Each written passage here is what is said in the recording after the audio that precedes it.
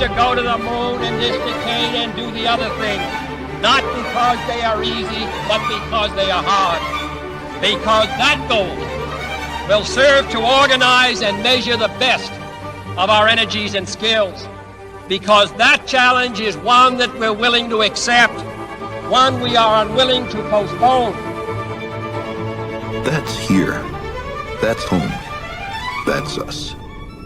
On it, everyone you love, everyone you know, everyone you ever heard of, every human being who ever was, lived out their lives by this point of pale light. We shall prevail. Houston, Tranquility Base here. The Eagle has landed. Roger, Tranquility. We copy you on the ground. That's one small step for man, one giant leap for mankind. Welcome to the Internet Space Program. Good morning, everyone. GM. Good morning, Frank. Ready for our Space-A-Thon? It's finally here. Absolutely. Yeah, good morning, Ryan. It's a Space-A-Thon to close out the Send Frank to Space campaign. And as you and I were discussing, I've never heard of a Space-A-Thon. We more or less made it up. And what we thought was that we really wanted to pull out all the stops and give everybody an opportunity to participate in this mission.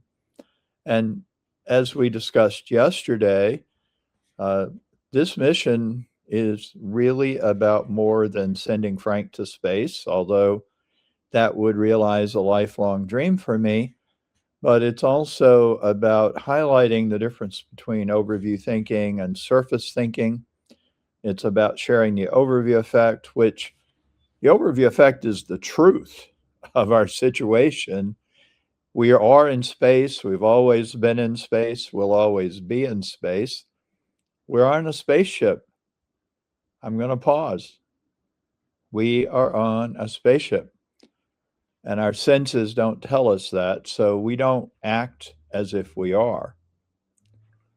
So imagine the astronauts on the International Space Station not really knowing they're in space. They wouldn't act the way they do. They might act in inappropriate ways. So we're sharing the truth, and I don't mean an ideological truth. It's a physical truth. So that's what the flight is about, and it's to help highlight a new opportunity for humanity to choose our future. So we're going to close out the campaign today, and we hope there will be a rush of people committing to and giving to the campaign, because that's how the mission's going to happen. Yeah, we need your support. We need your support from everyone who's watching here today. You know, if you haven't joined the mission yet, today is really the last chance to get on board, to be part of this kind of revolutionary new method to fund a space program, you know, by and for the people, help bring the overview effect down to Earth. You know, we really want to make space more accessible to more people. That's the goal. Around 800 people have been to space, and can't wait to see that. Many thousands of people. So we really need to accelerate the space program for sure in the years to come. So I know we have Arobi here joining us. Great to see you, Arobi. Right. Got a few people tuning in already. So that's great. Yeah, and we should mention that we have a +1 component. We have 30 some odd people competing to go with me. That's symbolic of Space for All. You know, the people competing and everyone who's contributing, that's a vote for Space for All. It's not just for me. It's really for us, for humanity. And so when you contribute, that might be your first step toward leaving planet Earth and looking out back at the Earth and looking out into the cosmos. And you might have to cross some lines mentally of what you think you're capable of. I had to when Pablo and Ryan, when I told them I'd like to be their third astronaut, they said, okay, sort of. It's kind of like, oh, okay. And my life started to change because in order to do this, I've had to make myself known and to make my needs and desires known in a way that I haven't in the past. So all of us might have to step out a little bit to create this future that we really want, which is not to be confined to one planet. We're not meant to do that. It's not good for the planet. I've said before, we're like the kid in the basement. Mom loves you, but Mother Earth wishes you'd go get a job. And your job is to go out and bring life and intelligence and consciousness to places where it isn't now. That's my idea, but it's also Rick Tomlinson's idea. And we hope Rick will show up later and talk about the Earthlight Manifesto. And he has a book that's very simple called The Purpose of People. And I hope you'll come later to talk about that. And there is a purpose. Humanity has a purpose. And it's definitely not to be static and stay here. And essentially, if we stay here and keep growing, it's going to be very difficult for Mother Earth, our spaceship. So we're here to talk about that today. Totally. Yeah, we've got some great folks here in the audience already. Shout out to Andrew, Eiman, Mateo, Stargazer Girl. It's great to see everyone here tuning in early today. Do give it a like, give it a share, help spread the word here on social media so we can really finish strong for this campaign, raise more funds to help bring the Overview effect down to Earth and send Frank White to space. Got people tuning in from Australia and from Nashville and from Texas. So yeah, really cool to see the global reach. I think we'll get more people throughout the day too from all over the world. I know people from Sri Lanka who've been engaging with this campaign, from Brazil, from Colombia, from Mexico. It's really had pretty big reach. So yeah, I mean, Frank, you kind of pushed yourself out of your comfort zone a little bit and put yourself out there. Anyone who wants to go to space or has a desire to go to space is going to have to do that. I mean, that's just the fact of the matter, I guess. So I don't know if you could talk a little bit more too about how that process has been for you over the past 45 days since we really put this out there publicly. Well, as you know, we actually started talking about this more than 45 days ago. We were talking about it well over a year ago. And one of the realities that I detected when I wrote the Overview Effect and interviewed astronauts is that the Overview Effect transformation of identity starts when you know you're going to go, or you have a possibility of going, because then your whole idea of your life and your identity and who you are begins to change. And I think that would be true for a NASA astronaut. I certainly detected it in commercial astronauts. At that point, there's a new variable in your life, and you realize you're going to change, not only internally, but you're going to change how you're seen by others. We really have two different identities. One is our inner understanding of who we are, and the other is how we are treated by other people and their understanding of who we are. Once you decide you're going to do a space flight or anything out of the ordinary, if you decide I'm going to climb Mount Everest, an identity change begins. So for me, when I talked to you and Pablo, and I knew you were going to support me, and I also knew that you had flown Eiman and you had flown other people, I realized this is kind of real. This is real. And so the process included getting a grant from the Mundau community to do research on all the carriers, to start to create the plan for the campaign, And then when we announced on March 12th that we were going to go public, honestly, Ryan, I thought I would really have a big shift at that moment. And I didn't have as big a shift as I expected. I really didn't. I think I was prepared. And I think preparation is a very big part of the experience. As you know, Christina Starr and I are working on a training program for commercial astronauts, and preparation, that's a big part of it. So what really happened, interesting, is we had a bit of a soft launch. As you recall, we had a program about something else. And we said, hey, there's going to be a big announcement at the end. And the big announcement was Moondow was going to sponsor me. And then I hopped over to the Overview Roundtable and shared it there. So it was out there. And then 3 days later, Blue Origin paused their flights. And I thought, well, for 3 days, I was a future astronaut. Now I'm not. And I got in touch with you and the rest of the team, and we all just decided that's Blue Origin's problem. We're going to go ahead. We'll do whatever we need to do. And that was part of the process. It hasn't been linear at all, as you know. There was a point at which I thought I was going to fly on Blue Origin, and that didn't work out.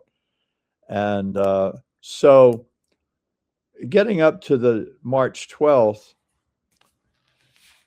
I think we had a great announcement. We had the Broder Space Group helping us with the public relations.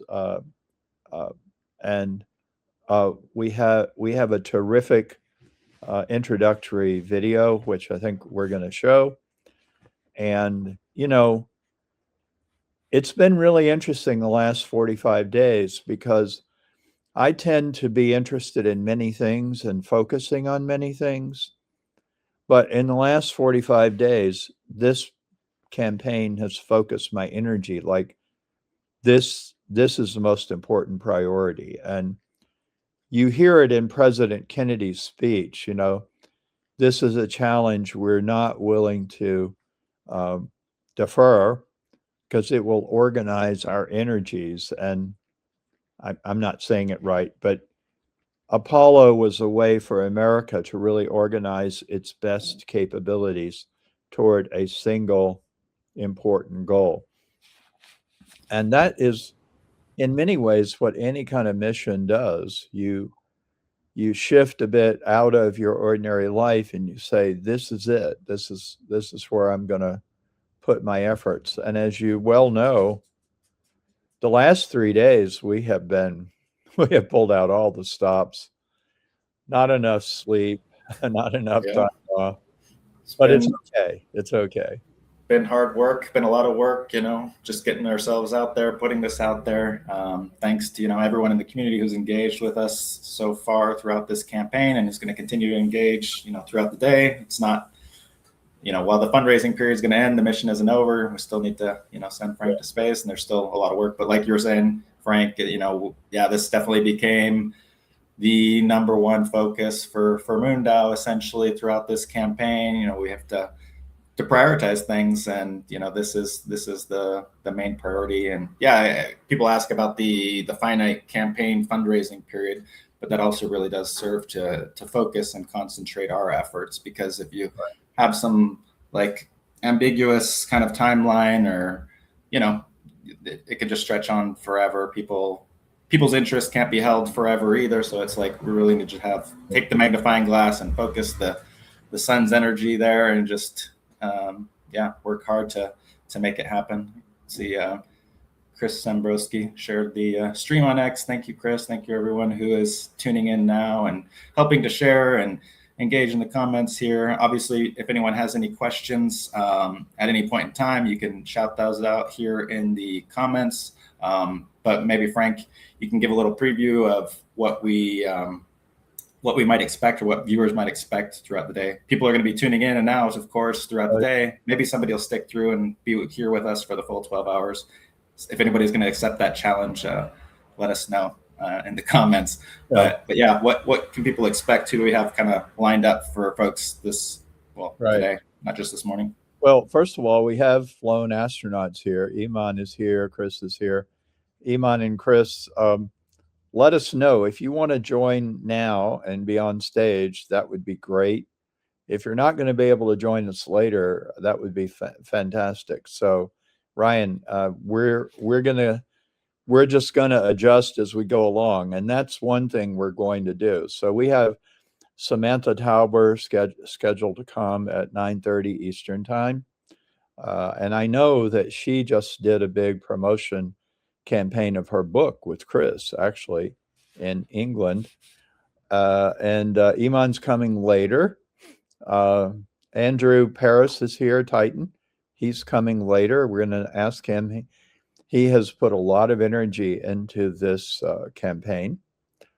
We also have Nicole Stott coming at 10 o'clock Eastern time. Maybe Nadine Nicole, who is a cast member or was a cast member of The Expanse. She may be joining us. And we have people slotted in throughout the day, but we're going to be very flexible, and there may be more than one person who will join us. We hope to have a lot of people who've flown join us. And so we are going to have a nice list of people. And we also hope that Ron Guerin will be able to be with us toward the end of the day. Ron is a flown astronaut with NASA. He has just become involved with Astronauts for America. We want to hear from him about that. Jeanette Epps is another NASA astronaut who's going to join us later. And I don't want to focus just on astronauts. We have other people too. We have Christina Starr. I mentioned that she and I are working on a training program for commercial astronauts. Rachel Lyons, former executive director of Space for Humanity. And you remember that movie, it's like a box of chocolates. You don't know what you're going to get till you open it. So tune in, tune out. I don't know if we can share the schedule, Ryan. We do have kind of a schedule people could see.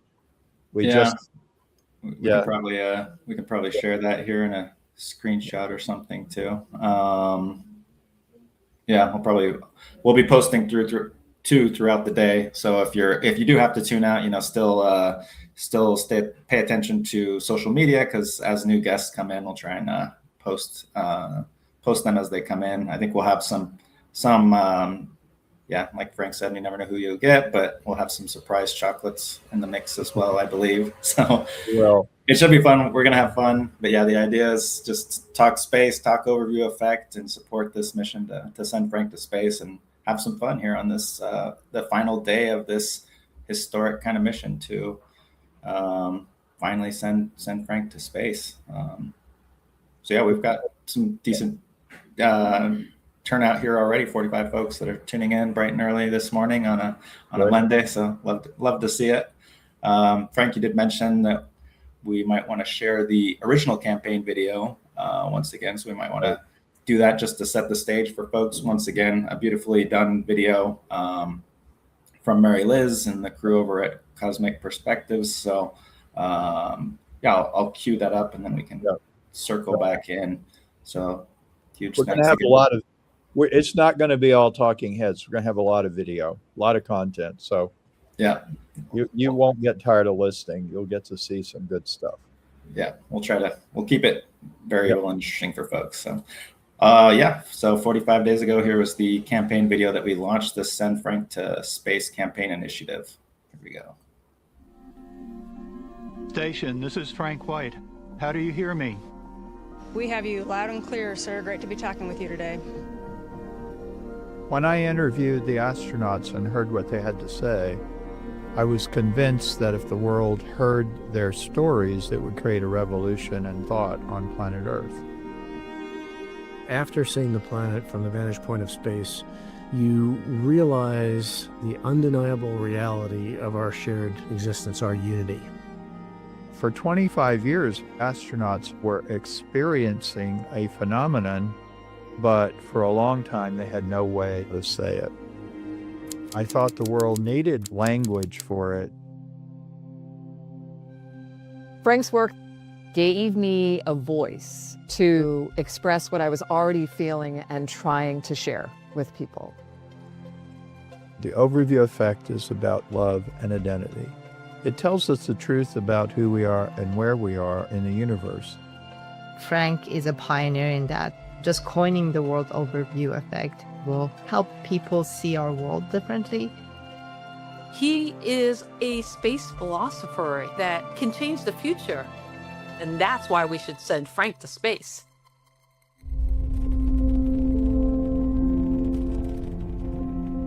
It's time for us to fly Frank to space so he can experience the Overview Effect himself. I keep wanting to tell people it's not about me. The astronauts are the heroes of the story. This world needs people like Frank White being able to see our planet from space. Imagine what he will come back with and the gift that he will give to humanity. It's our duty to put him in that place and live out the joy of what that can bring to his life. I have always dreamed of having this experience. I felt like I'm never going to get to do it. And I'm quite grateful. I'm extremely grateful that so many people are supporting this mission. Thank you from the bottom of my heart. It means everything to me.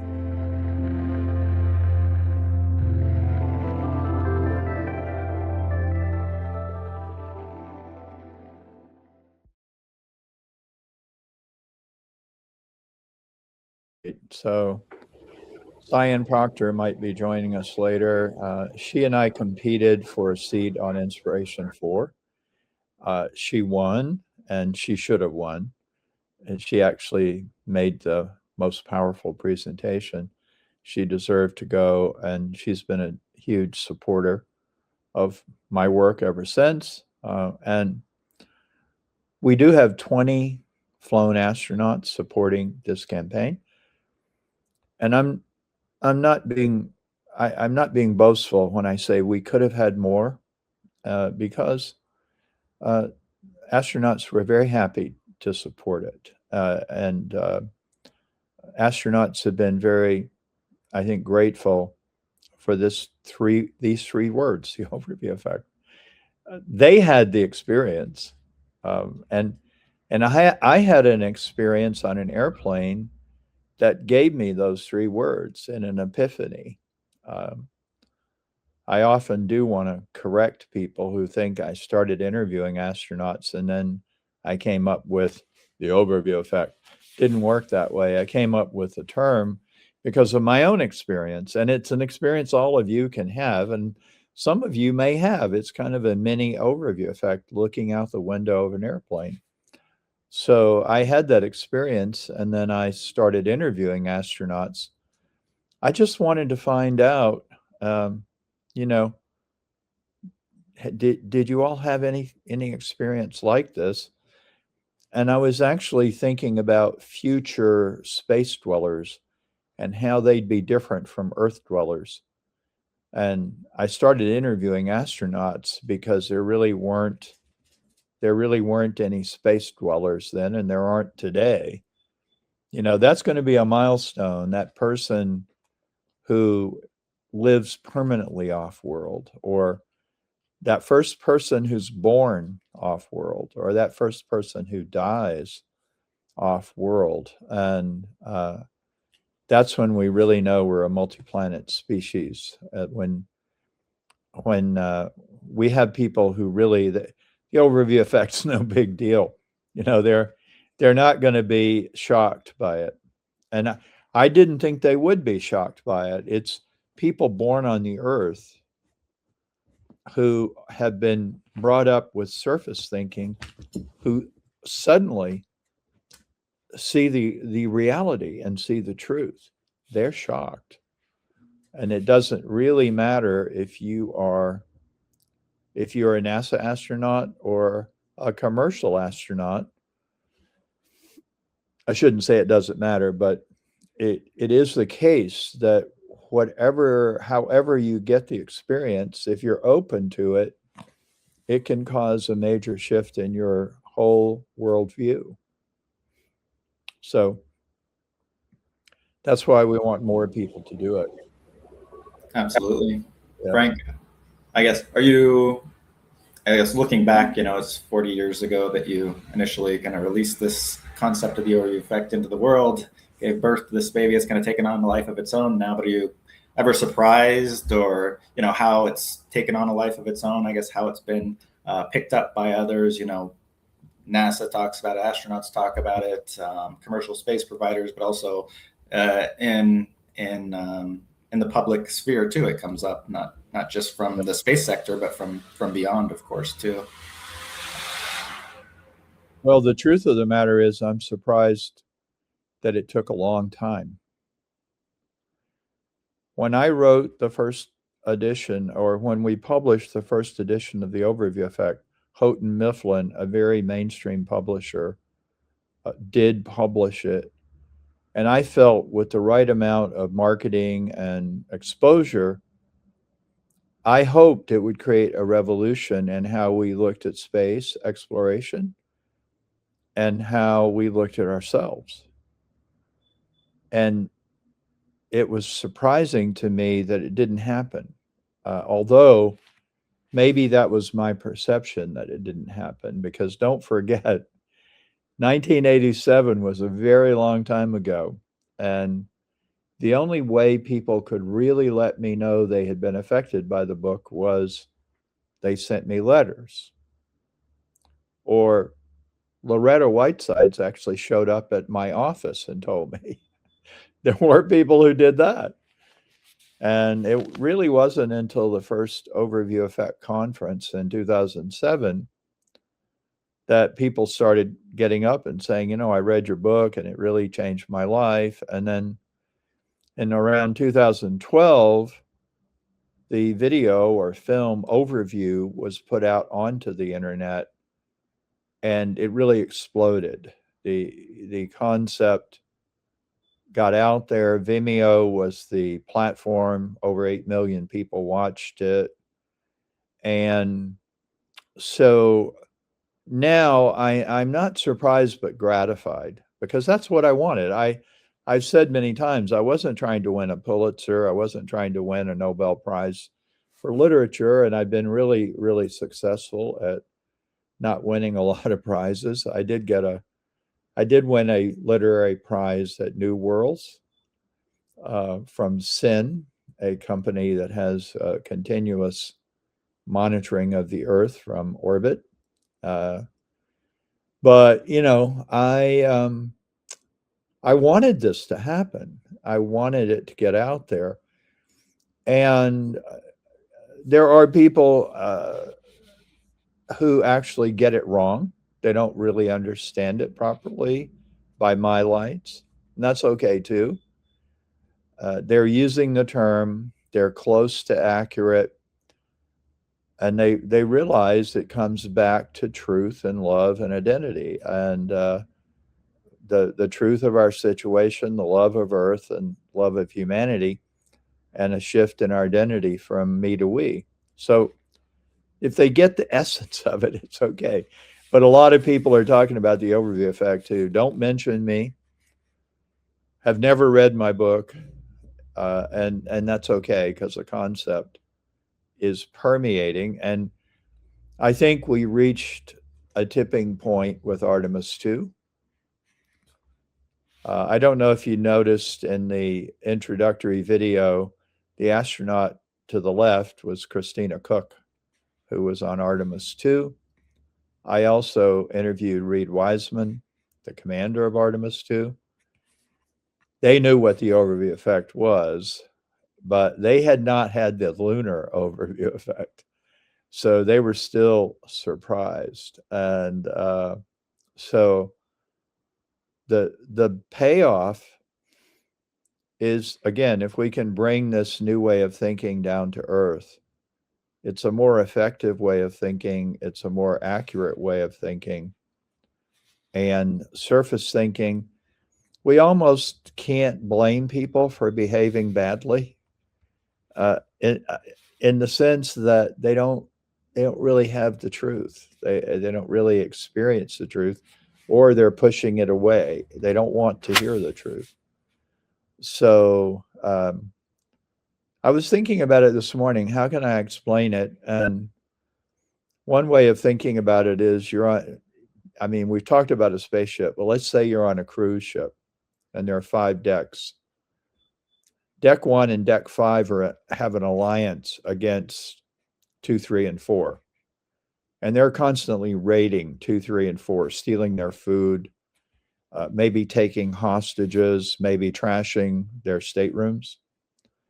And maybe the crew has deserted the ship and it's just drifting. Nobody has the big picture. Nobody is really realizing if we keep up this conflict, the ship will eventually sink. And I actually had that insight on a cruise. It was a cruise called Summit at Sea, and I was on a Virgin cruise ship, and I thought about it, that if you ran a cruise ship the way we're managing the Earth, that wouldn't work very well. I should stop and ask if Samantha Tauber's here. Samantha is here. So yeah, we can bring Sammy up here in one sec. On. Yeah. Before we do though, folks, be sure to, we'll be Sammy up right now. Hey, Samantha, how are you? Hi. Hello. Hi. Congratulations, by the way. I'm so proud of everybody here in the community, and Frank and Ryan and Pablo. Wow. Thank you for your support. It's been great to have you as part of this mission. I mean, that's the idea. Engage the community, engage folks who really support Frank and his work, and get everyone on board to support this awesome mission. So yeah, just for folks here in the audience too, if you're watching, help share this live stream, go to moondow.com/Frank, contribute, get active, get involved. We're closing in here on how many hours is it? I don't have the exact count. We should put a countdown up here somewhere, but we're closing here at 1 a.m. Eastern time. So however many hours that is from now, 17. So it's exciting, but share the word. And yeah, I'll probably, I'll turn it over to you guys here for a little chat, and I'll keep doing some social media while you guys are chatting. Great. You're a legend. Sounds good. All right, I'll be around, and take it away, guys. Well, I've just been taking in everything. I've been listening in, and I'm just so inspired just by, I don't know how to say it, just the will to keep sharing the message, because it's so important and it's something bigger than ourselves. And it's so beautiful as well to see this across generations. And the fact, that the book came out in the 80s and here we are, and it's still relevant, if not even more, and future generations. Like, I'm really taking this all in, and so happy for you. Well, thank you so much, and thank you for your support. Talk a little bit about your book. I wrote the foreword to it, so I read it. Yeah. I know about it. Yeah, Sure. have you got it there? I do have the book here. For anyone that doesn't know, I'm an author, so inspired by Frank. I said to Frank in the Overview Roundtable, it's like crossing the Rubicon, like you publishing your first book. It's a thing, right? To share your ideas with the world. And I just want to say thank you again for writing the foreword. I can't think of anyone else. I mean, it kind of sums up the whole message, even though it's a science fiction story. And it's called Vinci, The Awakening of a Divine Warrior, which my character is called Vinci. Is a fictional superheroine from the intergalactic future. But she goes on her hero's journey, right? And she comes out of this huge realization that, we're all the same. We're all interconnected, you know, and diversity is beautiful, but love is the essence that connects us all together. And that it follows the outer plot in a space opera context, but also follows her inner journey, which is why it's called The Awakening of a Divine Warrior, because she's a warrior, and she's fighting for planet community Earth, basically, in essence, which is, I feel there's a lot of parallels here with the overview effect. Is it fair to say she is your alter ego? There's an essence of me in her, and that's, I suppose that's why it was easy to write, because it was from the first person perspective. But I've always been fascinated by the word avatar, you know, the Sanskrit word avatara, which is our consciousness per se in our vessel body. And so what does it mean to be human? And, you know, who am I? Which is the whole identity piece that the overview effect covers, you know, a sense of identity and truth. Yeah. And so it was my creative way of expressing myself and exploring a sense of identity. Yeah, you know, I write fiction as well, and I find it's always asked of an author, how much of the main character is really you? Yeah. The answer is a lot, an awful lot, because another basic idea about writing is, you know, write what you know, and so when you write fiction in particular, it's obvious that the main character is going to have some similarity to yourself, obviously, but And I suppose the hope of any storyteller, which is there's a parallel journey that we're both going on here, is I can't speak for you, but I hope that readers can see themselves in the story and can apply it to their own lives and inspire them. And I can say for your book, The Overview Effect, that's exactly how it felt for me. I felt a part of the story, even though I haven't gone to space. But I know you say technically we're already in space. But, you know, there's a sense of bringing everyone along for the journey. And I think that's really beautiful. And as you said, yeah, write what you know, because when you write what you know, you're authentic, right? You're being truthful to your sense of self and your worldview, and people can feel that and people appreciate that. And it's really important now in the age of AI. You know, we're seeking more and more a sense of identity and what it means to be human. Yeah, and I think also there's a concept of synchronicity that is important to bring out, and I do attempt to talk about it in the book, that, you know, if you want to be part of this great migration that we're about to start, if you want to be part of bringing the overview effect down to earth, be aware and look for signs, look for opportunity, look for synchronicity as well as cause and effect. And I don't know if you know this, but it's actually relevant to how we met. Do you know about that? No, maybe please share. Yeah, so I was invited to give a talk at the Interstellar Foundation meeting, That's right. which Yeah. you attended. And I don't know if I should reveal this, but I had the wrong time. That's really maybe I even forgot, but about 5 or 10 minutes before the end of the session, I realized I was supposed to be there talking about the overview effect. Wow, I didn't know that. You didn't know that? Well, don't tell anybody. But I got on, and when you don't have a lot of time, it really concentrates the mind. Sure. And so what I had to say it very quickly and in a condensed way. And it struck some sort of a note for you, and we ended up talking afterward, and that's how we began to work together. So it could easily have not happened that way. I mean, yeah. I could have I could have missed the entire thing. I never would have met you. I never would have written the foreword. We wouldn't be talking today. I mean, No. it's important to see those things as really, I don't, other than synchronicity, serendipity, I don't know what to call it, but it's there. It's part of the universe, and you're going to miss serendipity and synchronicity if you don't keep your mind open. That's what I'm getting at.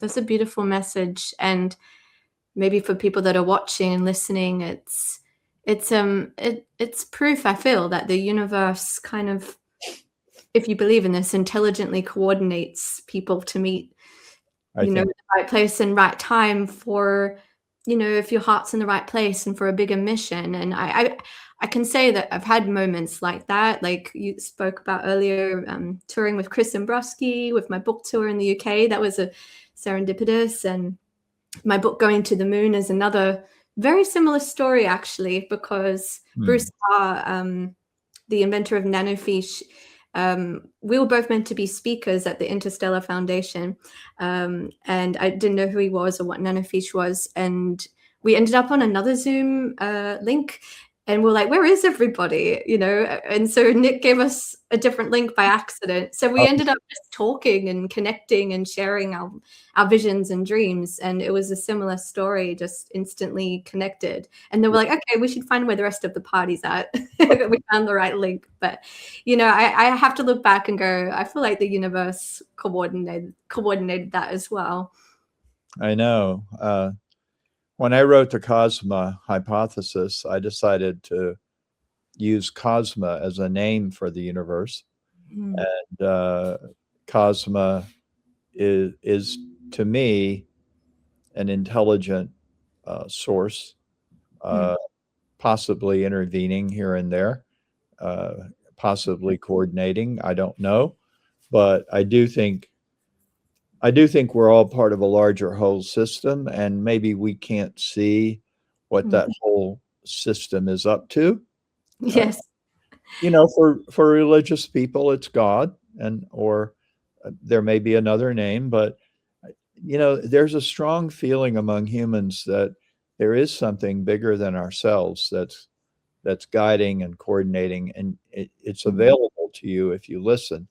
And I think scientists can see it in the universe, and I think writers can see it in that way too. And whatever we call it, that's part of the overview effect. Is you look at the Earth, you realize when I'm down there on the surface, I'm part of a larger system, and I don't really realize it.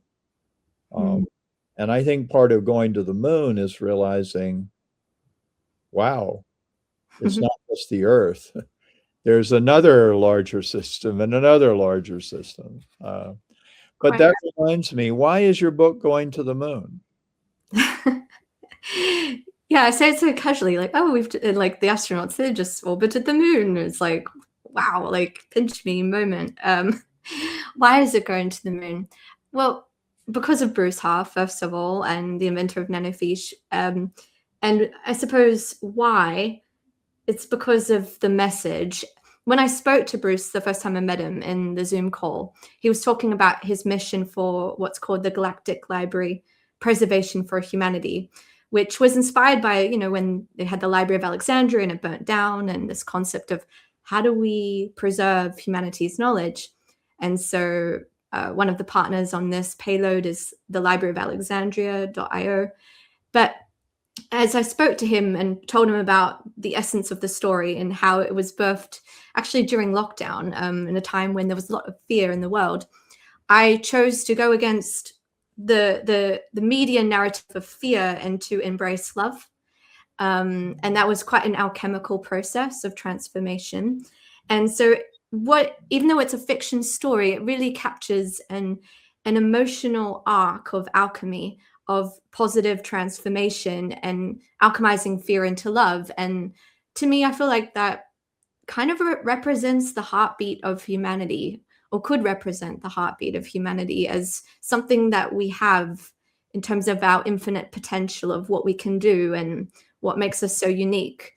And as I was sharing that with Bruce, he was like, we need to preserve that essence. It's not necessarily knowledge, but it's an emotional, energetic arc. It's an exchange, and we hope that future ancestors will read it under probably a microscope, because it's super microscopic, nano etched words onto this this material that's nano nickel gold, and it can withstand solar radiation. So the idea is that they look back at this time right now, which is so transformative in human history, and realize, wow, you know, what connects us together is love and a sense of hope, and pragmatic hope. You know, no matter what forces are thrown at us, you know, there's something very profound about the human spirit, like a candle, you know, a small flicker in the deep dark ocean. And that, I feel like that dovetails beautifully to what this whole campaign is, and what you stand for, and shining a light and holding up a torch for future generations. Yeah, you know, that is absolutely true. You've stated it beautifully. As you know, the overview effect was on nanofiche or something like that on an earlier mission that crashed.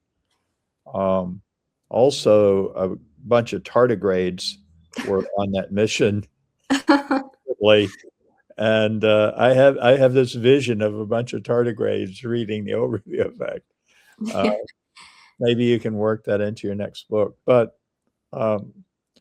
yeah, you know, I had an insight as you were speaking. I think that hope, in a way, to have hope in a dark time, Artemis 2 showed us you have to get away from the surface.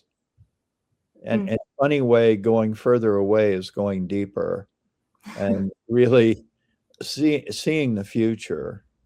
Our future is going to be off-world. It is. Many thousands, if not millions, if not billions of people.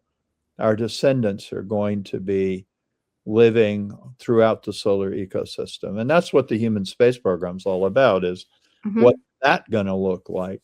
And 1968, Apollo 8 did the same thing. And if Cosma is writing the script, it's kind of like, you know, Apollo 8 was draft and Artemis is second draft, and it's the same story. It's the same story of sure. things. Well, you know, it's that to add to what you're saying. Sorry, I was inspired, so I jumped in there. But it's when you say it's the same story, it's like people. What's the universal condition? People want to love. They want to be loved, and you know what I mean. And they want to, you know, have a sense of belonging. Generally. Right. Yeah, and you know, and that's true globally. That's another truth. And you don't have to go into outer space to experience it. I mean, I recently gave a talk that was to a group of young people in Russia. Oh, wow. Okay. And we had a Q&A after that. And I was reminded of something that happened in 1967. I traveled to Czechoslovakia, which was under the control of the Soviet Union. And I fell in with a bunch of young people my age. And I thought, they're just like me. You know, the difference is we speak a different language, we live in different countries, but what we care about is the same. And, you know, Jake Garn was a very conservative senator from Utah, Mormon, I believe. And he flew on the shuttle. And in my book, he says something really profound. He said, as I was looking down at the earth, I realized people all over the world are the same. They want the same things. Why do we have such difficult relationships? And he said, it's the governments, it's the leaders, it's the people, you know, the people, once they get to know one another, they know we're kind of on the same beat. I mean, Where are you right now, Samantha? Thank you for sharing that story. As you were speaking, I'm in London right now. But as you were speaking, it made me reflect on my time last week. I spoke to like 200 kids at a school in UK. They were Right. probably grade 7. I get confused with the school systems because I'm Australian, but they were young, probably 12 years old or something. And I mentioned the overview effect and you, and they oh my goodness, when I played a video of the campaign, they all like erupted into applause. It was like, it was profound because I was so impressed. They're so young, but they got it. And you know, I think we all get it, but it's the they say with creatives and artists, they're kind of like, they manage to keep that childlike wonder, and that's kind of what differentiates because you kind of got to, if you're an artist or a creative, right? Because where do you access that channel of creativity? But that's within all of us, and I really want to impress that there's a difference between childlike and childish. Like childish is irresponsible, childlike is a choice, and it kind of relates to the whole ethos of the Vinci brand, which I say is making space for wonder. And that's terrific. Seeing things through a childlike lens is definitely what's needed now more than ever, I feel. Where do you go from here? I mean, really, Vinci is a franchise. It's not just a book. You're so multi-talented. I'm awed by you because you can sing, you can write, you produce. I mean, I don't know who produces the graphics of Vinci, but I'm inspired by Vinci just looking at the graphics. So where do you go from here? Wow, where do I go from here? Well, I committed to a trilogy. So enough people told me, I hope you're continuing to write. So yes, it doesn't end the story. And I'm very much focused on the music because I feel like music's the universal language, and frequencies and vibrations, and telling a story on a stage as well, which is something AI can't do yet. But even then, audiences, you know, humans want to connect and feel something, right? So I'm committed to making the best stage show possible for Vinci. And obviously it'd be lovely to see the trilogy evolve into a bigger franchise like a Star Trek or Star Wars. But if anything, I just hope the message, kind of like the overview effect, we have a similar journey. I just hope it lasts, the message retains, and it might be like fine wine, like over time the taste becomes more mature and people get it over time. And I feel like that is a lot of things with artists I personally admire, that I look to and look up to. It's like generations later, you go on the YouTube comments and you watch a music video and you're like, who's here in 2026? Does anyone else feel this too? Yeah, and that's a great thing about fiction and science fiction is that, and any kind of art, that people can get a message without knowing they're getting a message or without feeling they're being preached to. And I think your book is like that. I think it can be accessed at many levels. To me, it's like Lord of the Rings or any of those kinds of books where, yeah, you can kind of stay at the simple storytelling level, or you can understand what the author is expressing at a deeper level. And it's up to you. It's like you can browse and you can take it in at whatever level you're at. I love that. And it's like the overview effect too. Like I love that we're, you know, popularizing the phrase. And I was listening to you earlier and people have different ideas of where it emerged. And then you very eloquently explain, well, I was on a plane and this is where I received the download of the message. But I think it's really beautiful. And I have to say, I want to express a lot of gratitude that you have this term, you have this phrase, because with these concepts, they can kind of be in the esoteric realm. And I think it's really important to ground it in something. And so, you know, this concept of that we're actually one human family and we're so diverse, and let's celebrate the diversity and how beautiful it is, but let's act as a crew, act as a family. You know, the astronauts and the explorers are the heroes, like you would say. They are the heroes of the human story, and everyone's a hero in their own way, playing their own hero story. But it's seeing things from that perspective and grounding it in a sense of going, this is the term to explain the truth. Right. You know, that we are all here on this planet trying to understand what it means to be a human being and where we come from and where we're going. And I just think it's gonna, like fine wine over the generations, just become more and more, you know, appreciated. And I just want to express a lot of gratitude to you and your mission. You inspire me, you know, because things don't come straight away. You've got to keep believing in yourself, right? And staying true to who you are. I think you could echo this. We do these things, as President Kennedy said, not because they're easy, but because they are hard. You know, getting to where we are today with the overview effect philosophy, being able to articulate it, share it, etc. It's been 40 years of nonlinear progress.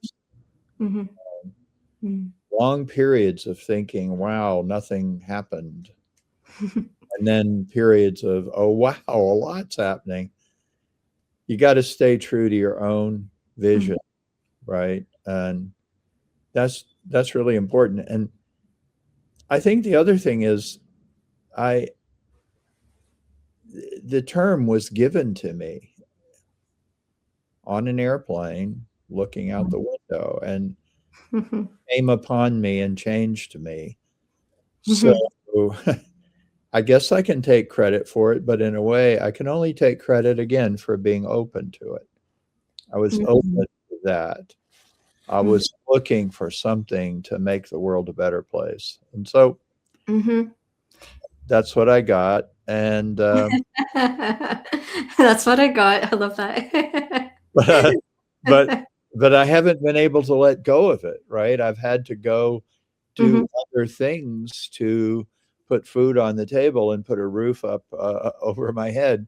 But I could never just say, I don't care about that anymore. And I'm not the only person who's had that. I'm sure you have.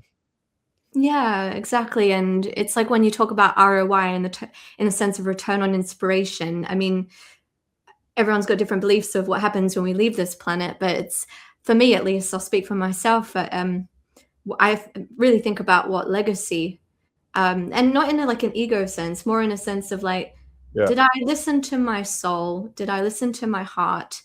And did I share and sing, metaphorically, the most authentic song of my soul? And at the end of the day, that's all you can ask for in terms of what brings one's sense of inner peace.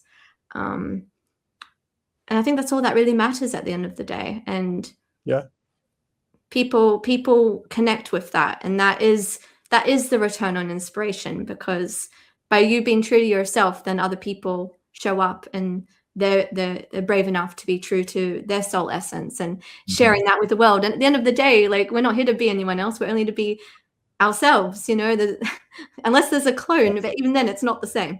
And I cover clones in my story and AI, but there's a call sign here from the universe to say to us humans, show up and you know, find what makes you tick and what makes your soul sing, and share that light with the world, because the world needs it.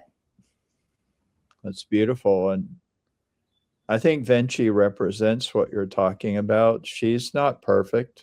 No. You know, liberating the earth, which is her job, is not easy. She has difficult times. And she's definitely not, I was very intentional about this in the story, because I grew up with Marvel and all those superhero franchises. And I was thinking there's a whole savior hero complex here, and I thought I'm going to go against that current and try something different, which is she's not here to save anyone. She's actually there to discover herself, and by her shining her light, it will inspire others to do the same. And so there's no pedestal, there's no like there's a hero. It's all about empowerment coming from within. And so she's just, you know, guiding the way because she's gone through the process, and so people find that inspiring and go, I can do that too. You can. And as you said, nobody can be a better Samantha Tauber than you can. You are it. And yeah, each person, everybody who's here, Andrew, Mateo, Symphony, everybody who's on the comments, yeah, our job is not to be someone else. Our job is to be our own most authentic self. And I'm pretty sure that's one reason that the world related to the Artemis astronauts, they didn't try to be anybody other than who they were. And yes, they're incredibly well trained. They're very brave. They were taking their life into their own hands. Nobody had ever done what they had done before, and yet they were very loving toward one another. They were very kind. They were human. They're very human. It was so relatable, and I enjoyed watching it. I had a big smile on my face, and I know a lot of people I spoke to said the same thing. You know, we seek to find a connection and relatability, even if we've never met these people. I know you have, but that's the feeling that you get. It's that sense of family, even if for people you haven't met. And that's kind of what I hope the overview effect does. You know, when people around the world hear of that, and it's like a shift in perspective, if they're not already having that perspective, because it kind of everything starts from within, and then it ripples out in butterfly effects beautifully. So I just want to say thank you for having me on, and congratulations on the whole campaign. I'm so proud of everybody. Yeah. Well, we're going to look forward to Vinci's adventures. I happen to know there's more to come. When is Vinci going to the moon? We'll leave you with that question. Ooh, good question. So it's scheduled for July, I believe, with the Griffin 1 lander boosted by a SpaceX rocket. Wonderful. That's not very far away. No, it's exciting. Watch out for the tardigrades. Oh, yeah. Okay. Thank you, everyone. Thanks, Bye, Frank. Awesome. Thank you, Samantha. So great having you. Yeah, thank you, everyone, for tuning in. We've got, I don't know, over 150 viewers right now, which is pretty awesome to see.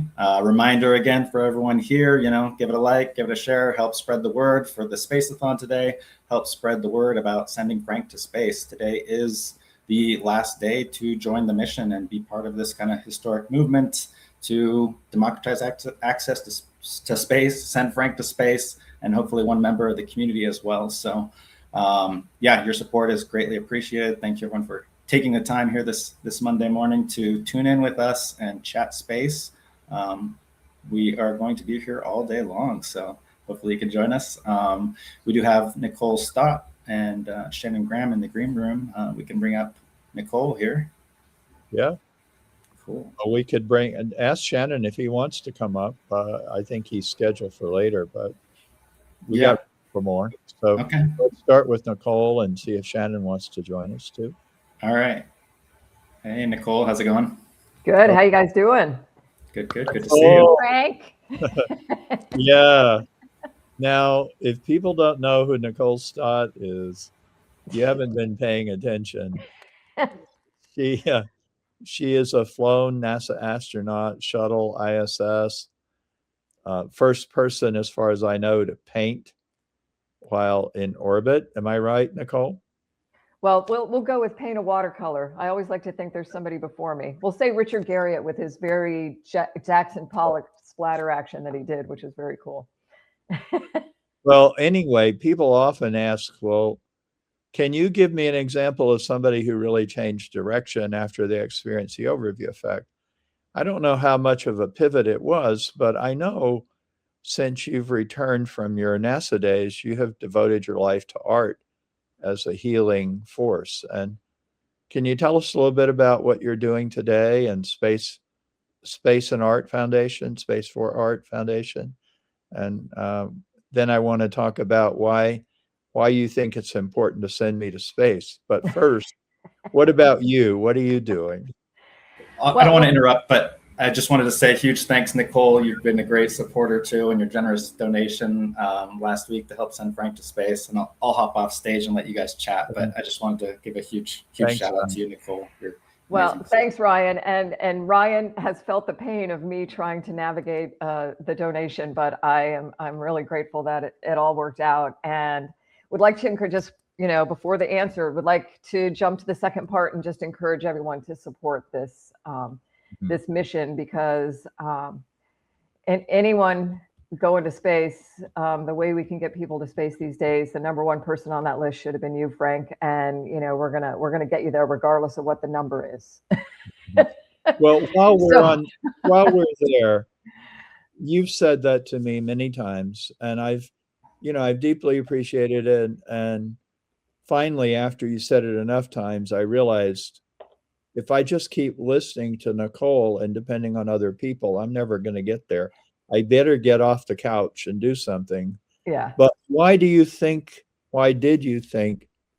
it was important for me personally to have the experience? And why did you advocate it so strongly? Yeah, I struggle a little bit with it because it's just one of those things that just seems so obvious, right? Like, what the heck? Why hasn't this happened? I look at all of the community, anyone who's wanting to travel, that's not wanting the professional astronaut job, that is wanting to lift off this planet and travel to space. The underlying motivation in one way or another is associated with the overview effect, whether they even knew those two words. I mean, I didn't know those two words before I went to space. I am very pleased to have discovered them, and more importantly, you.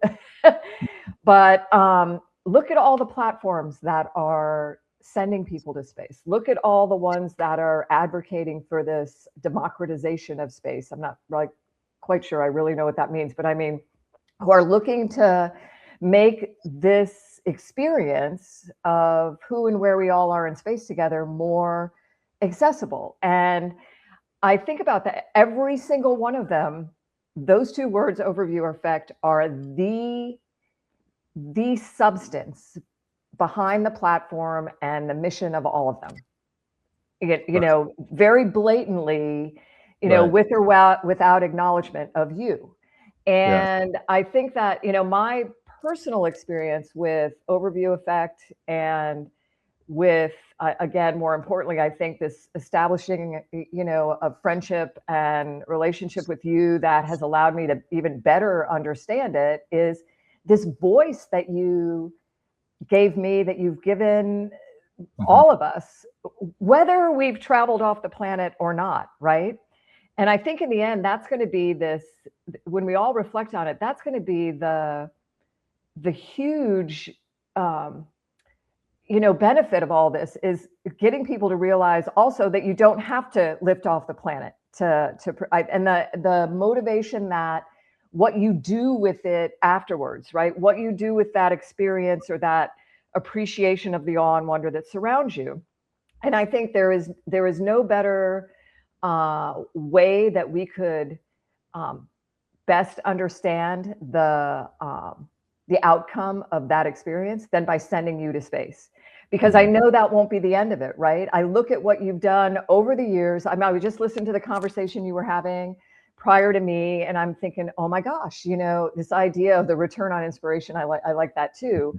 But very purposefully going into this with a purpose to expand on what that experience means even further than what you've already done in just the grandest way, and bringing it back to Earth in a very deliberate and purposeful, and I have to believe, emotional and connective way that probably none of the rest of us can understand you know, at that same level as you will through the gift you've given the rest of us.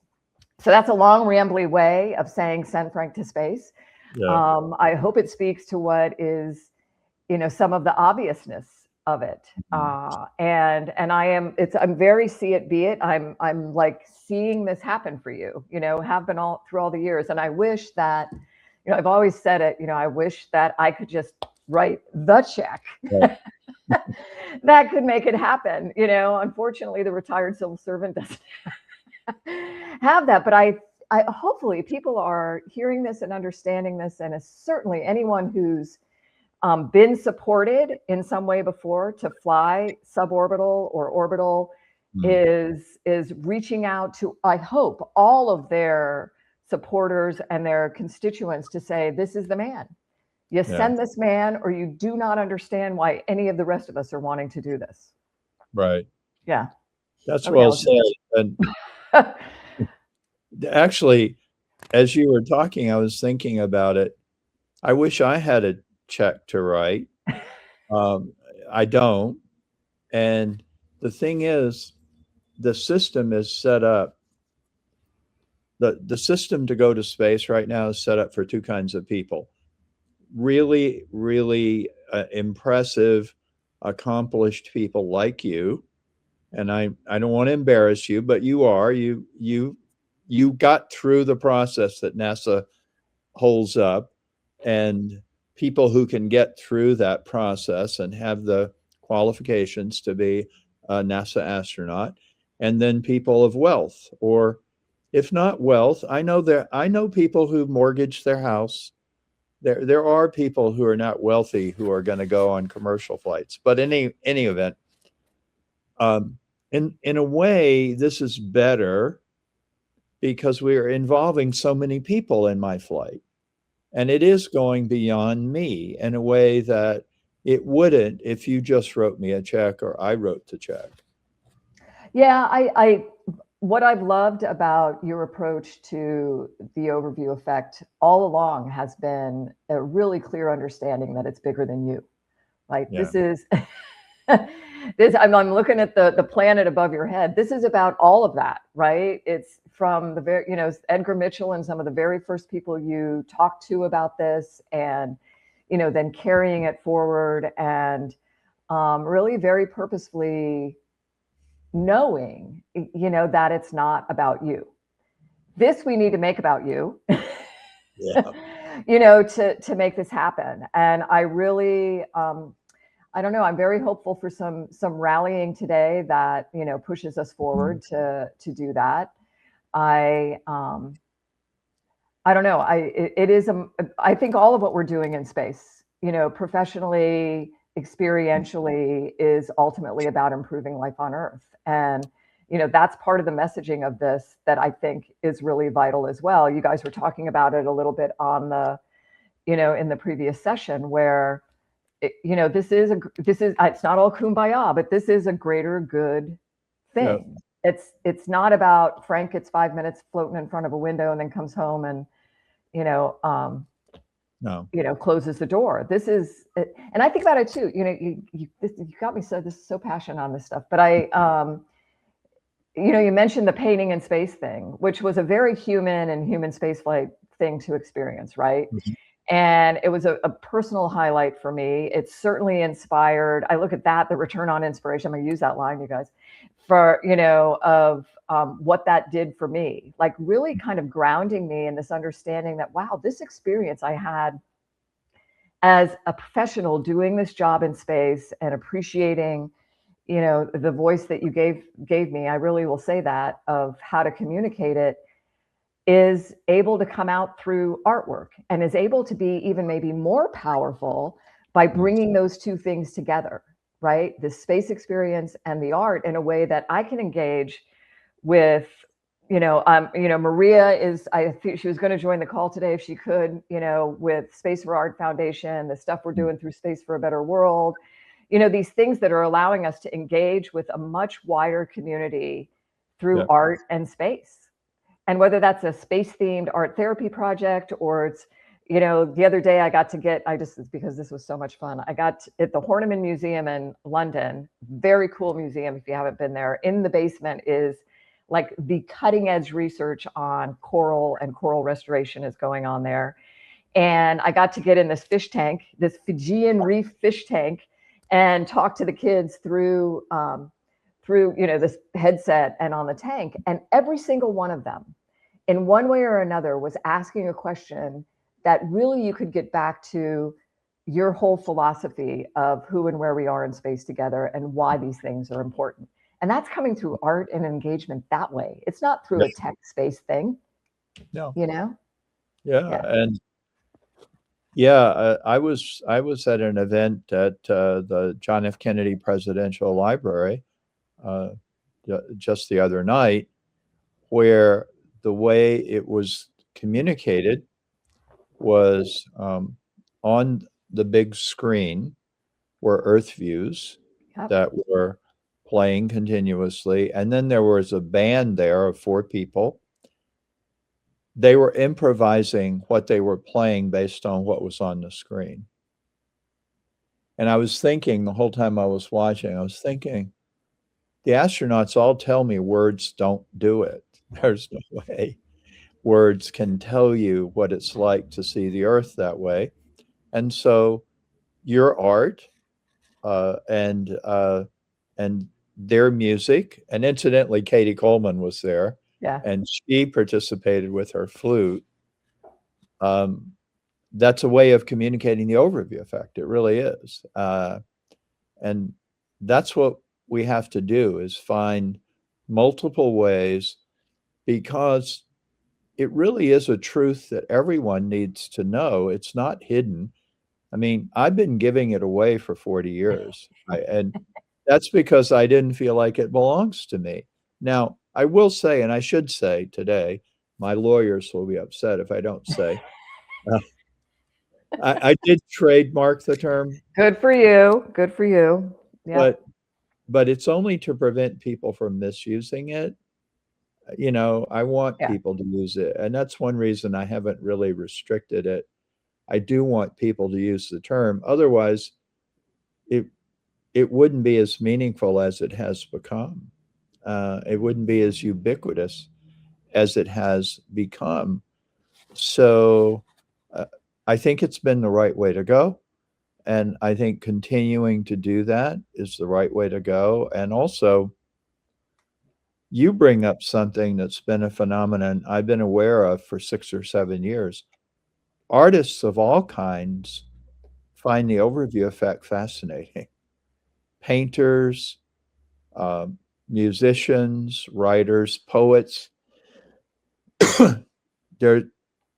I had to give a talk at the International Astronautical Congress on the overview effect in the arts. And I went to YouTube and I said, I'm going to count how many videos are about the overview effect. Well, I'd have to turn that over to an AI. There's too many. There's so many people who are making videos. And of course, doing virtual reality. You've done the Infinite, right? Yes, absolutely. Well, could you talk about the Infinite? Because that's a VR experience that really brings the overview effect down to earth. Yeah, I think it's this whole conversation about the arts, and you know, it's what I like to think about, how people use their whole brains instead of just, you know, really passionate about that, you know, encouraging our kids, especially adults too, to use their whole brain and the way they consider themselves and their impact on life and stuff. But, you know, this is a big deal. I mean, the Infinite was probably the first time that I really walked out of something and felt like, oh my gosh, it kind of summed up the whole experience. You know, it was inside the space station, you know, with people and equipment and stuff. But the fact that it allowed you to kind of transcend that hall, if you will, you know, float out in a way that gave you this really stunning connection to Earth, like a reality check of where you were, right? It wasn't, I don't know about other people, but I kind of forgot that I was standing on a floor inside of this warehouse, right? I really allowed myself to think about this experience that I was having. And I think it goes to, what you were saying about being on the airplane, opening yourself up to it, which I think is a big deal. This open your heart and mind to, the awesomeness that surrounds us. And I think it's one of those things that allows us to, I'll use the word transcend again, transcend where we are and really consider the bigger idea of where we are. And, you mentioned that music that was playing for you at the Kennedy Center and this improvisation to the imagery that was behind you. And it makes me think about my friend, Amanda Lee Falkenberg. I think you've met her, and she has this symphony called the Moon Symphony, right? And it is, here's Holst planets, right? Here's the moons. I really feel like that's what historically we're going to be looking at when it comes to the impact of this music. And it's this journey, right, through 6 moons of our solar system, looking at the kind of what we understand the nature of them to be and stuff. And then the 7th movement is called Earth Moon. And I'm getting goosebumps. It is this whole reflection on what you've given to us, Frank. It's like brings us back to Earth in this very human, connective way. It's totally Overview effect. And people love it. And Amanda has done such an amazing job through the choral piece of it and stuff too, translating your philosophy in just another way, right? And bringing that to life for people. And if you're in Scranton this weekend, there's going to be a choral version of that. But I want people to know about this stuff, because ultimately it's coming back to what this voice that you've given us. And, whether it's through poetry or painting or music or like that image behind you, it's about connection and who and where we all are together. Space.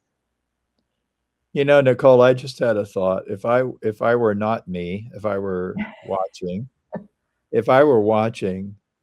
I think I'd say, I'm going to give $10 to this because I want to see what Frank is like when he comes back. I'm curious to find out because I myself don't know, having studied for 40 years. There are people who come back and say, it confirmed what I knew. There Which is okay. Totally cool. Yeah, it's good. Yeah. But there is a kind of a myth out there that it blows your mind.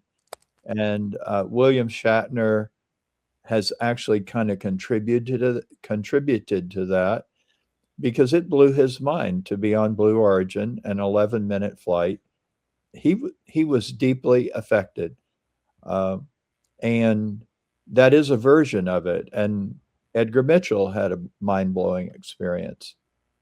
Not everybody does, but everybody has their own experience. And I like to say everybody experiences the overview, but the effect really depends on the person, which is great. Again, unity, diversity together. But I don't want to forget that you came away, you've written a book, which is a terrific book. And you have 3 basic ideas or words that you say are summaries of what you learned, which are. Well, and then I think it all sums up into this one kind of idea is, which I think is what the Overview effect is all about, in terms of action, right? So to me, it was mind-blowing. It was, and I think I know you've already opened your heart and your mind to what this experience can give you. And it's not the little flippy doos. It's not the 0G flipping. It's I've loosened my seatbelt and I am floating in front of this window, just absorbing, looking for, experiencing all of that awesomeness out there, right? You can come on a 0G flight with us to do the flippy doos. Yeah, but I know. But that view is something completely unique. And for me, that view, and I wondered, I'm like, oh, well, after talking to friends and people who'd experienced it and looking at all the pictures and videos, it it's overwhelming in the way that it's presented to you. You almost can't, I mean, I still don't feel like I've completely captured or understood the sense of it, right? But I'm trying. But to me, it was like, I remember floating in front of the window at first after getting used to the fact, oh my gosh, we made it alive. You know, there is that. And that I was actually in that place. But it was like, wow, we live on a planet in space. You know, we know that when we're in kindergarten, right? But it's like, holy moly, that's a planet in space. That's a pretty big deal. And I mean, there is not a day goes by now where I don't wake up in the morning and my feet hit the ground. And I encourage everyone to do this. You don't, you know, have to be on a spaceship to stand on the floor and let that's a very grounding thing. Just acknowledge that you are on a planet in space. It's a big deal. It is a big deal. And then the fact that we're all Earthlings, you know, that's a big deal. And then the kind of capping thing of, holy moly, the only border that matters, that veil thin blue line of atmosphere. You can barely see it on the picture behind you, right? This like thin glow, like not even orange peel thick, that's keeping all the goodness in, right? That allows us to, you know, perfect distance from the sun, all of that is keeping our spaceship going. And I think that's what, you know, for me, the sum up of that is this idea of accepting our role as crewmates, right? You've already done it, you know, I'm hoping the people on this call have already done it, but to be a crewmate and not a passenger on our planetary spaceship. And that is the considerate planet Earthling's thin blue line. That's kind of the, you know, manifesto of behaving like a crewmate and not a passenger. And it really, I think it has the power for us to have a future that's as beautiful as that image of Earth, you know, looks from space. It is the key. And to me, that's what the overview effect is all about. I'm going to experience this reality check, and I'm going to apply that, you know, in some purposeful way from here on out. And that's a term that's in the book that doesn't get as much attention, which is terranaut. Yep. Terranaut realizes, if you're a terranaut, you realize I'm the crew of Spaceship Earth. And it's not a new idea, right? But, you know, I'm not really an astronaut in the traditional use of the term, but I have a responsibility here. And I think that crewmate idea, it's something you and Ron Guerin have promulgated continuously. I don't think people get it. I really don't. It's a profound notion of who we are. Well, you know, I think it's why I don't know, my brain works kind of simply anyway, you know, to try to simplify things. You know, that's why, like, you know, the planet, Earthling, thin blue line. You know, if you're really going to think about the basics of what connects us all, right? And then it's what I tried to do in the book was, you know, these ways that we are peacefully and successfully navigating life on a machine in space, right? And to try to make those parallels, like, you know, every morning we wake up on that machine and it's like, you know, float out of one of the very first things we do is check how much carbon dioxide's in our atmosphere, how much clean drinking water we have, integrity of that thin metal hull, equivalent to that veil thin blue line, right? And we check, because we have to survive in that place, on the health and well-being of all of our crewmates. Before we ever, you know, fly the robotic arm or do a spacewalk or do science or any of it, we've got to ensure those things exist for our survival. And then we can thrive in that place. And yeah, it's 6 people, 7 people on a machine in space that we've built to mimic what Earth does for us naturally. But it's like, yeah, orders of magnitude, billions versus ones, but it's the same exact thing. Absolutely the same thing. And you can use selfish motivation for it if you want, right? I would like to survive. I'd like my kids to survive. I'd like my grandchildren to survive in a place that's, you know, nice to live in. All right. So these are the basic things you have to sustain, because Earth doesn't care about us, honestly. It's survived worse than us several times before. So it's up to us. That's very important to realize. You know, Jeff Bezos often, when he gives a talk, he does say, I experienced the overview effect. Yeah. And people say, I don't think he experienced the overview effect.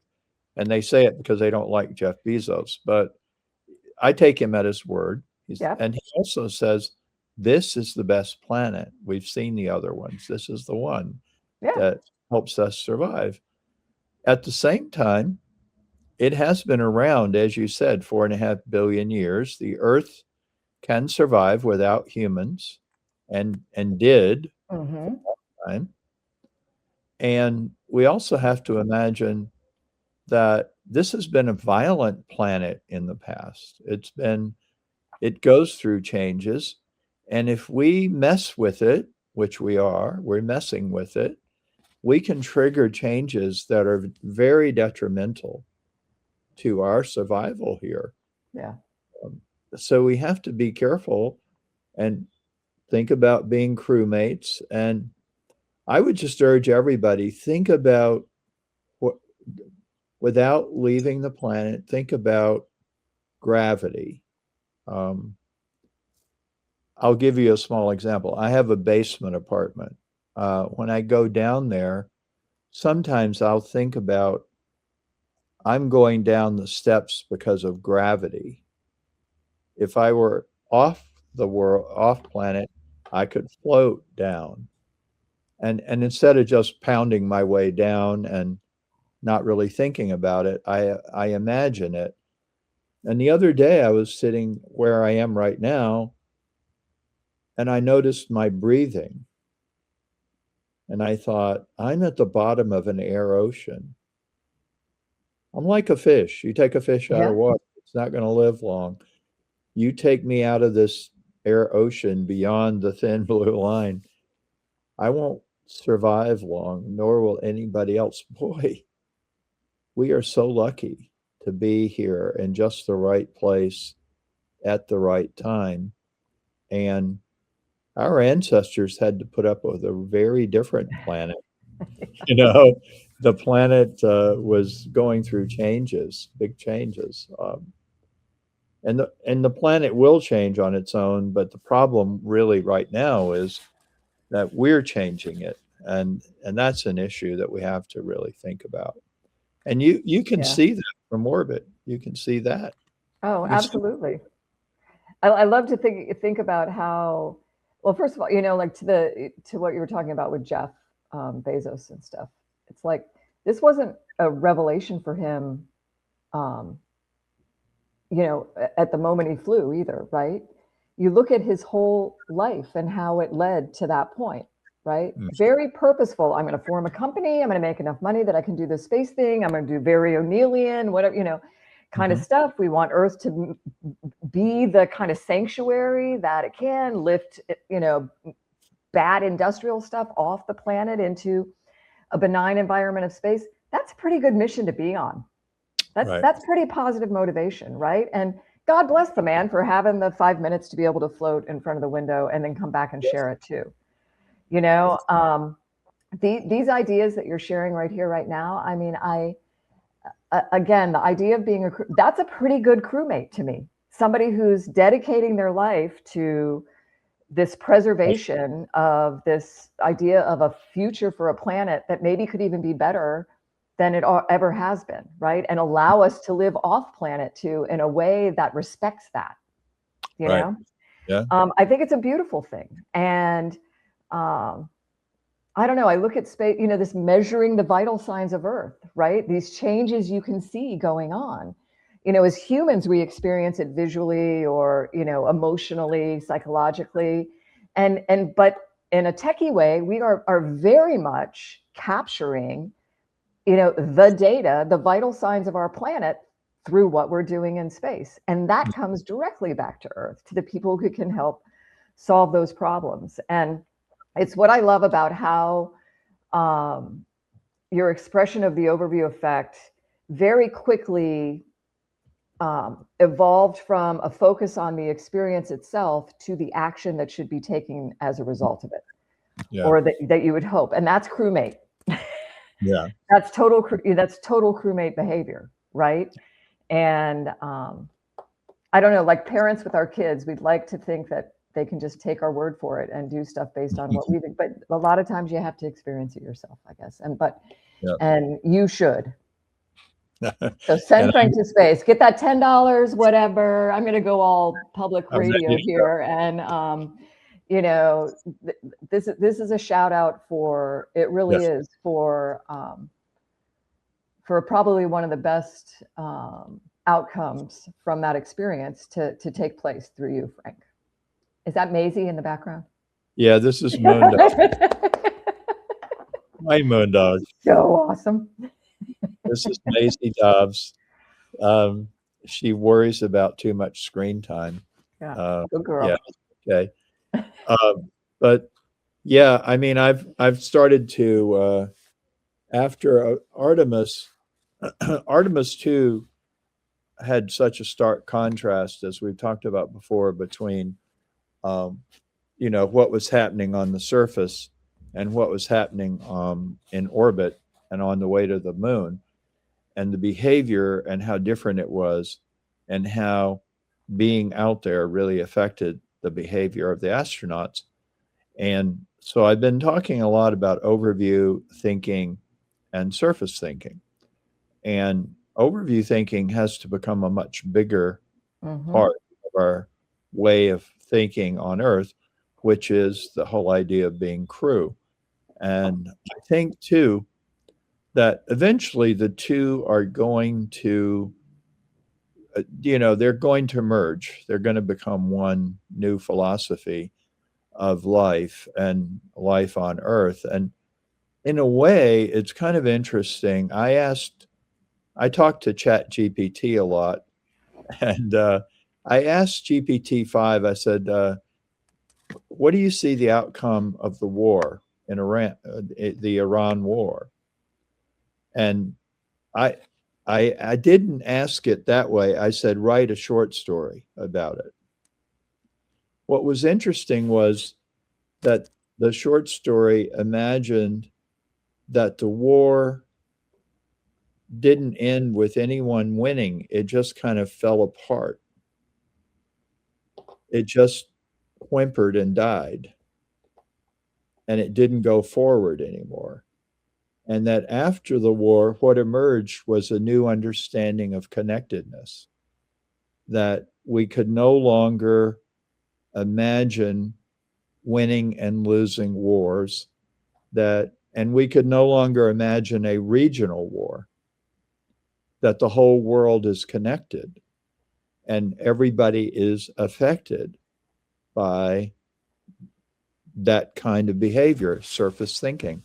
And I thought that was really very interesting, that that's what the AI came up with, was that it did include actually something that's being done, which is, as you know, SIN is a company that has put a camera in orbit, and you can have 24/7 overview effect on your screen.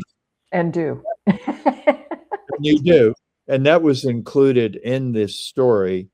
And so there was this synthesis of overview thinking and surface thinking that through a process of understanding that you couldn't win a war anymore, and then through the process of being able to see and experience the overview effect all the time, a new awareness grew both on Earth and beyond.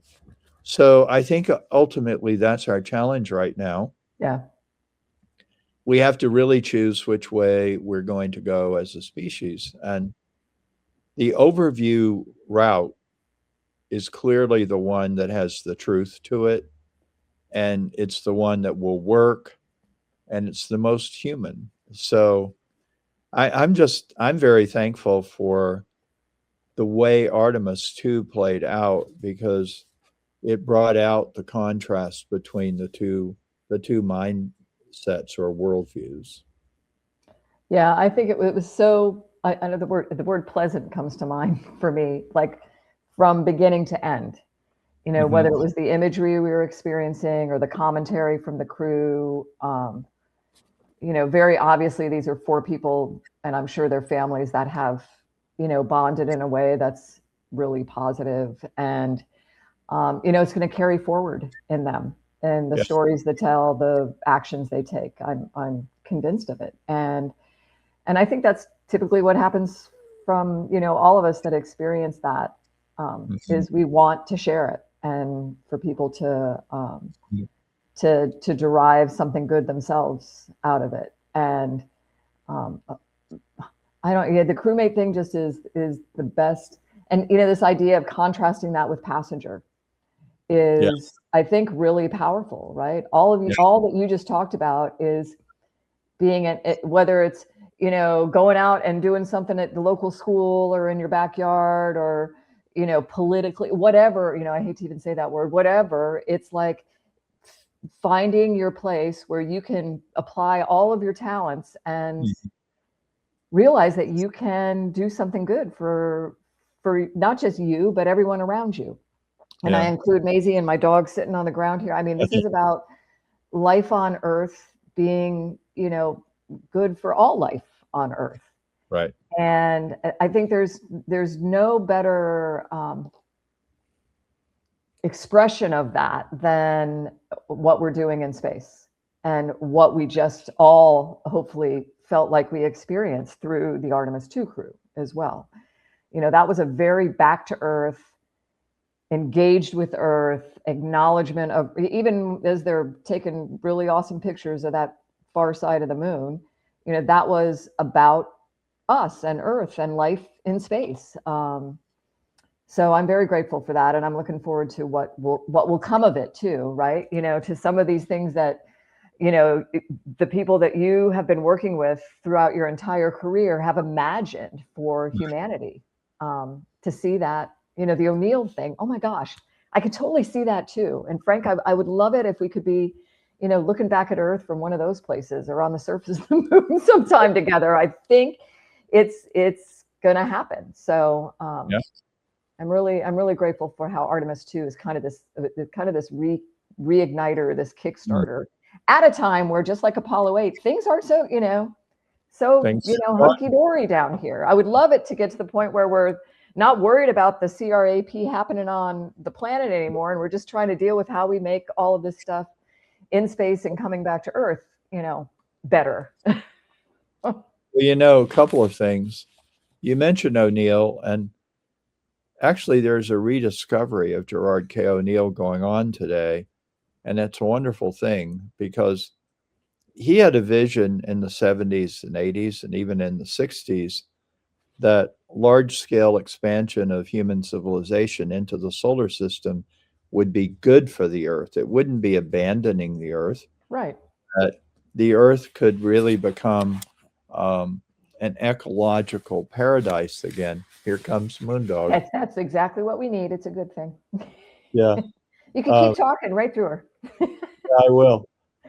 So anyway, O'Neill had this idea, and he created, you know, the Space Studies Institute to forward this idea.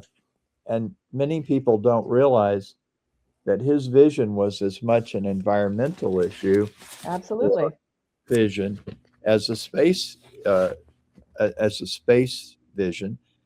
And I have said before, no O'Neill, no overview effect, because when I was on the airplane looking out the window, I was thinking about living in an O'Neill community, which he imagined would be built out of asteroidal material or something like that. And I imagined I would be living in an O'Neill community and I would see the Earth in the sky every day. Yep.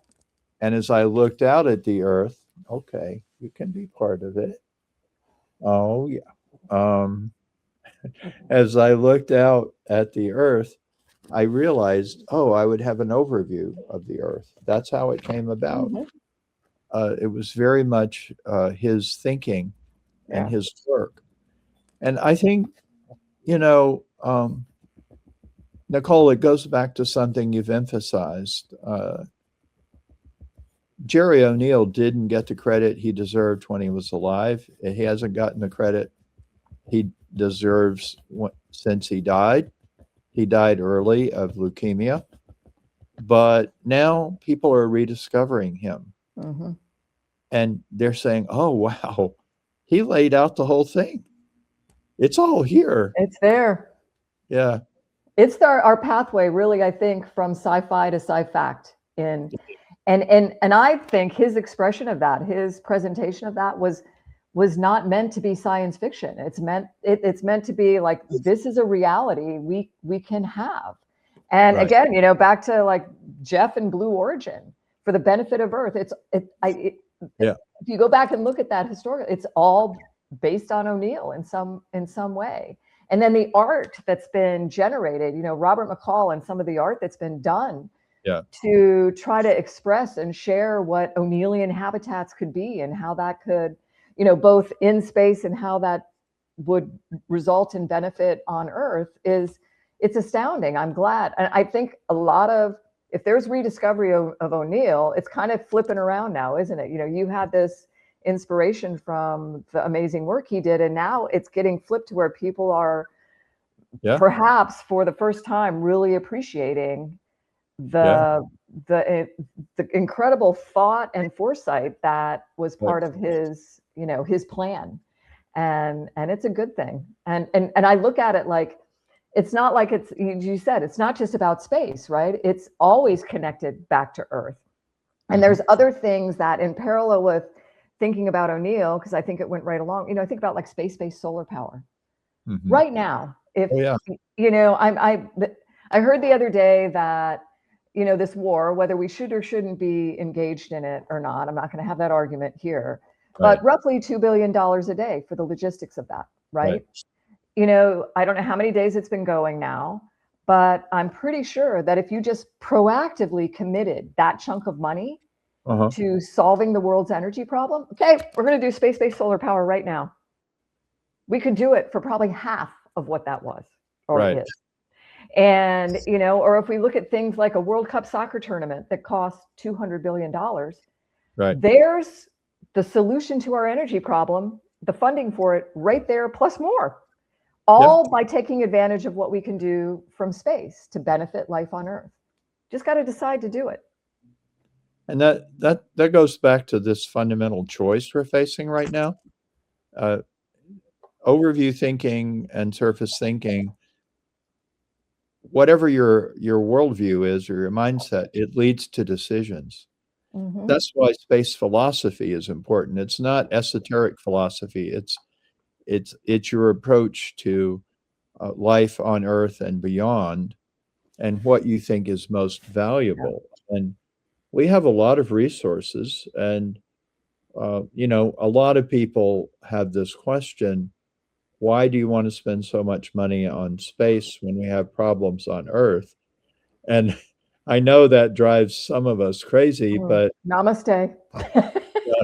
But I say just what you did. I say, why don't you ask the National Basketball Association that? Or, you know, why don't you ask the PGA? Why are we spending so much money on sports when we have so many problems in the world? We don't do that. And I like sports. I enjoy sports. But my point is, for some reason, that mantra has gotten embedded in our thought processes. And it's not okay. It's not okay. And it is not just space exploration that we're choosing to do or not do. It's everything else. We're choosing to put a lot of money into artificial intelligence right now.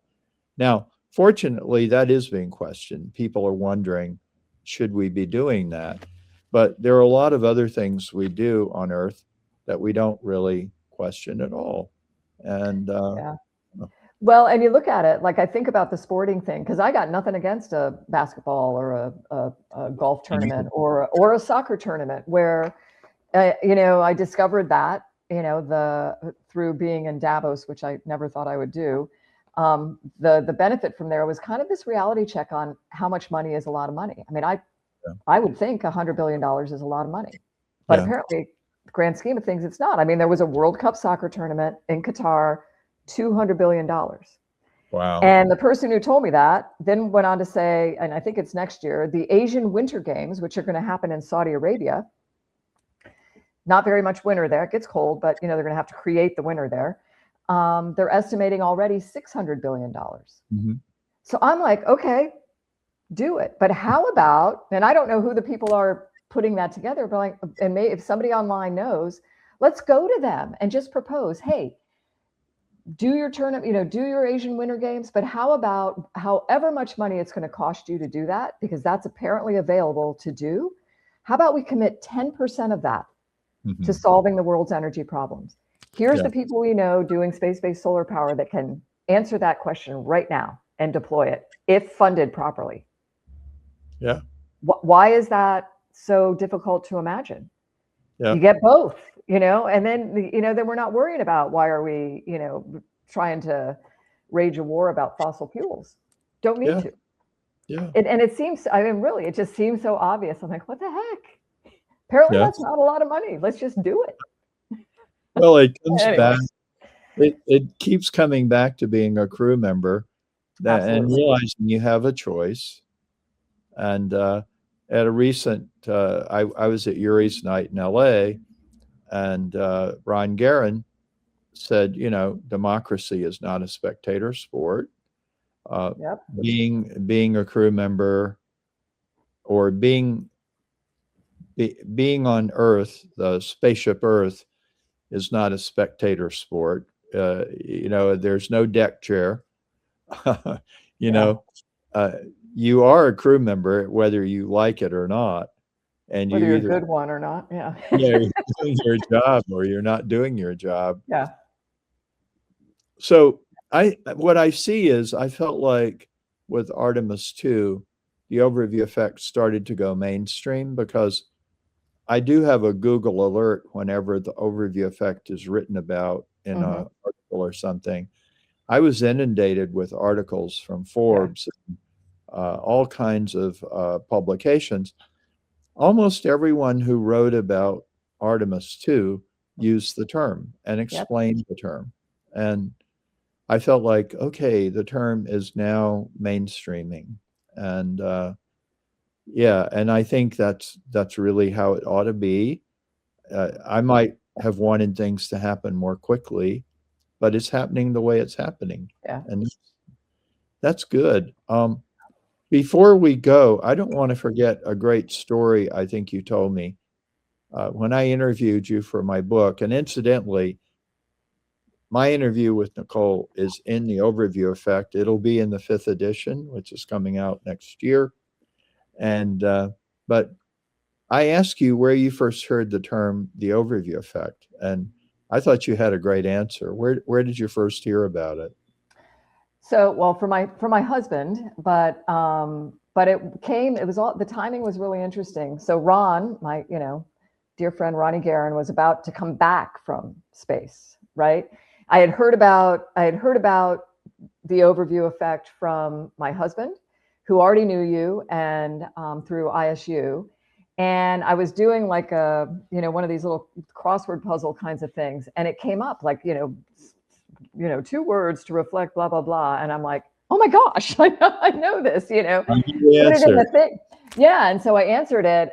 But then that led me when Ronnie was getting ready to come back from his space station mission, I wrote this whole little bloggy thing about how I think the Overview Effect works both ways, right? Where he's, here's this dear friend and his crew getting ready to come back. And I think it's about considering home, like, where is home? When are we looking back at home? How are we? And for me to look up at space and think about him coming back from this place that I consider to be like a second home, it made me, I think that was the clincher for me. And man, you don't have to travel off the planet to get this. We just have to have like respect and understanding and this openness to who and where we are all the time. And the appreciation of the awe and wonder around us that, opens up, and it's the same, it's the Overview Effect. It's this consideration of home. And I'm very grateful for that. And then you responded to that blog on the, I think it was on the Fragile Oasis website. That, to try to get an introduction. I'm like, it's been really wonderful since then, Frank. I'm very, very grateful for the connection to you. And I want to see you in space, and I want to hug you when you get back and hear all about it. Well, you have kept hope alive for me, Nicole. And I want to acknowledge you because you were saying that Frank needs to go to space before anyone else was saying it. And you just took a stand, and it had a big impact on me that I wanted to. I was interviewed by Christina Rasmussen, a podcast, and she said, "Don't you want to go?" And I kind of thought back to some of the things you had said and other people had said. And I felt like, yeah, the truth is I do. Yeah. I do, but I had adopted an identity that I interview astronauts. I'm not an astronaut. I interview astronauts. And between you and Christina, I started to shake loose from that and say, well, no, that's not enough. That's not who I am. And I really do think since I launched this effort with Moondow, well, Moondow launched it, and I've been participating in it, I think my true self has come out, Yeah, this is what I want to do. And so. And we want you to do it. I am Yeah. very grateful to Moondow for stepping up. It's, I think they got it right away and realized, oh my gosh, this should have been, I think they realized this should have been our first person that we sent to space, and now we're going to make it happen, and to try to do it in a way that could share it with somebody else too. Yeah. And I hate to do it, but I'm going to go do some judging with the Ramon Foundation with a bunch of kids in Israel and their projects. And I am going to share some of this with them as we're having our conversations. But Frank, and to everybody out there, send Frank to space, send your $10, send your $10,000, send whatever you have. And let's really rally on this last day of the campaign, and virtual hugs to you and Maisie. Virtual hugs. All right. Okay. Love you guys. Thanks so much, Nicole. Love you too. All right. See ya. Right. Bye. Thanks so Thanks, much, Ryan. Nicole. All right. Thank Bye. you. All right. Bye-bye. Awesome. Yeah, that was great. Great conversation. Thank you so much, Nicole, for your support and engagement here today. Frank, I don't know if you want to step away and grab a glass of water or anything, but I can. I'll give a little recap here, and you go ahead and then tell me who our next guest is. I'll be right back. Yep, sounds good.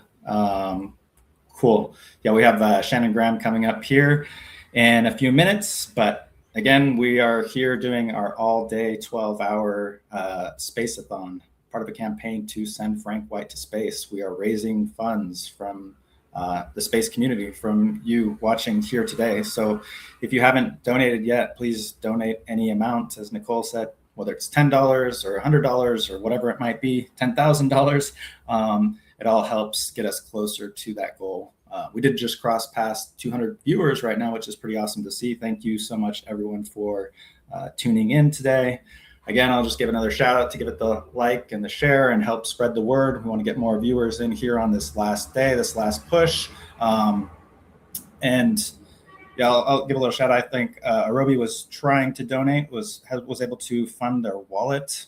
I'll just give a quick walkthrough here while we are on stage about how it all works. Let me share my screen real quick. All right, real quick, I'll share this first of all, though, that we are at 14 hours, pretty much exactly right now, to wrap up this campaign. So yeah, if you haven't started the process yet, get moving. We made it pretty easy to donate, as easy as possible. So I'll just do a quick little walkthrough here. You can basically go to moondow.com/Frank, and you can click the contribute button. I'm already signed in, but it'll prompt you to sign in first. And I'll just do a quick donation here. Let's see. So yeah, you go to moondow.com/Frank and click the contribute button. It'll pop up with this little modal. If you've already funded your wallet, you will see that you have a balance available right here on the screen. If you haven't funded your balance, it'll prompt you to do so as you go through the flow.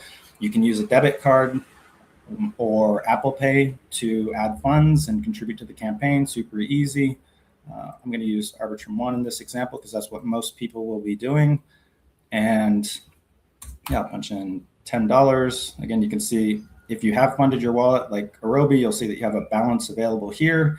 You can click max and donate the full amount that you have available or a certain amount. I'll probably do this a couple times a day, so I'll just do $10 right now to show everyone how it works. You can attach a little message to Frank, add your email address, subscribe to the newsletter if you want.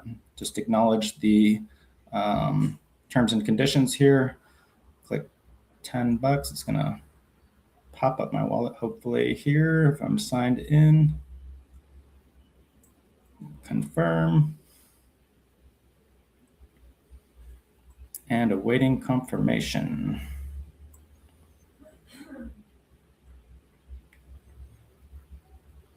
Transaction is complete. Since this is on chain, it does take a few moments to process everything on chain, but it did say successfully purchased. You saw some confetti there behind the scenes.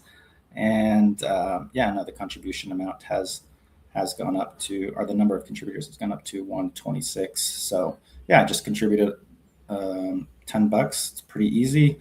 If you're watching, please jump in and do so. You can check out if you're donating for the first time, you can also vote on the second seat. We're trying to send 2 people again to space, to not just Frank, but someone to fly alongside him. And we have a leaderboard, so any contributor to the campaign can help vote on the citizen that they would like to see fly alongside Frank. And then the eligible candidates will take the top 25 citizens to enter a multi-stage kind of selection process, competitive selection process, to see who might fly alongside Frank. This will stay open beyond the fundraising deadline, but the fundraising deadline does end today here in 14 hours, as I just mentioned. So hopefully that's all pretty clear. We also do have a video on our YouTube page that has the same sort of walkthrough. If you need any help, you can just reach out to me, Ryan@moondao.com. I'll be popping in and out of emails all day, trying to help any folks that need anything. So reach out.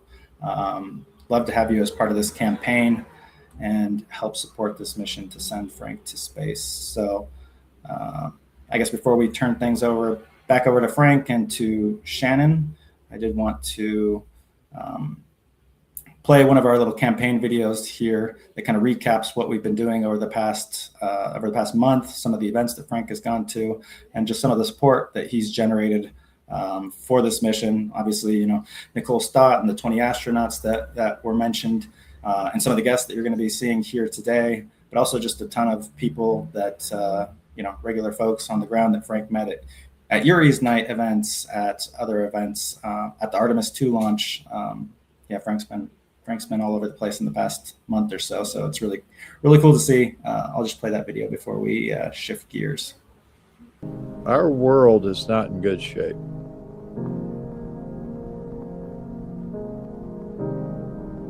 And you don't have to be a rocket scientist to see that we, as the crew of Spaceship Earth, we're kind of doing a terrible job of being the crew. All the astronauts say when they get up top, they're like, what are we doing? Yeah. But explain to me what the overview effect is. It is absolutely gorgeous. Overview effect is when you're looking through that cupola, it's like the bay window looking down on the Earth, and you see just that, the Earth as it exists with the whole universe in the background. You see the thin blue line of the atmosphere, and then when you're on the dark side of the Earth, you actually see this very thin green line that shows you where the atmosphere is. And what you realize is every single person you know is sustained and inside of that green line, and everything else outside of it is completely inhospitable. You don't see borders, you don't see religious lines, you don't see political boundaries. All you see is Earth, and you see that we're way more alike than we are different. Booster ignition and liftoff. The Artemis mission illustrated the difference between surface thinking and overview thinking. Seen from the surface of the Earth, we perceive difference, division, conflict. But from above the surface, we perceive unity, oneness, interconnection, and cooperation. This is an inflection point where humanity has a choice between the two.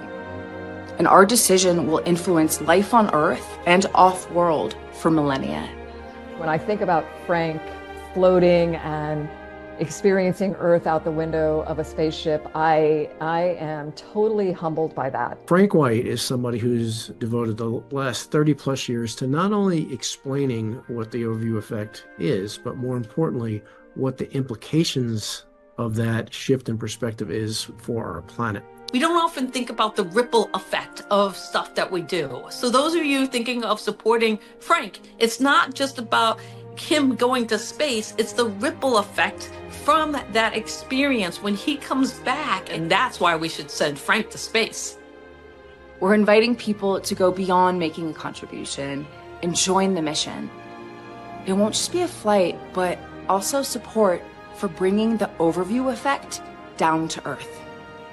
So join us in sending Frank to space. Send Frank to space! And bring him back. It's time for us to fly Frank to space. Let's get Frank to space. Let's send Frank to space. We're here to say, send Frank to space. Send Frank to space! Send Frank to space! Send Frank to space. Get Frank to space. Send Frank to space. To engage in supporting the project of sending my friend Frank White into space. Let's get this guy to space. Forget about me. Let's get Frank White to space. Tell them one more time. Let's send Frank to space.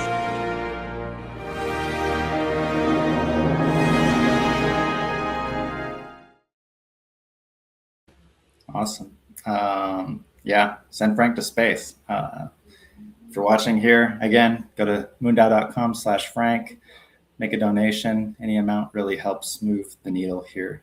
So, yeah, welcome back, Frank. Nice little recap, though. You've been all over the place. You traveled quite a bit, done a lot of virtual events as well over the past 30 days. Yeah, and I have to say, we talked earlier about crossing red lines about who I am and what I'm willing to do. I had in that video, Ryan, which you made, and you need to get credit for it. I started asking strangers on planes, would you make a video with me saying, send Frank to space?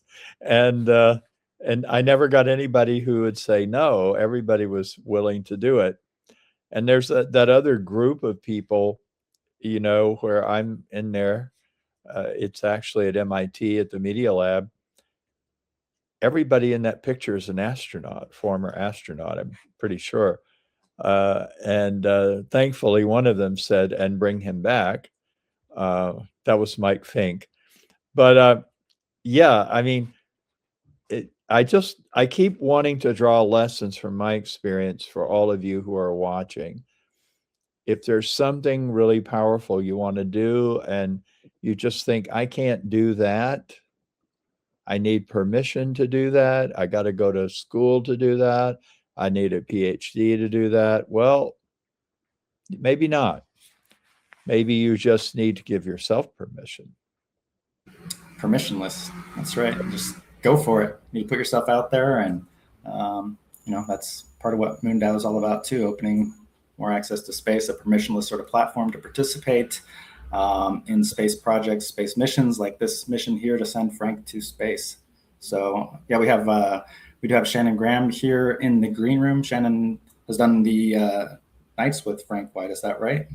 Was what? The evenings with Frank White. Now we have a full day with Frank White. So this is. Yeah. We're going to talk about that. That's what Shannon and I are going to talk about. Awesome. Let me ring Shannon up right now for our full day with Frank White at our Space-A-Thon. Hi, Shannon. Frank. Hi, my friend. Good to see you. Good to see you. Where in the world are you? Austin, Texas. Austin, Texas. Yes, sir. That's the center of a lot of tech stuff. That's cool. So, in a way, Shannon's responsible for the Space-A-Thon because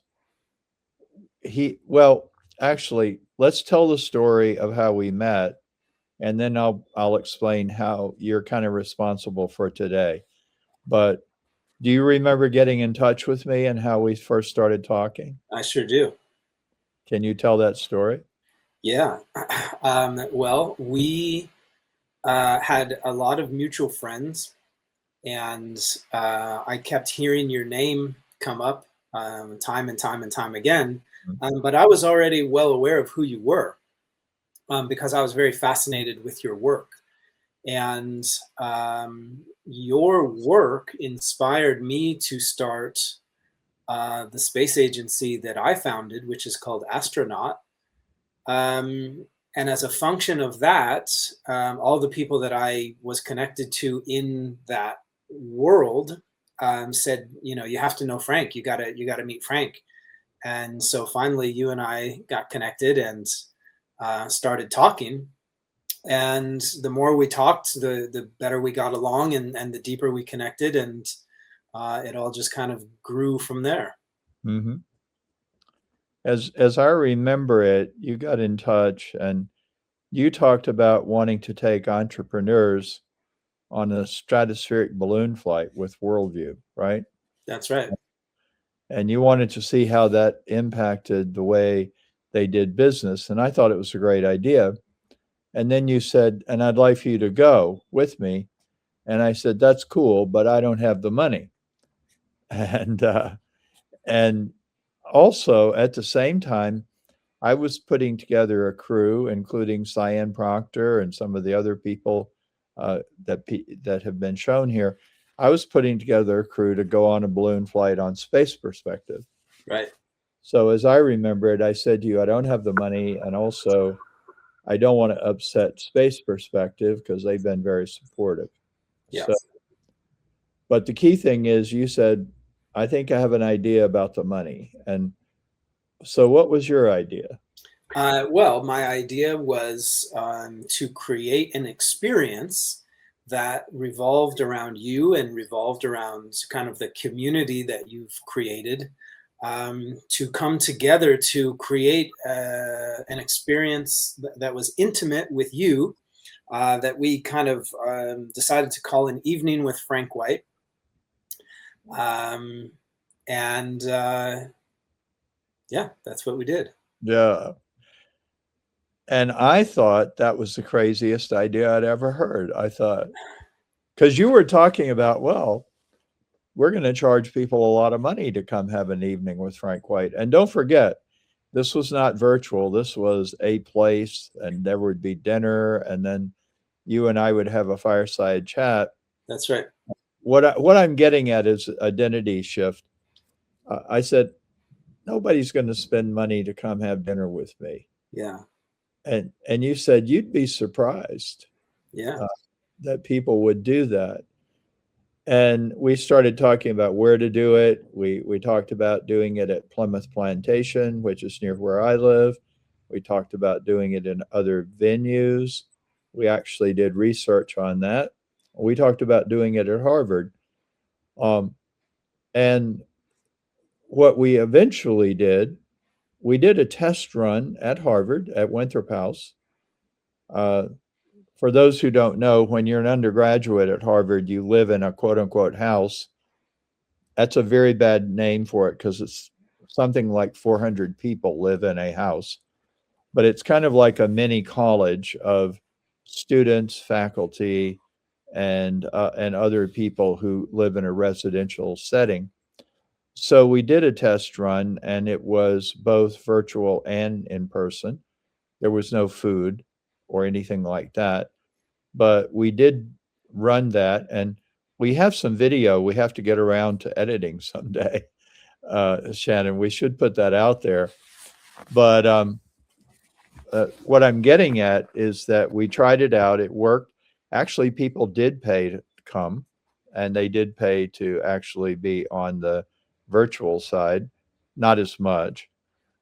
But it caused me to change my thinking. I thought, well, maybe I'm wrong. You know, I mean, I know politicians charge a huge amount of money for fundraising for a dinner with Bill Clinton or whoever.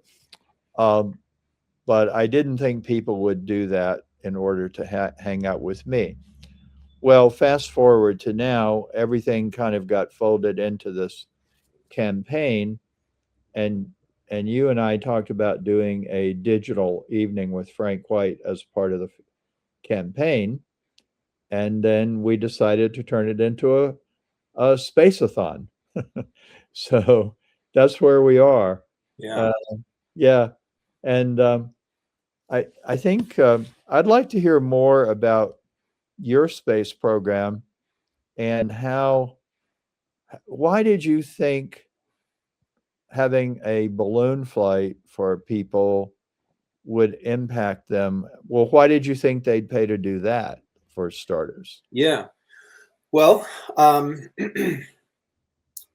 there's a couple layers to it.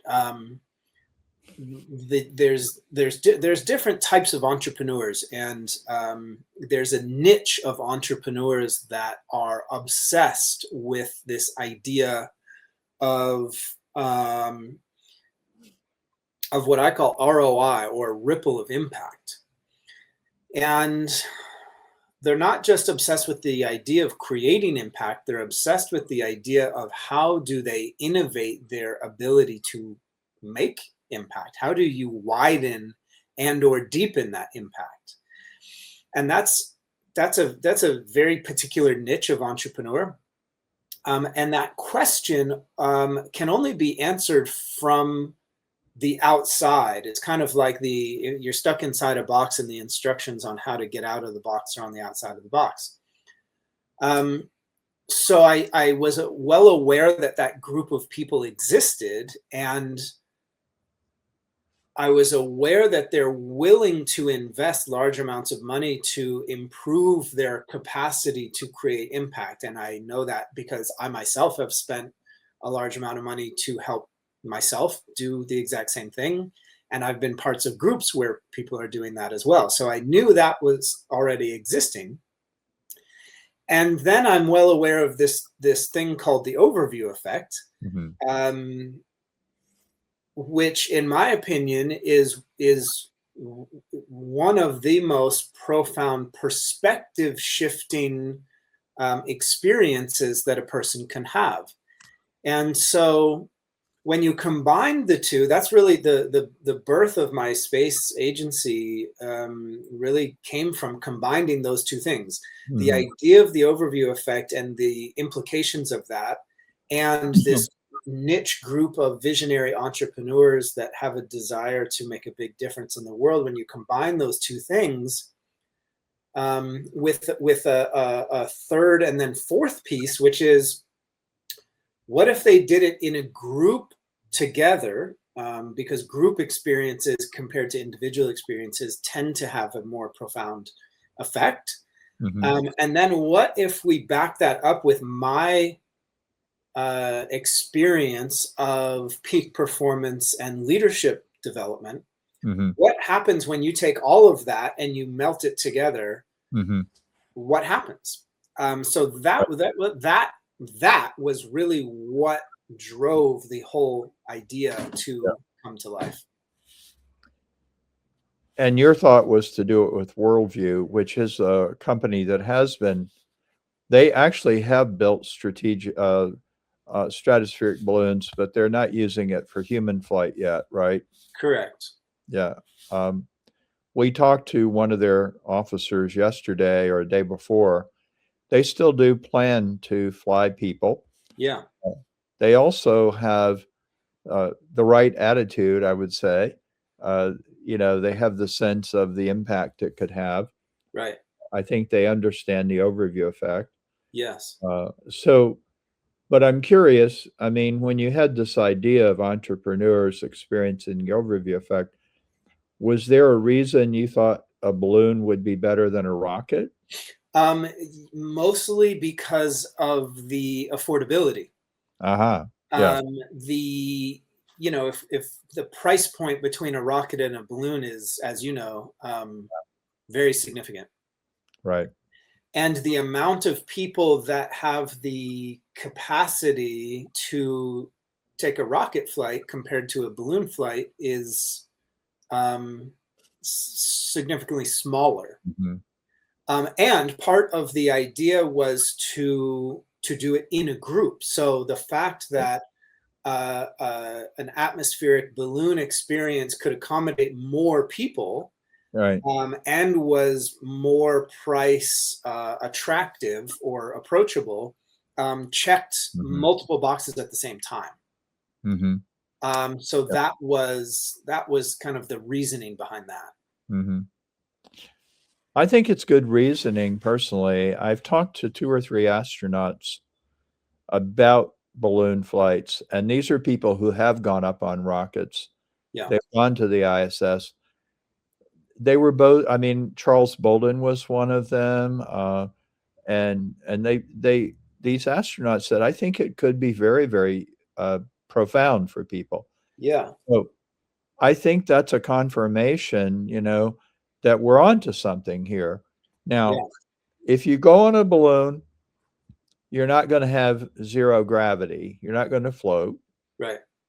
But let's just look at a Blue Origin flight. That's 11 minutes. You've got 3 or 4 minutes to look at the Earth. It is a group experience, but you don't have a lot of time to talk and say, oh, look at that. That's right. Whereas on the balloon, you've got like 2 hours in ascent. Is that about right? Or what is the timing? That's about right. Yeah, as far as I know, it's about it's about 6 to 7 hours round trip. Right. So you do get a fair amount of time up there. Right. Yeah. So I think that's, and people have kind of debated of like, well, even at 100,000 feet up, you're still not going to get the entire view of the Earth. So are you really going to get the full overview effect? And based on everyone that I've talked to that are also astronauts or just people that understand perspective and things like that, the kind of general consensus is that you would get a version of the overview effect. Right. Without a doubt. So that's a large part of it. You know what also is a big part of it, Frank, that really not a lot of people talk about is the overview effect, in my opinion, is only as good as a person's capacity to walk it out after the experience. And that's where I see a little bit of opportunity. The reason I created Astronaut is because I said, wow, what if we take these people, we have them experience the overview effect, and then when they come down, all that energy, all that perspective, all that motivation, all that inspiration, what if we could take that and harness it and channel it and direct it? Because sadly, what I see a lot of times is people go and they have the experience and they come back down, and there's not anyone to walk with them to channel that into something specific. And so, I created Astronaut as a way to channel the overview effect into tangible, trackable impact. I think that's really important. I think that Christina Starr will be here later. Christina and I are working on a commercial astronaut training program focusing on psychology. And it's pretty easy to see it in 3 stages, which is, what is the preparation for the flight, whatever flight it is? What is the participation, what actually happens during the flight? And then how is it integrated into your life? And, we are a social animal, and we benefit from community, really. Yeah. So I think what you're looking at is creating these micro communities, like Loretta Whitesides had done it with SpaceKind, where you take the SpaceKind training, you of course get ready for it, you take it, and then there's a lot of follow-up with SpaceKind. I was just at a master class on Sunday. Yeah. And people come and they say, I'm up against the following. How can I overcome this challenge? Yeah. And people rally around you. And I believe that with spaceflight, whether it's on a balloon or a rocket, that whole idea works well. And you know what? We have history on that. I go to college reunions. I'm sure a lot of people go, and it's like, oh, we were together 35 years ago in this experience. What was it like for you? What has it been like since? I mean, we know how to create alumni communities. That's right. And for an educational experience. So it seems to me this is something we can do. And the whole point of bringing the overview effect down to earth is magnifying that new way of thinking. Yeah, that's right. And I would say that you're right. And I would add that it's also about creating a new way of thinking that is adoptable to other people. Because the whole idea of the overview effect, in my mind, is to use it to create something in the world. And even if it's just a way of being in the world, but in my realm, specifically with astronaut, it has to do with creating some type of impact project that makes the world a better place. A large part of my work is predicated on the Kardashev scale and bringing civilization to at least a tier 1 or tier 1.5 status in less than 50 years, which I think is very attainable at this point. But part of what would be necessary for that to happen would not just be technological advancement, it would be consciousness advancement. And the overview consciousness is certainly what would be predominant in a tier 1 or tier 1.5 civilization.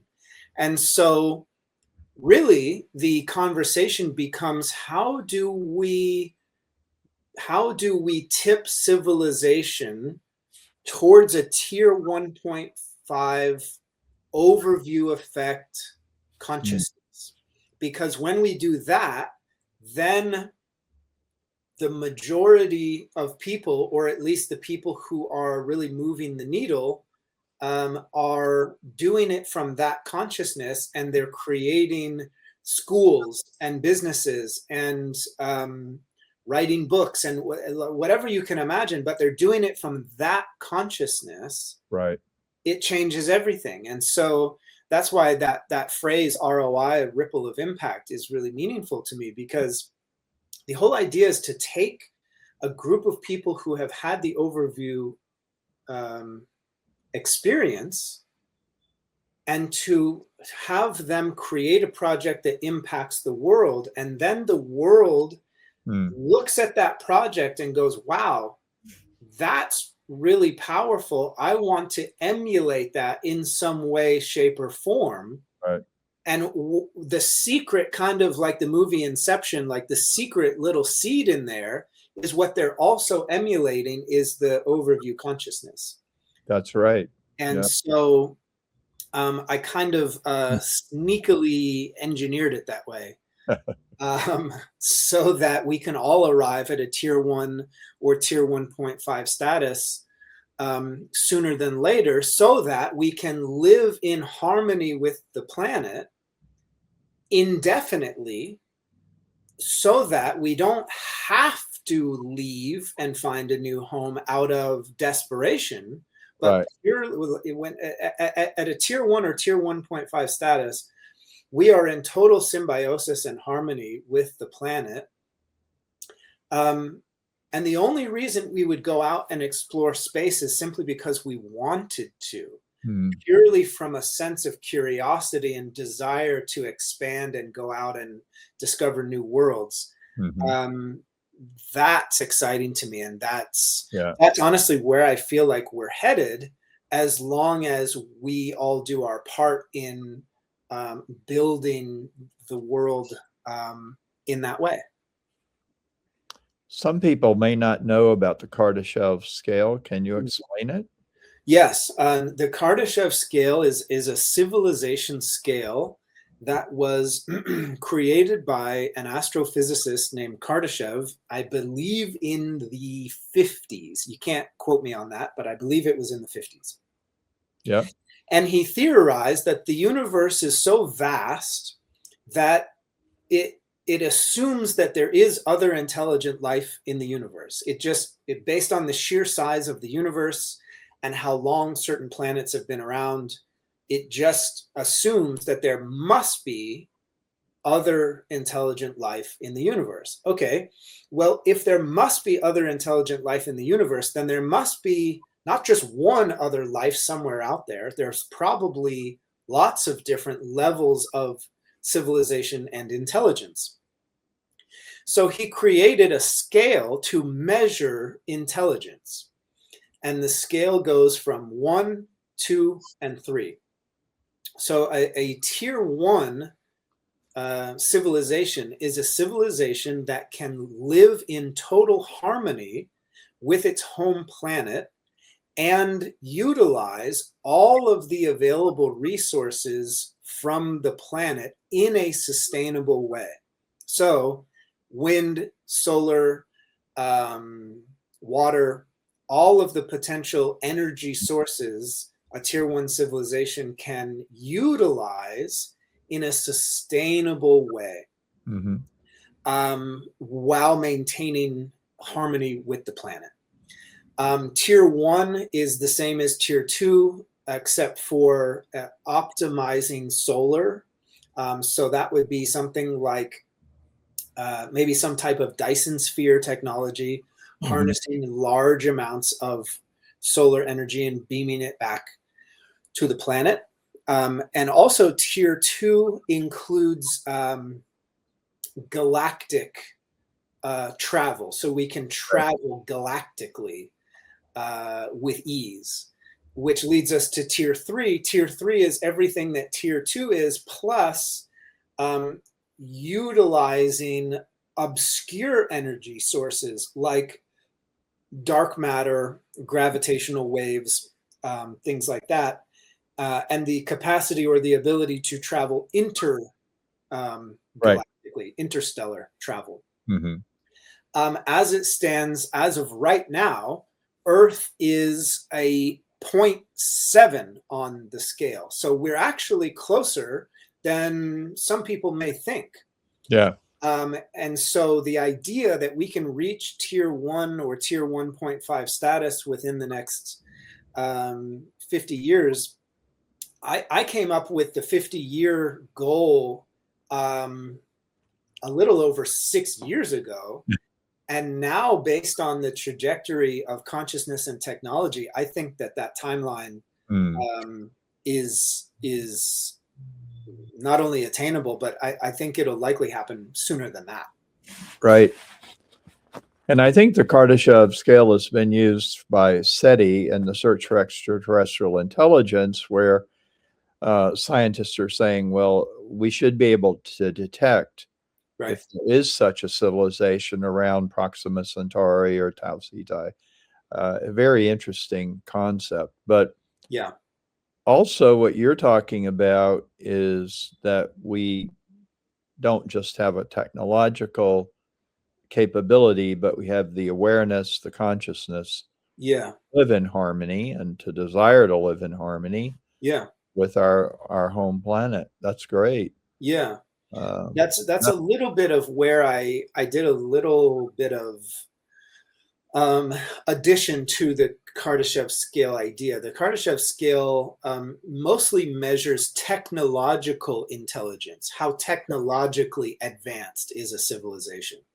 Can they technologically live in harmony with the planet by utilizing all the different energy sources in an intelligent, sustainable way? Yep. Do they have the technology to harness large amounts of solar energy? Do they have the technology to travel galactically or intergalactically, all of that points at a degree of technological intelligence. It doesn't necessarily point to a degree of consciousness expansion. Although it may allude to it, I like to make the implicit explicit. And so my work has been to say, okay, well, I think it's pretty clear that technology is advancing very rapidly. So I feel like that's good. What's needed is to match that concurrently with a consciousness that can merge with it and kind of steer it in the most excellent way. Maybe we should call that the Kardashev-Graham scale. Yeah, the Kardashev consciousness. I like it. There's a question in the chat from NG Bob.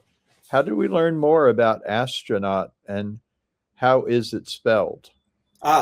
Astronaut is actually spelled with an A. So Astra, as in like stars, astronaut. Okay. Yeah, astronaut.space is the website.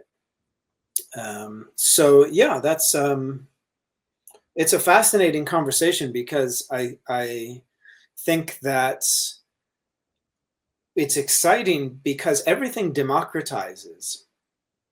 You know, the computer, the personal computer at the very beginning was like more expensive than anybody could ever imagine to you know, even move towards. And now everyone has a personal computer. In fact, everyone has a supercomputer in their pocket. So everything democratizes, which means space will do exactly the same thing, which is really awesome because the idea of small, let's just say more affluent people having access to space in the beginning is very much like Tesla. Tesla, if you think about Tesla's model, it was really kind of genius because they started with the Tesla Roadster, which was about $100,000. And it was, you know, even if Elon was sitting here, he'd probably agree. It was like a glorified go-kart, you know. And it's not to take anything away from it. It was fantastic. And it was like totally not practical. It was $100,000. So it was just not approachable for most people. But what it did is it caused enough attention for the rest of the people who couldn't afford it to raise their hand and say, hey, I'm interested in something like that. Right. So then they released the Model S, which was still fairly expensive. I think it was like 85 or 90. And the rest of the world is going, hey, you know, that's cool, but we still want it and like it, but we can't afford that. So then Elon goes, okay, there's enough of an interest. Let's create the Model 3. And the Model 3, I think to this day is still one of the most historic launches of a car of all time. And, you know, as it stands today, Tesla is the most valuable car company in the world, which is mind-bending. So we can take that and apply it to space. I guarantee the exact same thing is going to happen. As of today, space is mostly for people who can afford that type of experience. Now, as you know, there are opportunities for people that are in different financial situations to be able to go to space. However, that's not the majority. The majority of the people are people who are affluent, who can afford to go. That's going to democratize. And so the idea of going to space on a rocket or an atmospheric balloon ride or anything in between, the price of that is going to come way down. And it's going to be an experience that more and more people can have. More and more people are going to be inspired by the people who have had the overview effect and then gone on to do amazing things. They'll be inspired by that, but then financially be able to approach it in a very, casual way. And that'll just lead to more, which will lead to more, which will lead to more, which I think is fun, really exciting. Well, I agree with you. And I think that's why I don't really listen very closely to people who think that space exploration is going to be a joyride for billionaires. It's not. I mean, Yeah. eventually, I talked to Richard Branson when I was working on my book, and he said, "I want everybody to go," and I'm following the model of the airline industry, and eventually everybody will get to go, or Right. just about everybody. And I've done a lot of traveling lately, Shannon, and I was in one airport, I can't remember which one, but I was looking around. Everybody was there. It wasn't billionaires, wasn't Right. billionaires. That's And right. they all had this device in their hand Yeah. that not long ago was science fiction. Yeah. They were flying on an airplane. They had a supercomputer in their hand. That's right. And I know there's still people who have trouble with tickets and flying. Of course. But for the most part, there's not much of an economic future in space flight for joyrides. For the No, and again, remember that's just how everything starts. Yeah. That's just how everything starts. Remember flat screen TVs back like 20, 30 years ago? Sure. It was like big as a Volkswagen Bug, and it was like, you know, Right. it was like 10 grand, 15 grand. You only had maybe like one or two friends that had it, and it was like, it was a big deal. Yeah. Who, yeah. who doesn't have a flat screen today? Yeah. And if you go to Best Buy, how much can you get a flat screen for? $200, $300, and like a really nice one, a really nice Yeah. one.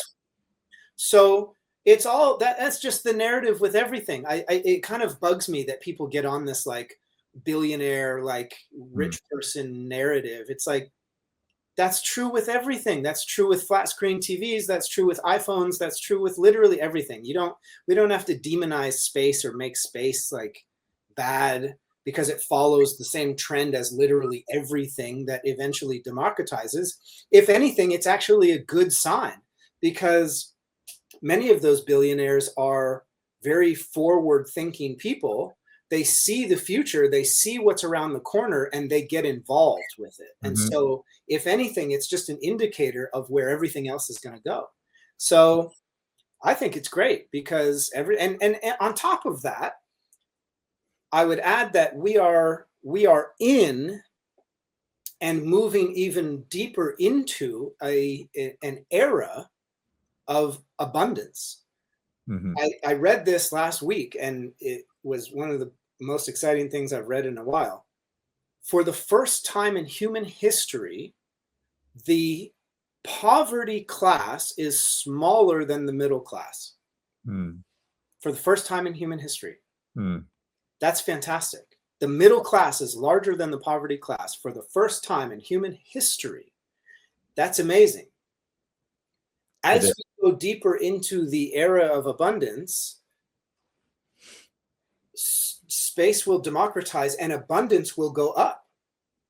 So accessibility becomes even more feasible.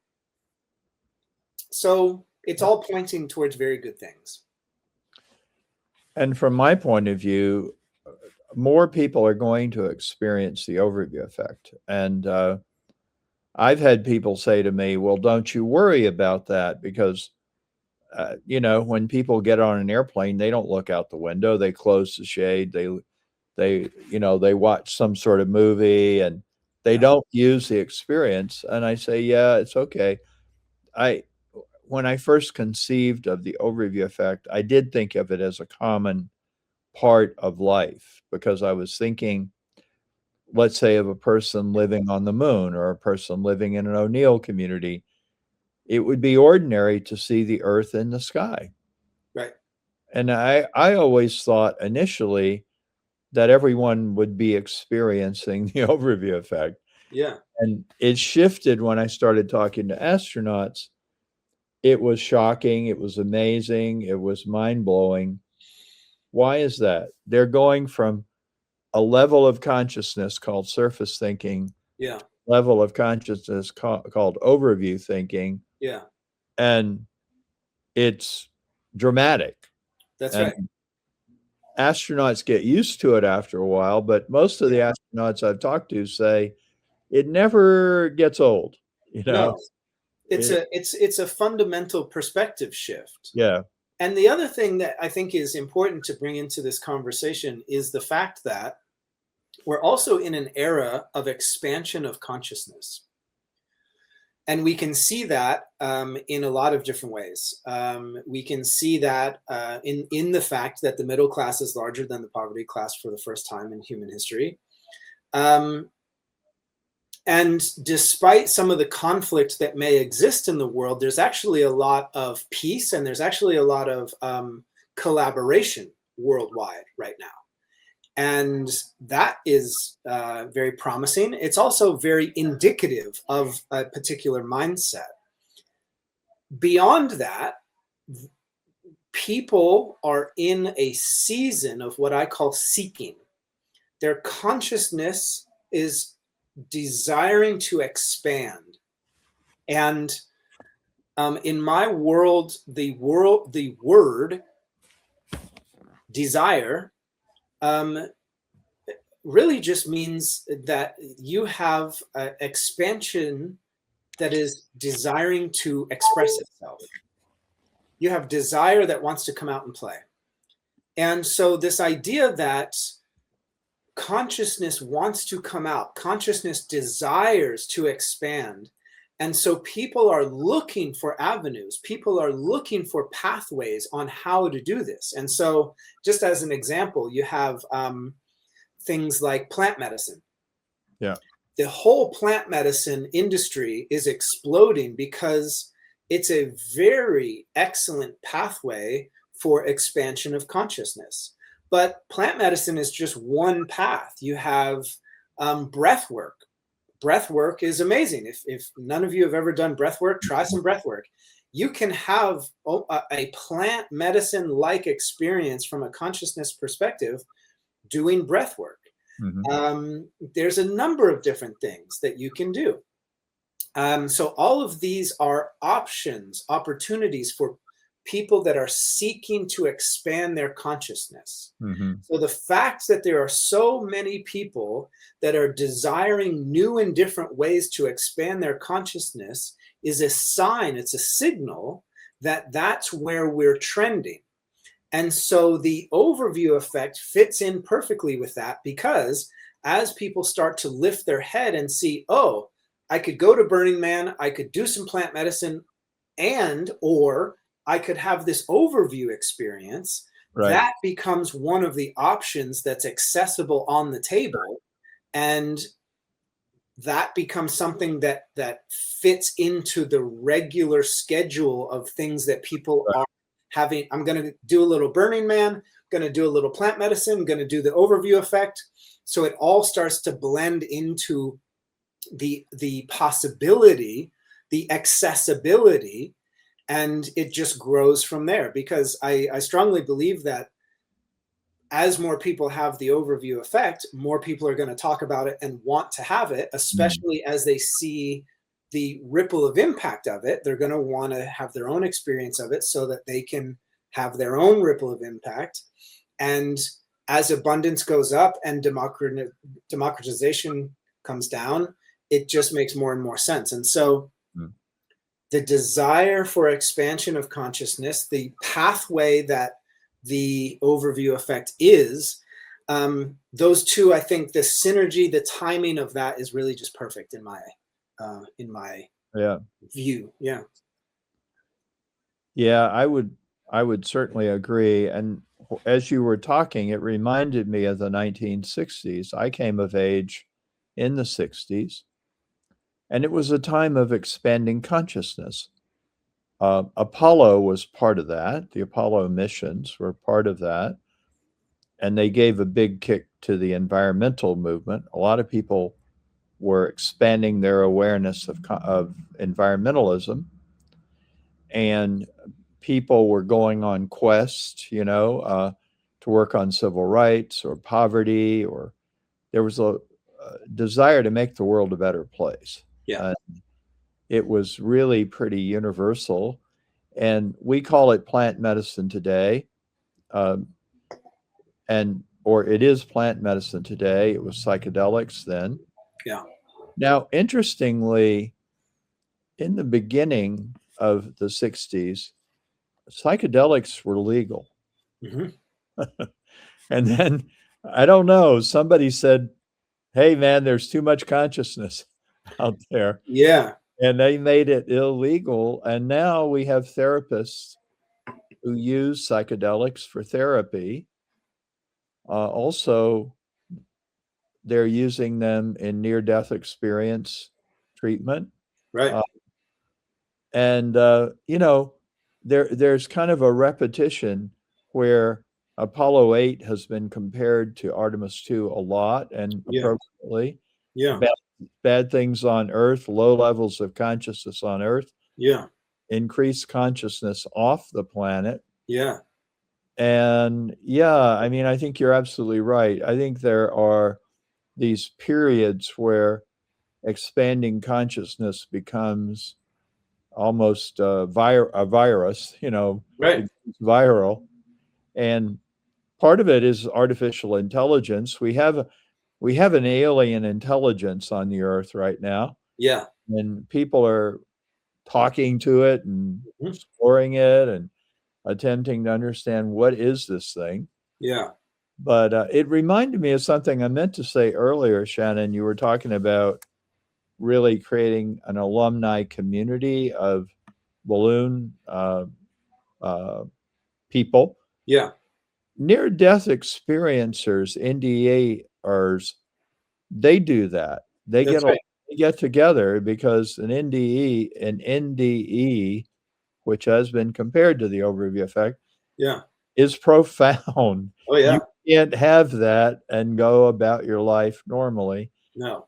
And yet it's hard to talk to somebody who hasn't had it. So again, you see people coming together after that. Like in the astronaut community, there's the Association of Space Explorers.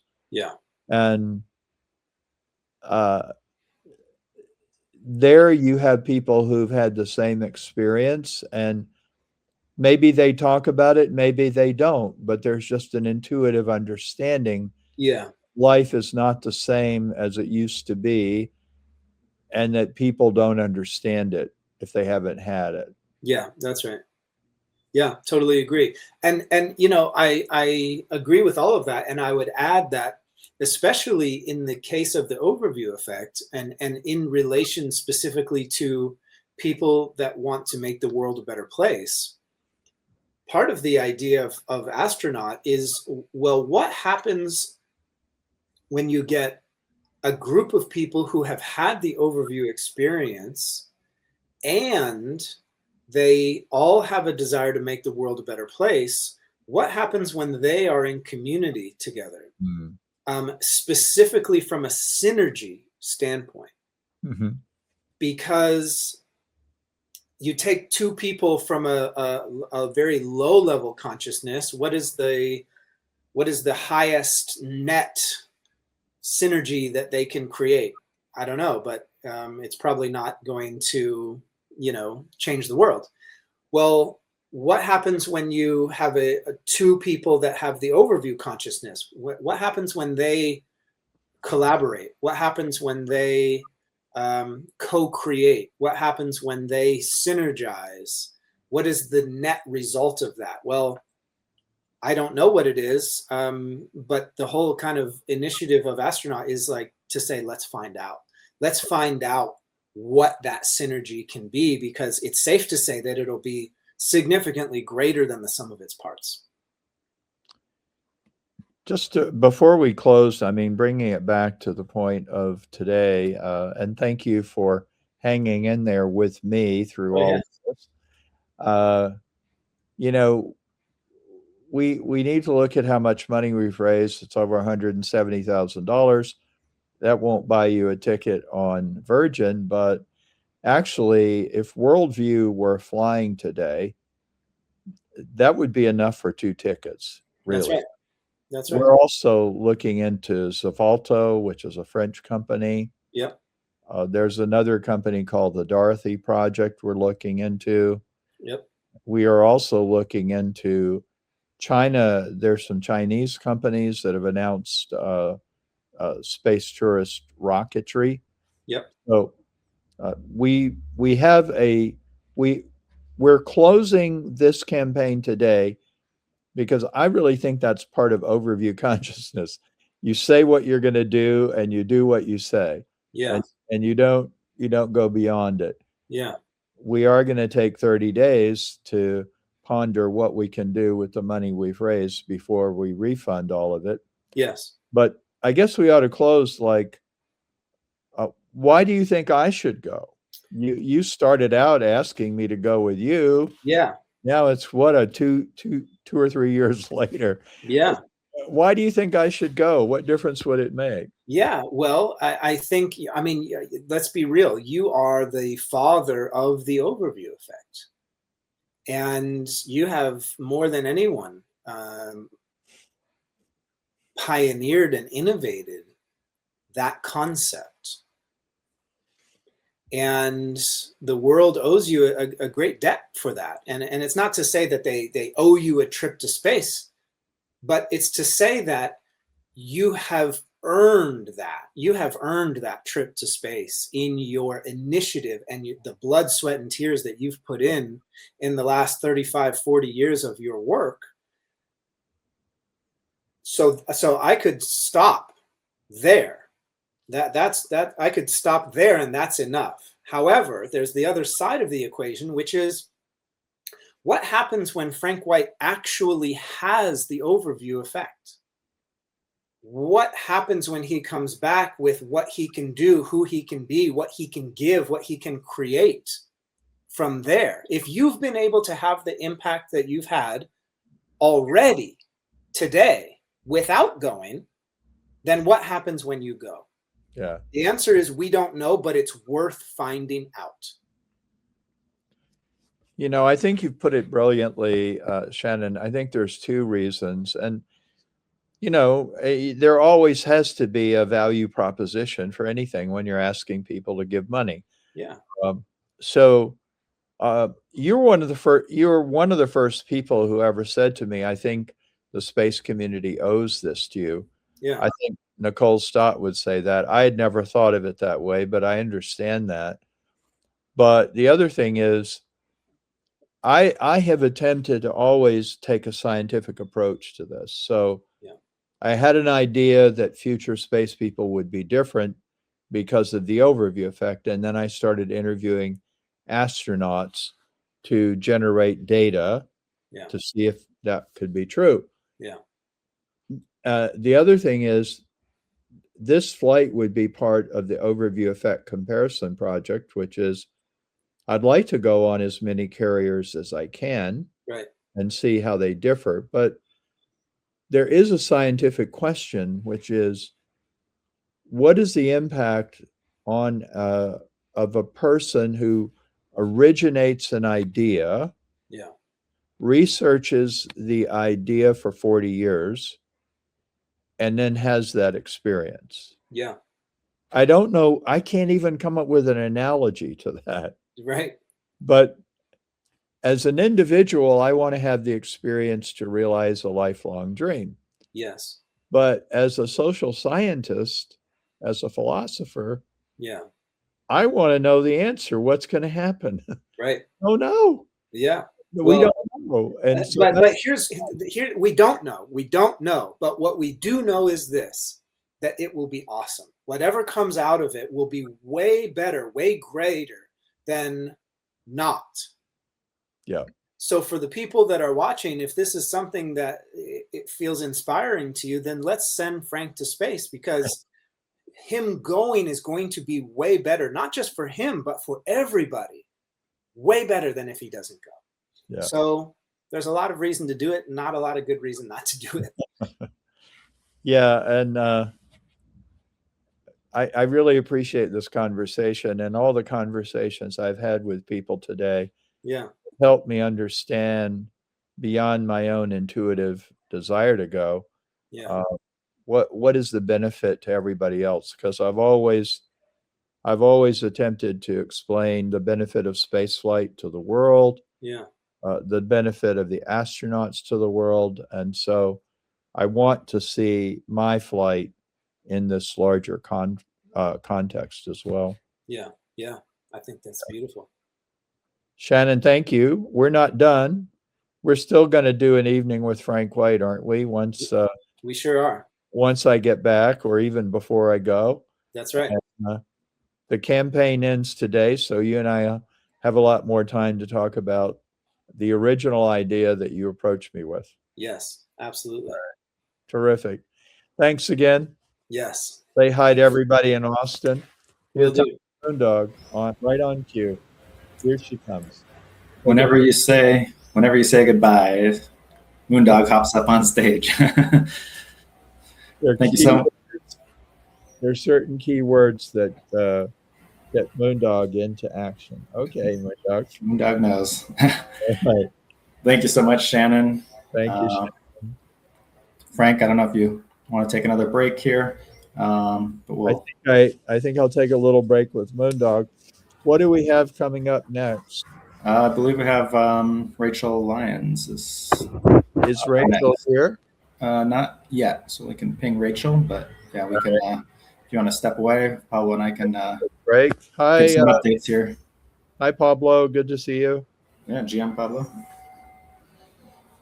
Oh, are you muted, Pablo? I can't hear you. But yeah, thanks everybody for joining us today. We are on what, hour 3 now of our Send Frank White to Space campaign. So, and this Space-A-Thon, I mean, we're on day 45, really, the Send Frank to Space campaign, but we're going on hour 3 here of our live stream.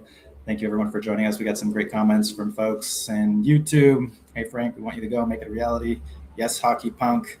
If you haven't yet, please do donate and join the mission. We've gotten some donations here during the live stream this morning.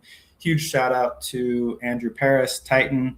He's been a big supporter throughout the life of this campaign and just made another contribution here this morning. So much appreciated. $1, right? Can you hear me now?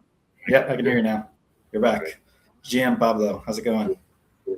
GM, going well.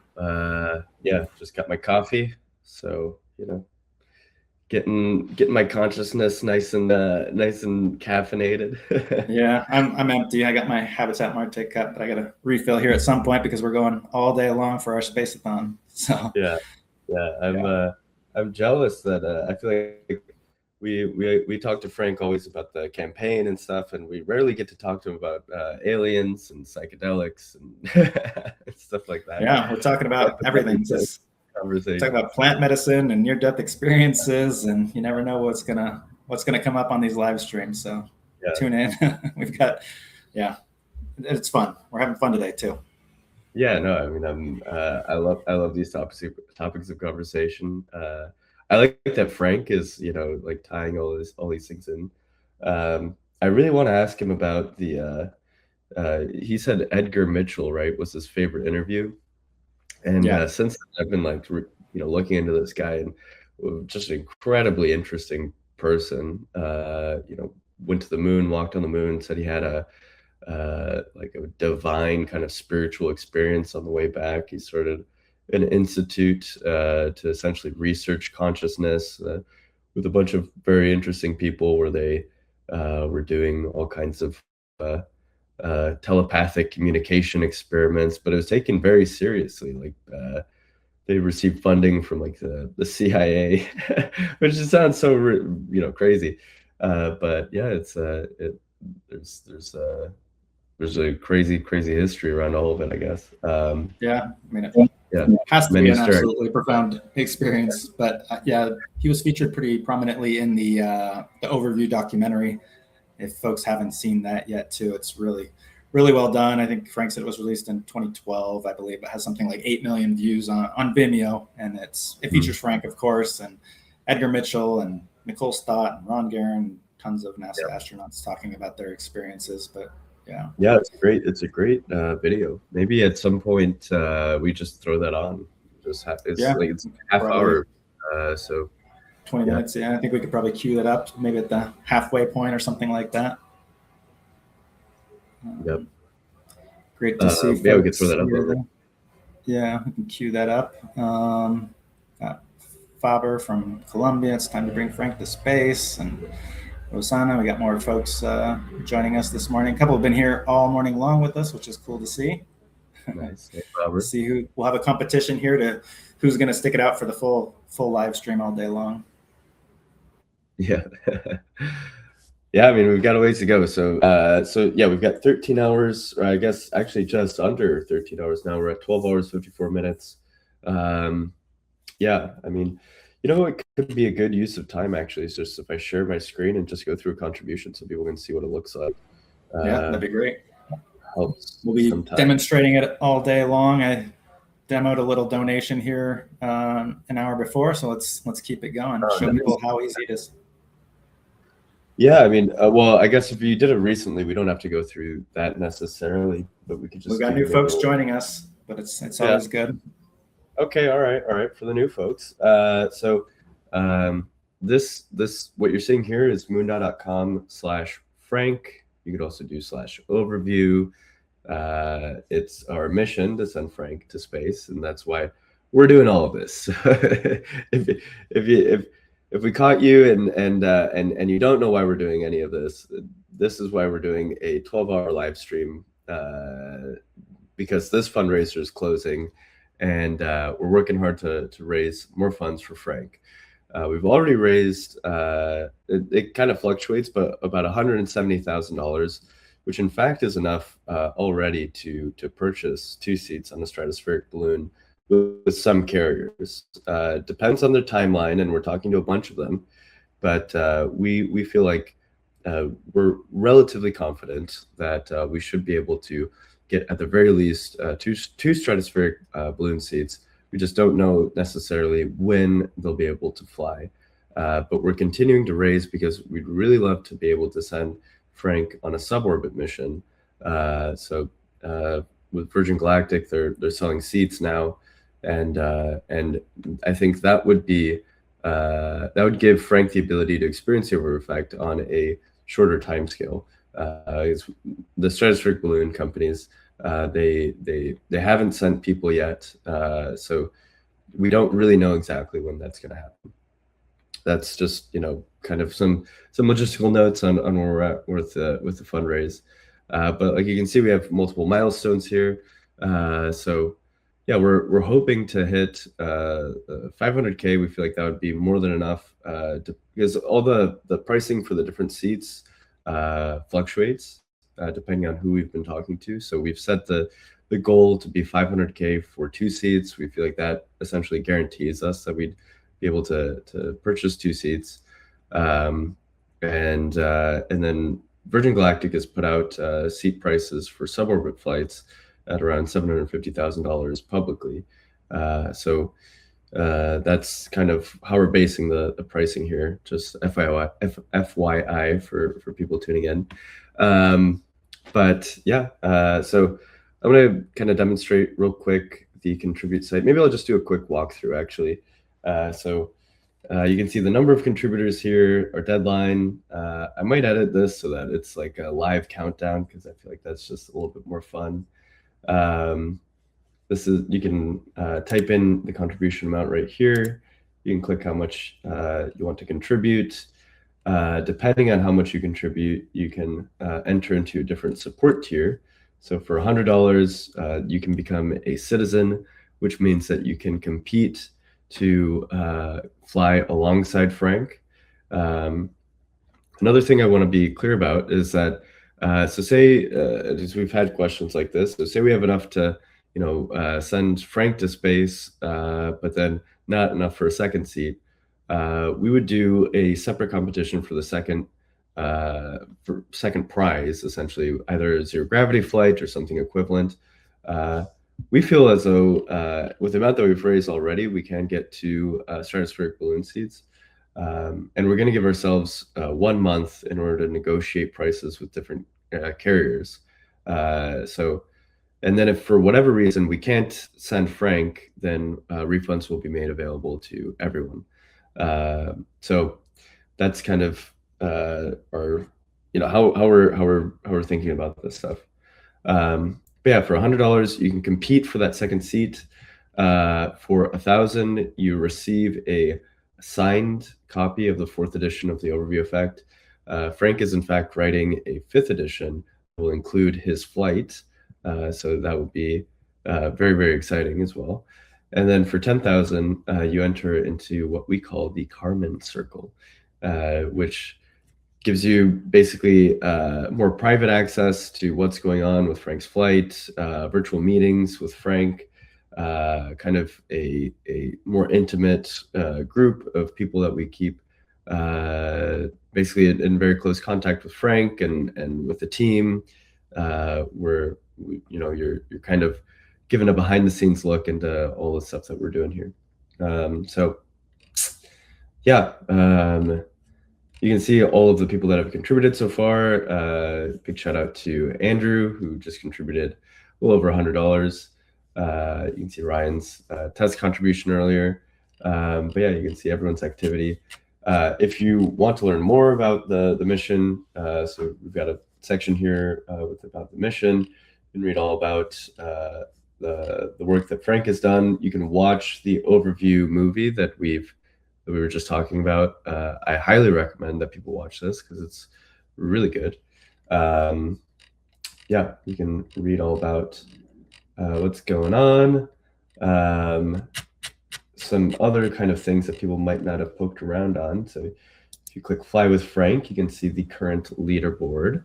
Yeah, we actually just had a question too in the chat about how do we compete. So this is a good segue into the actual, again, donating the $100, you can become a citizen and participate here in this leaderboard and in the competition process. So if you want to run through that again, Pablo, I think it would be good to emphasize. Definitely. Okay, so yeah, we'll go through the entire flow so you guys can see it right here. So all right, So I'm gonna pretend to be someone that wants to compete for the second seat with Frank. So first, I'm going to put in a contribution for $100. So what that means is I will be able to become a citizen for free after I contribute. So click this contribute button here.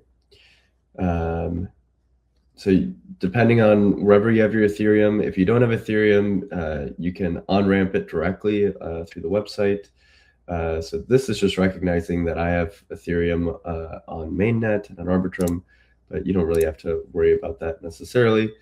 So let me just explain what's going on here. So for a $100 contribution, I am receiving 43 overview tokens. And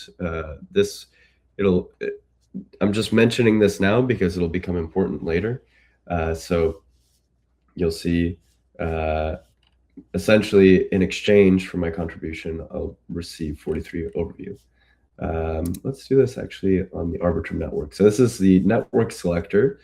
If for whatever reason you can't contribute on Ethereum, maybe try Arbitrum, vice versa. These are just different networks basically where you can contribute funds. So depending on where you have Ethereum, you select one that you have Ethereum on. Once again, type in 100, get 43 Frank to space. This tells you basically, hey, you're contributing $100. There's a small gas fee on the Arbitrum network. It's essentially less than a penny, which is very cool. That's why we use this technology. It's very cheap. It's instant. Anyone from any part of the world can use it. You type in your email. So this is so that we can get in contact with you about any updates about the mission, refunds, or anything like that. You can subscribe to the newsletter if you'd like to. And then terms and conditions, click yes, and then you can contribute directly. All right, so this will send a transaction into your wallet. So I, for example, have connected an external wallet. We also have embedded wallets on the website that we create for you.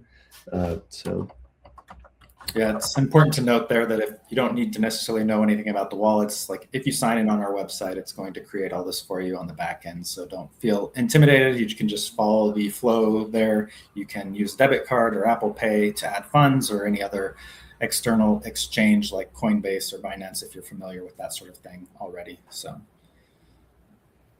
Right. So there we go. I just contributed 100 words. So let's go. That is step one, right? So now in my wallet, I've received 43 overview tokens. So keep that in mind. However, I'm not a citizen yet. And you need to be a citizen in order to compete for the second seat. So what we're going to do, okay, actually, let me sign out real quick because I already am a citizen. So it's not going to show up in the same way that it would for you. So I just signed out. By the way, this is the sign in, sign out button up here. So if you don't have an account, you can create one with an email, any other socials. But yeah, we're going to go over here to citizens and then click become a citizen. So this gives you essentially by becoming a citizen, you're not just competing for this flight, you're also entering into the Moondog community. And that means that you have access to a dashboard that essentially has a voting platform built in, so you can vote on different things within the Moondog community. We basically emit grants every quarter to different projects, and you can vote between those projects. You can network with other companies. So there are companies that are part of the network that post jobs, that post discounted sales. So they put stuff on the marketplace that we have. And then also you can submit proposals to have your project be funded. And you can also submit contributions. So this can be anything that furthers our mission. You can get rewarded for adding those contributions into the community. You get special access within our Discord. This is basically like a passport that gives you access to a bunch of cool things within our community. And yeah, it's a yearly subscription. But yeah, if you contribute, then you'll get this for free. So you'll click become a citizen. It's a whole global network too. We've got over 190 citizens from 34 plus countries. So it's truly a global effort, a citizen space program. Right. Let me just. So I'm already signed in as a citizen. Let me just refresh real quick. I signed out, but it thinks that I'm still a citizen. So let's see. Here we go. Click become a citizen. Yeah. Okay. It knows that I'm already a citizen. But anyways, if you were to go through this, actually, let me try signing in with a different social that I haven't used before. Thing is, I feel like for testing reasons, I've used essentially all of these. Maybe I haven't signed in with GitHub before. Okay. No, I have signed in with GitHub. You've used them all, Pablo. I've used them all. I really have. Yeah. But essentially, if you donate, you can just go to this same page and go through the flow. It's pretty quick and easy. It'll be just basically adding a profile picture and your email address, and that will create your citizen profile and allow you to participate in this competition and everything else that we're doing at Moondown, which has been things like zero gravity flights, or what Pablo mentioned about projects and rewards. All that's accessible to you. We're not going anywhere after this initiative to send Frank to space. Our efforts are going to continue. We're in the middle of a quarterly project cycle right now. For instance, our community members are voting on the projects that they want to see funded and move forward here in Q2. So that's just one example of a citizen space program that is, governed by the members. Andrea says, all right, let's explain the competitive part. So, all right, so we're just going to recap real fast. You have contributed to Frank's mission. You've become a citizen. And again, like Ryan said, this is a pretty quick, straightforward flow. So now what you're going to do as a very important third step is you're going to go click on the Fly with Frank leaderboard. So this is essentially a page where you can look up different citizens and then back them with the overview tokens that you've received for contributing to Frank's flight. So I'll say that one more time. So you contribute to Frank's flight, you get overview tokens, and then you can go to this page and then you can search any citizen within the network. So except for Frank, Ryan, and myself, because we've removed ourselves so that people can, because we're helping put this together. But let's say let's try Faber. I feel like, yeah, there we go. So you can look them up right here and find a citizen. You can click on that, and then you can back that candidate, and then it will basically record your overview balance and then put that in as a backing for that citizen. And so that's what you see when you see like five backers, stuff like that. That means there's 5 people that have backed that citizen with their overview tokens. And we have multiple rounds in this competition. For this first round, you have to be in the top 25 people. So there's a cutoff here. RIP to some of the people that have not made it beyond that cutoff. But of course, they can try to get more backing or increase their contribution and back themselves. It's not over yet. You have 13 hours. So yeah. So right now, it looks like the cutoff is around 24 overview, and we have, I believe, let's just check real quick. I think that's around $60. So if you're already a citizen and you contribute $60, you can just squeak by right now. Yeah, so it gives you 26 overview. But if you're not a citizen and you'd like to become one with your contribution, then by contributing $100, you automatically become a citizen, and then you can back yourself, and then you're in the running. So yeah, Andrea, happy to hold your hand if you have any questions. You can just post them there in the comments or open up a ticket within our Discord. But yeah, we'd love to have you in here in the competition. And for anyone else listening who's interested, they can follow those same steps. So, and I'll repeat it one more time because I feel like repetition helps here. So step number 1, you contribute to the campaign. You go to moondow.com/Frank. If you're not a citizen, you can just put in $100. That will get you a citizenship for free. Afterwards, you go and you click citizens, become a citizen. You go through this flow. It's pretty quick. And then last step, you click Fly with Frank leaderboard, and then you back yourself or another citizen. You don't have to back yourself. You can back whoever you'd like, whoever you think deserves to go to space. So yeah, awesome. It's probably the best odds of going to space that you'll encounter. You know, it's we have a small but active community, but yeah, it's a real opportunity here for a second seat. And if you've always said you wanted to go to space, definitely throw your hat in the ring.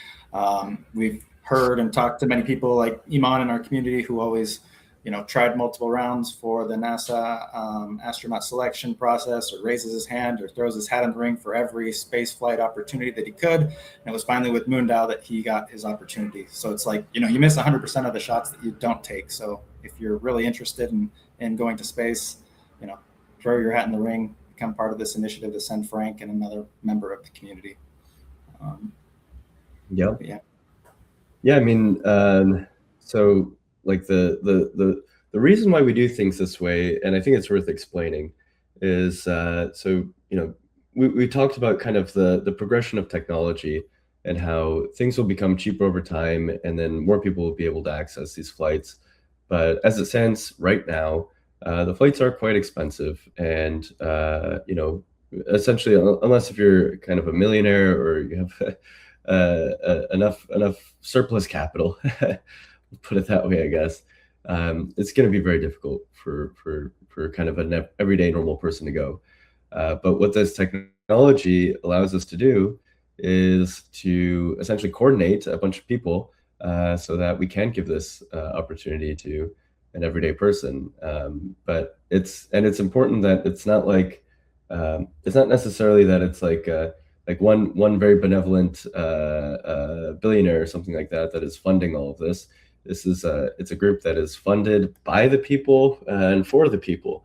So we're we're kind of just a bunch of individuals from all over the world that can contribute a little bit, and then together we're able to do things that usually only a millionaire can do. So I find that very cool. It's like it's fun that we can all get together and work on these things and have fun doing it. So yeah, it's Totally. The internet space program. The internet space program by for the people. Like let's go, people. Send Frank to space. Andrew saying here in the chat, this is his 14th try going to space. You just gotta keep at it, as Eiman showed us, and as we're showing here with Frank, it's never too late. Together we can have a big difference. Power to the people, Andrew. Andrea does have a question here about whether you have to be 18 to go to space. Generally speaking, yes, that is the case. And to be a citizen or to use any of these platforms, I mean, legally you need to be over 13 for sure, but generally with the space flight providers, you need to be over 18, and that is part of our terms and conditions there. So yeah, good question. Anyone have any other questions? Obviously, just keep them coming in the chat, and we're happy to provide support throughout the day. Looks like we have Rachel in the green room. I think Frank, I'm not sure if he's stepped away or if he's here with us. Frank, if you're with us, turn on your camera and we'll add you up here. There we go. Okay. There we go. We got Frank and Rachel up. We got Rachel too. Hey guys. Hi, good morning, good afternoon, good evening. I'm guessing there's people from all over the world here. So hi everybody. Hi, Rachel. Hey. How are you and where are you in the world? I'm doing great. I am sitting in my kitchen in Colorado.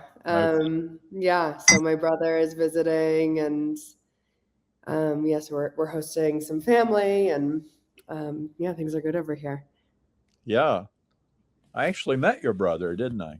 Yes, you did. You did. On the way back from some event. I don't know. Yes. Anymore. It was in Boston. So Yeah. I think I can't remember, Frank, were we on the same flight or something, but we were in Boston and my entire family came. Right. And we had lunch with Frank. Yeah. And that was a really significant moment for me because I've known Frank since 2015. And the reason that I even can remember the year is because you signed the Overview Effect for me, Frank, and you wrote 2015. But that was my first year in the space industry, and that was the year that I fell in love with space. And I didn't know about the Overview Effect, but I went to a conference in the Boston area, and I remember you speaking and me just being really awe-inspired by what you shared about the Overview Effect and this experience that happened to astronauts. And I was in college at the time, and obviously, Frank, we've talked about the story a lot, but I was so amazed and excited by what you shared. And like, it was so inspiring to me that I felt really in touch with my own dreams of becoming an astronaut. And so I went up to you afterwards and I was like, Frank, I loved everything that you said so much. That was amazing. And I want to be an astronaut.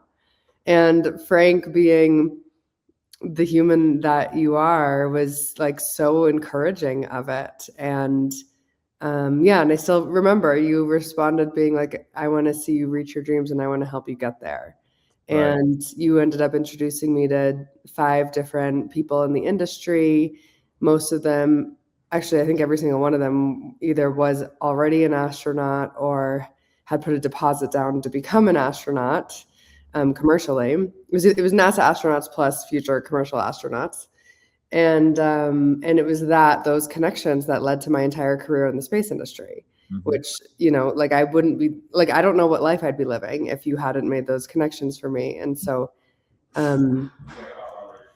And I have to move locations, but I just share that because that's who you are, Frank, and for anyone who's tuning in, Frank is just so generous with his time, with his energy, with his resources, with his connections.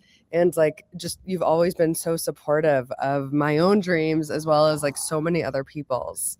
And so when I heard that you were doing this, Frank, like helping or that Moon Dao was helping you to get to go to space. I think it's just so brilliant and so exciting, and like no one deserves it more than Frank, because you've devoted your entire life to this mission of the Overview Effect, like decades and decades and decades, and before I was born.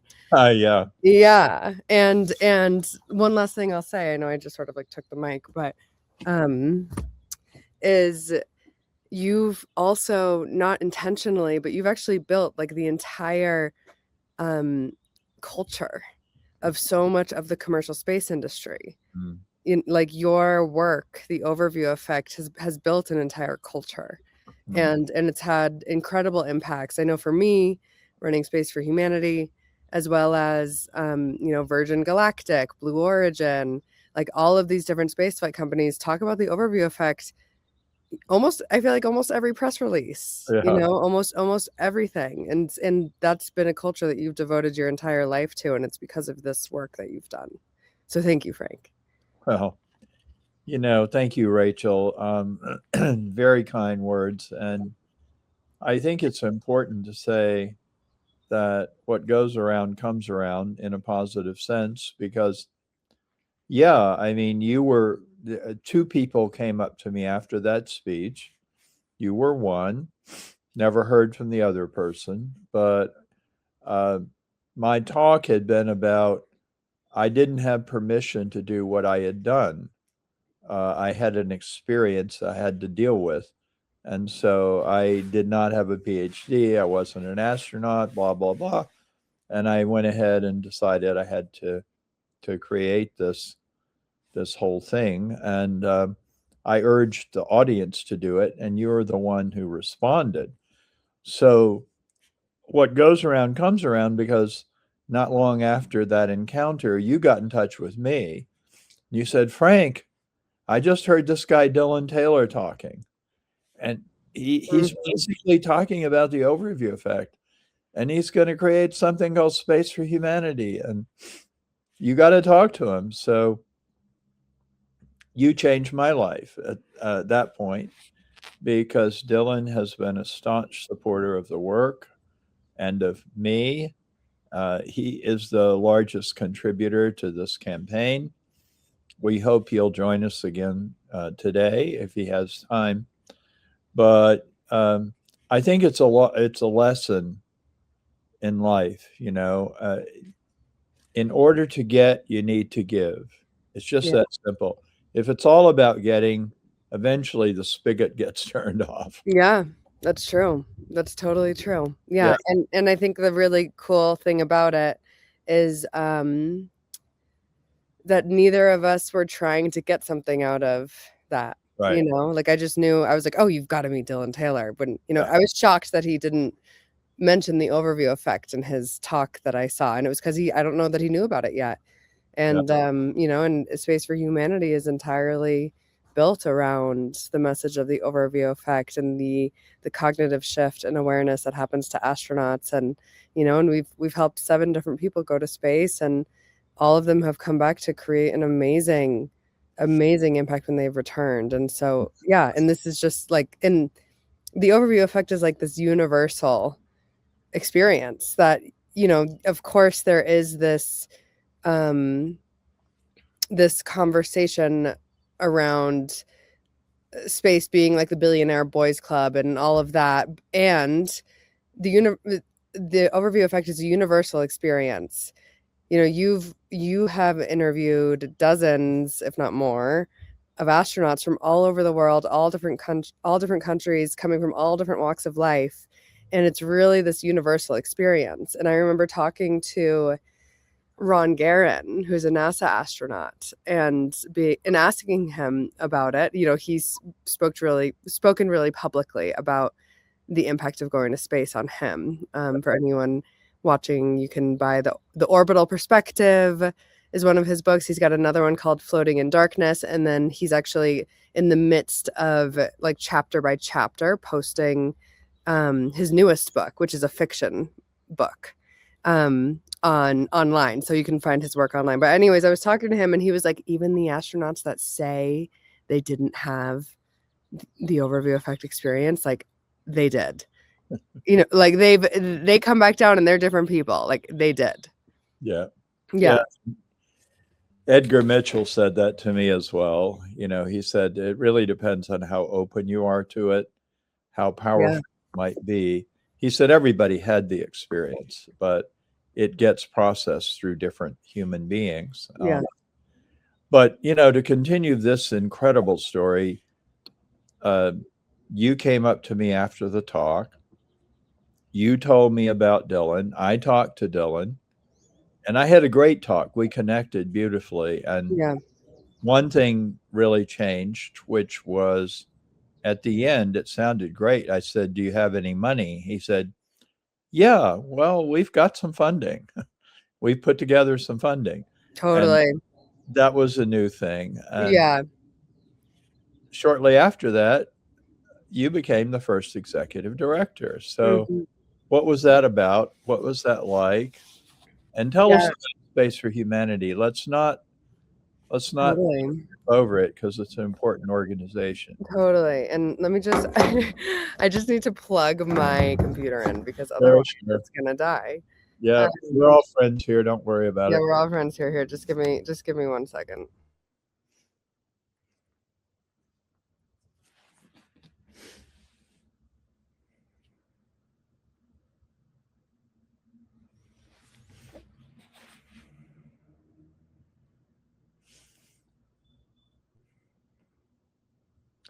You know, while Rachel's plugging her computer in, I'll just say that Space for Humanity is a premier nonprofit. Space for Humanity is a premier nonprofit for doing something I realized when I wrote the first edition of the book, which is we can use space exploration to change consciousness. So, Rachel, how has Space for Humanity done that? Yeah. So Space for Humanity was founded in 2017 by Dylan Taylor. For anyone who does not know Dylan, he's commonly cited as the most active space investor in the world. He is the founder of Voyager Space Holdings, and he founded Space for Humanity as the philanthropic arm of his work. And so in 2017, actually from connections that Frank made for me, I happened to be in the audience at the New Space Conference when Dylan first announced Space for Humanity. And he announced this mission of sponsoring people from all over the world, all different walks of life, to go to space so that they could have the shift in consciousness that happens to astronauts and, you know, see the world as an interconnected web, you know, expand their sense of identity and see that we're all part of something so much greater. You know, go from having an identity that's just an individual or a family or a region to actually having one that's planetary or even cosmic. And so that's really like the foundational philosophy of Space for Humanity is let's expand our sense of identity, because that's actually how this is put simply, but like that's actually how we become one.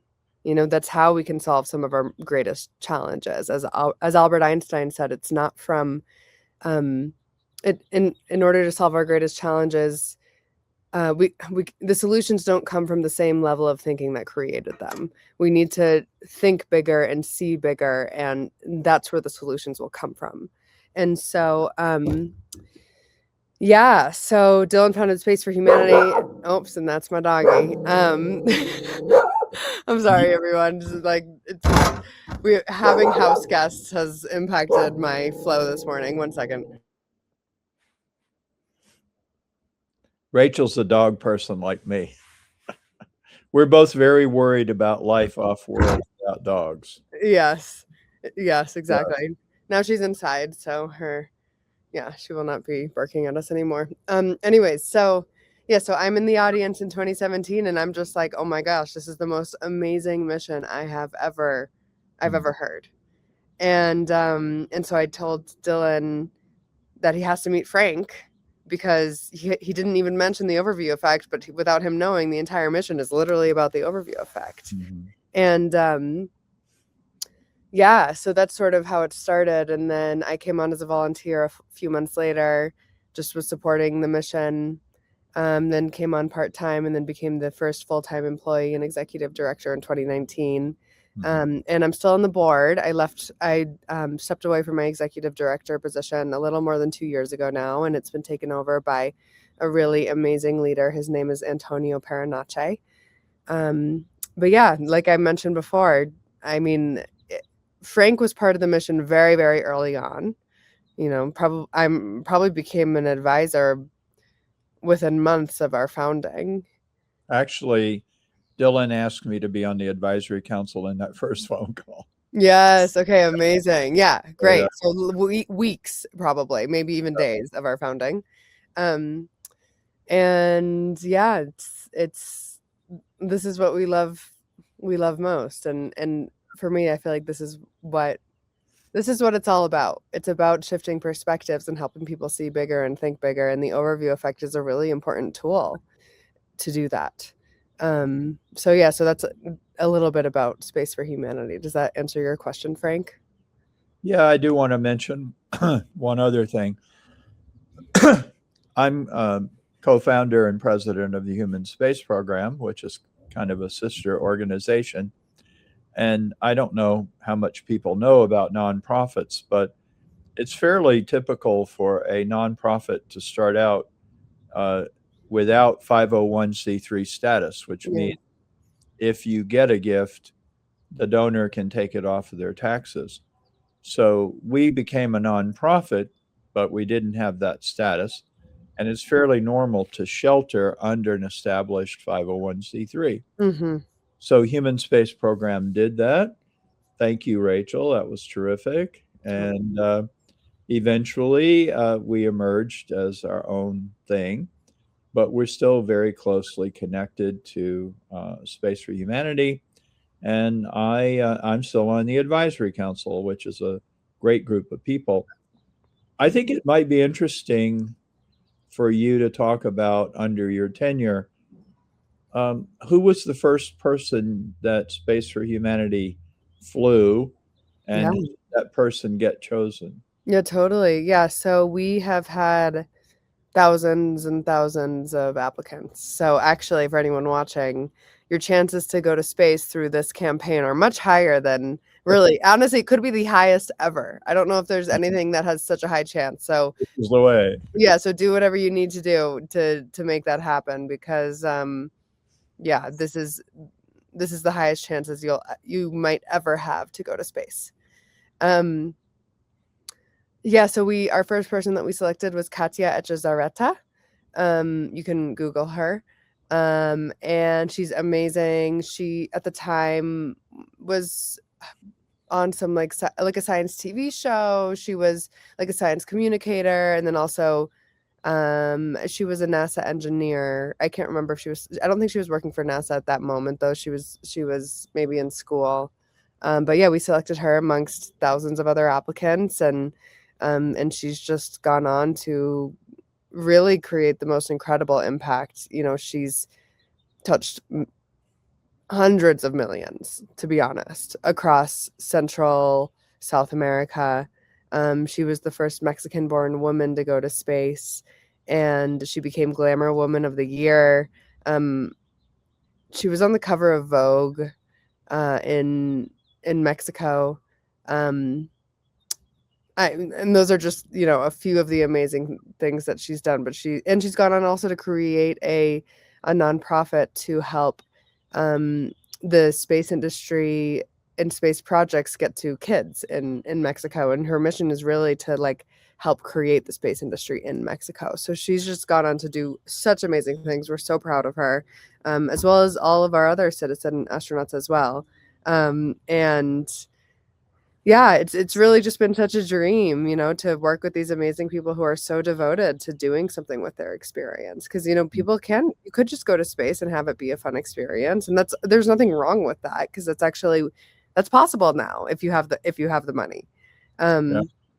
And you know, I think most of these people that I'm thinking of, the people that we've supported in going to space, the people who have gone to space, it's like they're not going just because it's cool. Like they're going because they want to do something with it, and they're committed to this new perspective. And yeah, and that's what you brought, Frank. And I think of like Sarisha Bandla, who went to space with Virgin Galactic on one of their like very first test flights. This was maybe either 2020 or 2021. And she was an employee at Virgin Galactic, but she said that the experience took her months to process and to make sense of. And, and sometimes that process actually never ends for people. But I do think, Frank, that your work with the overview effect really normalized that. Like that this actually is something that we get to spend time with. And really it's like a sacred, special experience to get to have access to, and it doesn't need to all make sense right away. And that's the other thing that's really cool is the astronaut community, both NASA astronauts and commercial astronauts, as well as astronauts all over the world. They're very supportive of each other. Like Dylan has this really interesting story of after he went to space, NASA astronaut Scott Parazynski, he was there and watched the flight, and he said Scott came up and like looked him into the eyes, and he was like, "Yep, I can tell. Like you've got the look. You've been to space," and like that's a really common thing of like it really does shift something, and there is like a perhaps recognizable sparkle in someone's eyes after they see the Earth from space, and that it's also been really amazing to see how supportive much of the astronaut community is in helping people like make sense of the experience and integrate it. Yeah. I think a couple of comments I'd make on that. Kat, at some conference that I heard her speak at or some event, she said that after she came back, she started being asked to give talks, and she was emphasizing, to kids, you can do what I did. Don't give up on your dreams, that kind of language. And a child came up to her and said, I want to be just like you. And she had a recognition that it really wasn't possible with the current infrastructure in Mexico. And she put aside other things to create that nonprofit you mentioned. So people often ask me, do people really change afterward? And yeah, they do, because they come back with a greater sense of responsibility to the people of the Earth. Yeah. The other thing that I would say that Kat told me when I interviewed her was that she came back after the flight. She felt pretty normal. She got on an airplane to go home. She looked out. She saw a part of the Earth she had seen from her suborbital hop. She started crying, and she cried.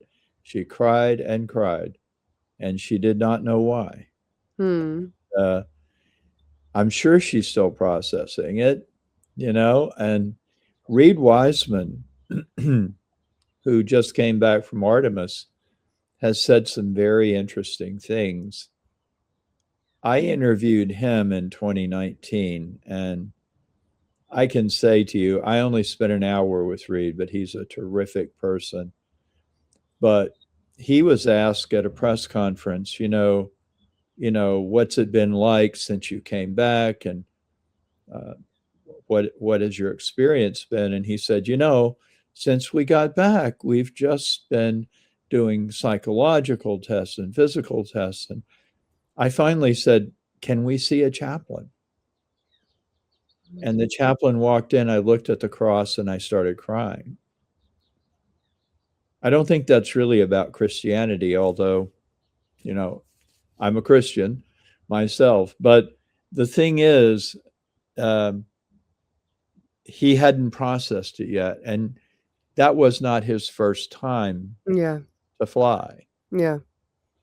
It's a powerful thing. It's a powerful experience. It really is.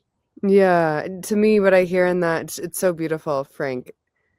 Yeah, it's like standard testing in the NASA procedures don't actually cover the more spiritual aspects of the experience. Even if someone doesn't even identify as spiritual, like, you know, maybe there's a different word for it for them, but either way, the NASA standard procedures don't cover that. And it sounds like to me, maybe whether it's about Christianity or not, I think he did say, like, I think he said I'm not a Christian when he was sharing that story. Yeah. But it's, to me, I hear like, it's like it's about being part of something so much bigger. Mm-hmm. And, you know, knowing that we are like a precious, sacred part of something so much greater. Yeah. And maybe, this is my guess, is like when he saw that cross, that's what he felt, is like that beautiful part of many religions. I think, as I was, I've said this before, Rachel, you probably heard me say it. I don't know what I think till I write a book or I write a paper or I talk to GPT-5. I'm learning a lot from GPT-5 about what I think. You know, as I've written about, the question of, is the overview effect a spiritual experience? Well, that largely depends on how you think, what you think that term means, that word. But one thing I see in spiritual people and spiritual practices and in religion is you recognize you're part of something greater than yourself. And astronauts recognize that. And there's just no question that it's almost impossible to see the Earth from afar and see it against you know, we ignore this a lot, but you see it against the backdrop of the cosmos. Yeah. So you see it from space and in space, and you get both. You get a sense of the Earth, but also you get a sense of the universe. And there's a researcher named Dina Weibel who's been interviewing astronauts about looking out into the universe, and she calls it the ultra view effect. And the truth is, I think the overview effect encompasses the ultra view effect to some extent, in that it's not just that you see the Earth, no borders and no boundaries, a very thin atmosphere and so on, but you realize that's all we've got. There's no lifeboat. There's nowhere to go where we can live comfortably except right here. It's a profound realization of who we are and where we are in the universe. Yeah. Yeah, and that makes me think about a space company that I've been working with that was founded by a commercial astronaut who basically just went to space because it was an experience that they could have, and you know, just didn't have any big expectations about it, and now has completely devoted his life to investing in the space economy, because when we move many of these technologies off planet and much of this industry off planet, it actually is what's best for the longevity of our planet. And and so it's interesting how it really does, it's like shifts something in people. It shifts their priorities, and we can see that in the actions of a lot of people who have been to space. Yeah, that's true. And I think I know who you're talking about, but the point is that sometimes people with the least expectations have the biggest impact. And that was true of William Shatner as well. But we only have a few minutes. I want to talk about what you're doing today, because I recently heard you speak at New Worlds, and I thought, you know, Rachel's getting deep into this. She is really advancing her thinking and our thinking about space exploration. And just tell us, after a tremendous tenure as executive director of Space for Humanity, what have you been doing? Yeah. Thanks, Frank. Thanks for asking. So yeah, one thing that I realized while I was executive director of Space for Humanity is that for me, the reason that I love the overview effect, the reason that I've been so passionate about this mission is because my biggest passion is about human transformation and about helping people grow, evolve, see bigger, think bigger, see that we're part of something so much greater. And the crazy thing is that there's so many tools for us to be able to make that happen. There's so many tools to help people grow as a leader, evolve, shift perspectives. And so while I was executive director of Space for Humanity, I very intensely devoted to my own growth in that way, because I knew that was the only way I'd be able to bring this mission to fruition, was if I knew that the person that I was when I started wasn't going to be the person who brings this mission to fruition. And I had to do everything I can to grow past anything that was getting in the way internally, any challenges, any dynamics. I had to devote myself to growing and growing past. And so when I chose to walk away from Space for Humanity, I decided that I was actually at a point in my own growth and evolution that I was ready to give back. And so since I left Space for Humanity, I've been working with executives, founders, directors of missions, as well as just rising leaders who feel passionately that they want to make a difference in the world, in a mostly one-on-one capacity. So the simple way to put it is executive coaching. Mm-hmm. Most of my work is with women, but I work with men as well. I think that, I think that my interpretation of the overview effect and of Space for Humanity's mission is that it's inherently feminine, because it's about, I don't know if you'd agree with that, Frank. I'd actually be really curious, but it's about the interconnection of all of us. Mm-hmm. And to me, interconnectedness is actually a gift of the feminine. It's a gift that oftentimes, that I think it doesn't mean it's just from women, but it's more of a feminine perspective. And so I believe that in this world that was made by men and for men, but ultimately isn't really working for anyone. It's not working. It's not, the current systems aren't working for any of us. We actually need an embracing of feminine aspects to create a really healthy world. And so a lot of my work has been devoted to working with women, supporting them in embracing all that it is to be a woman in this world, in this male-dominated field. And I also have a few male clients that I love working with as well. So that's been most of my work, and I just I fall in love with it deeper every day. The people that I work with are incredible. The work that they're up to is incredible. It's just amazing to get behind a leader that I admire and support them in being the greatest leader that they can possibly be, and living the greatest life that they possibly can. Yeah, and I think you're doing very important work, because Loretta Whitesides is also calling us out on that. Yeah. But, okay, so you go live on Mars. Great, you're on Mars. Are you going to act the same way you did on Earth or not? Yeah. Or are you going to be a different kind of person? Is it going to make a difference that you see the Earth in the sky every day? Yeah.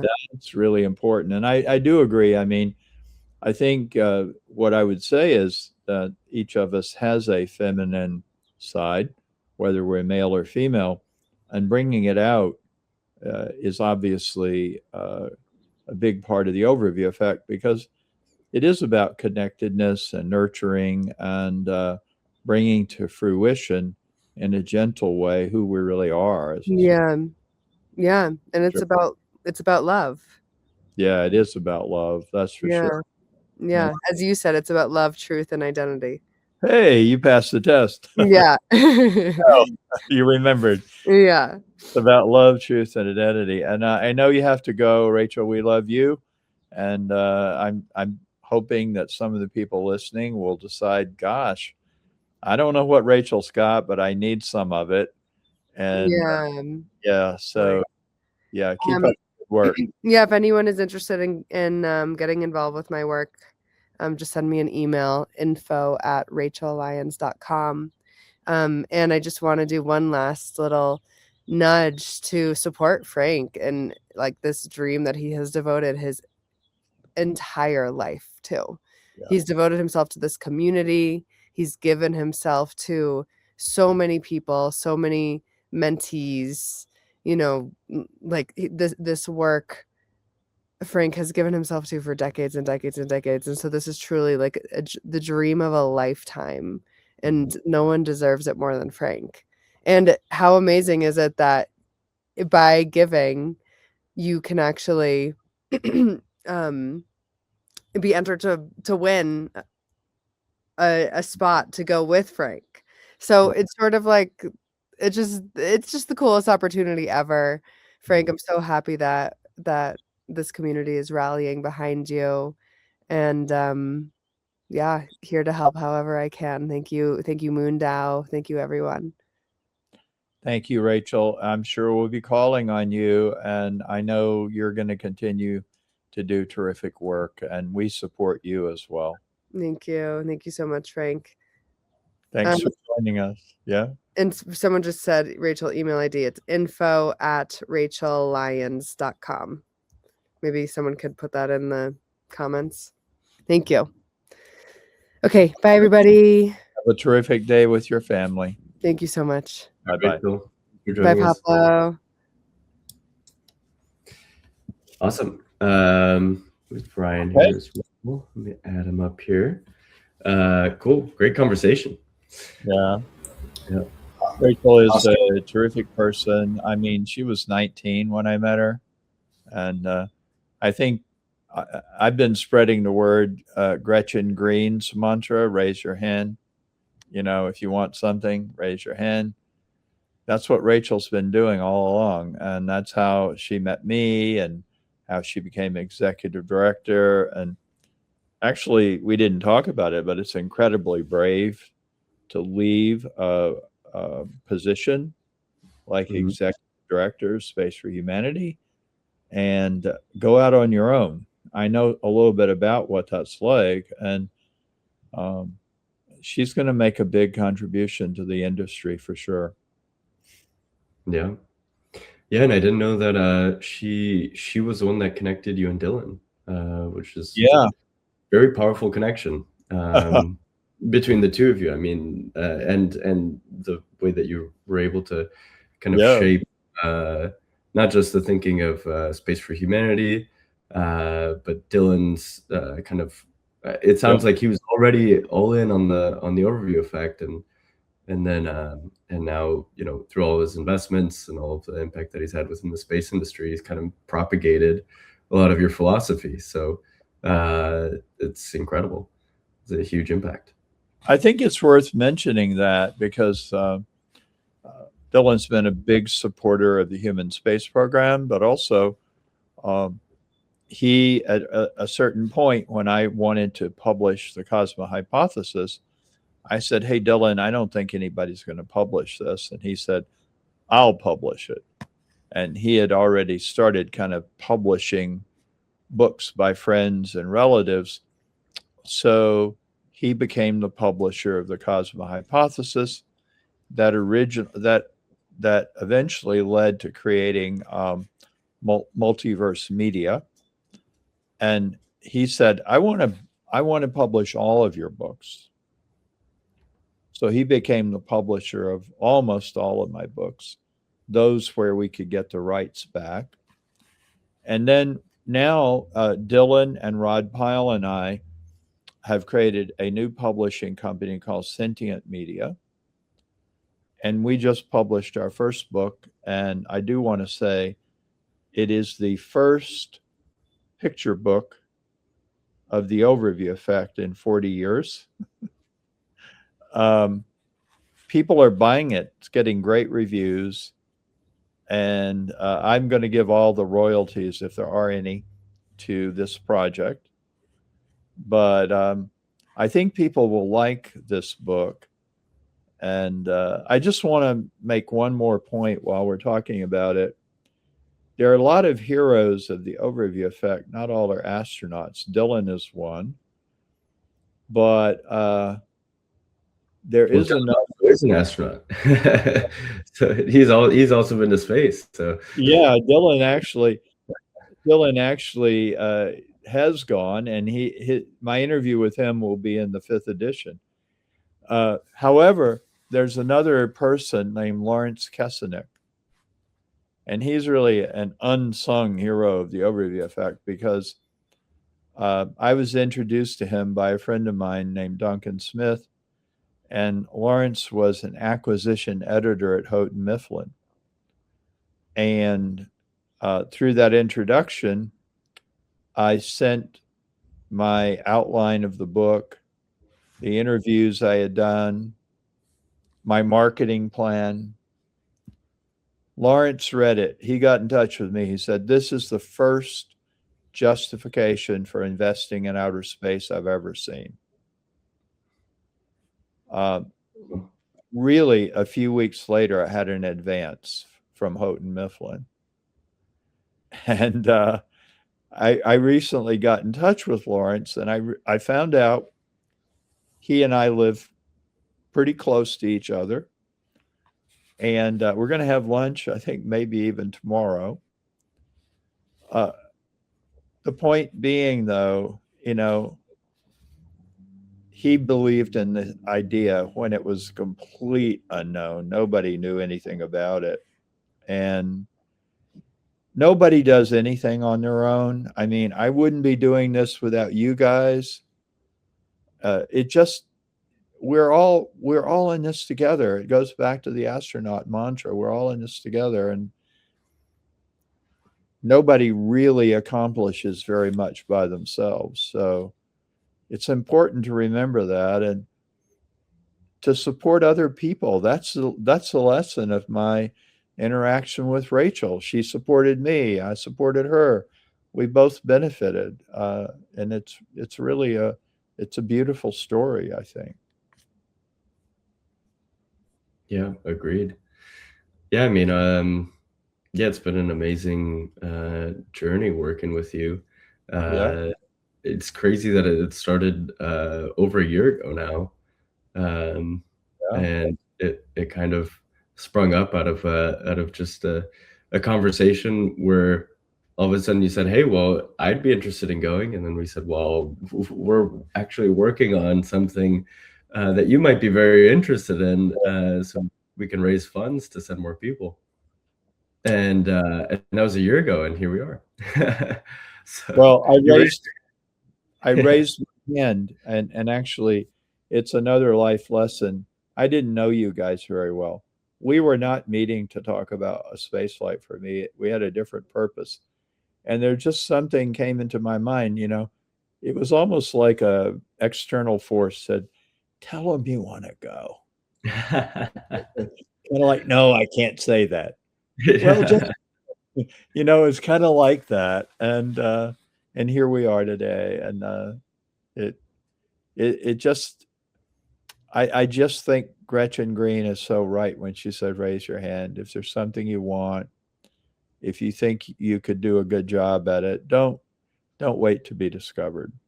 It doesn't happen that way usually. Yeah. Yeah, there's another quote that's in a similar vein from Steve Jobs. It's like the difference between people that succeed and people that don't is often just that like some people pick up the phone and they make the call. Yeah. And they ask. And other people are maybe just even too scared to raise the question. And oftentimes that's all the difference that there is. Some people ask for it, other people don't. Well, I think,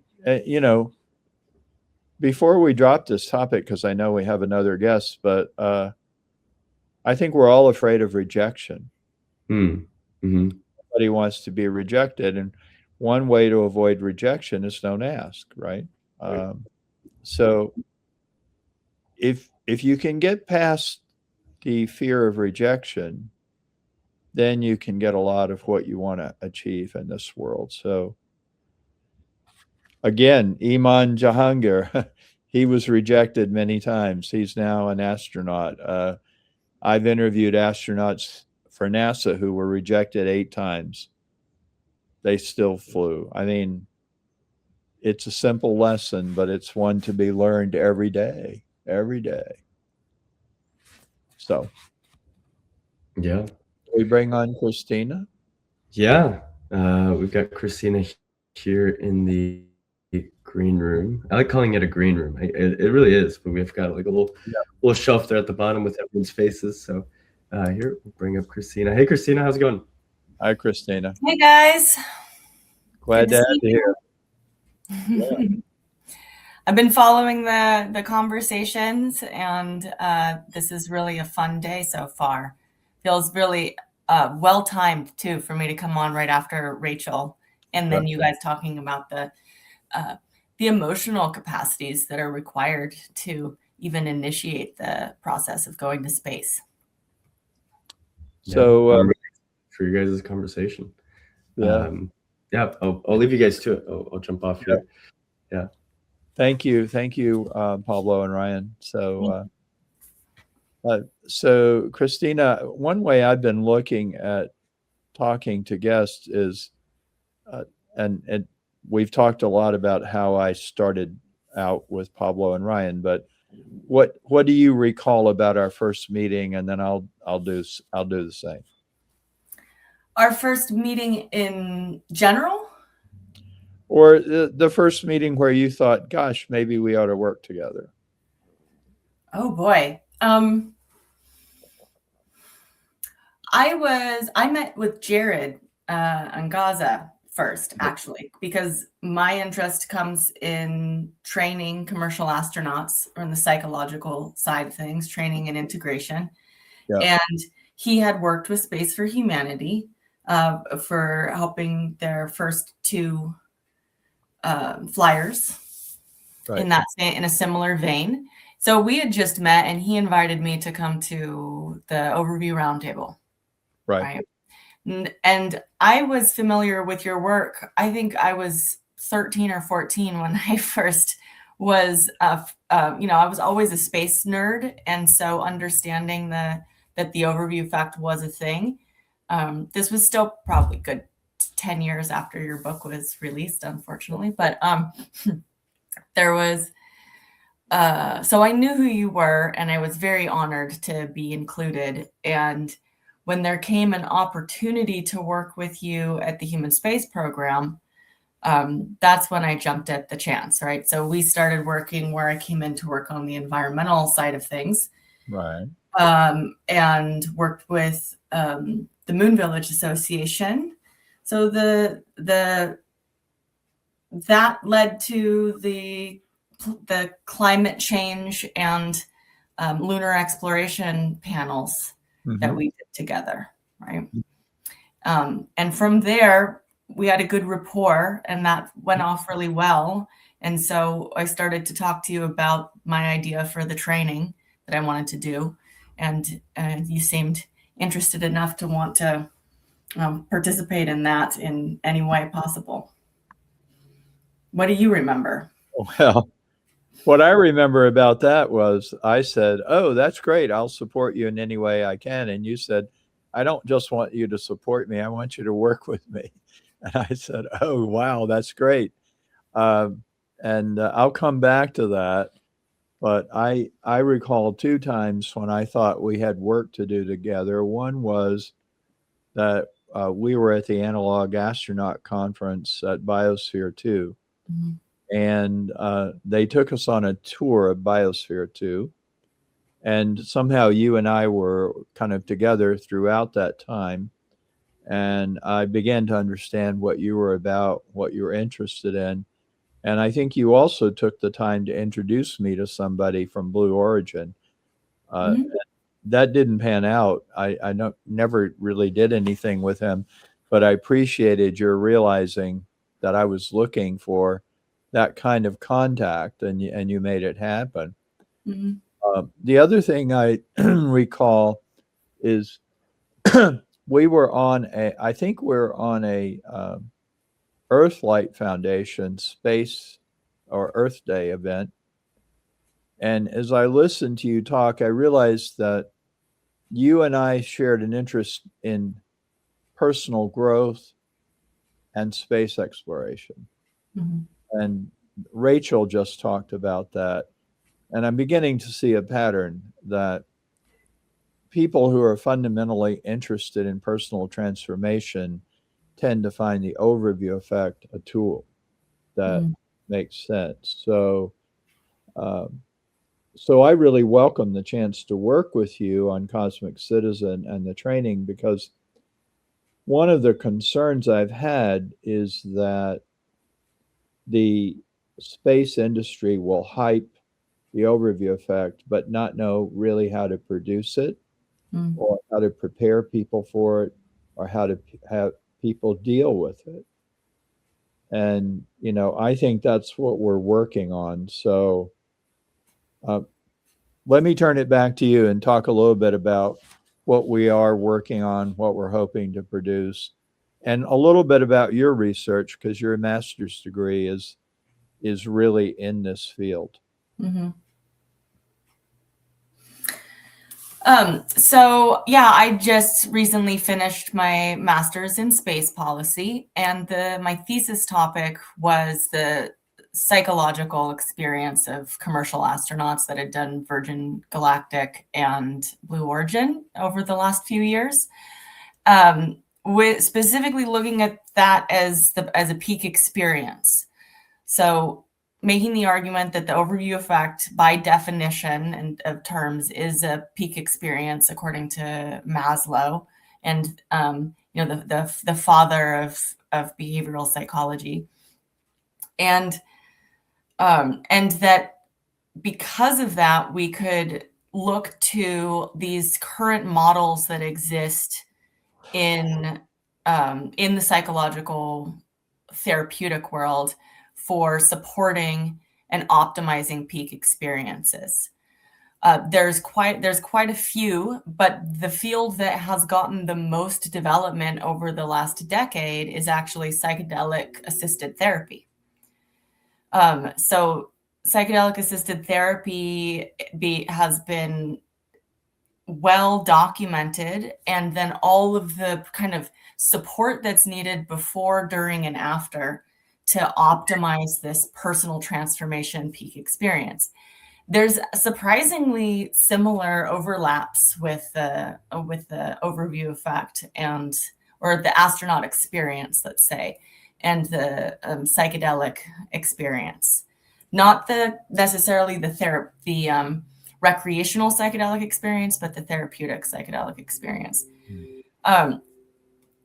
And things like the suddenness of it and the weightlessness also add to kind of the physical sensations that you don't necessarily have when you compare it to like meditation experiences.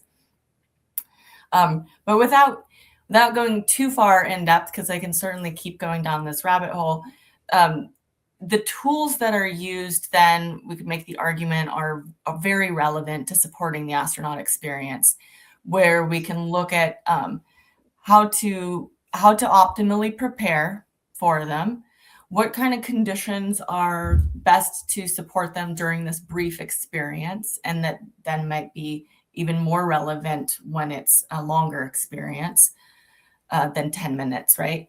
And especially the integration piece, right? Because the flight providers, they do a few days of preparation, and then there's a strong variation of what flyers choose to do for themselves as they look for things to help them prepare. But the emphasis is usually on a physical preparation and orientation and safety, right? And then the integration piece is completely left out for flight providers, aside from having like a party afterwards and celebrating or giving you a little bit of quiet contemplation time. And it's really in the week to months, especially afterwards, that you can use some support. So I've been wanting to support flyers through this experience, given my background in personal development work and supporting people through personal transformation.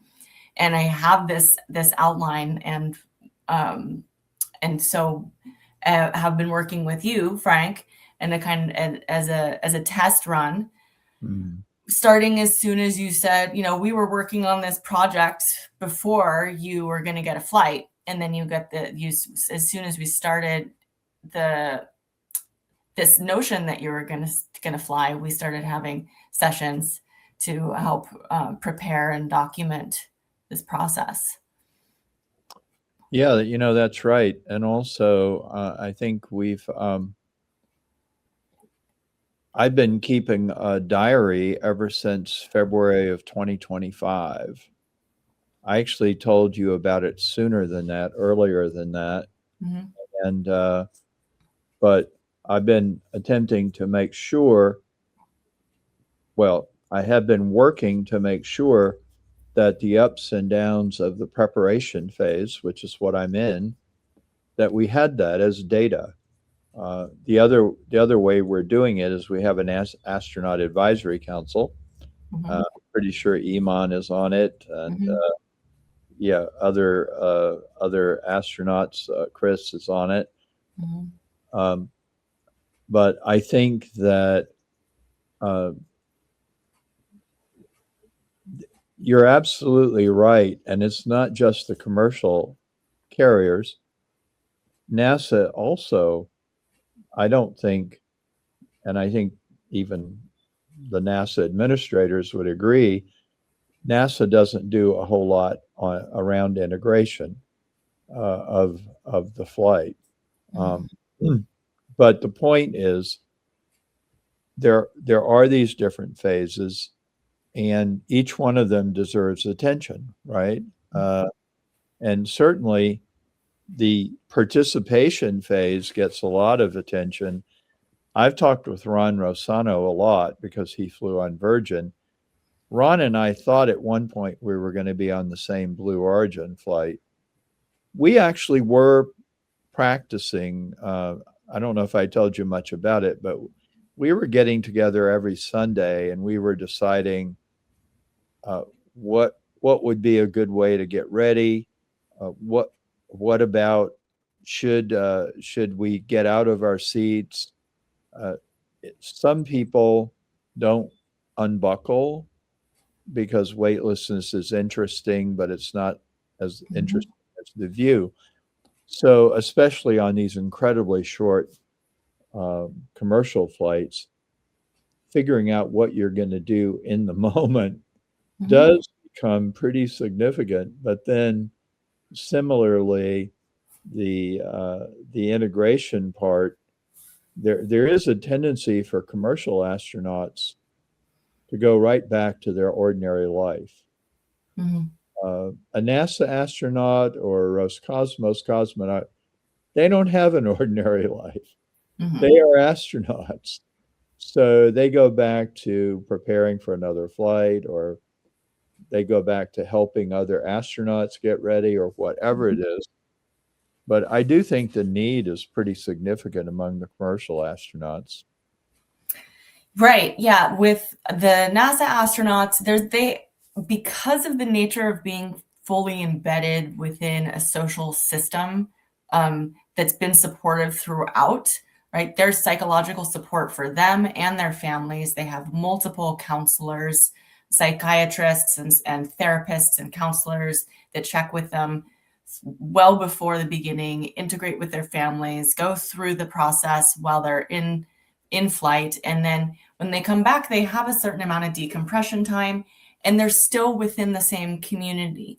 What's usually really jarring for people, for commercial flyers, is this phenomenon where you go from your normal life the people who are in it and the job that you have and your routine, and you completely break from that for this very special week where everything you do is different, and it's with your crew, basically. So you're training with people, you're sharing then this profound experience with a few people that is something that it marks and changes your life.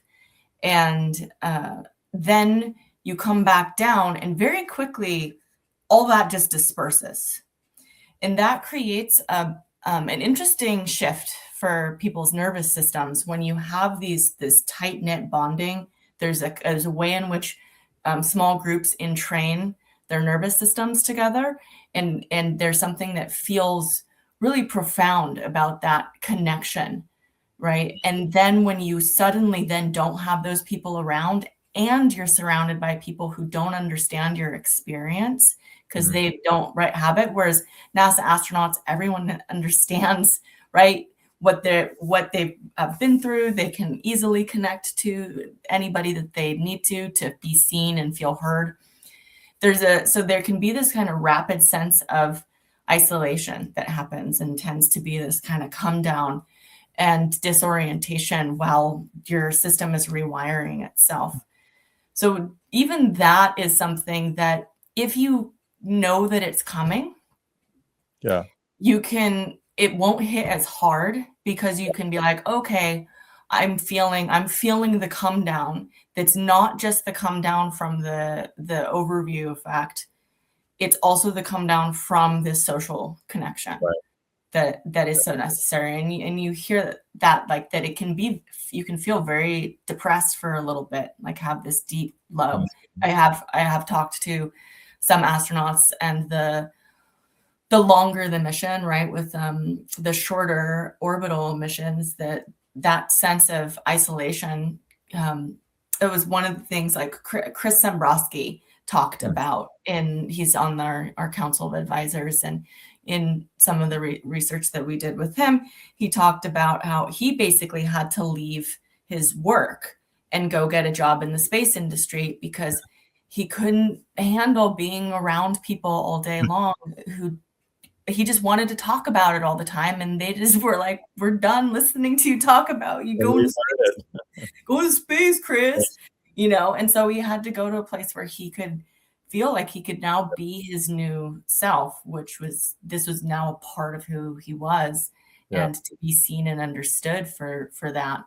And it's surprising how often that happens, actually, that commercial astronauts come back and they change their jobs. Right. And Eiman also took the job with Blue not too long afterwards to start being a part of that. So this it starts to change your life in, like, not only how you feel and your emotional roller coaster ride that you go through afterwards that people don't talk about very much in public, but it also starts to change how you relate to your work, to your family, to your friends, to like all your relationships, and how you want to show up in the world in general. That raises an interesting question for you. We talked in an earlier session about, I think I was talking with Shannon Graham, and he raised the question of, one reason to send Frank to space is to find out what happens to me, because I'm uniquely positioned around the experience because I've studied it for 40 years. So what do you think? Do you think I'm going to change everything, or do you think it'll just kind of flow into what I'm already doing? That's such an interesting. Well, first of all, I think that one piece of needing to be in a community that understands you and what you've been through, that won't change because you are already embedded within that, right? So when it comes to, say, your daily habits or your social circles, or even the larger theme of your work, that would probably not change so much, right? But it could be that your focus changes to a certain extent as you see something different. I do think that this sending you to space right now is essential for the research for space psychology. You are the foremost scholar in the psychological experience of the overview effect. And we need to understand this as more and more people go into space, right? So if there is a future at any point in time in the next few decades where there are more people going to space than just government astronauts, then we need to understand the full range of the experiences that they have and how to support them through that, right? And you have the most knowledge about this, and one of the qualities of this experience is that it's ineffable, right? People struggle to find the words to describe it, which means that there are qualities that you cannot know through the words and the reports that people have provided you. So to take you, Frank White, who knows more than anybody about this, and actually give you the direct experience, you are going to be able to refine your research and your scholarship in such a way that it's a massive contribution to the field of space psychology. But that is a contribution to everyone who goes into space from here on out, right? Because we're working on trying to support the flight providers to change their training and potentially the flight experience too. Little tweaks that can make a huge difference for people. Like it's not a huge overhaul, but it's little things that actually make a huge difference. And for you to be able to contribute to that with the actual experience of it and the most knowledge, scholarly and academic knowledge of it, it's just something that it has to happen. It would be an absolute tragedy if it didn't happen, right? Like, what a waste. It's wild to me that these flight provider companies have not given you a flight already, because like they're selling the product that you have described and given them words to sell, right? And done the work to spread that this is a thing that exists, that's important, that brought it to the attention of Richard Branson, that it exists, to want it, to want to make an entire company, to share it. So it makes, we need at least a couple of billionaires to contribute here. Well, I appreciate you saying that. And Nicole Stott made the same point. And I do want people to know that advocates of mine and I myself have made the case to Blue Origin and Virgin and other carriers for a flight. And so far, nobody has jumped at the opportunity, which is largely why we're here today. That I think there's been a recognition, okay, we could keep thinking that would be a good thing, but if it's not going to happen, let's do it another way. I do think too, I mean, your point about being a part of a community and a team is really important, I believe, in that Michael L.A. Lopez Alegria was one of the people I interviewed, and I asked what was most important about the experience. And he did talk about the view and seeing the Earth from space. But he also talked about being part of a team doing something meaningful. And that's why we're saying join the mission, people who contribute. And even if you can't contribute, you're part of this mission. This is going to be very much shared with the world. Mary Liz Bender, our dear friend and videographer, she's going to do a documentary about this whole experience. I think one of the reasons Inspiration 4 had such a big impact is that there was a documentary done.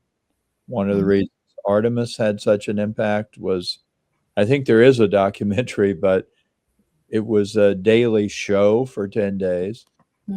So this is not going to be a private thing. It's going to be very much shared and shared with our community. I know one of the biggest changes, and I've talked about this before, but for me as an individual, one of the biggest changes is that, identity is something that's internal and external. Mm-hmm. You have your own inner evaluation of who you are, and then you have external either support or contradiction of who you think you are, right? Mm-hmm. Well, when you say I'm an astronaut, whether commercial or professional, people see you differently. Mm-hmm. It's just inevitable and it cannot be undone. Now, I am uniquely positioned here as well. I've had the experience twice of being mistaken for an astronaut. Mm-hmm. I think you and I talked about it in that video we made, which is on YouTube. Mm-hmm. But it's a really strange experience where I went to a conference in 1989 and people were saying odd things to me.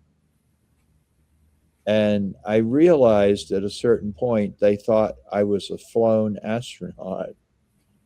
And ethically, I had to tell them I was not. Mm-hmm. And they were still happy to have me there. They still had a lot of respect for me. But that expectation of who I was went away. And then it happened even last year. I was at a conference where there were people there who thought I was an astronaut. And I started to realize I'm being treated differently. Mm-hmm. And I finally had to say to people, you think I'm a flown astronaut? And they said, yeah, aren't you? I said, no. And then I'm not saying they rejected me or they were cruel to me or anything like that. But I'm only saying there was a subconscious change. Mm-hmm. So it'll go the other way once I have a flight, that there will be a shift in identity because I would no longer be the guy who writes about astronauts. Yeah. I would be the guy who also knows what it's like. And that's going to be a big change to adjust to, I think. Yes, indeed. I like how you started with saying there's an internal and external piece, right? Because the internal piece, we say, let's remove all of the public elements of it. It's just your experience, right? Maybe there's like the 2 or 3 people who are helping you and your couple family members that know that you have this profound experience that shifts your sense of who you are. Right. Mm-hmm. That's the internal identity shift, is this overview effect where you shift, your identity is no longer that of nationality or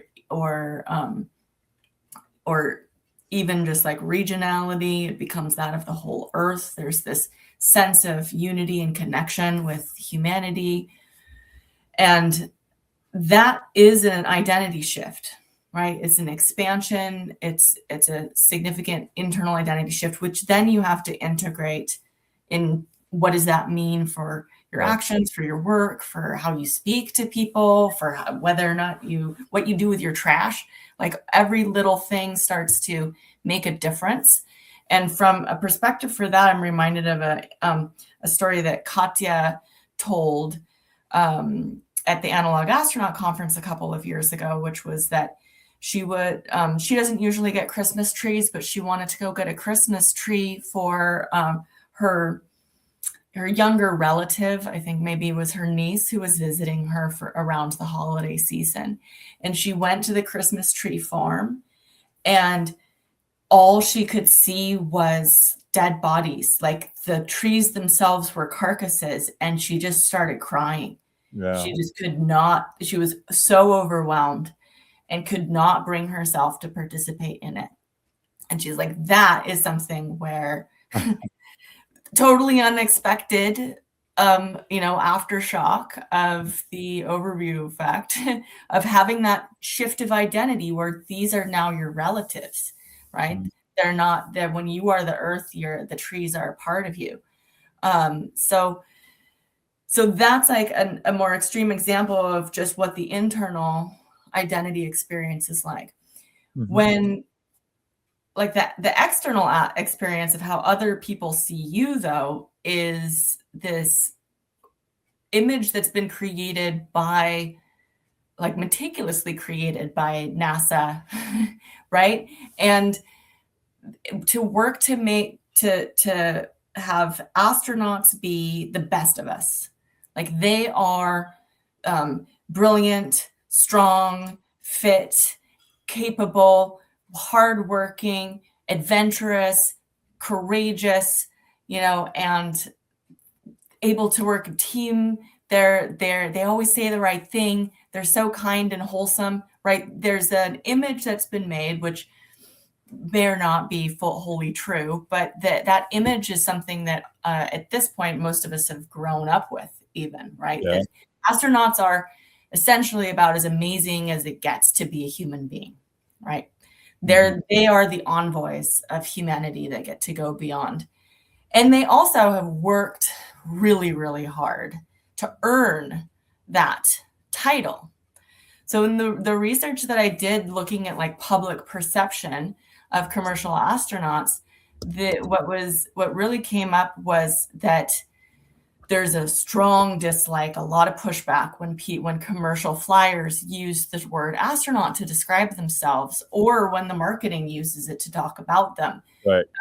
That's one of the primary things that the public pushes back on is like, you didn't earn the right to use that word, right? Yeah. Because in my mind, an astronaut is this professional that has done all this training, was picked from 8,000 people down to 10, and that has all these capacities. You bought a ticket, right? Whether or not, you had to work hard and you had to have grit and all those things, but so there's that piece, right? Of that title in many ways brings that sense of awe and respect that we have for government astronauts. So when you use that word, it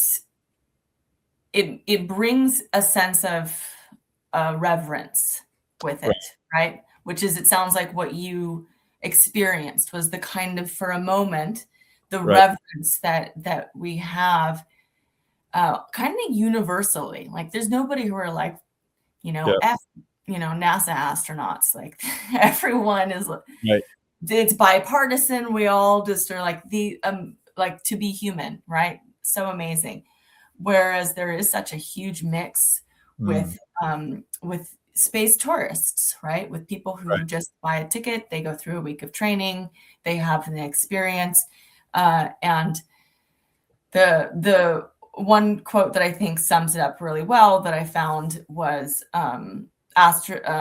space tourists aren't astronauts the same way that ship passengers aren't sailors. Yeah. Well, and, there is something common. You're right. There is something common about commercial and professional astronauts, which is it's still dangerous to go on a rocket either way. And so they do share that risk. But also, I know some people don't use the term astronauts. They do say commercial astronaut. And I'm clear about the fact that if my first flight is a stratospheric balloon, when you do that, you're an aeronaut. You're not an astronaut. Yeah, because the only way that commercial astronauts get that title is by how far from the surface of the Earth you go. But I think, the two experiences I had, I was really mistaken for a professional astronaut. So I know what that's like. And it may not be the same at all for a commercial flight. However, I think that, there will be a change. And one thing we haven't brought out about the experiment you and I are running, you're coaching me. Mm-hmm. So you and I are having confidential coaching meetings where right now we're talking about it openly, but this is the kind of conversation we've also had in private. And one of the things we've talked about, which is important, is wanting something. And, wanting something that's important to you. How do you balance that from the fact that that's also what creates stress and suffering? You and I have talked about that's a Buddhist idea, but I think it's just a description of what it means to be human.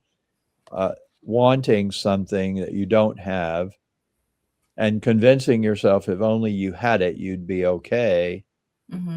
Any psychologist will tell you that's a big mistake.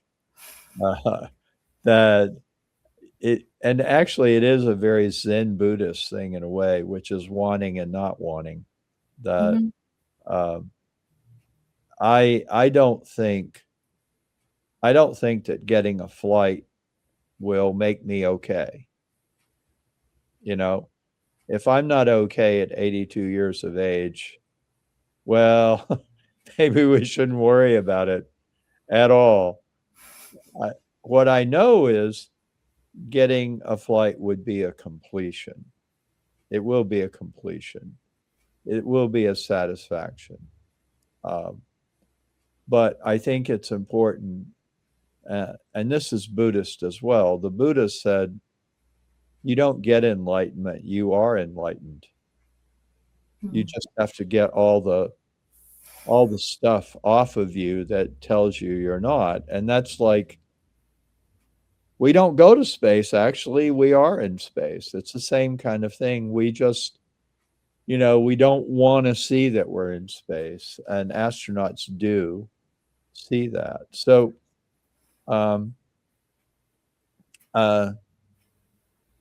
I think that this identity issue is a big one, and I do know this much, Christina.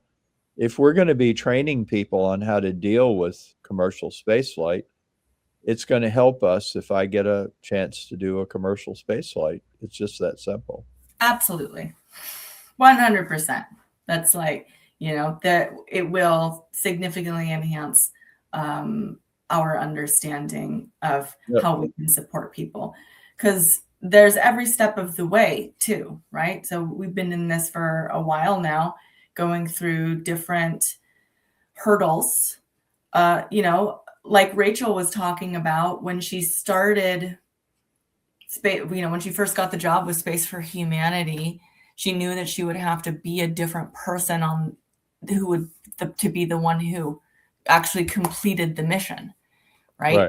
There's a way in which the transformation begins as soon as you make the commitment to it, right?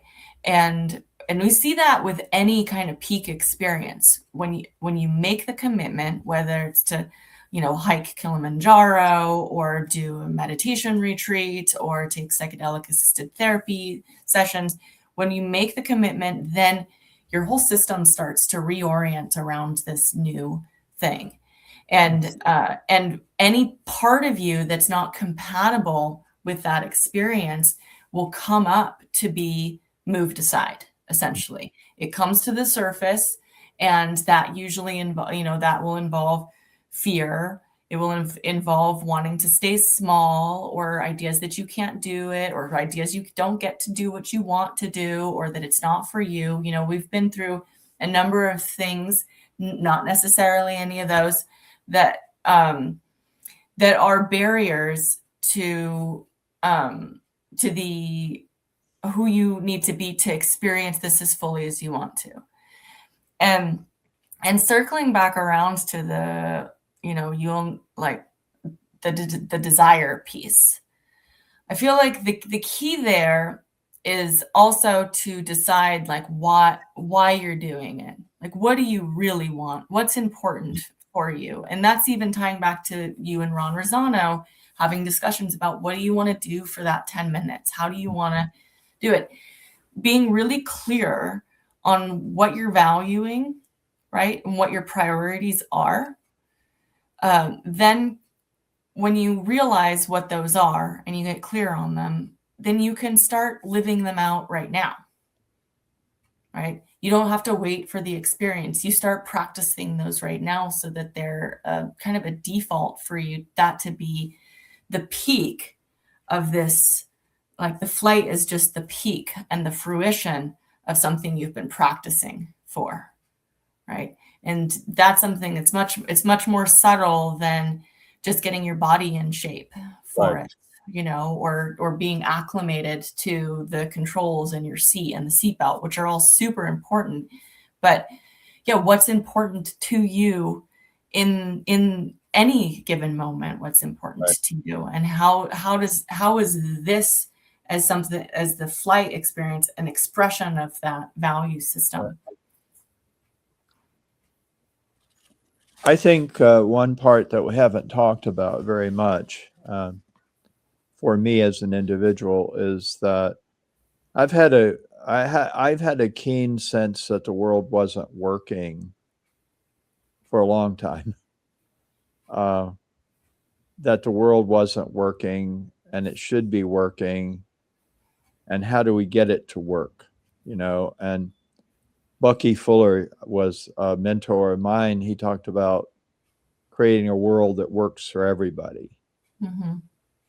I'm in favor of that. You know, it probably started in college where I realized I couldn't accept the inequities. I couldn't accept the cruelties. I couldn't accept things that happen in the world as that's just human nature.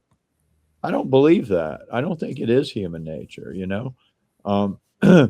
And for many years, I looked for a way to express a way out of that situation. And so for me, the overview of, and you know, again, one thing I saw in you that was compatible with me was personal growth and personal transformation. I did a lot of that.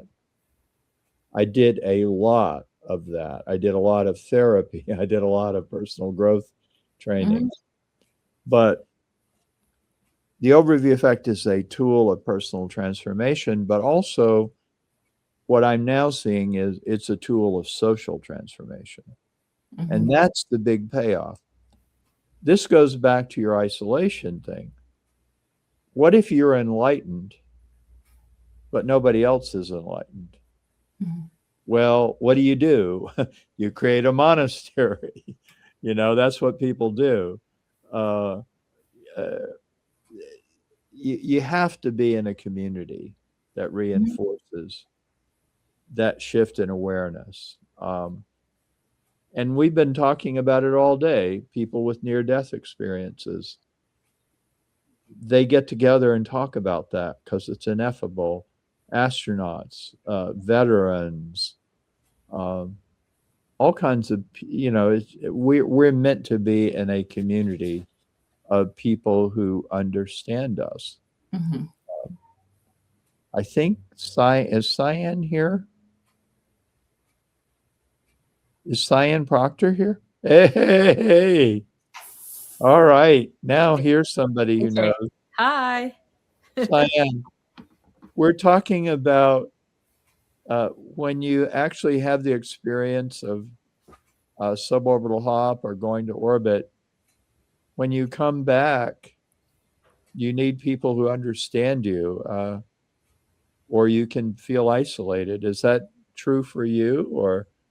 Yeah, I think it's such a transformative experience that you're longing to connect with others who understand and have experienced it, and you're looking for the right words to describe it to those who haven't, and I think that is definitely one of the challenges, right? Is you can show people photos and videos of this experience, but the what you feel in your soul, in your chest, they can't, experience that. And so you look for these new ways of describing that in terms that they can relate to.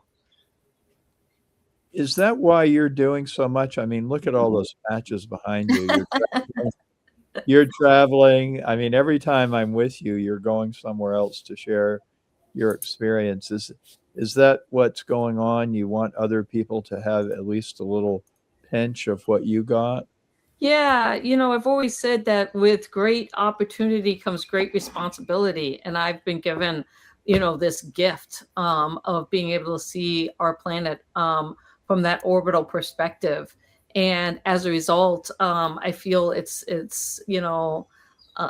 so important for me to share back how I was transformed by it in my words through my change. And I think that's what the beauty of why we need a diverse group of people going up there and experiencing this, because everybody brings back a different perspective of the same thing, the overview effect. And one person's, the way that they describe it will resonate with one group, but then you might describe it differently that resonates with another group. And so you're creating this patchwork of quilt of, overview effect ambassadors who hopefully will eventually reach the entire planet with the message, because everybody from wherever you are will have somebody who can express it in a way that resonates to you. As you're talking, I'm thinking that people who've had the experience, the full experience, are truly in a minority. I mean, it's one thing to be a minority in terms of ethnicity or gender identification or age. There are all kinds of minorities, and you know about that, obviously. But the people who've experienced the overview effect, it's like 800 against 8 billion.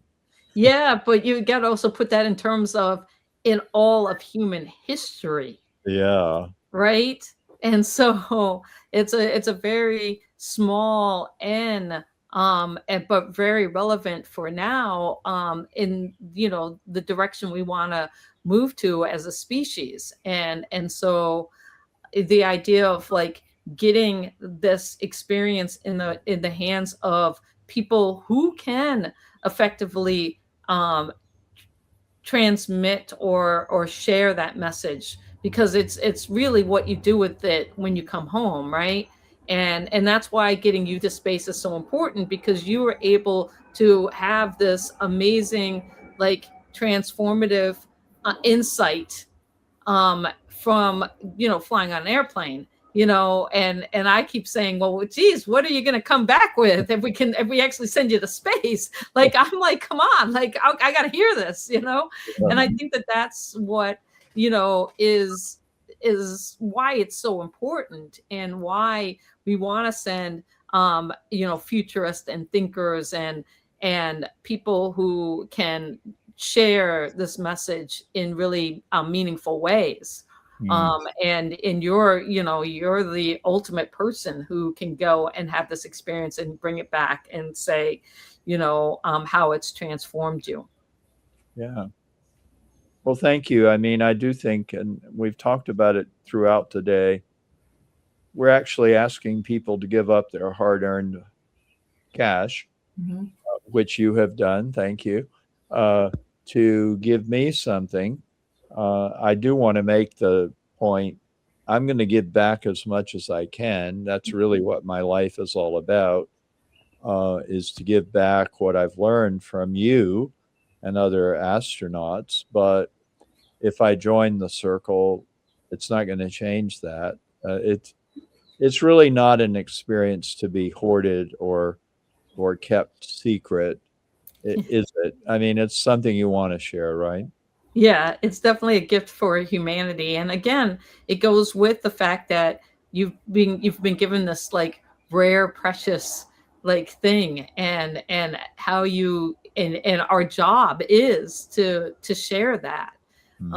And I've been so fortunate. It's hard to believe that it's going to be 5 years in September since my flight. And that's the thing, is like the flight is quick. It goes like this, but the experience stays with you the rest of your life. And what you do with that is what matters. Hey, Christina, you've got to have questions for Sian. Yes, it's I first watched Inspiration 4 during the pandemic, and was especially inspired by you and your story and watching this whole thing unfold. And we were talking before about how some commercial astronauts get flack for using the word astronaut, but in your case, the amount of training that you did and the orbital mission, it kind of stands alone in the as far as like in the category of commercial astronaut. Right. And you have spent a lot of time really working with this concept of Earthlight, right? Talk about something like kind of innovative and adding to the field. I'm wondering how has that been received, given like that you are trying to find words for this thing and this experience that's very new. And you were talking about how we try to all get together to talk about this ineffable thing. Yeah, my big moment when I was up in space in the SpaceX cupola, this giant continuous window, was that, and it's funny because I have my book here. Frank actually wrote the foreword to it. But this moment of being there and looking at our beautiful planet and realizing that all of the light on my face was Earth light, and that I was being illuminated by our planet. And it was a term that even I'm a geoscientist, I'd never heard, I'd never used before. And I thought, and I was floating thinking, Earth light, this is Earth light. And I was like, and I know about the overview effect. And I kept thinking, as a scientist, I'm always like fascinated about why you can have this experience in space, but you show people a photo of the planet from space and they don't get the overview effect. So, I break it down as like, is it because you're floating? Is it because, all of these different reasons that could be? Is it the orbital perspective? What is it?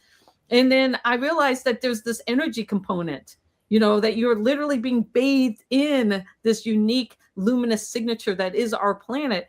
And I started thinking about the psychology of that, the psychology of the energy impact. And then I thought, and so when I came back, I was so excited to talk to Frank and be like, Frank, Earth light, it's energy. It's a unique signature. Like you get bathed in it.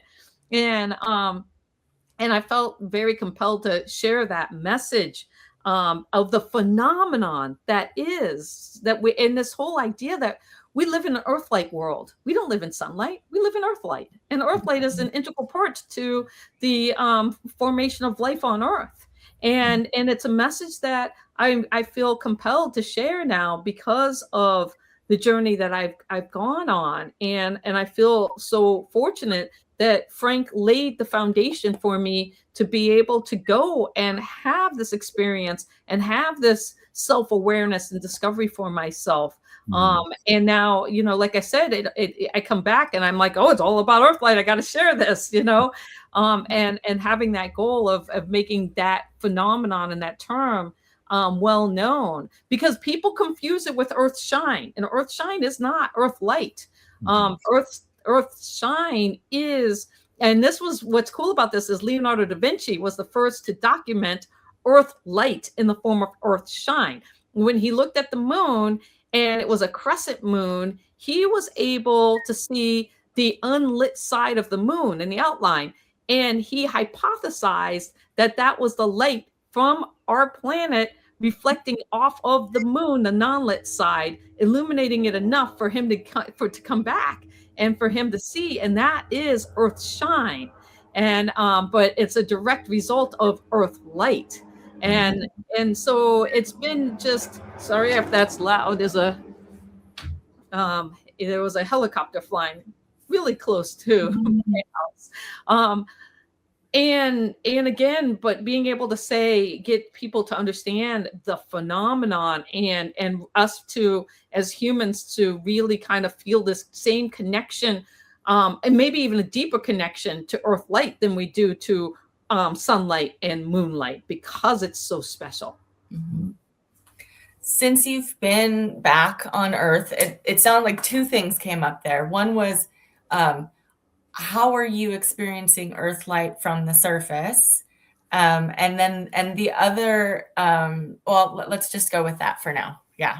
Oh man, every time I walk outside, I'm like, it's Earth light. And thinking about, so as a geologist, you know, I have taught sustainability and geology for over 26 years. And and one of the classes I used to teach was historical geology, which is the history of the Earth from, well, basically we start with the Big Bang, but it really is the history of the Earth and life on Earth. And now I've been fascinated by, like, I look at historical geology in a whole new light, because, you know, this was really the formation of our planet over 4.6 billion years ago. And then you know, the proto-atmosphere, and then how that atmosphere changed. And that change in that atmosphere is what really is the converting that sunlight, right, into this Earth light. And then as cyanobacteria started to form, they were the first ones to really begin to alter our atmosphere in a way that fundamentally changed the Earth light, and allowing you know, life to flourish. And it's almost like kind of like this symbiotic relationship, and that idea of like, well, what comes first, you know, the Earth light or life, and thinking about those things and the combination of them coming together, and then how it has changed, how life has impacted Earth light. And now humans, since cyanobacteria, are the biggest impact on Earth light. And as we change the atmosphere, we change the way in which, you know, sunlight is transformed by our planet. And it's just a fascinating new way of seeing the way we and life impact, you know, the world around us.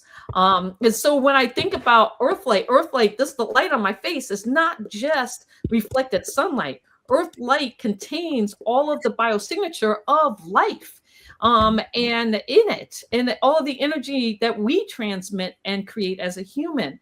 And there's just so much there for us to be able to share. And I never would have gotten there had I not been primed literally by the godfather of the overview effect, Frank White. And I'm so thankful that Frank wrote the foreword to my book as a result of our relationship. Mm-hmm. Yeah, and you know, Sian, let's be honest, I did everything I could to keep you from having that flight. That's right. Frank tried. He was my direct competition. And it was funny because so many of my friends were in this contest, you know. And I think that the thing is, if any of us won, we would have supported each other. And that's one of the beautiful things about this community, is the love and support for each other. And the fact that so many of my friends have flown to space. And, you know, Eiman, who's going to be joining us, he and I have been friends for, wow, since the 2008-9 NASA astronaut selection process. Yeah. We both got the no phone call, and yet we both went to space and we both won contests.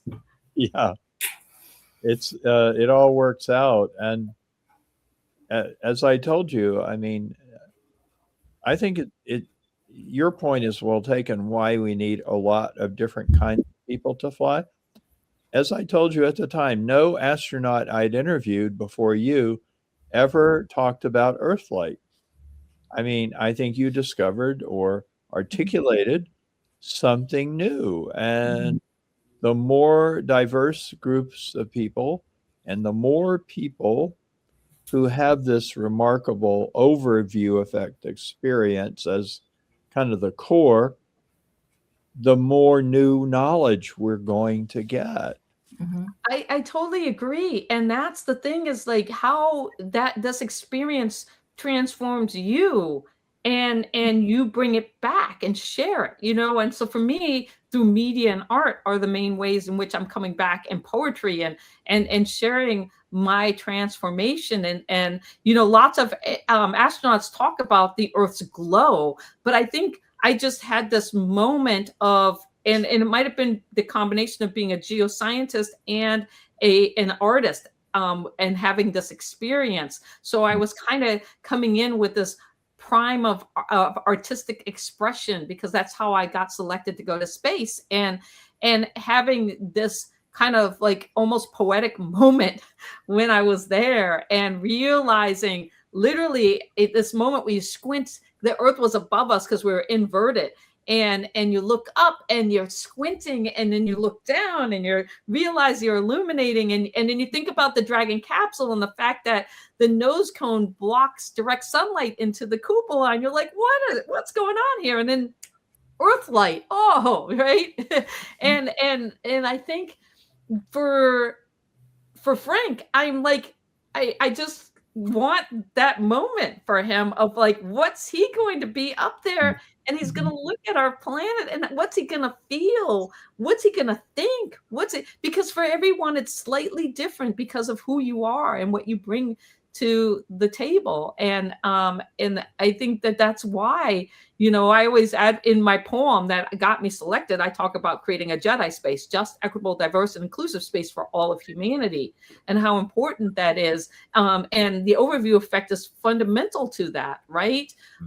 It's the idea that, you know, with that Jedi space and the overview effect, you can really create positive change for ourselves as a species.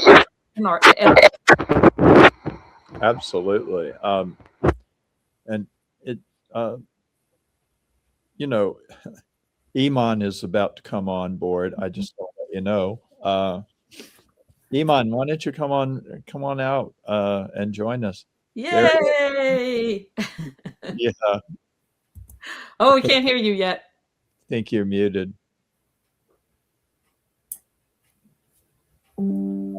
Muted.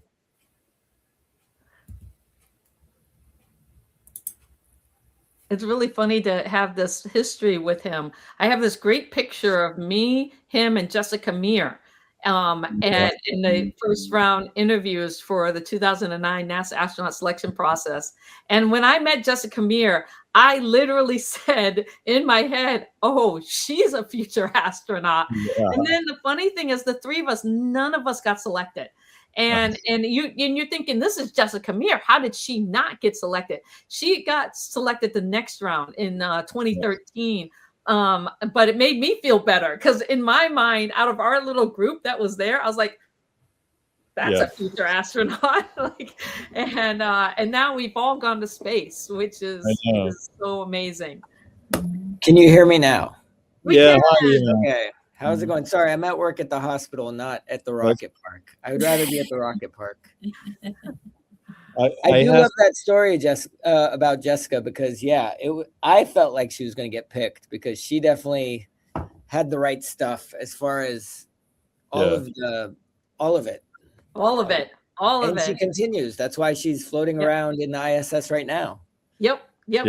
Total rock star, man. Just love it. I've imagined and I've theorized that turning people down is part of the NASA culture, and that after the interviews they get together and somebody says, you know, Jessica Meir, we got to take her, man. I mean, she's got it. And the other selection person says, yeah, you know, but we don't do that. We got to turn her down. Got to see how bad she wants it. Yep. I made that up, but it feels like. I'll tell you, with her, I think it's that she was getting a PhD, and I think they probably wanted her to finish that degree, that terminal degree. With Sian and I don't have any clue why they didn't pick us. I mean, they brought me back a second time, and this goes back to what you guys were talking about before. Lots of people probably could be NASA astronauts. If you make it down to the final 50 or 60, you probably have what it takes. It's just, you know, you just got to get the opportunity. And during the shuttle era, there was one class, I think, which was like 36. 40, 46 people got picked. I mean, that was a great era to be trying to be a NASA astronaut. Suborbital flights, that was a great time. 2021 to 2025 was a great time to try to get into a suborbital flight. And hopefully 2026 and beyond will also be. So it's like we say, it's like you got to be prepared, and then hopefully the opportunity shows up. I totally agree.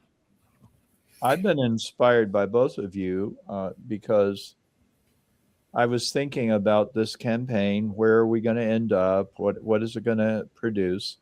And I've been inspired by your support. But, you know, also I started to think, well, this is not my first rodeo, this campaign with Moondao. Actually, I competed with Sian for Inspiration 4. I put in my name for Dear Moon. I never heard anything from Dear Moon. I didn't get anywhere. Well, no, neither did others in the end. But it, you know, it's just at this point for me, it's just like I'm going to keep going, whatever's possible. I have to say, I didn't know you, Eiman, but within the Overview Roundtable, Sian, you used to come sometimes, and people would say, "That's Sian Proctor. She almost became a NASA astronaut." Almost. And that's the thing, is that, and we went through the same process, and I had to like flip the script, because it was such a painful like thing to like come that close to your childhood dream and then it not manifest. And then you're like, do you change yourself? Do you do all these things? And I was like, oh, why am I down? I got to celebrate this. And so those no's, I've realized, are not no's, they're not yets, right? And you keep working towards a new path and a new way of thinking about your future. And for me, it made sense to become an analog astronaut, living in Moon and Mars simulations, and continuing to be an explorer. And then all of the pieces just fell in place with Inspiration 4, but never giving up hope, Frank. And I think that that's the same with you. That whole idea of like never giving up hope enables us to continue to prepare, and because hope is not about luck. Hope is you actively work when you have hope. You actively pursue when you have hope, because you believe that you can still achieve this dream. So you are still continuously getting flight ready, and for opportunity in whatever form it might come, because that's the surprising part for Eiman and I, is that it came in a way we didn't expect. If you had told us in 2009 that 12 years later and 14 years later, we were both going to go to space in the way that we did, we would have been like, yeah, no. Neither of those companies, I mean, Blue Origin was arguably still a think tank back then, and definitely SpaceX hadn't flown anything. So it wasn't even, it was either NASA or the Russians. That was it. Yeah, right? but as a contest winner, we would have never thought that we would win contests to space. Yeah. And that's such a great little pivot here to remind everybody that's watching that this is also not just a fundraiser from Frank, but an opportunity for you to go for space. Like this, here we have two contest winners who are flown astronauts, and they did it. And so for all those listening who also want to go to space, this is another opportunity for you. And we see how much grit it takes. And these two are pretty unique in the field of commercial astronauts because of how much training they have done on their own, and going through the rigmarole with NASA up to the final cut there, right? And then continuing. You get your no, and you just keep going. You keep going, and you keep training, because this is what you love. And we were talking about that before, about it's a part of your value system, right? It's a part, like you're just living the astronaut life. You're living this.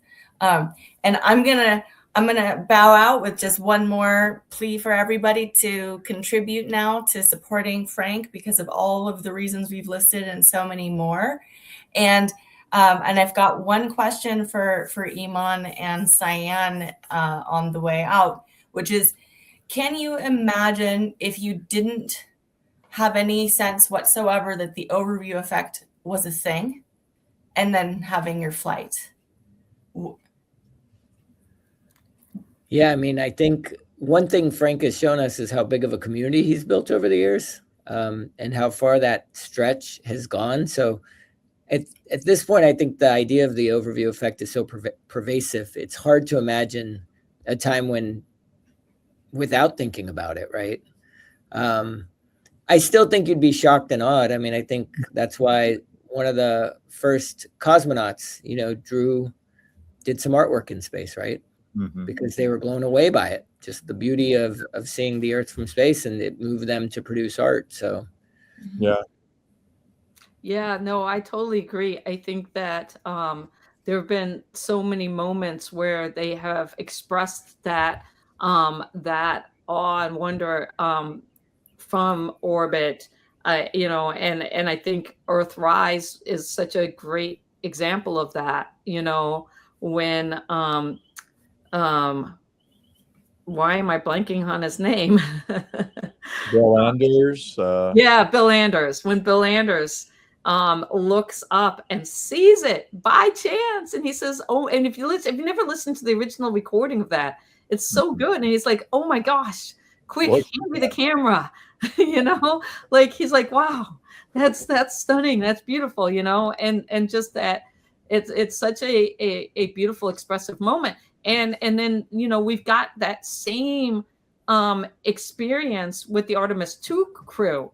And we got to live that moment of Earth set and then them coming around and going into an eclipse. And you're just like, what? and all of these, like this beautiful, like human experience. But luckily we don't have to live in a world where the overview effect hasn't been, put out there. Because of Frank, he changed all of our perspectives. And I think that's why we have an opportunity to pay that back. And those of you that are listening, just it doesn't take much. Just a little bit of giving can make a big difference. And we don't need, if you can make a big donation, that's awesome. But any donation is a step forward. For sure. So there's so much here. This is so much fun doing what we're doing right now. Just talking about the meaning of it all. I think, I'm realizing I wrote the foreword for both of your books. Actually. You did. Mine is coming out in August. And thank you for writing it, Frank. I appreciate it. Sure. We started going on socials with it today. So, Eiman, talk about your book, because it's inspiring. What do you think the lessons are from your book for those who want to achieve something beyond themselves?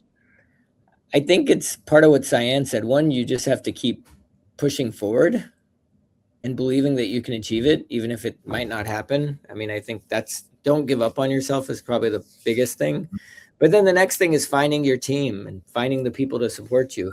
I'm speaking at the Analog Astronaut Conference this Friday, which Sian is a founding member of that group. Yeah. And I normally talk about perseverance and resilience and kind of like, what are the steps to achieving your dream? But I realized that I needed a different topic for this group, because they already do all of that. They know about that stuff. So I'm talking about crew, having your team. And I think Sian was probably one of the first people from like a space perspective that was on my team. And she led me forward to meeting other people and doing other things. And so that's probably the biggest thing, is never stop, and then surround yourself by the people who are going to support you and also be there when things aren't going well, and will celebrate you when things are, succeeding. So that's probably the biggest takeaway. I'm fortunate that different astronauts, including Sian, agreed to be in my book. So you Right. don't just have to hear my story. You can hear other people's stories also. But it's also, you have a guide to how to achieve your goals. Yeah. You have astronaut interviews, you have your own autobiography, and then you extract all of that out into here's how to get where you want to go, which I hope listeners will buy the book because it's very practical as well as inspirational. Well, thank you, Frank. I appreciate that. I did feel like adding other people's stories made the book much more valuable because much like you interviewing astronauts for the overview effect, it just gives you a different perspective on what are the commonalities between everyone. It's interesting because all of us who kind of made it to space have a common thread, but there's also very different ways of getting there and very kind of unique stories amongst that group.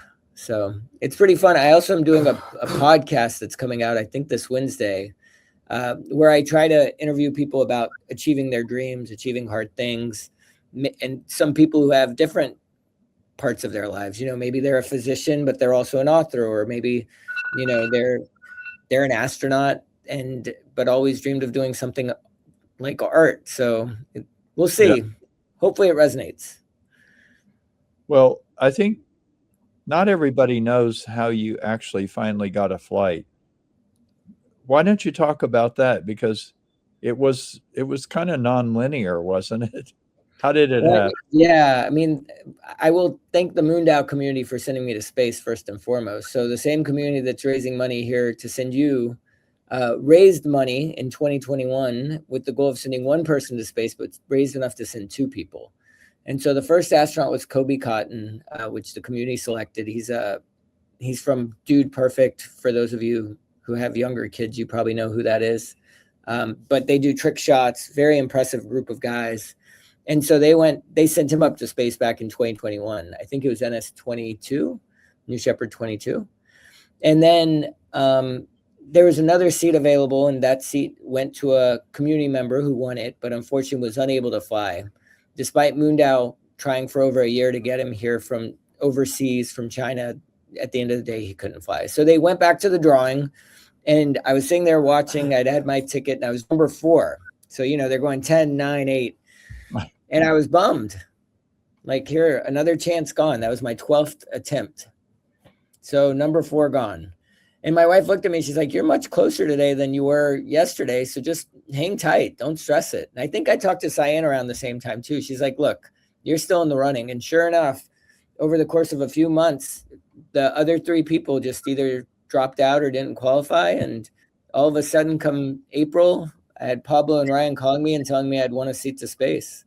Wow. So never give up, because even at that moment, I was like, well, there you go. Another chance gone. Now, were you 4 in line on that? I was 4th, yeah. Yeah, because I kept saying to you, I'm like, 4 isn't a lucky number. Because I was reason 4 and you were 4 and you were telling me that. And I was like, no, you're not out of it. 4 is a good number. Yeah. And sure enough, I mean, I think it's so fitting that we, just given our history together, that and you were at my flight, I was at your flight, and it's just been a wonderful friendship that literally started at the NASA astronaut selection process in 2008. I mean, I've known Sian about as long as I've known my wife, because I think we started dating in 2007. Sian comes second. She's next. Like, yeah. I care for deeply and have been with me for a very long time through some really interesting things. I got to go. I got to get on another call, but send Frank to space, y'all. Send Frank to space. Thank you. Bye. Thanks for joining us. You have a little more time, Eiman? I do, yeah. I've blocked out at least another half hour for you, Frank. Though I think we might have another guest coming on at some point here shortly. Yeah.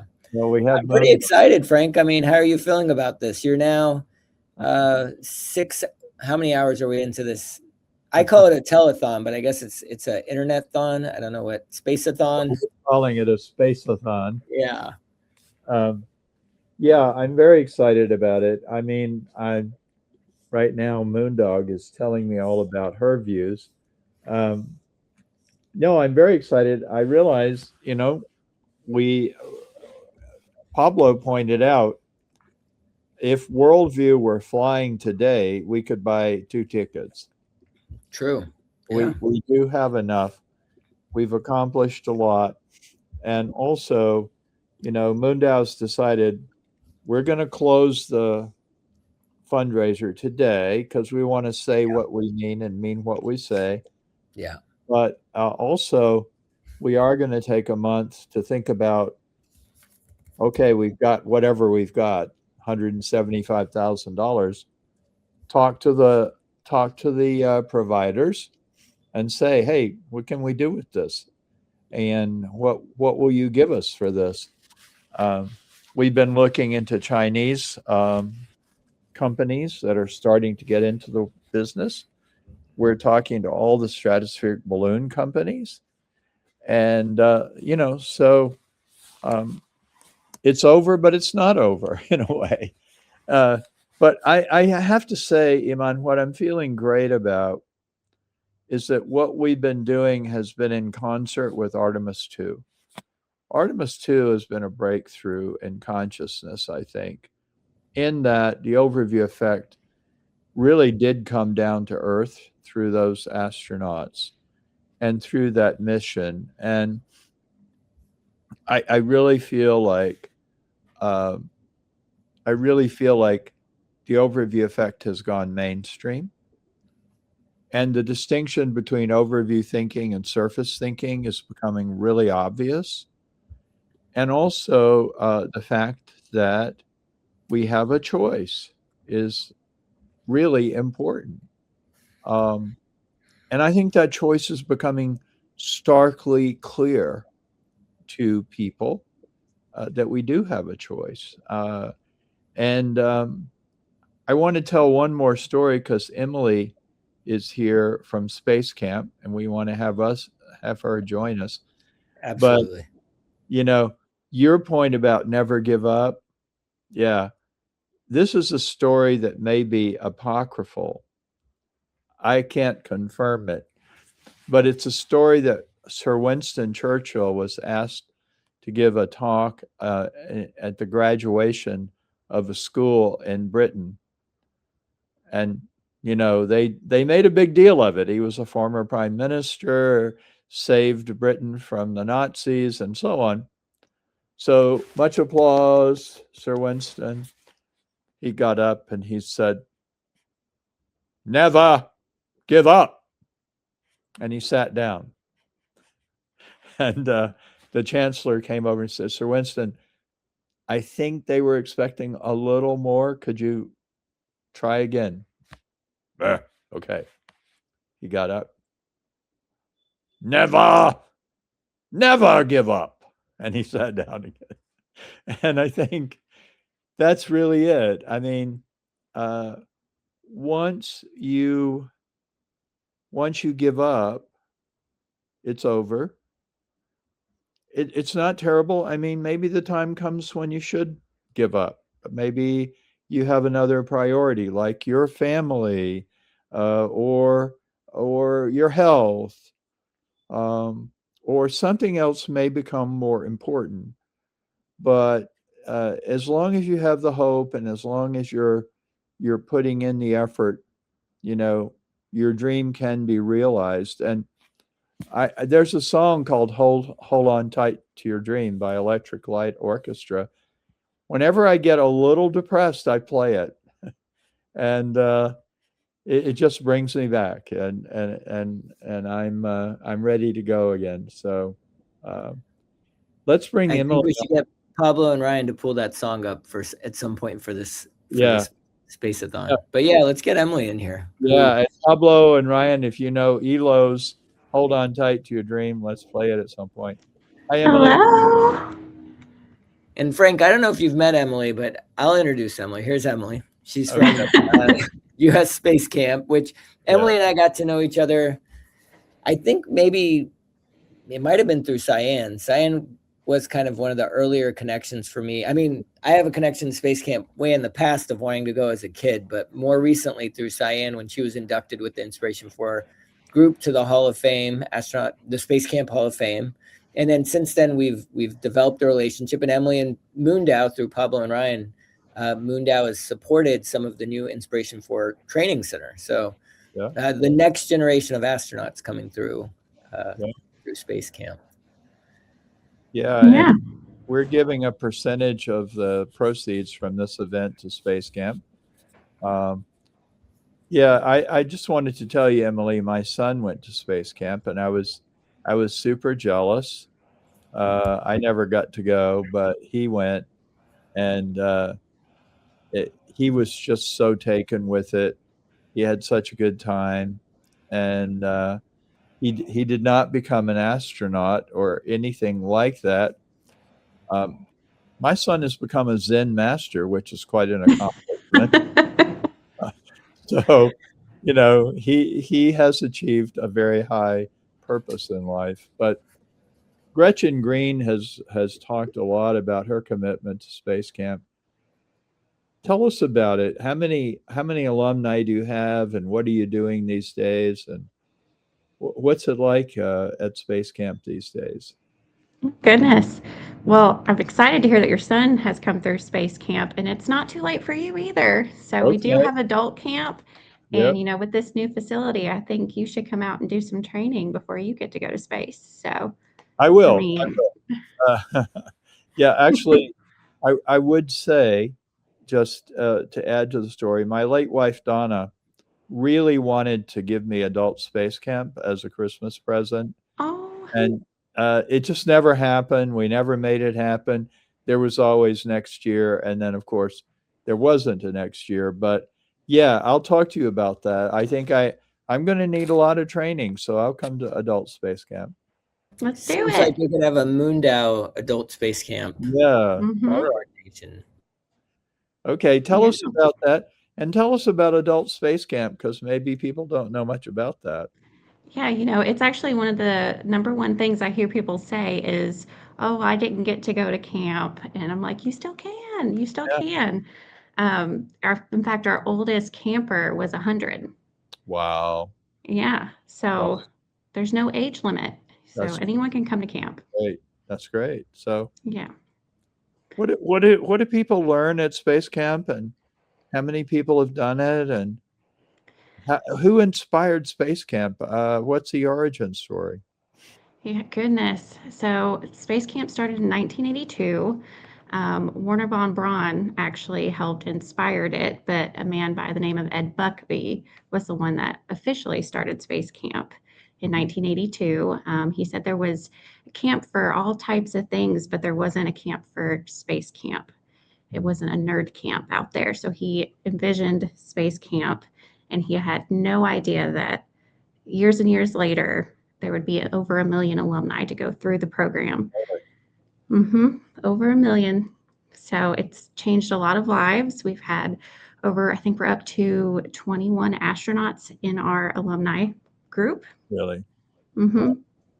Yeah. So, the beauty about Space Camp is it doesn't just teach, STEM education. It teaches the soft skills, which, students need today. And so you learn the importance of working as a team, how to communicate, how to overcome challenges, how to be a leader. If you're someone who's quiet and shy, you don't naturally think you have the ability to be a leader. But Space Camp teaches you that everyone is capable of being a leader and what that looks like. So those soft skills are so important and essential in day-to-day lives. And it gives you, the confidence you need to go on and do whatever you want to do and what your dreams are. Gretchen Green told me what she learned was that she could do hard things that she didn't think she could do. I think it sounds like Space Camp brings out the self-confidence that people may have before they go. Yeah, it teaches you that it's okay to be uncomfortable and how to get comfortable with being uncomfortable. And so, there's challenges to overcome, but don't run away from it. That's how you grow as a person, and then how you, advance in the world and become that leader until, fulfill your dreams. And that failure is not a bad thing. That's how you learn. And, what steps you need to take to eventually get there. Just because you failed doesn't mean it's a no. it's a not yet, and keep going. And also, you teach a lot through simulations. Am I right? Mm-hmm. Yeah. Talk about that a little bit. Yeah, so we do a lot of simulated space missions. And so within that, we have to do different types of trainings. For example, Moondial simulated an MAT, or a multi-axis trainer. So it helps simulate a tumble spin in space, back from the Mercury Gemini days. We do a lot of gravitational simulation. So we have 1/6 gravity currently that kids get to test out. But we're about to add 1/3 gravity, so kids can learn how to walk on Mars and on top of that.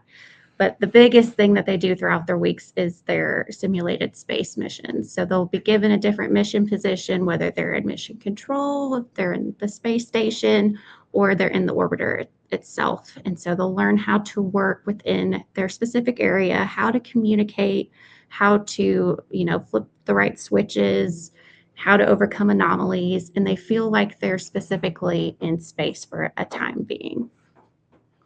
And I would like to say the shuttle era stuff is very cool, but there is a new era of space camp coming up with the Inspiration 4 Training Center that will hopefully be opening shortly. Based off of, Jared Isaacman gave a donation, and lots of other people have contributed. But it's pretty incredible, Frank. So if you're going to do adult space camp, now's the time. There's a lot of cool stuff and new simulations that maybe Emily can tell us more about. Yeah. Yeah. So is it kind of like you learn how to do a Dragon instead of a shuttle, or what is the change? So we haven't exactly specified which commercial industry it is, but it's definitely more commercial. So what's nice about this new mission floor is it is 100% immersive, no matter where you're located in the position. So if you are in mission control, you are 100% immersed in mission control. If you are in the capsule, you are 100% immersed in space in the capsule. Same with the station. You are fully there. If you look out a window, you see space. You don't see someone else, walking on the mission floor like you would now. We use a lot of motion simulations now. So all of the seat belts will tighten and loosen to make you feel like you're actually taking off. And same with our rovers. It'll feel like they're actually moving across the mission floor when they're not actually moving, but it is simulated to actually feel like it's moving. So it is a huge upgrade from where we currently are.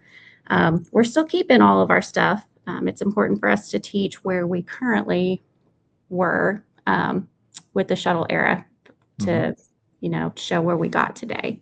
So we're keeping the old, but we're adding on with the new. That's terrific. And so if I did adult space camp, would that be a simulation as well? You would do all of it. Yep. That would be great. That would be great. So, wow. And Frank, I did it as an adult, and it was a good experience. I went with my son, so it was a combination. It was a family space camp, but it's definitely, it's a good time. Yeah. Well, also, Emily, I don't know if you know, I'm from Mississippi. Oh, really? Yeah. And I have a lot of ancestors from Huntsville, Alabama. Wow. Yeah, and I have cousins in Birmingham. Huntsville, we had International Space University in Huntsville one summer. I was down there, and Josh and I got to go visit the family mansion. I don't know if you've ever heard of George Steele. Okay, so he's an ancestor of ours, and he built a lot of Huntsville back in the 19th century. So I don't know if that mansion is still there, but anyway, Huntsville is a very kind of comfortable place for me. Yeah. Yeah. So that means you need to come back. You're talking me into it. You're talking me into it. Come on down. All right. Sounds like a good Southern invitation, Emily. So it'd be terrific. All right. Well, I think we've resolved all of that. Eiman, here comes Space Dog to tell me. Have you met Space Dog, Emily? I have not. Actually, Moon Dog. Moon Dog. And she is telling me it's time to take a break. Actually, when I played softball, when I worked at Harvard, we had a softball league, and there was an article written about me in the sort of human resources newspaper about my space enthusiasm. So I got known as Space Dog.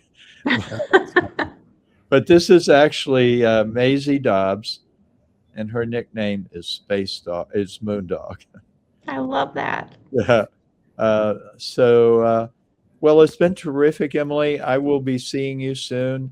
Yes. I'm gonna be in touch to get some information. So thank you for joining. Frank, I'll meet you down there when you go down. It's just a short drive for me, so let me know. Yeah, you're in Nashville. I mean, yeah. Well, I think we've made some plans here, so I'm all for it. Yay! I'm supposed to be doing a zero gravity flight in August, and I guess I'm going to adult space camp now. And wow, we'll just see how it all turns out.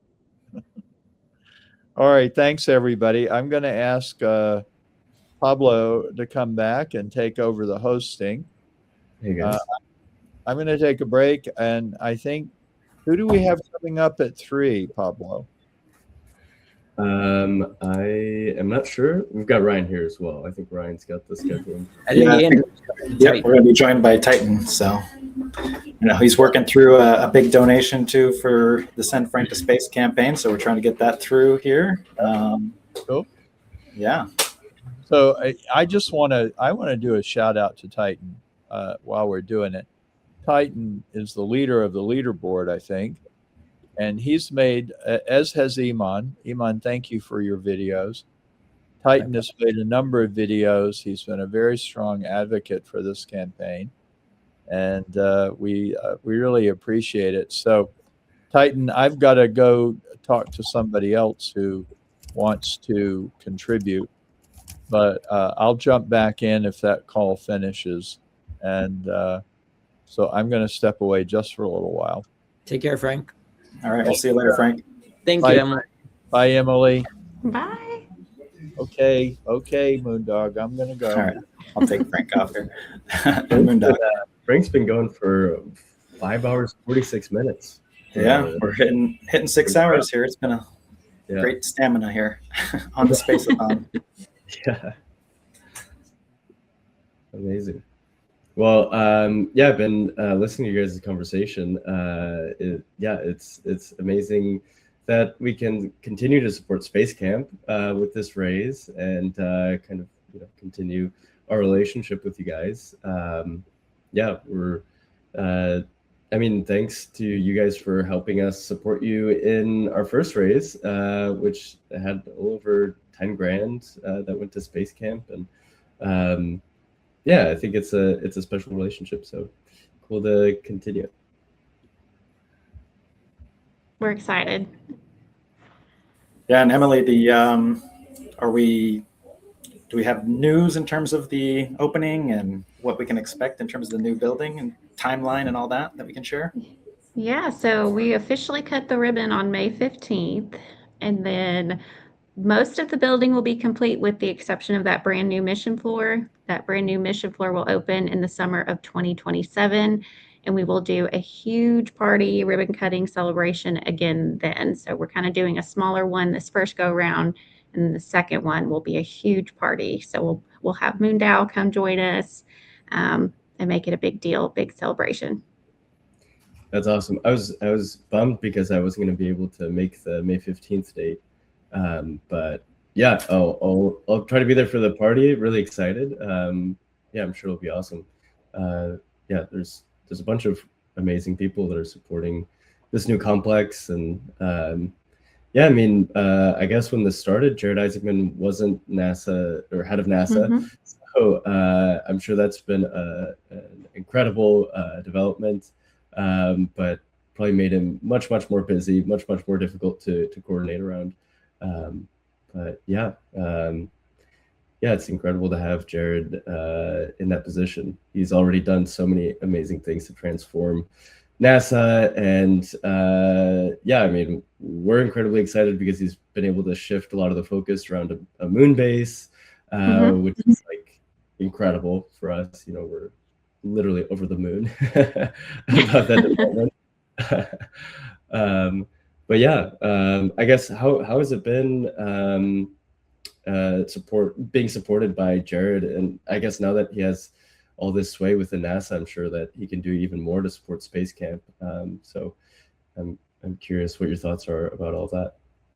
Oh, I mean, it's been amazing. You know, he is a Space Camp graduate himself, so you know, having his voice in the community has been huge, bringing other alumni back to our community as well. And then on top of that, he's donated his salary to us to help bring kids to camp. So that way we have more throughput and bring more people to our Space Camp family.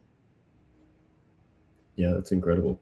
And thanks to Eiman. Eiman was really the person that put us in contact. So it's just, I think it just goes to show how the power of community can bring a ton of people together and support all these different initiatives. And I think Frank is really a testament to that power because he brings so many people together. So many people are kind of united under the umbrella of the Overview ethos or Overview philosophy. I don't know what to call it exactly, but it's just been amazing to see all the people that have come out to support Frank. I think we're at over 100 contributions, 130 I want to say right now. So a lot of people really want to see Frank fly. And guys, I'm gonna have to head out, but I want to say I'll see you soon, Emily. I'll be there in 2 weeks, 3 weeks, whatever it is. Looking forward to it. Look forward to seeing you guys. And Pablo and Ryan, good work. Keep it up. Thank you, man. Thank you for your support. Awesome. I also see Titan in the green room, so maybe we can bring him up here. Yeah, let's bring Titan on stage. Hey, Titan. How's it going? Hey, everybody. Can you hear me okay? You gotcha. All right. I didn't want to be like Eiman and come up there for a few minutes. So anyway, sorry I just missed him. I was sitting here panically typing on my computer trying to get my wallet set up for donation later, but I figured it's a good time to come talk. And nice to meet Emily finally. I know. So Titan's also contributed to the building. Emily. Oh, amazing. I didn't know that. Okay, well, Titan is also our #1 person on the leaderboard and has made incredible videos every day leading up to the close of this race. So we're very grateful for all of your contributions, Titan, both your support via the campaign and then you getting the word out. It's been awesome. And I didn't know that you also contributed to the Space campaign directly. I think you also contributed to the platform, but that's awesome. Yeah, and another piece of background: the group that I'm president of, the Inspired 24, donated for naming rights to a bench, and we're going to be there in force in May 15th, I believe it is. All wearing our nice new flight jackets. Amazing. Yeah, and we've heard rumors that I-24 is considering a contribution directly as an organization to Frank's flight. So that's really exciting. Thank you for if I can figure out Web3 technology. Yeah, I'm a hardware guy. Computers scare me. Yeah, we'll get that working. Yeah, sometimes it can be tricky with the multi-sig, but. For those out of the loop, I-24 is a team within the Moondao platform. We support organizations like Space Camp, like I-24, and we help set them up with a bunch of Web3 tools, which is you know, it's fun, but it can also be a challenge at times when you're trying new stuff. So in this case, we're using the team multisig to contribute directly to the launch pad. And in order to do so, you have to use this thing called Wallet Connect. It's got a couple steps, but we'll get you through it, Titan. Yeah. Very good. Yeah. Yeah.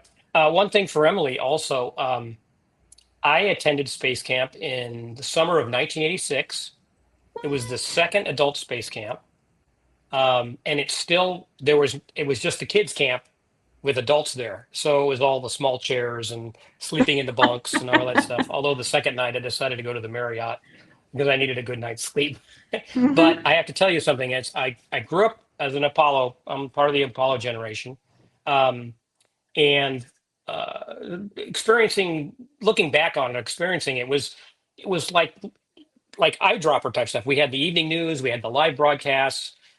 I started writing to NASA after Apollo 8 and started getting pictures and stuff like that, signed pictures, which God, if I still had them right now, I'd be so happy. But so when Space Camp came along, I was really overjoyed when I heard that the adult camp, and I tried to sign up in time. I thought I got in time for the first one, but I didn't make the second one. And of course, this is 1986, no internet, no nothing. And we had such a great time, the team we had. It was my first real taste of that kind of thing.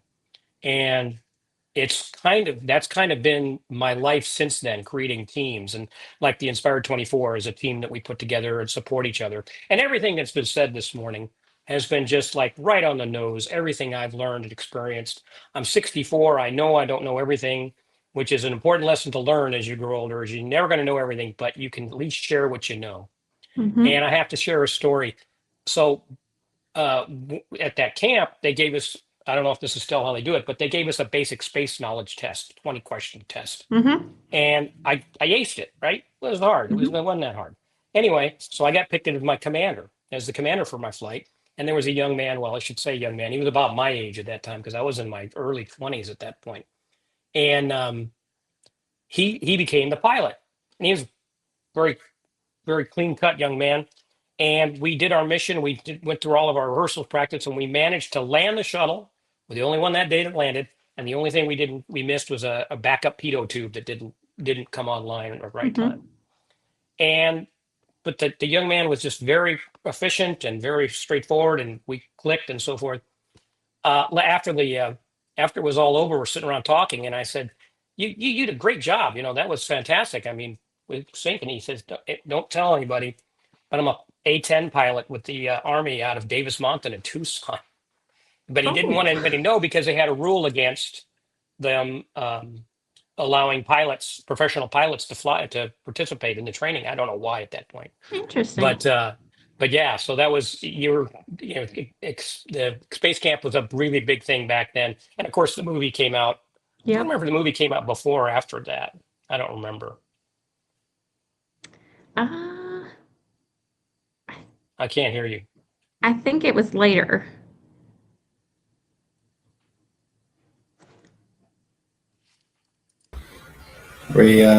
Titan, can you hear me, Titan?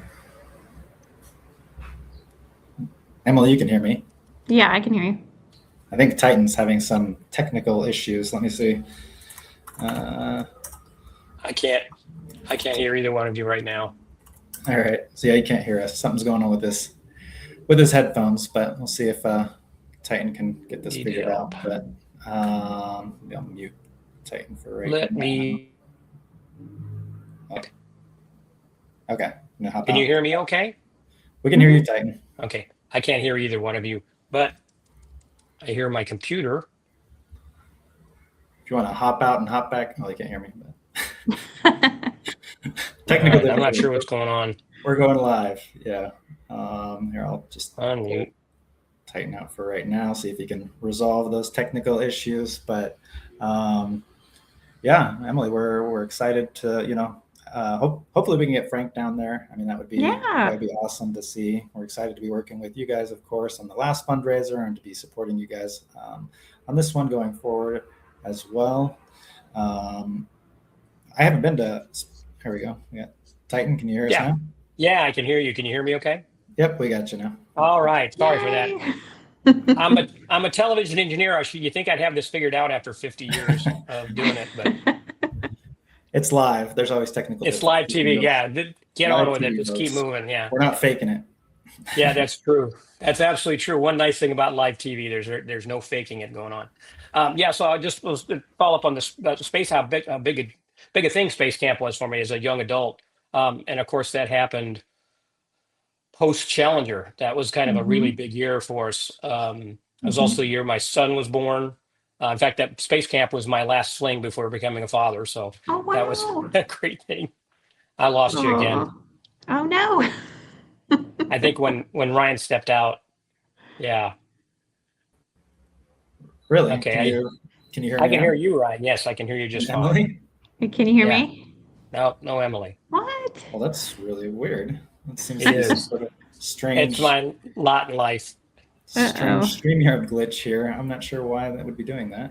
I've got to get off shortly anyway. So. Do you hear Emily? Okay. I can hear everybody. Okay. But all right. Well, it's a computer. I guess we had to turn it off and turn it back on. Let me exit one more time and come back. Okay. Okay. And I guess we have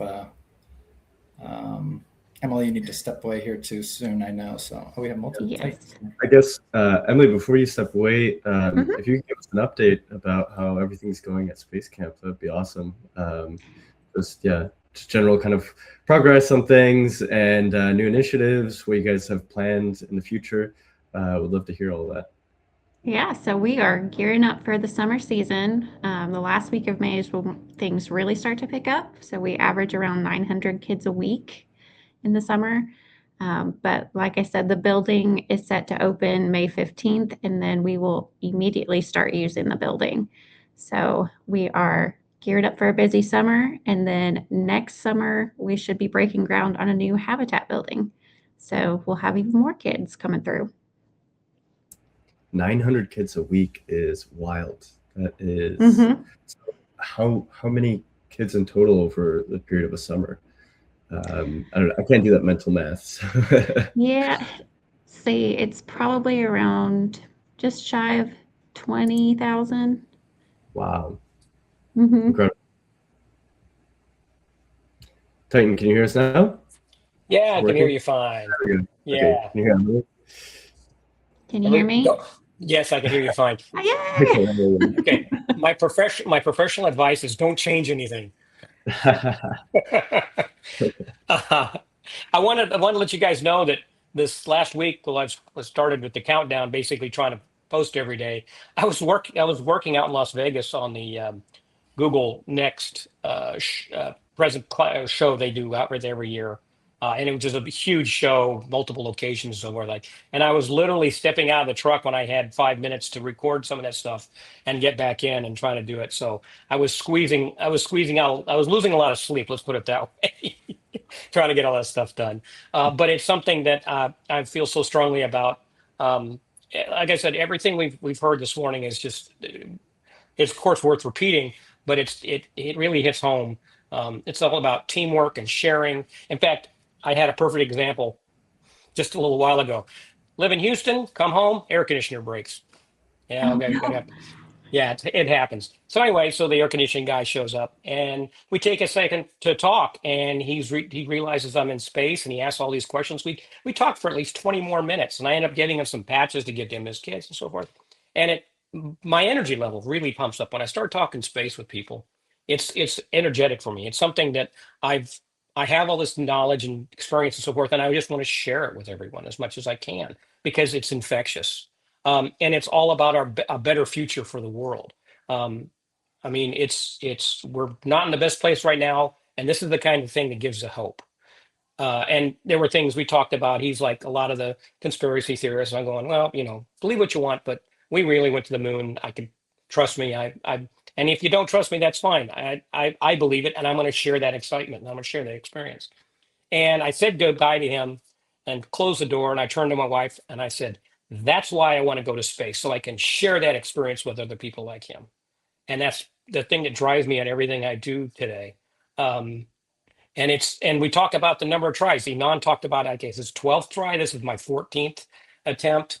And it's just something that I just cannot give up. Like Frank said, and Churchill said, you don't give up. I just tell everybody, don't give up. Everybody tries. Everybody in our group, I-24, when there's an opportunity, everybody signs up. Like it all started kind of with the Space for Humanity applications. They're long, complicated process. And I said, everybody do it. But like by the third time, my application was, say, pretty good, but it's just something we just continue to push for. And this kind of thing, getting Frank to space is the most important thing right now for not only myself, but for all of us. Frank deserves this, and you can think of all the reasons, but the guy who basically gave us the language we use today to speak about it, I can't even imagine not being able to verbalize these feelings without Frank's research and so forth.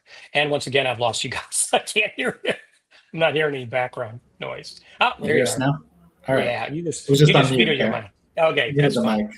Yeah, we got it. But I'm so used to that background noise in working in television. If I don't hear it, I'm like, oh, we've lost signal.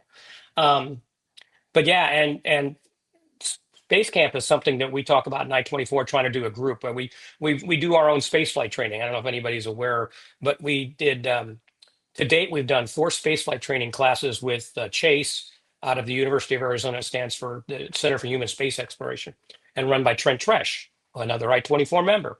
And he has decided to move along in his career to work on his doctorate. So we're acquiring all the suits and all the equipment, and we're going to bring the spaceflight training to Houston. Now, we're not in competition with Space Camp and whatsoever, but they go hand in hand. Just like Possum is a much more intricate and more detailed training, and for people who are in that career path. But for the average person who wants to take what they've learned at Space Camp and step it up. Of course, I haven't done Space Camp in almost 40 years, so it's probably a lot better than I remember it. But that's something we're offering our members and anybody who also wants to join in, a chance to spend a day learning how to work in a pressure suit, actually pressurize a suit, do tasks. We're working on all kinds of things. We have a busy board, and we have a tool you can do. We're going to start working on moving stuff like that, and then a lay of water egress training, which is the really big team builder in that exercise, because it's not just about how to get out of a parachute or put on a survival suit and maneuver in the water and get in and out of rafts. It's working as a team. That's the best part of this whole thing, has been the learning what a great team effort, team building exercise it's been to have to survive. You basically are learning how to survive with other people, and it's most fun I've ever had in the water. Let's put it that way. And I scuba dived at the Wet F for 10 years, so that's a lot. That was a lot of fun also. And yeah, so that's the kind of thing we're looking for to help our members and anybody else who'd like to join us get the experience. And Space Camp is obviously something we want to add to that repertoire. And if nothing else, just so that we can, so at least I can go and see what it's like now. Like I said, I'll be there in May, so hopefully I can go check it out. Absolutely. Come on down. Awesome. Well, Emily, do you have to run? I do. Okay. I want to keep you. I know you got to get back to important Space Camp business, but we appreciate you taking the time to join us today, and your support. You're one of the newest citizens of Moondao as well, which is awesome. And I've also supported the Send Frank to Space campaign. That's why we're all here today. So yeah, I just wanted to give you that shout out again, Emily, for all you're doing. Absolutely. Thank you for having me. All right. Thank you, Emily. We'll see you. Bye. See you in May.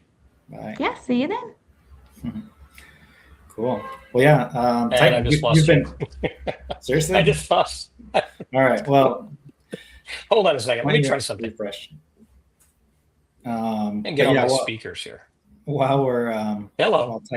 Can you hear me now? Still can't hear you. All right. Well, I'm on a Mac. Is that a problem? It's a Mac PC thing. Yeah. Right. Well, I'll mute Titan here right now. He can refresh, and then I'll just remind folks why we're here today. So, we're working here. We've got 10 hours left of our fundraiser to send Frank to space. We're doing this Space-A-Thon. We're going on hour 6 now. We've had a lot of incredible guests here all morning long. Nicole Stott, we had Sian Proctor, we've had a few folks that have flown to space. Space Camp USA, it takes a whole community to make these sorts of space missions happen. I was thinking that we could replay kind of the campaign video. We probably have folks that are tuning in new here. So let me just queue up the video since we're at hour 6, we're at the halfway point. Thank you everyone for joining us. If you're just tuning in or if you've been here all morning, perhaps some of you have, but let me cue the campaign video. Our world is not in good shape.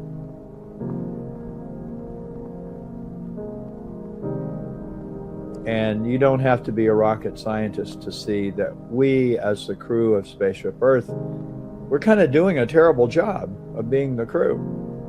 All the astronauts say when they get up top, they're like, what are we doing? Yeah. But explain to me what the overview effect is. It is absolutely gorgeous. Overview effect is when you're looking through that cupola, it's like the bay window looking down on the Earth, and you see just that, the Earth as it exists with the whole universe in the background. You see the thin blue line of the atmosphere, and then when you're on the dark side of the Earth, you actually see this very thin green line that shows you where the atmosphere is. And what you realize is every single person you know is sustained and inside of that green line, and everything else outside of it is completely inhospitable. You don't see borders, you don't see religious lines, you don't see political boundaries. All you see is Earth, and you see that we're way more alike than we are different. Booster ignition and liftoff. The Artemis mission illustrated the difference between surface thinking and overview thinking. Seen from the surface of the Earth, we perceive difference, division, conflict. But from above the surface, we perceive unity, oneness, interconnection, and cooperation. This is an inflection point where humanity has a choice between the two. And our decision will influence life on Earth and off-world for millennia. When I think about Frank floating and experiencing Earth out the window of a spaceship, I am totally humbled by that. Frank White is somebody who's devoted the last 30 plus years to not only explaining what the overview effect is, but more importantly, what the implications of that shift in perspective is for our planet. We don't often think about the ripple effect of stuff that we do. So those of you thinking of supporting Frank, it's not just about him going to space, it's the ripple effect from that experience when he comes back. And that's why we should send Frank to space. We're inviting people to go beyond making a contribution and join the mission. It won't just be a flight, but also support for bringing the overview effect down to Earth. So join us in sending Frank to space. Send Frank to space! And bring him back. It's time for us to fly Frank to space. Let's get Frank to space. Let's send Frank to space. We are here to say, send Frank to space. Send Frank to space! Send Frank to space! Send Frank to space. Get Frank to space. Send Frank to space. To engage in supporting the project of sending my friend Frank White into space. Let's get this guy to space. Forget about me. Let's get Frank White to space. Tell them one more time. Let's send Frank to space.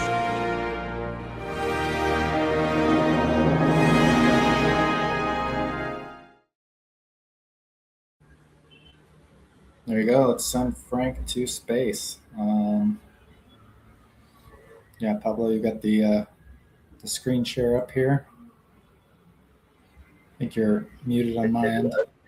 All right. I feel like after doing so many of these StreamYard live streams, I should know to unmute myself. But I was just saying, we just want to give massive kudos to Ryan for spending the entirety of a Saturday, basically all day, right? Editing and all day Friday, part of Saturday. Yeah, it was Saturday. Thank you.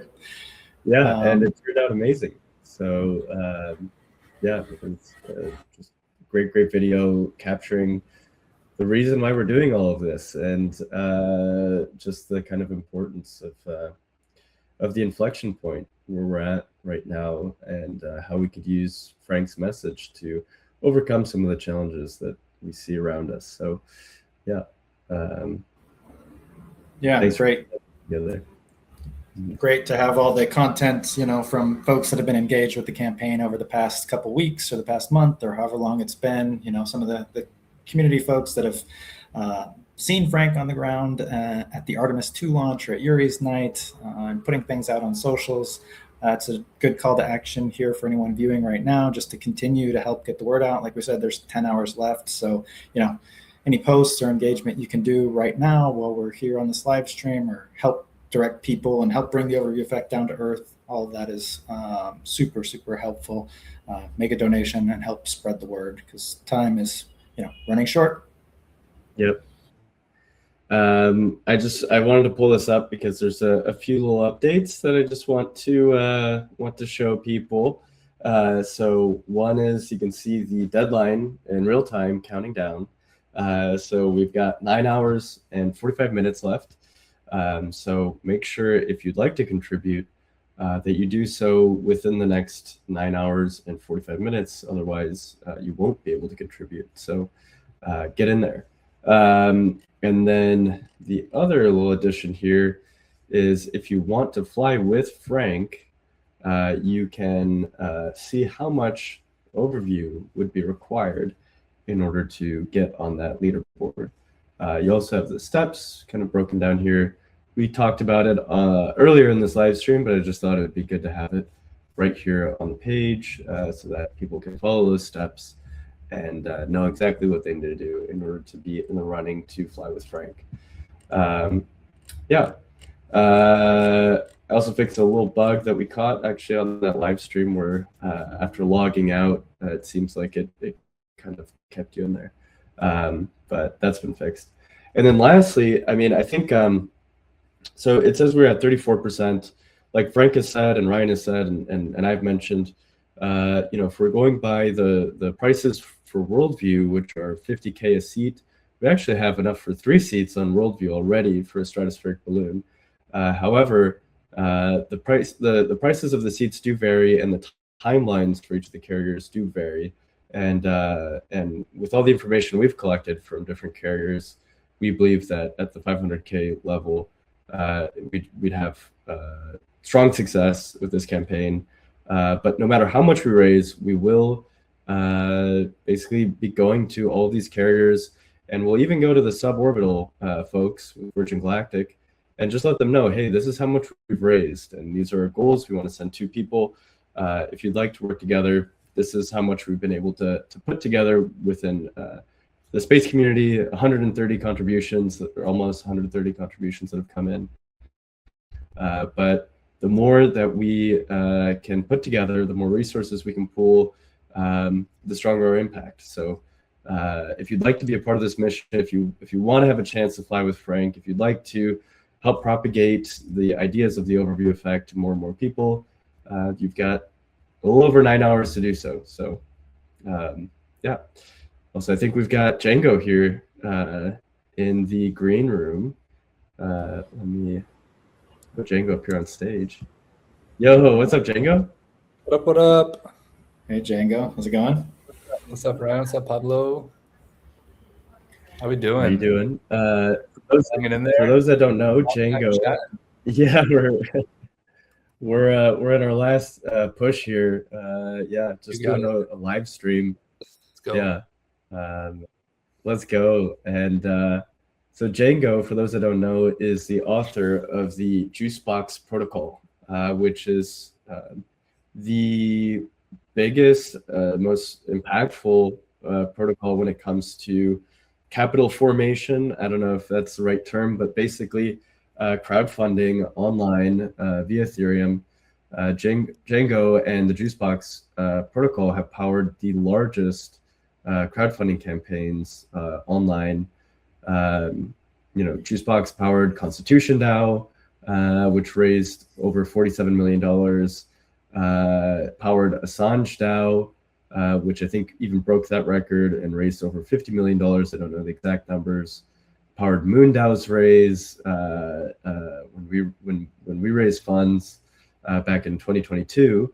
And since then, yeah, the Juicebox protocol has been kicking ass and is now powering a bunch of different websites, including our own. So what you see here on our website is a front end that plugs into the Juicebox protocol and has, I don't want to get into the weeds too much, but basically programs in different cycles of the Juicebox protocol in order to enable all the stuff that you're seeing right here on this page. So we have a massive debt of gratitude for all of the things that Jango's done to further this technology, and nothing that basically we wouldn't be able to do anything that we're doing here today if it weren't for the work that Jango did. So I'm sure y'all would find a way. Like y'all really carry it forward. I mean, the abstract tool is powerful and all, but it's really nothing without folks who actually put it into action to do big picture things, global things, and local things as well. You know, there's nothing wrong with using these kind of limitless internet technologies to further localist efforts and aggregate kind of funds in small scales. But I think they really shine in efforts like this to send people to space, kind of unite various folks cross borders towards certain ideas and missions. And y'all have been crushing it and continue to crush it. So same team. Thank you. Yeah. So since we have you here, okay, I want to dive into two things. One is I just kind of want, I love hearing kind of the ethos of Juicebox, why you decided to take this path, why you've decided to kind of devote so much time and energy to making these things possible online, because I think that's a really important message to get out here. And then also, so that's kind of like maybe the historical timeline around Juicebox, but then I also want to dive into the present day, because there's a bunch of very interesting developments that have happened in like the past couple weeks with all these AI tools, different ways that the Juicebox protocol is evolving, different ways that it's being strengthened via a lot of these security audits. And I think that's all like super, super interesting. But first, I guess, yeah, I just want to hear your like motivation behind the Juicebox protocol, why you decided to build this, and why this is such an important tool. So yeah, sure. Take it away. Yeah. So it's the main reason is just, I think programmable money is incredibly powerful and incredibly cool. It changes the way in which we think about all kinds of potential applications. And frankly, I think I felt like I needed a tool to help build stronger business models that weren't reliant on this idea of debt-based venture fundraising, and just kind of our current model of thinking about entrepreneurship and capital formation, i.e. raising money, revenue, where the business kind of stands on one side and customers stand on another side, and investors kind of position themselves as like another adversarial party, and kind of everyone kind of creates this charades of working together. And sometimes folks actually do work together and create incredible things. And I think we as a civilization owe a ton to what kind of corporate structures and structures even before that and alongside that have done for us. But I think looking forward with the tools that we have now, we can do so much more, especially community-oriented businesses where customers, investors, and builders are working together towards growth, without this idea that like you always need to kind of create moats around what you have working, and you have to charge your customers and maintain pricing power. And then eventually a private equity firm comes and acquires you and then price gauges your customers even more. And I think if we can find interesting ways to program money and build open source software, build open source accounting, such that everyone can see where all the money is going, everyone can see all the rules that exist, that have ever existed and that will always exist, and that we can create certain boundaries as to what is administratable and governable and what isn't. I think we can create a lot more interesting outcomes that are still very capitalist and revenue oriented and growth oriented, but also hints also at a togetherness aspect where we can all kind of work together instead of keep secrets from one another and trying to position ourselves strategically around a negotiation table always. And in kind of just tinkering with that effort in the beginning for trying to power some of my own projects with this kind of business model, accidentally created a tool very fitting for fundraisers. So it was kind of bent in various ways to fill some kind of 2021 needs and desires of folks coming together cross border all over the internet and coming together and trying to pull together funds and issue a token that's kind of backed by those funds. And so then, the tool kind of took on a life of its own, and we've evolved it since to make it more powerful, safer, more flexible, more resilient. And that's kind of where we are now. But the impetus really still in my head and heart is like, I think businesses can be made so much more interesting and artful and cool. And I feel like we don't have to be like afraid of the money bit. I feel like a lot of like well-meaning, like passionate, creative people in society kind of like fear the actual implications of like taking on debt, dealing with money, dealing with investors, charging their customers, all that stuff. And I totally get it, And so I think like with tools that are public and programmable, I think we could do a ton better. And Juicebox is an attempt at that. And there's still a lot of stuff we work through. I think it's at least a decade-long mission, if not more. But we're making great progress, and shipping rad intermediaries along the way that make things like Moondao possible. At least in its current incarnation, I think, like I said, it's a privilege to kind of be a part of these efforts. And by no means are projects like Moondao strictly only possible with something like Juicebox, but I think we work really well together to actually move the needle a little bit in the direction that I think we're both aligned in working towards. Well, I actually disagree with what you just said. I think Moondao would not be possible without any of these tools. And I really truly mean that. I think Moondao would have never been able to raise or reach the audience that we did without these tools. So even just from the start, not possible. It wouldn't have been able to adapt itself over time without these tools either. So by that I mean having people weigh into decisions of the organization, like having a governance layer on top of it, where tons and tons of people can say, yes, we want to do that. No, we don't want to do that.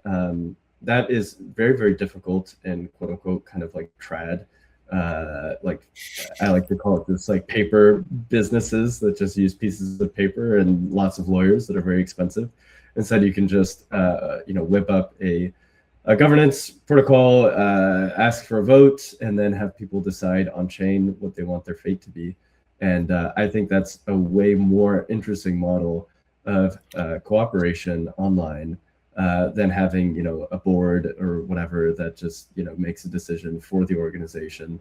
And then I think beyond that, just operating in this on-chain way where like you can see all of the transactions that we've made. You can build that level of trust with people from different parts of the world that may not even necessarily speak the same language, which is kind of the craziest part sometimes. Is like you really do get people from every corner of the world, every corner of the internet, coming into the same organization, and then it's kind of a crazy experiment that we're like right on the frontier of. And none of that would have been possible without what you built. So, yeah. Well, thank you. Appreciate it. And I think like this makes me reflect a little bit, where I think like y'all are the perfect example of whatever's the next thing in the way. If it's I think what y'all spend a lot of time on the past few years is a really sound governance model that works for the Moondao mission, because we can't just take things off the shelf always and apply it to what you're doing. I think you're doing something very specific that touches the real world very intimately and beyond, the space world. But a lot of kind of governance tools that were at our disposal really kind of had this strong preference towards anonymity, towards just being fully online.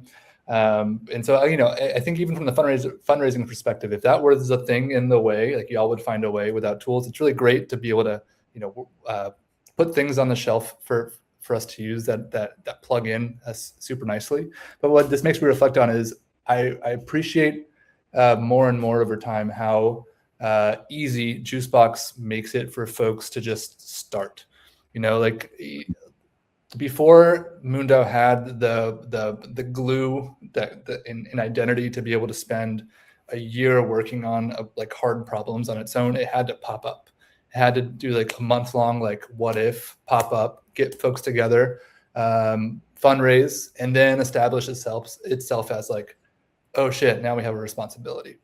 And that's just, like it's hard to, at that point, when you have the urge to do something like Moondown and on day one, to be like, first we have to build a sound, like fundraising, like programmable thing on the internet.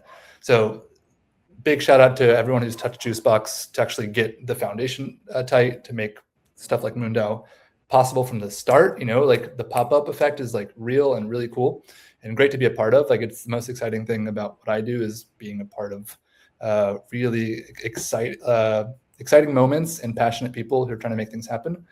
However, once that pops up and keeps going, like I'm so jazzed how like Moondown just and like you in particular, Pablo, but everyone who's kind of been around Moondown intimately for the past few years will just figure it out. Whatever's next on the list of things that are in the way in order to fulfill the mission of creating a successful internet space program, you will figure it out. And really, really love this Frank White Overview Effect campaign. To me, it's like so good. I think it's like it's a brilliant end in and of itself, and y'all have already done it, so you don't have this like credibility problem, but also just the campaigning effect of something so valuable and philosophically like refreshing. It like campaigning for it is spreading an idea worth spreading. It's regardless of if the finish line, like wherever the final balance ends up, it will have been a success in that more people will know and have contemplated the overview effect and what it means to them, to kind of their conscious, their unconscious, their the way in which they live their life. And if it's touched a few people in that way, I think it's a remarkable success. And more of it, please. Like, this is awesome. Yeah. I mean, so I looked up the Google Trends because I was just curious to see like, okay, what impact have we had on the overview effect? And it shot up like a hockey stick. I didn't expect that at all, but the overview effect today is like orders of magnitude more popular than it was even like 1 year ago or 2 years ago. So it, I think if we're measuring our success based off of that, it's already a success. Already with the funds that we've raised, we can purchase over 2 stratospheric seats on a balloon, but they're various companies and they're all at different levels of progress, and so we kind of want to just have enough to be able to purchase seats on multiple of these carriers and then have them almost maybe compete or figure out which ones can deliver Frank to space first, safely, reliably. So yeah, I kind of love the idea of having like just a pool of money that's almost like a bounty. It's like, all right, we have these funds. Whoever can fulfill the mission first gets them, and just have people, go for it. Hey, but I do not think we should assume what's in the tank is what's going to be in the tank at the end of the day. I think we should really focus on getting to the goal, because damn, it's like I've seen many of these fundraisers before, and I like the last 12 hours are the most exciting. It's kind of when things get real, and so I'm really pulling for this to see some good progress here over the next several hours as the campaign comes to a close. But it's awesome to know that there's been a ton of movement already. think huge shout out to everyone who's already put in. And yeah, very excited about these next few hours. Yeah. So I do want to touch on all the cool developments that are happening right now in the Juicebox protocol. But I also would be remiss to say that I think that the Juicebox protocol is the medium of operating a business that most closely aligns itself with the quote unquote overview effect. By that I mean that it holds closest to truth. Like you can see exactly how funds going in and going out of the protocol are used. It has a very kind of definite and programmable structure. So I think that this is like this truth layer is fundamental in getting people to cooperate and coordinate with one another from different parts of the world that may not necessarily otherwise trust one another. And so I think that, you know, it's a very tangible and kind of, in my opinion, very important protocol that furthers the idea or mission around the overview effect, to have people collaborate and cooperate with one another from different parts of the world that may in other contexts be adversarial to one another. And we've seen this with Moondao. We had people from China and the United States cooperating towards a shared mission. And I don't know, I can't really look at too many other instances where that's happening, especially within the context of what I like to call little c capitalism. So it's not like we're some crazy multinational business with like offices in Hong Kong and in the United States, and we have some like crazy supply chain and contracts and lawyers and all this stuff. Like usually that's the domain of just very, very, very powerful people, very, very powerful companies that can maintain all that coordination. But to see kind of a little c entrepreneurial effort that can span the globe, that is, I think, unheard of and only possible within like the last few years due to this technology, which I think is incredible. Yeah. I mean, 100%. And I mean, I like that's a shout out to the technology underneath Juicebox. I think Ethereum and then Bitcoin before, kind of showing us that, hey, you can run networks that span the globe as long as there's enough interest in doing so. And it turns out there is interest. You know, there's a lot of people who want to see a global network of information circulate without restriction. And yeah, that's it lends itself to an overview effect of technology, of data, of money now, and it's a beautiful mission that I think has seen traction. Although, like I said, I feel like we're still in very early days because there are trade-offs, right? I think you mentioned earlier that a lot of the recent things we've been working on are security oriented. And, you know, the fact of the matter is, if you have open software, open source, open money, everyone can see the same data. Not everyone is looking at the same data with the same eyes. Some folks want to take advantage of it. Others are trying to find, you know, like reasons to participate or reasons to prevent others from participating. So, you know, I think it's going to be a work in progress, but the more we work on it, the more sound it gets. And I think the more sustainable it gets too. Yeah. I mean, I think, well, technology doesn't change people. So like we're gonna face a lot of the same sort of like quote unquote mindset issues of people trying to say like exploit something or figure out how to cheat the system or something like that. But I think that the most powerful thing about this though is that it can coordinate people that are on the same wavelength to operate in an open manner and in a secure manner. And I think that again was not possible until very recently. Especially with the like you kind of touched on this like activation energy piece of like getting people moving, getting people going towards an initiative.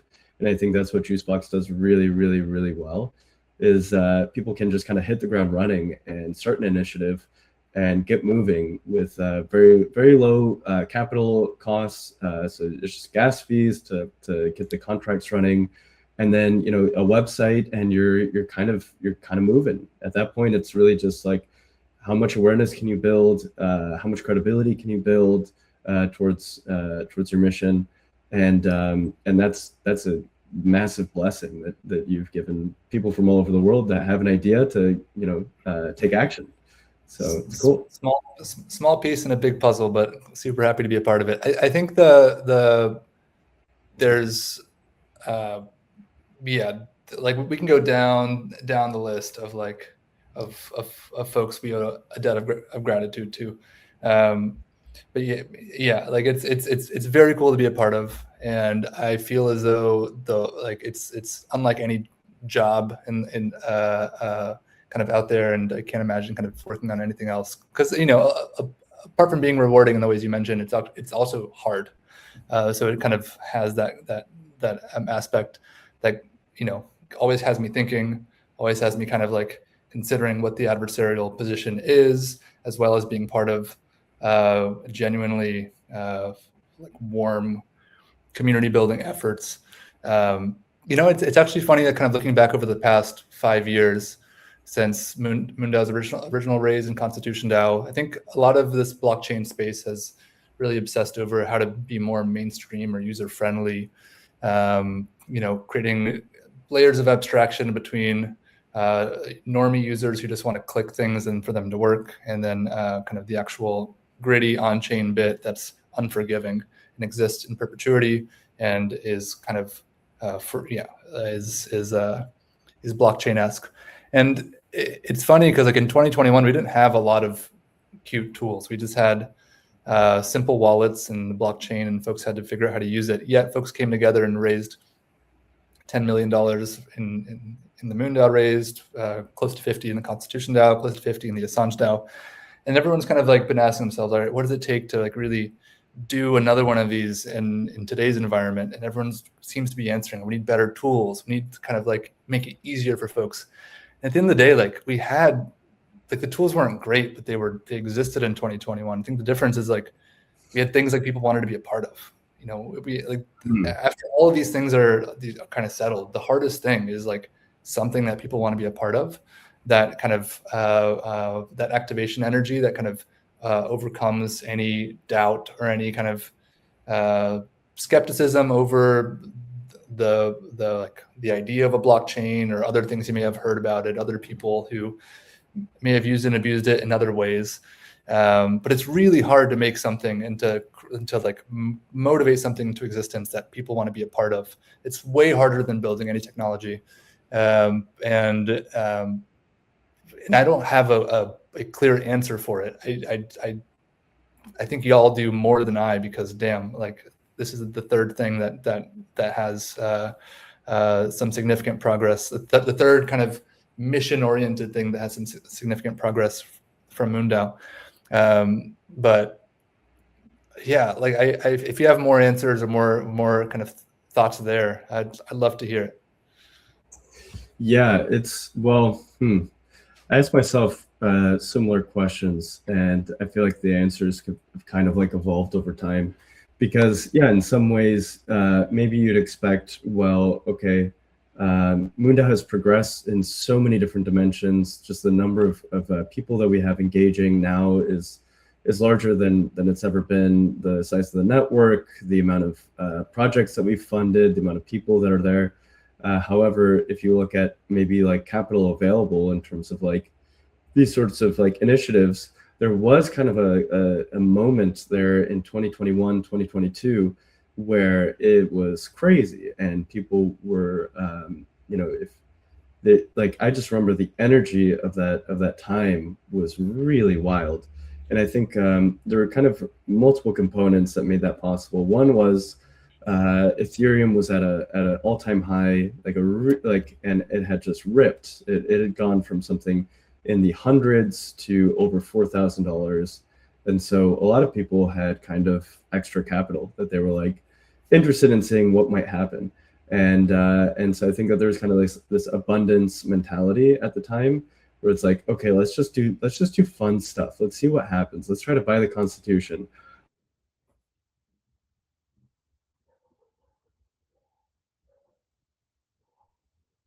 Having it be interesting, and that was such a unique moment.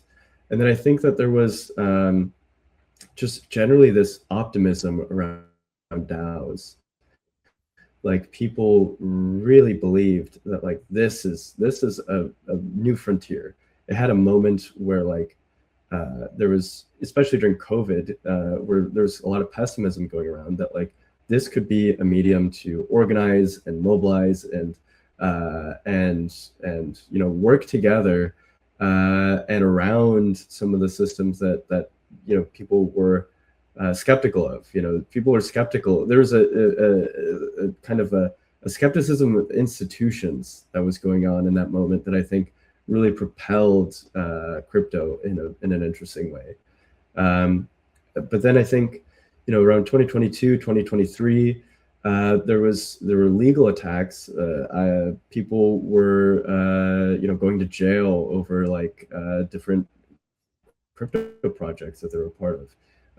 Celebrities were getting sued for being a part of those projects. So I think it went from kind of an abundance and like optimism to a fear and scarcity. The tokens started to go down. People started to basically disassociate themselves from crypto, and I think that there was a period there where it was really tough to be in crypto. And I'm curious what your experience was like, but like I'd say that stretch from 2022 to 2024, maybe it was one of the harder moments to kind of stay optimistic about the technology and say no, the original ethos of this is still extremely important and it's still there. It's still there. Like, yes, there were people that hacked protocols or tried to do things for the wrong reasons,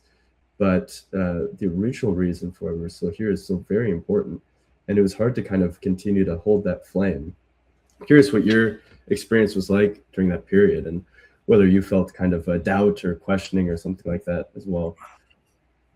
I think to go back to the 2021 moment, I think the Constitution DAO moment in time was not just folks who are already in crypto and had spare money lying around from like market going from 100 to 4,000 in a matter of like, I don't know, at least in a year or so. I think there was a lot of new folks who maybe had been curious because of a price thing happening, and that automatically gets folks curious and wants to know more. And then this is like an easy-ish or approachable thing, like a non-finance thing to be a part of. Oh, come together and let's auction, let's buy something together, right? That's otherwise only affordable by millionaires or folks with disposable income on the order of 10 million, 50 million. And that's like an obvious message. It's a very socialist message in many ways. And I think that's like, it speaks to the kind of doing something that people want to be a part of idea. Afterwards, when he started to get a bunch of kind of skepticism or lawfare, kind of top-down lawfare from government and the like, I think you had a lot of, me personally, there was a few fundraisers that were happening during the time. There were some also in the kind of decentralized science domain that were interesting. Definitely a lot less of these like pop-up kind of, I don't want to call Constitution DAO whimsical, but it was kind of like a really kind of broad idea. It felt a little whimsical at first until it didn't, right? Until it felt very real. Whereas I think a lot of the stuff that took ground over that kind of 2022, 2024 time period were businesses that were just running, experiments using on-chain tools because they're faster, better, cheaper in general. But we're using treasuries to kind of manage, as opposed to banks, or in coordination with banks, to create a a greater surface area of accessibility and the like. And so, you know, from my point of view, nothing really changed apart from maybe the types of folks who were knocking on the door asking, like, how might we start a fundraiser? That audience did change. Definitely fewer, definitely more due diligent, but also kind of nice to from like the perspective of someone who's maybe more oriented towards keeping things from going to zero rather than trying to sell as much as possible, because it's not really like a sales surface. It's not really like a business game in that sense. Like I want to be working with sincere people trying to change the world in their unique way. It's nice when the only people knocking on the door really have that intent. You have a lot less noise. You have a lot less people who are just kind of like floating around trying to take advantage of the moment. So it did afford a lot of time to actually like focus and work on longer term projects. Juicebox now became omni-chain, is what we call it. So you can have a project that kind of exists across blockchains. You don't have to pledge allegiance to Base or Ethereum or kind of any, like, pick a blockchain. I think those 2 years were also very full of this like many chain debate. Like, do we move to L2s or do we move to Solana? Do we stick around on mainnet ETH, even though it's like expensive and the Ethereum Foundation is too you know, it's got its own aesthetic that either you love it or you probably don't love it. And, you know, from someone building a protocol, like from my point of view, the thing that we needed to do is like, if you're any business or campaign, you want to be available wherever people want to be a part of it, you know? So, but it's really hard to connect all these blockchains together without creating fragility and these like centralized points of failure. So that was a big research project that took years to think about, build, test, implement, ship. And so, you know, I was dealing with some day-to-day Juicebox operations as we were trying to actually like, you know, manage a budget in general, but I was mostly focused on the engineering aspect of things, which glad we got through the finish line of, and glad we got to kind of the current moment. But I think like, you know, you have like equally today, you have people who if presented an opportunity to be a part of something in the that touched crypto, despite the number being up or down, or despite kind of legal threats having evolved from a previous administration or previous moment, are going to look at it skeptically because of other reasons. You know, either, you know, people are taking advantage of crypto for X, Y, and Z, or yeah, like there's a lot of stinky shit in crypto in general. Like, you know, if you're looking at it from afar and you don't really know what's what or who's who, if you haven't found your people, if you haven't like really kind of seen stuff and recognized like who's actually like thick in the sauce and not just kind of like skimming the cream from the top, it's like, yeah, it's pretty gross in many ways. And I feel as though, despite maybe not having like as much kind of legal threat, you might call it, I think you still have that smell, the threat of association, the threat of like smelling awkward, the threat of telling your friends about something and them looking at you funny because, you know, because why are you associated with these other people?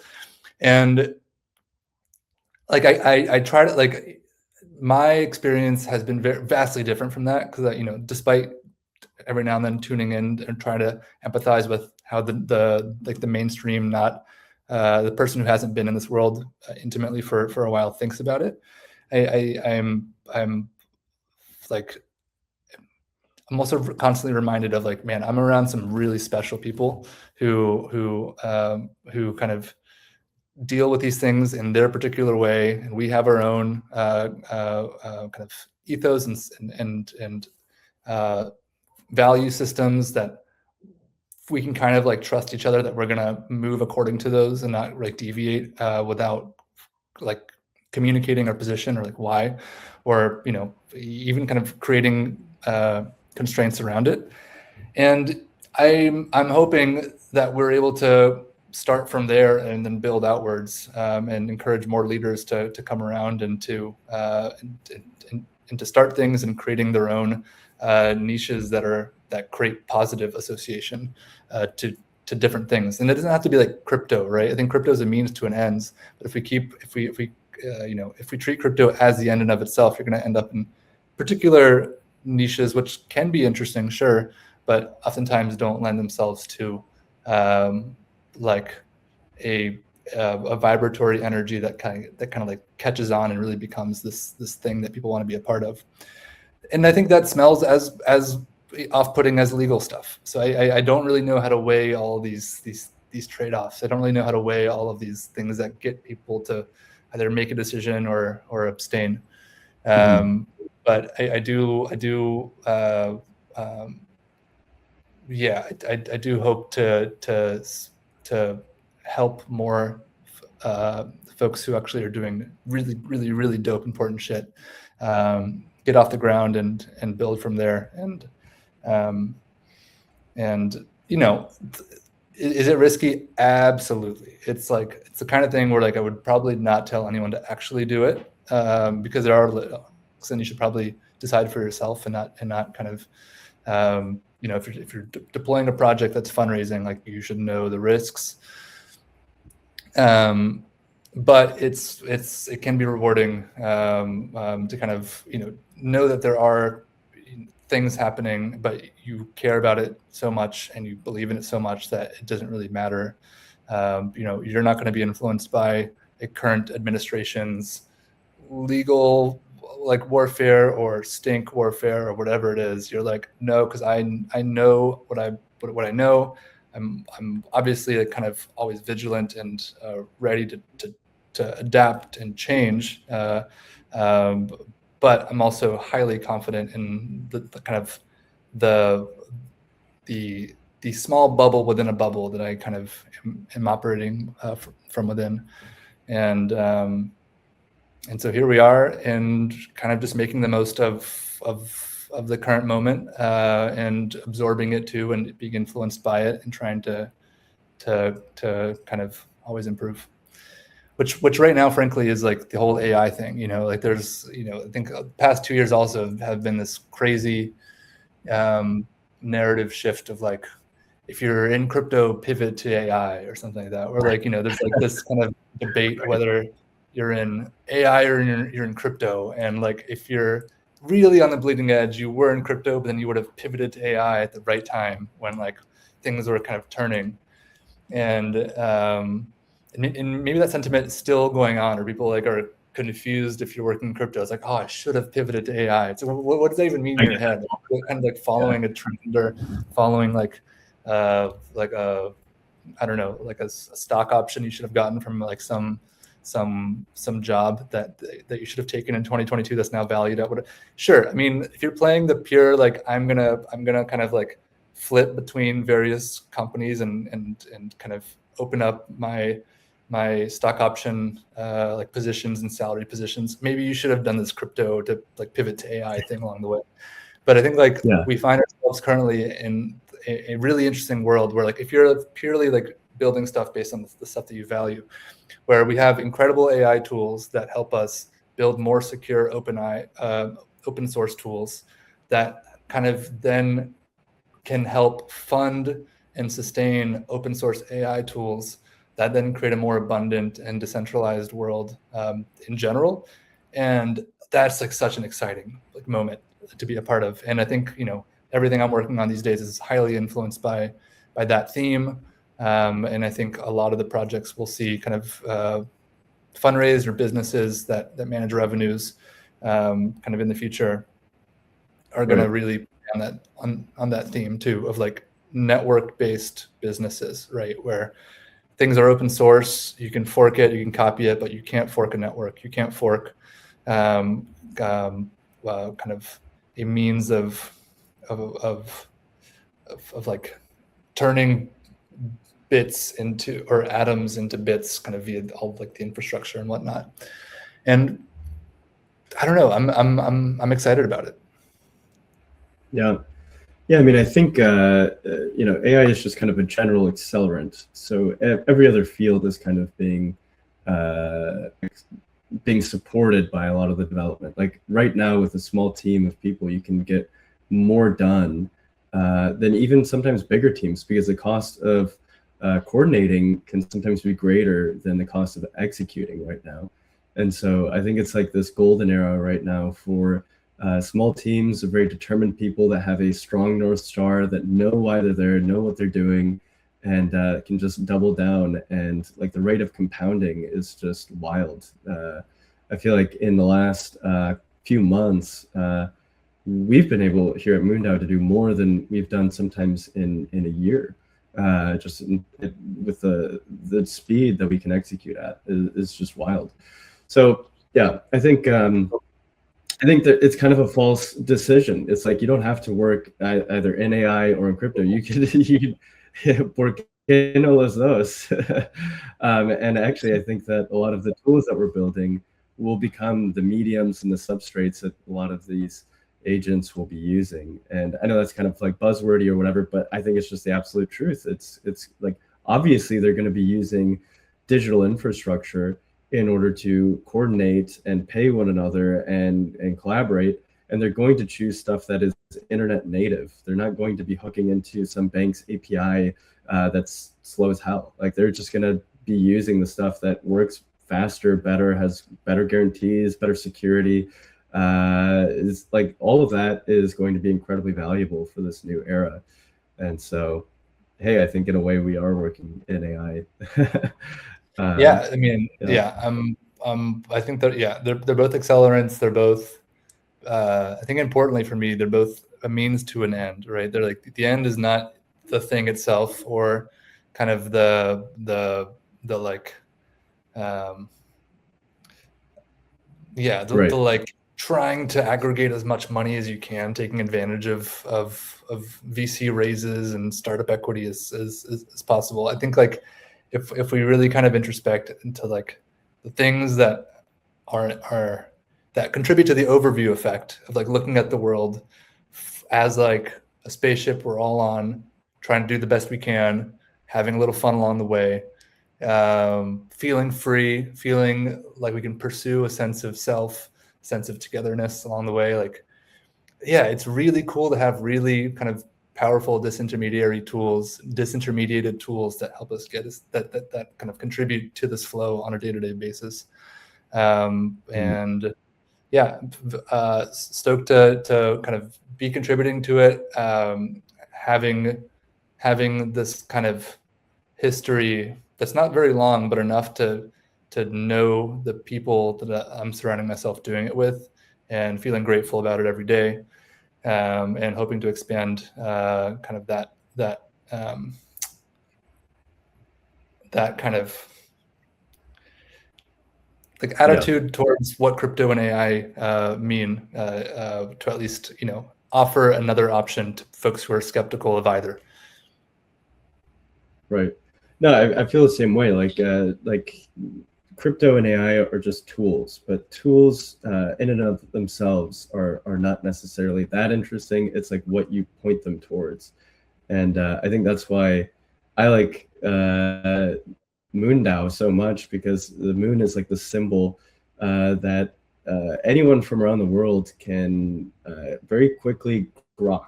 They can say, yes, this is like something that would be interesting. We should have a base on the moon. We should be pursuing these very ambitious, like humanities scale projects. And why aren't we doing this? Why aren't the institutions adapting and making these goals that we resonate with top line goals?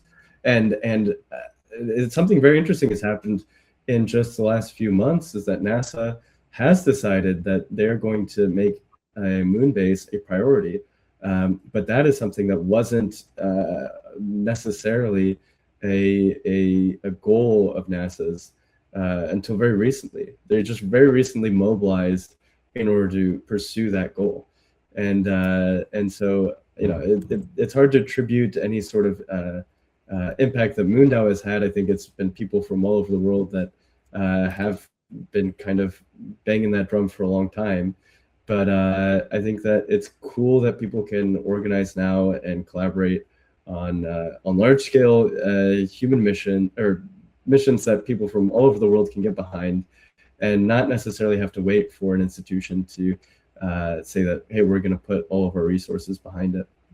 And over time, maybe these like small efforts or things that start out small can gain the level of resources and attention that historically some of these large institutions have had. And Totally. that's really exciting to me too, is that how you like digital institutions. 100%. And I get to work with them on a like human to human basis too. I feel like there's this temptation to always adversarially position like the trad corp world and the open kind of togetherness world as like two things, and you're kind of always going to play this kind of contentious game. But at the end of the day, like the moment you actually are implementing things in the world that are affecting the lives of people, of those around us, that are opening risks that we should, audit carefully, you're gonna have to work together with everybody. So you have all these overview effect skills, these like soft skills, these people skills that are just gonna like continue to amplify as you grow. And yeah, it takes a lot of grit to get there, and a lot of saying yes to folks who are telling you no, like a lot. But eventually you get to this point where you're like in it together. You're working for this overview effect thing, which we're all inevitably a part of, and no one's above, and that's incredibly exciting. Yeah. So okay, so I did promise right before you leave, I just want to get to how you've been approaching Juicebox security with some of the new AI tools, if you have a moment, just because I find it really interesting. I know that you've been really focused on it, so I just like selfishly, like I want to learn about what you've been doing with the security stuff. Maybe also if you have time to like walk us through like some of the like recent, like in the last 2 weeks, like I know that you had a security audit done with some of the new Anthropic models, and there was some stuff that was found, and then an awesome resolution at the end. So just want to hear all about that if you have time. Yeah, for sure. So I in December I started playing in like I've been using AI tools maybe for the past year and a half. And a year and a half ago, they weren't doing anything hyper autonomous. I think like they were, I was writing a lot of code still. It was helping me autocomplete lines of code as I was going. It was kind of just like an inline helper. I was generating, like images, like marketing images, that was fun. Like I was having fun with it essentially. And then it was kind of background nudging me and helping as I was writing. And definitely was a productivity boost, but I wasn't like frontier, like figuring out how to wire all these somewhat new tools to actually do like highly productive things. Fast forward to December of this past year, I was working on something, and I was like, no, I'm gonna spend kind of this holiday, kind of into the new year, kind of early part of the new year, like really trying to create a project from scratch with these AI tools, with Claude Code and Codex and the like, and started building, these widgets and websites built on top of Juicebox that would help people deploy projects and interact with projects, etc. And was realizing, like by the end of January, having built a few very cool things, that like, man, if I don't now spend, everything I'm doing essentially trying to orchestrate these tools to go and break the protocol, like what's the point? Someone else is going to do it. I'm not going to be able to sleep at night knowing that's a possibility, and I haven't done like everything I could to try to find a way kind of in. And so then I kind of like was like, that's what like I has become AI engineer. Like I kind of like switched that kind of thing in my head where I'm like, I can't pretend to not be doing this and just not be like fully committed to doing this. It is by far the number one priority. It is by far the like, because like usually when I'm working on Juicebox, it's kind of like you spend a ton of time, let's say a year, working on something you want to ship. By the time you're done conceiving of it and writing it and like doing all your due diligence, you probably have another year of auditing to do. Auditing consists of going after grants, because these things are expensive, trying to fundraise on your own. So you spend around $100,000 paying other firms to look at the protocol code. And if you don't have $100,000, you have to go and find grants that'll basically allow you to do that. Both Arbitrum and Optimism were gracious enough to grant us quite a bit of funds to help our auditing process. We had some in our treasury at the time too. And, you know, a year later and $100,000 later, you end up with a list of findings, right? And those findings, many are useful and good, many are noise, but it 100% makes the protocol better. But you're always left wondering, like, okay, like, should we launch now, or should we find how to do another audit? You know, because you can never audit enough. At the end of the day, like, these things are just going to be perpetually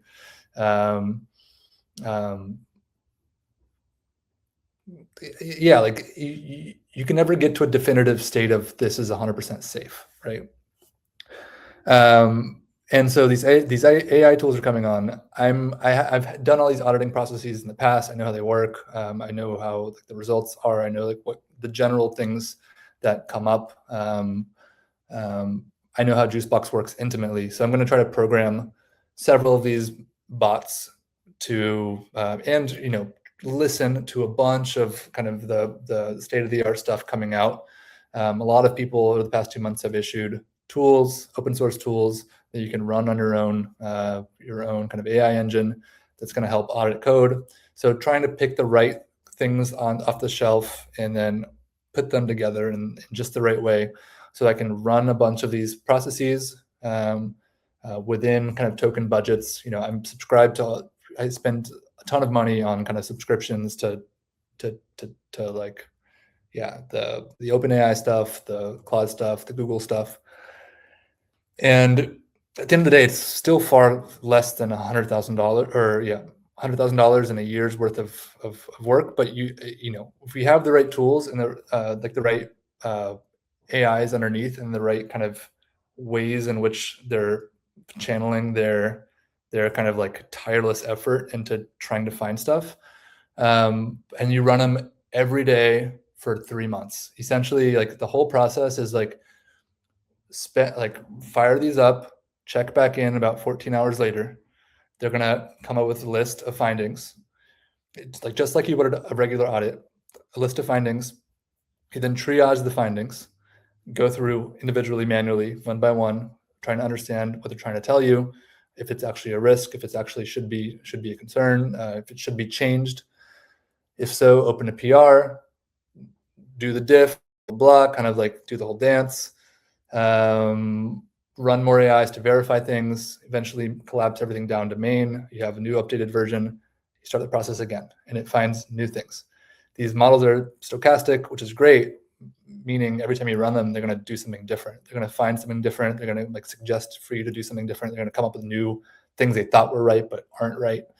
And so the more we run them, the more probability we have of finding more things. But you still end up with the same end result of like at the end of the day, you don't know if you've exhausted the entire space of potential like risk vectors. But it's a lot cheaper and more efficient to be far more sure than we were before. And so I've been in that process for about 3 months now, like running tools, iterating, improving tools, running it again. Oh, new model comes out, great. Run tools with a new model. Like try to kind of orchestrate them in more efficient ways. Come across, you know, your rate limit budget like all the time and have to wait till the end of the day to run another version. And so like right now,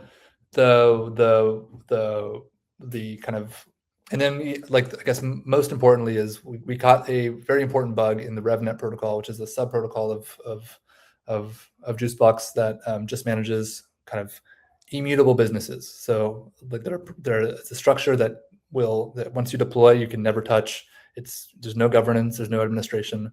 The code must work.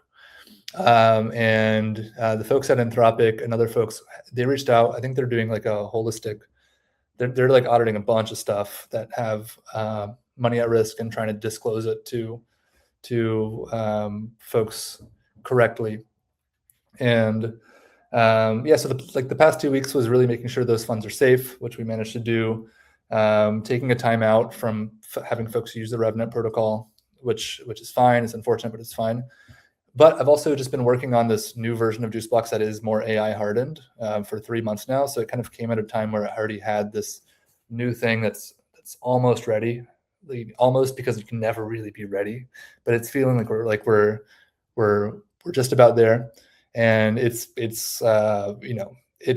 had the blessing of just been through the ringer of all these AIs, taking in a bunch of feedback, tons of like fringe edge cases that you have never thought about, tons of like micro efficiencies. And that's really, I think, like there hasn't been a ton of like Mayday, like big risk thing, like moments. But there's been a bunch of like, oh man, this is going to bite us in the ass if we didn't like do anything about it now, like 3 years down the line. Just inefficiency, like something would be inefficient and there'd be like some aspect of the system stuck, or like that kind of stuff. And so it feels like I would have been deploying this new version of Juicebox anyways. It's AI hardened. A lot of people might have been hesitant to move over to it because the current system like still works, but it may not have all the very tuned bells and whistles that I was even surprised. These are things that the pros that we spent hundreds of thousands of dollars didn't find. So it's like it's been through the ringer already. This is like the fork of the thing that's already been through the manual ringer. Yet we still find tons of things, and it's because of, I think, this more bigger picture urgency that like open source, like all open source written before 2026 needs to go through this process of self-reflection and AI reflection. It's feeling like everyone who is doing anything on previous versions of Juicebox will like be very motivated to move over to the latest version or to start their project on the latest version. I think every protocol is going to have to go, every open source software is going to have to go through that growing pain. But then we're all going to be so much better because of it. Having like being able to sleep, knowing that like we ourselves went through the effort of trying to break our own thing, despite it being hard and thankless, and like you're not actually in the sales motion. Meanwhile, like you can't like in good faith sell something or like help someone build on a version that is going to be deprecated in a bit. So it's very like lonely in a sense, but that on the other side of it is something that's like has gone through it. And sure, there may be more powerful models and stuff coming out, and you should always continue to run these processes to make sure that you disclose any findings to yourself before a bad guy finds it first. And these are all adversarial, so we can assume someone will find it first. It's a necessary point in time to get to where we're trying to go, and we're going to be so much better because of it. Yeah, if have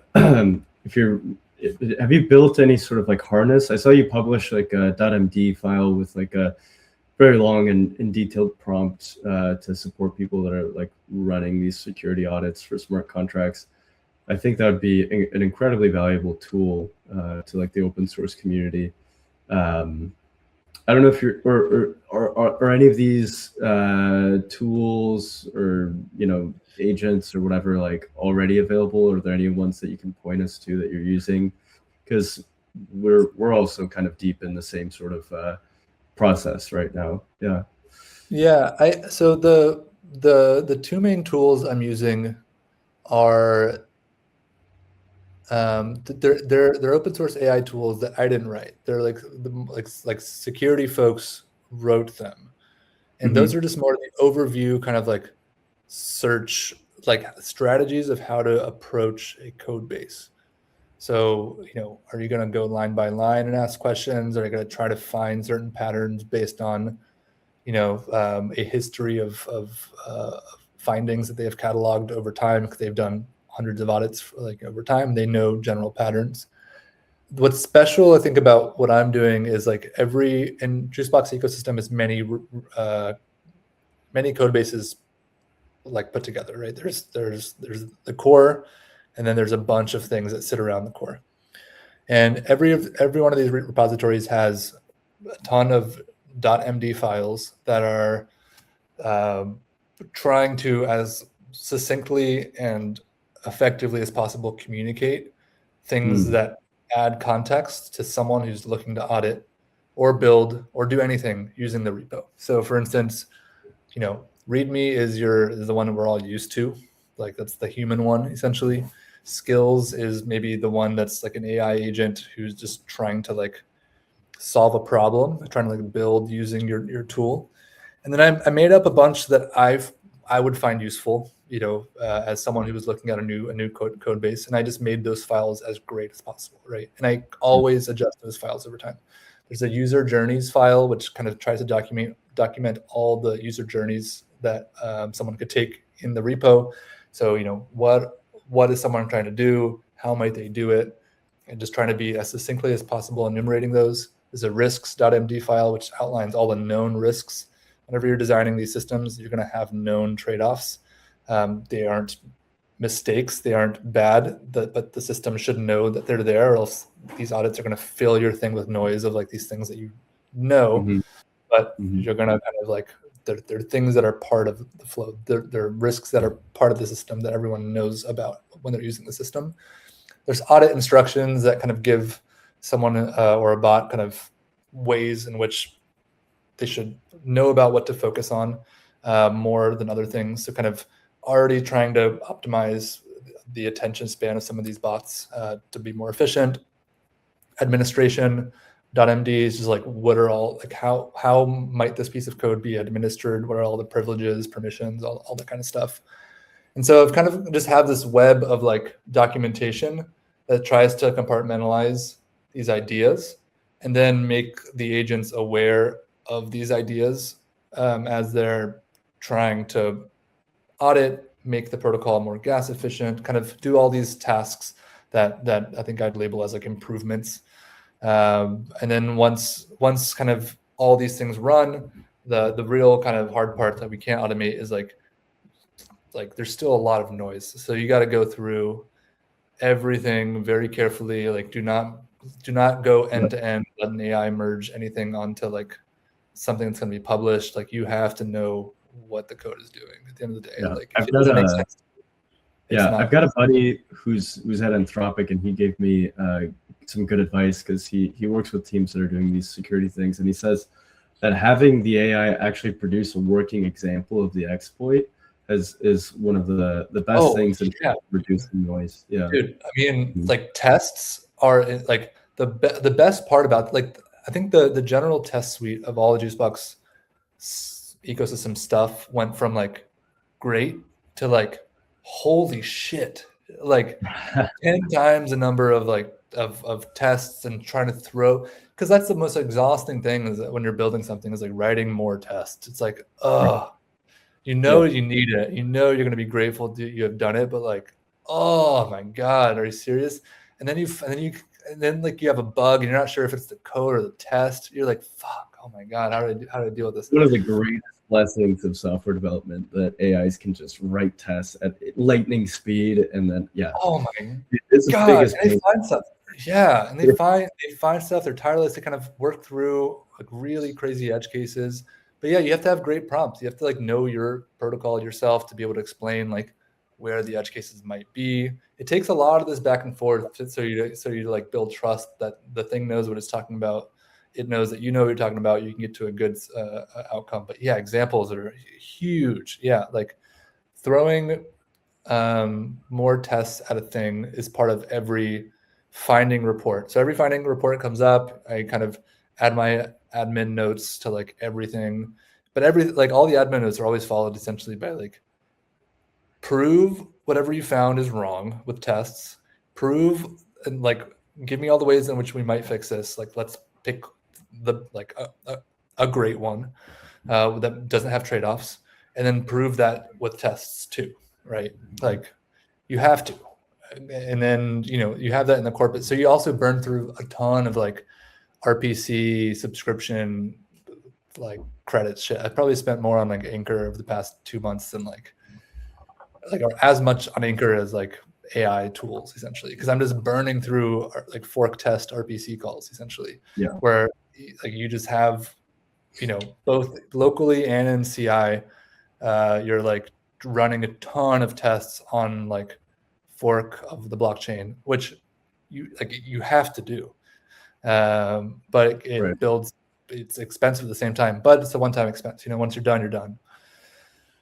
That's when I say I has become AI engineer. That's like what I mean, and it's a blessing. Like life will never be the same again, but damn, it's a moment. It's like it's a thick moment, and I'm excited to be on the other side of it. But we can't rush it. Yeah, I guess we all have to become AI engineers. We'll have to adapt. Well, this has been amazing. Thanks for adding that bit about everything you've been doing with the AI security stuff, because it's incredibly important for us at Moondao, incredibly important, I think, for other people that might be listening that operate within the Ethereum or crypto or blockchain ecosystem, or even people that aren't that are doing something with just a regular server. I think all of this stuff is super, super, super valuable. So really appreciate you joining us, taking the time, and supporting us in our initiative. Here to help, man. And super proud of like everything. This is like the current campaign, yes, but like you and I have been homies a while. Like all this stuff in 2021 brought us close together, and we've been friends, and like seeing all this stuff evolve, and it's really, really, really cool to see, Pablo. Like I'm such a fan of you, of Moondao, of kind of all the folks working on this. And with regard to the security stuff, like send stuff my way for reviews whenever. Like I feel very empowered by all these tools, all kind of the processes I've built. I feel like there's a lot of stuff we can now build on the Juicebox ecosystem fairly seamlessly. But let's make sure we're always sending it out with as much like responsible due diligence as kind of our current tool set merits. Totally. But I appreciate the kind words. Appreciate it. So much for everything you've done, and let's keep the conversation going. I will actually probably take you up on that and send you up some of the stuff that we've done with the different cycles for the Juicebox stuff. We've done some audits ourselves, but can never have another help a ton, and you're probably the best pair of eyes that we can have on it. So, let's go. Awesome. Moon down to the moon. Yeah, thanks. All right, so we have Dan Curry and Bruce Long here in the green room. I'm going to add them up here, and then Jango, I'm going to you off here. Cool.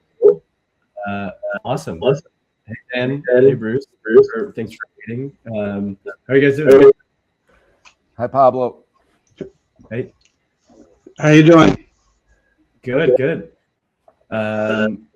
I'm picking up a little bit of echo. I'm not sure, Dan, it might be on your end, actually. I think maybe if you plug in phones, that might be helpful, or I'm not sure.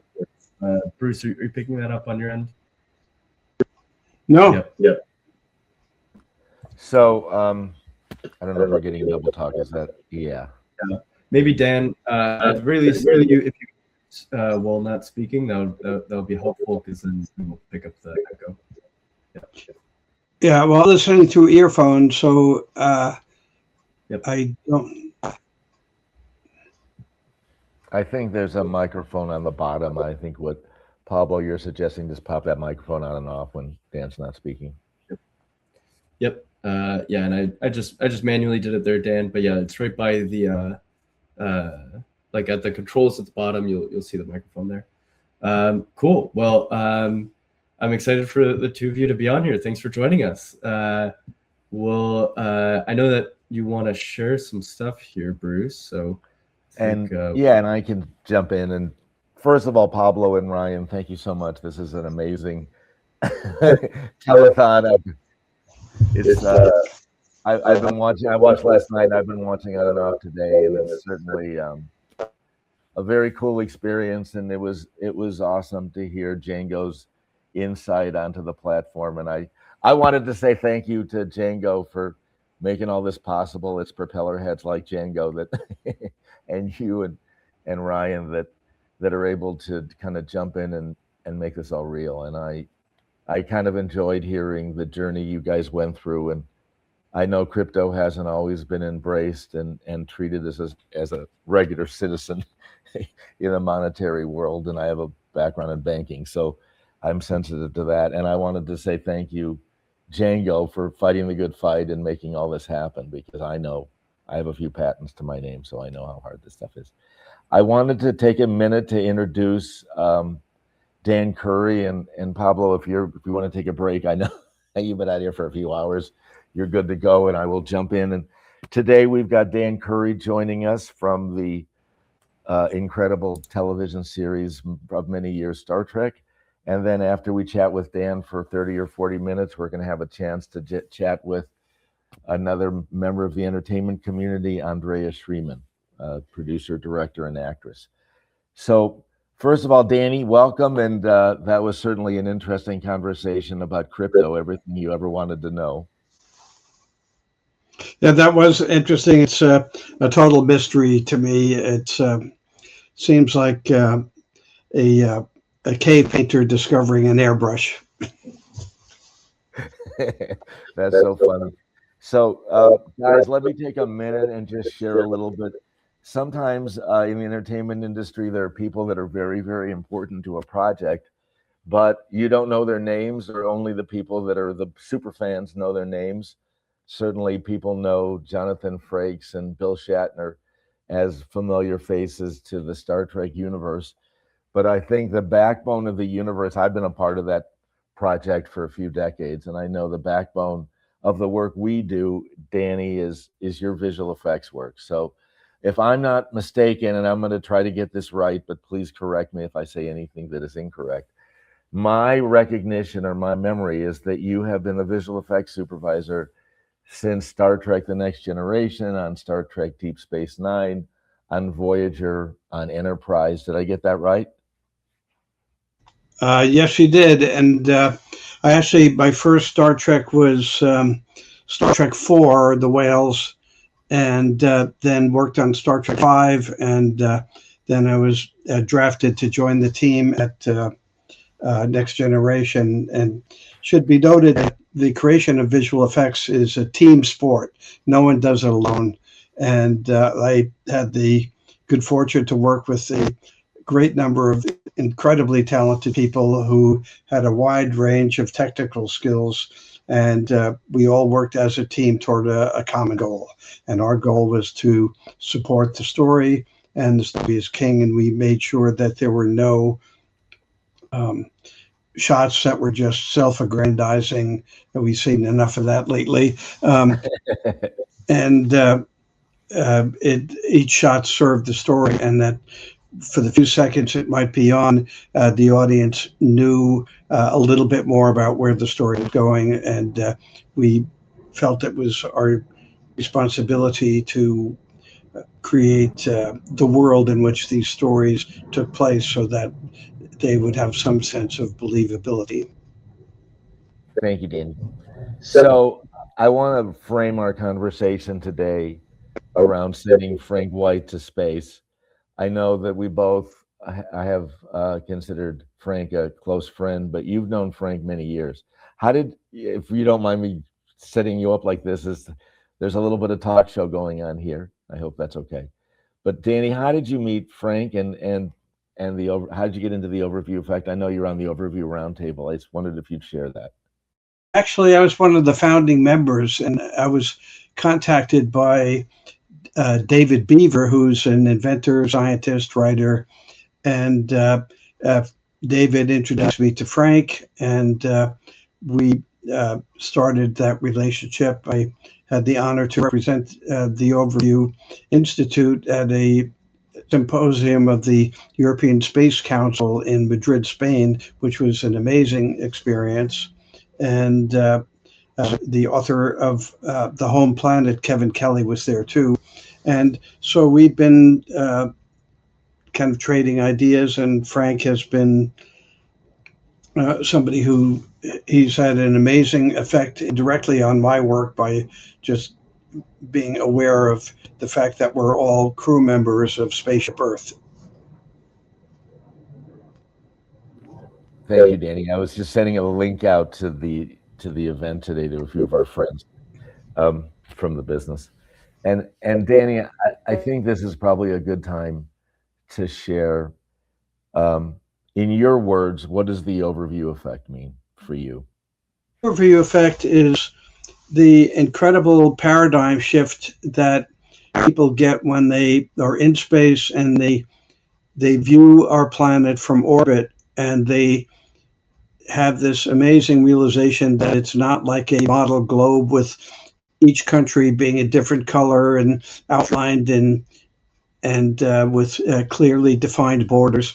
And it is that we are in space all the time. Earth is a spaceship, and that the planet is shared by all of us. And I think that's the overview effect. When I've always wanted to do an animated film going back into Paleolithic times and see how empires grew and vanished over the millennia, and that all those borders were temporary and imaginary and only exist in the minds of humans and aren't real. And so the overview effect conveys how precious and ephemeral our planet is, and how fragile our atmosphere is, and how many things are required to go right to keep us alive and keep us thriving, and as with every other living thing on our planet. Thank you, Danny. You know, I will add to that during the first few, and I've only known Frank for the past, I think, 6 months or so, and I had a chance to chat with you and he at the start of the relationship, which was great. Dan and I and Frank are producing a project called Planet Horizon, an immersive touring pop-up. So we'll talk about that a little later. But one of the things that came up in our first conversation that has come up many times before is that it seems like there's certain aspects of Star Trek that are sort of inspirational, that even aspirational, that they're parts of a society that's represented that since the 60s in that show, that some of that is what we'd like to be or who we'd like to be. Do you think that the overview effect has permeated some of Star Trek, maybe by accident or by design? I'm not sure which. I think it certainly affects the newer ones. When Gene Roddenberry created the original Star Trek, which was greenlit by Lucille Ball, thank you, that Gene had his opinions about colonialism and how advanced, technologically advanced civilizations could have a devastating effect on less technological societies. And that's where the Prime Directive came from. That was Gene's reaction to watching indigenous cultures be overwhelmed by technical power and also the microorganisms that were inflicted upon them. So I think one of the important things is that when we and everybody in the visual effects community was awestruck when we saw real photographs of the Earth from space. And before that, films of up until we saw those images, Earth was depicted by paintings, and they were really good, done by great artists, but they were not particularly convincing and real. And once we saw it, it changed how we felt we could depict planets, not just our own, but imaginary planets, and being able to feel that each planet is kind of a living thing, the Gaia perception, and we and people that were creating visual effects, Doug Trumbull, Richard Edlund, the people at Industrial Light and Magic, they were all trying to improve the quality of image based on science and discovery. And so I think that made a radical change in how people perceived what we were doing and our responsibilities to the audience. Thank you, Dan. I think you said that beautifully. And I think it's fascinating if you think about it. And when Artemis 2 went up, I couldn't help but think about the 50 years that had passed since we went back to the moon, and how we take for granted so much of our alternative reality that is the Star Wars and the Star Trek universe, that we take for granted as part of our lexicon. And my kids and your kids take that as a regular part of their world, but it's really otherworldly. And it's, I remember working on a project some years back that juxtaposed cowboys and Indians and the settling of the West with the idea that aliens came down to space and landed. And it's always fascinated me that if you went up to a cowboy and tried to explain what an airplane did, it'd be hard to explain. But if you try to explain the lift and the wings of a bird, they can understand that. And then you think, okay, well, then someday a man can create something that looks like a bird, and here we are now. And that jump that we made in the 60s, which is I think what you're referring to. First of all, does it amaze you that the technology was there 50 years ago to get us to the moon? Yeah, that is. And apparently, I don't know if it's true, but I've read that their memory on their computers was 17 megabytes. I've heard that same thing. I think that's pretty close. And a lot of credit should be given to Frank White about getting people to understand the phenomenon of the overview effect, that he was able to write in a very approachable way, and through lectures and articles, people began to grasp what that meant, and even get a different paradigm about our own place, not only on our planet, but in our solar system and the universe at large. And looking at the history of human perception of our place in the universe, we went from the flat Earth to imaginary beings controlling everything, a guy with flaming horses riding a chariot across the sky to make the sun go up and down, the requirement of human sacrifice to make spring occur every year. And thinkers like Frank helped correct that. And they're having an important influence today, because the world is becoming very divided again. And we really need to understand, as a species and as the primary species and that can control what happens to our planet, we have to understand that, and the overview effect is a way of permeating that philosophy that we are all one and the same.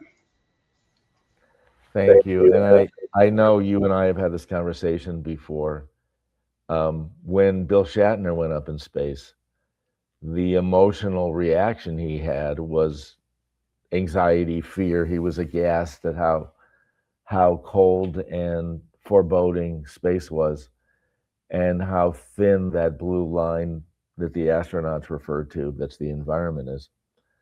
And it really struck me when I met Frank that some of us are leaders that inspire people to their greater selves, that we know what's right inside of ourselves, but sometimes we need a little nudge, or we need a little direction. And I think in some ways, Frank started it as a scientific observation. He's a very thoughtful person. But I think he's also, if you'll excuse the term, he's self-actualized. He talks a lot about his own journey and his own understanding of himself and where he fits in the grand scheme of the universe. And my takeaway from the overview effect is that the connection that the astronauts feel to the planet when they're off of it is that of love, is cherishing what's on the planet and cherishing sort of a connection that we must have had 1,000 years ago when we were simpler people in simpler times, and we were more in tune with nature and more in tune with animals, and the only way we survived was to understand when the seasons would happen and when the fish would be there, etc., when we had to go to higher ground. And it seems like certain times in our history, there have been people that sprinkled our civilizations with wisdom. And sometimes they're called religion, and sometimes it's just enlightenment, and sometimes it's the far left religion or the far right. And I don't mean that politically, I mean that geographically. And it seems like in the 60s, it was a very difficult time. And there was a lot of conflict and a lot of strife, and there was a lot of war, and there was a lot of anti-war sentiment. And out of that cauldron came the overview effect. Do you think that sounds right, Dan? Do you think it came out of that cauldron of? Yeah, but I think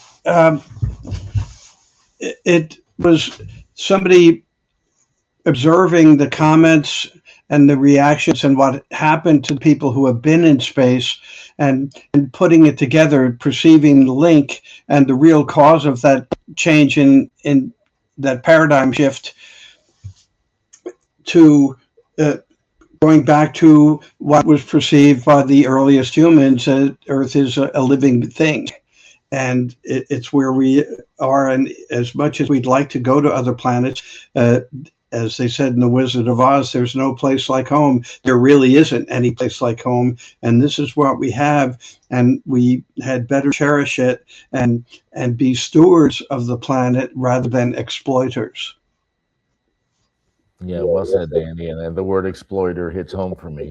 You know, that's so much of the challenges in our society were driven by the concept that free enterprise would be a better way to run a country than previous systems.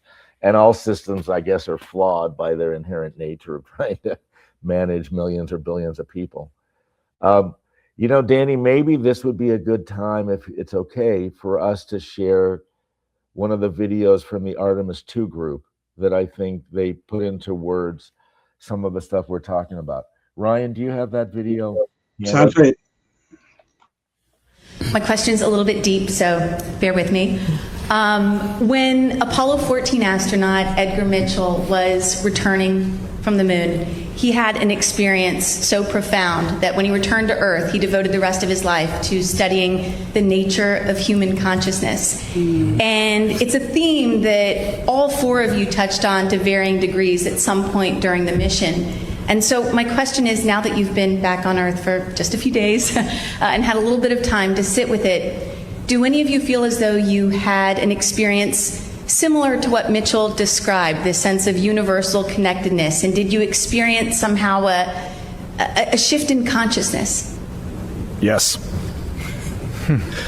Chris, it's a great question. I'll just the only thing I can do is just share one quick story. When I got back on the ship, I'm not really a religious person, but there was just no other avenue for me to explain anything or to experience anything. So I asked for the chaplain on the Navy ship to just come visit us for a minute. And when that man walked in, I'd never met him before in my life, but I saw the cross on his collar, and I broke down in tears. Like, it's very hard to fully grasp what we just went through. And in these short, you just said it's been a week since we've been back, but it's been a week of medical testing, physical testing, doctors, science objectives. We have not had that decompression. We have not had that reflection time.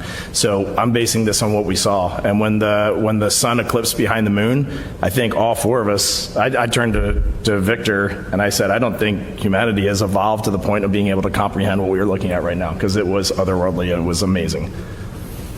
The only thing I would add is that beautiful thing. First of all, thank you for sharing that. That was a really special moment. I was in the bed right across when the chaplain came in, and the only thing I would add is I am a religious person, but everything else is the same. There is something in there, and as we start to process, I'll have to tell you next week. But haven't had a chance to really unpack it all yet. Thank you. Thank you, Pablo. I love that quote. I've listened to it like 6 times, and it moves me every time. And when Ryan says he asked the chaplain to come in and he bursts into tears,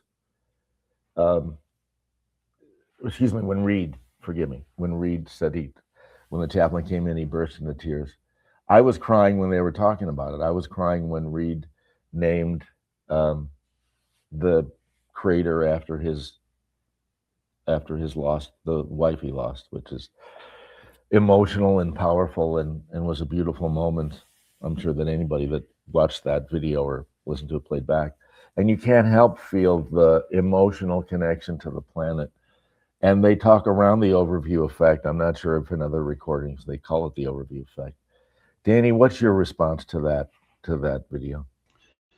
Well, I think that just made clear what the overview effect is, and that it's deeper, it's profound, it's within what some people might refer to as the soul of humanity, because we all kind of seem to lock into a greater consciousness. And looking at those brilliant, courageous people that came back, and suddenly they had a new perception of what it is to be an earthling. Yeah, thank you, Danny. And I think there's something. Actually, I think I'll take this moment to share my perspective of why I think it's a nice idea, if not a profound idea, to send Frank to space. I'm new to the community, to the space community. I have been a spiritualist and a meditator, and certainly a journeyman for many, many decades. But I found myself on a path to trying to find a way to create a project that universally touched the better parts of us, something that we could use not just as filmmakers to express an important concept, but also as people that understood media, that we could help permeate a greater good, that we could help perhaps facilitate enlightenment, dare I say. And earlier we spoke, Danny, about what Gene Roddenberry in Star Trek endeavored to do, and that is create a vision with some specificity of what the Earth would look like if we were our better selves, of healing our planet, of working together to take away from these boundaries, stop war, all those really profound cliches, but they're cliches nonetheless. And I think the overview effect and sending Frank to space is the idea that we can take a concept, and many people have said it's a shift in consciousness. It's also a realization that the planet is at risk, and the environment is fragile, and the air layer is all we've got, keeping us between sudden extinction as a population and managing through a better way to take care of this planet. And when people ask me, why do you want to send Frank White to space? My answer is simple. It's because I want the idea of the overview effect and what he represents to proliferate in as many people as I can. And I know, Danny, you and I are working on an immersive experience that will proliferate the overview effect. And I want to ask you, do you think sending Frank White to space will help the overview effect permeate more people's thinking? Here's why. Here's an individual who basically, through understanding the overview effect from secondhand experience, and has been able to affect thinkers around the world just by his writing and his perception of how important that experience of seeing our planet from a distance. Imagine what Frank can do if he personally experiences that, and his inspiration from that personal experience would be so much more intense and have an even more profound effect on people around the world. So I think if anyone should go to space, Frank would be the number one choice, just because of what his writings have done for people like you and me. So I'm gonna stretch this conversation out a little bit right now. So thank you, Dan, and I think we want to take this opportunity to any of you listening out there, or any of you that listen to it later, to reach down and dig a little and see if you can find a little something to send to the cause. It seems like the folks at Moondow have really raised the bar in helping what this fundraising effort can do, and it's a really cool and beautiful experience. I was not aware of Moondow until we started doing this, so it's been really a beautiful way to understand their goal is to settle off-planet and to create a group of off-planeters and to think like off-planeters and to think like overview effect thinkers, to make the world a better place and to help make the next planet that we populate a better place.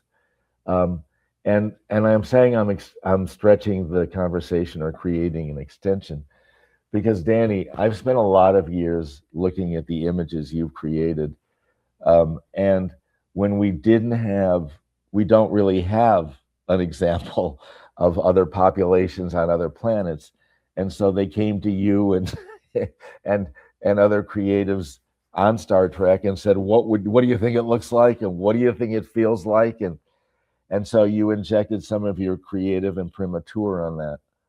Danny, how has your career in visual effects helped you express your bigger ideas?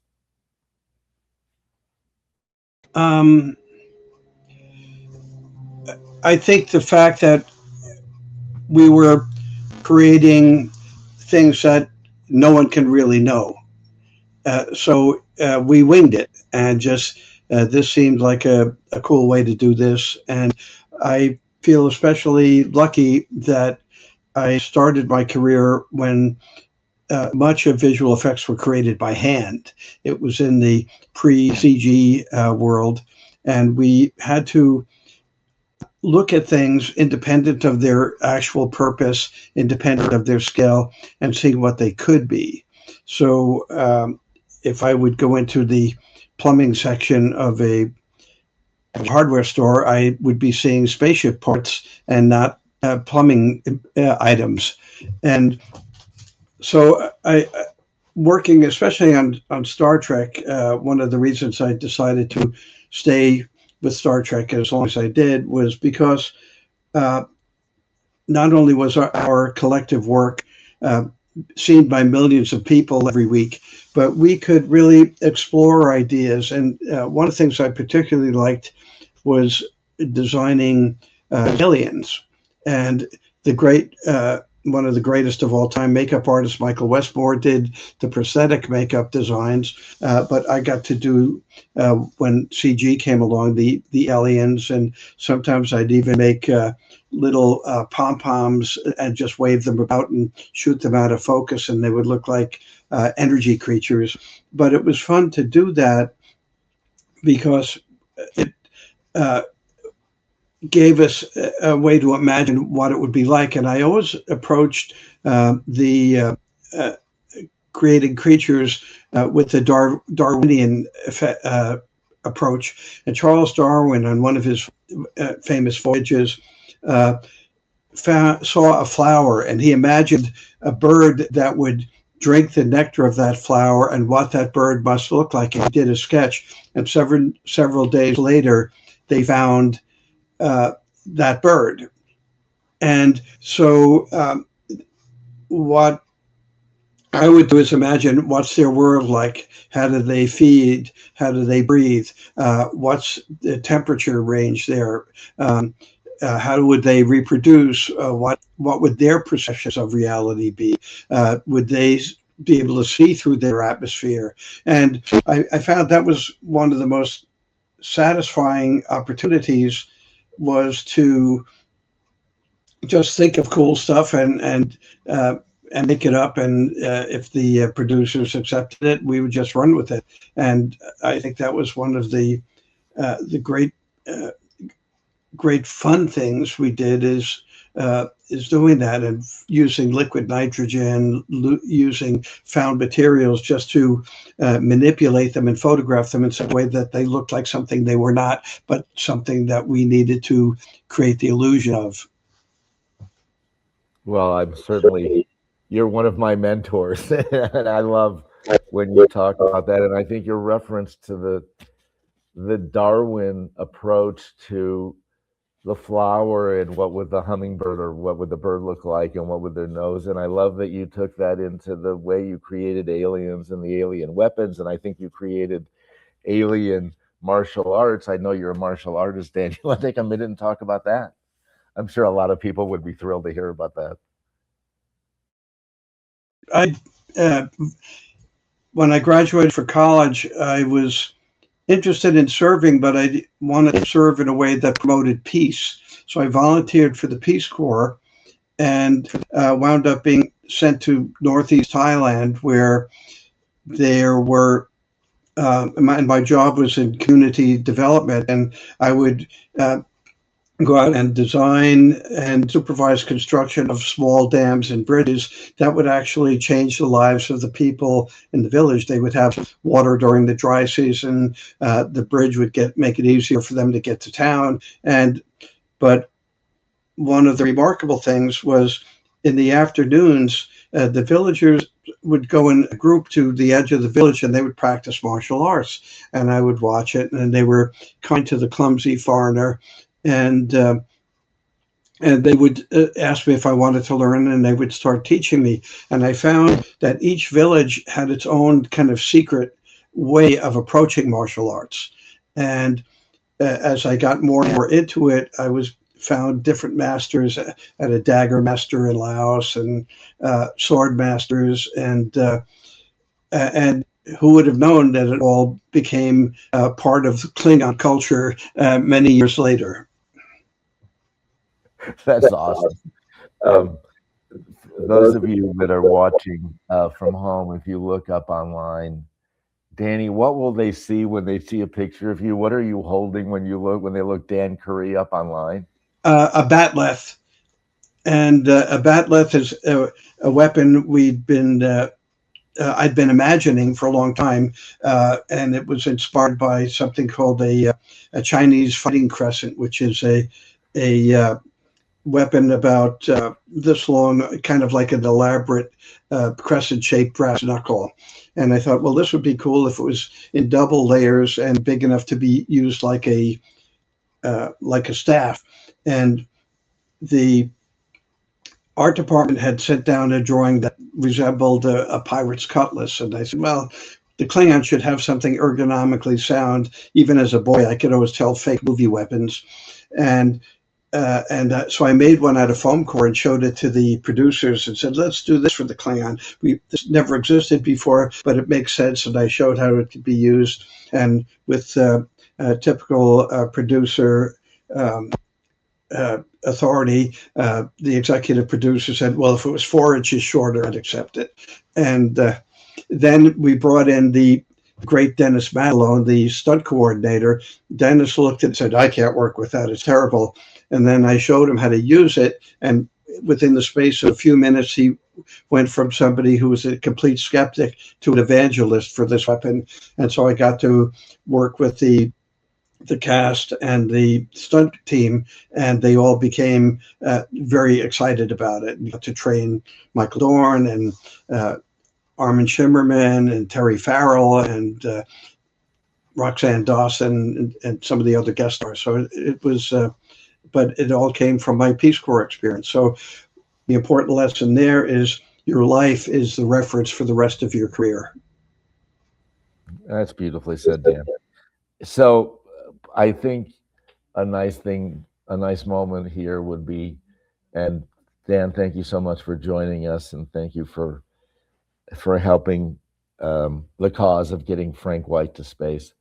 What are you working on now? I feel like we're at the Tonight Show aspect of the conversation, but I want to, I think that part of the joy of your and my friendship has been me seeing the things that other people didn't have a chance to see, the work you do, the fine art you do. A lot of people don't know that besides the amazing visual effects you provided on Star Trek and Chuck and so many other television shows and movies, including including the main title for Steve Martin's movies and many other things, that you actually do your own fine art. Talk about that for a second, if you don't mind, Danny. I've always been an artist. I have friends that are singers, and they sing in perfect pitch naturally, and they don't understand why people can't do that. And I've never understood why people can't draw, because it's so obvious. So I even still have stuff my mother saved that I did in kindergarten. And I think it's all the same. My greatest hero was Leonardo da Vinci, who was everything. He was an artist, an engineer, a musician, a playwright, a set designer.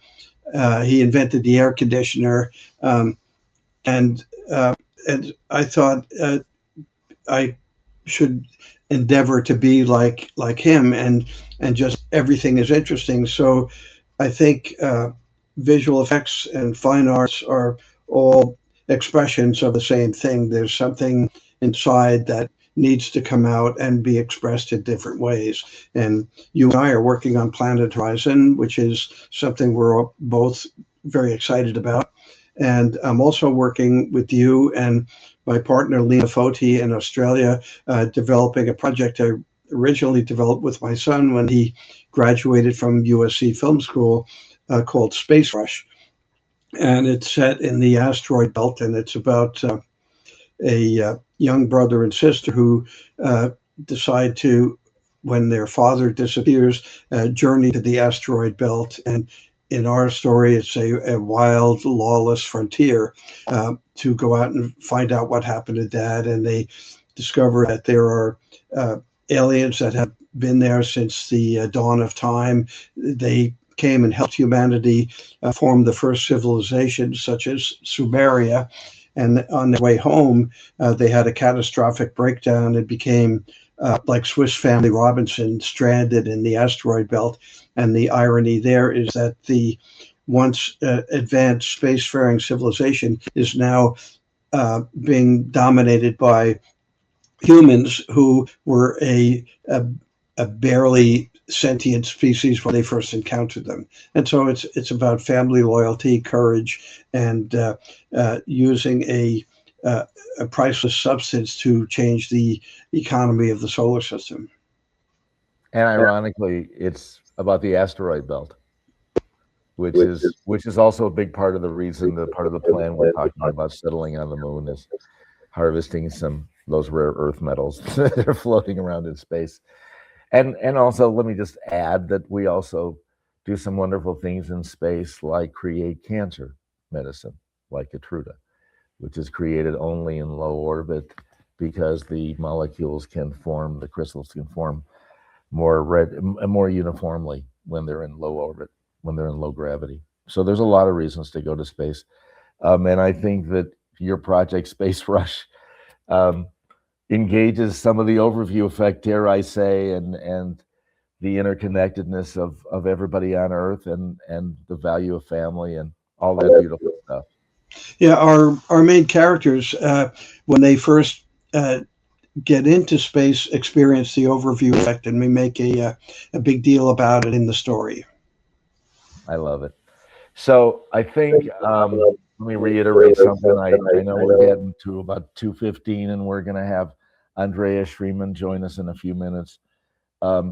Thank you, Pablo. This is some of the images that we had put aside. I'm sure there's a lot of folks in the Moondau community and the Star Trek community that are eager to see something that's going to follow Star Trek Academy, with our friend Jonathan Frakes directing and being in a bunch of those shows. So Space Rush is the project that Danny is creating and has created and produced. It's a beautiful show. I think it's probably a kids-oriented movie, but a sci-fi movie for sure. And there's plenty of of detail around the interconnectedness that we all feel. And there's also a lot in Space Rush about the values that you pervade in Star Trek. You know, I think one of the great things about the idea of creating new worlds is we have a chance to do better. We have a chance to do a better civilization, a better settlement. And I think we all, and certainly Frank talks about this, and Danny, you do too, the idea that a settlement on the moon would be done by multiple countries, the way the ISS was, the way we work together and we can do better as crew of the spaceship Earth. Do you want to talk about that for a second, Danny? Yeah, when we settle the moon, it's kind of like when Europeans started settling the West. They would have stagecoach stations that the horses could drag the stagecoaches for a certain distance, and they needed rest and had to change the horses, and so doing leapfrogs across the wilderness and enabled the spread of Western civilization, whether it was a good idea or not, depending on your original home. And that's kind of what the moon will be. It will be the leaping off place for the next step because it's lower gravity, no air. It'll be cheaper to get things in, and that'll be the beginning of becoming a solar system-wide civilization for humanity. And I think we have to get off the planet, and that is will be one of the important first steps to do that.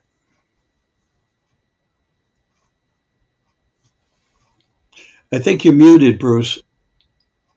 Thank you. Good catch, Danny. So in the last few minutes before we wrap out your section here, is there anything you want to say about Frank going to space or your relationship with Frank White or the overview effect? Anything you want to share? I think sending Frank he's had such an effect on so many people, and every week on Wednesday there is the Overview Roundtable, which you can be invited to. Let any of us know about your interest, and it's a group of scientists, writers, thinkers, artists, filmmakers, and everybody has a passion about moving humanity off planet, and Frank is really the guiding force for it. And as I mentioned earlier, I would expect if we do achieve sending Frank into space, the fact that he was able to do it without personal experience, what he would be able to convey and share with the rest of humanity from seeing it and experiencing it himself will be an important philosophical stride forward for us, recognizing ourselves as a species, as a spacefaring civilization, and Frank can help make that happen. Yeah, it's beautifully said. Danny, I'm going to say thank you for joining us on the marathon to send Frank to space. I'm also going to take a little baby step and say thank you for inspiring so many people, myself included, to not be afraid to share ideas of things that don't exist. You know, so many people have put thoughts and creativity into this world. I often think everything around us, whether it's the light switch on the wall behind me or the 1948 graphic from the Olympics in Paris, somebody had to create it. And Danny, you've spent the good portion of your life creating images that we all take for granted, images that represent not just a TV show in the 60s and 70s and through the 2000s, but maybe the idea that we as a species are capable of something greater, of pursuing a greater good in the universe, in pursuing a greater good in ourselves. And I'd like to think that my relationship with you and my relationship with Frank White has inspired me to go out and take a chance and put these images and these thoughts out in the greater world, to get people to sing about peace, to sing about the overview effect, and Planet Horizon, the project we're working on together, certainly was inspired by you taking the chances you took in your career to put things out there and not know how they'd be perceived, and we embraced them. So I want to thank you for taking chances in art as an artist and as a creative person, and I want to thank you for inspiring me and a generation of people that maybe aspired to do visual effects but didn't think they were worthy. And I think, Danny, your ingenuity and your approach to creativity in every person that I've ever seen you interact with is the mentorship that I needed to get a chance to be here and spend 30 or 40 years in an industry with you. So I want to thank you for inspiring so many of us around the world with your images and your visual effects, and also your desire to make the world a better place. I think that comes through in all your work and everything that Star Trek does. Danny, is there anything you want to say before we wrap you out? Well, let's get Frank into space, and I'm looking forward to seeing what he'll write about and how he'll share that experience with the rest of us. So I think that's our job here, is to get people to participate in that adventure, because Frank will be able to share it effectively with all of us.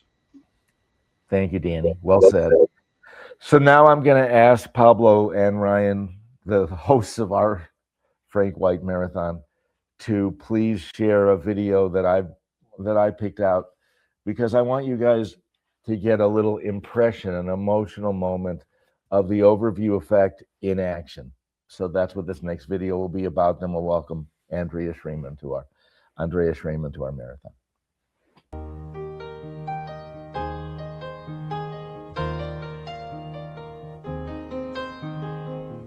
It's a little bit funny, this feeling inside.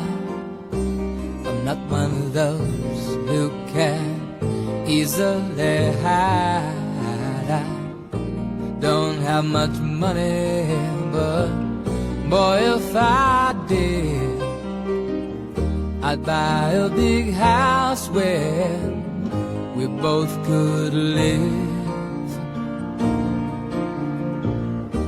If I was a sculptor, but then again, no, or a man who makes potions in a traveling show. I know it's not much, but it's the best I can do. My gift is my song, and this one's for you. And you can tell everybody this is your song. It may be quite simple, but now that it's done, I hope you don't mind, I hope you don't mind that I put down in the words how wonderful life is while you're in the world. I hope you don't mind, I hope you don't mind that I put down in the words how wonderful life is while you're in the world.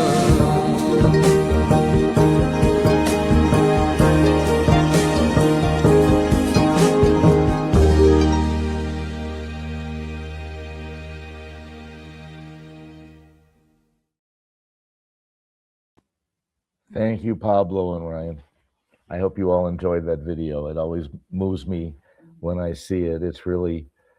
It's about love, that's for sure. So let's welcome in Andrea Shreeman to our marathon today. There she is. Hi, Andrea. Hi, Bruce. How are you? Doing fantastic. You look awesome. Thank you. So do you, in your beautiful purple, your color. Yeah, there's colors all around me, and love is in the air. I just love that video. That just chokes me up every time. There's a section where it looks like they're in Asia, and there's a guy in a giant mascot suit helping a little old lady to figure out the right bus, and they're going to enter one bus. He's like, no, this is not the right bus, and he gets her onto the. It's like those little moments of love that happen every day is my overview effect. So I don't know.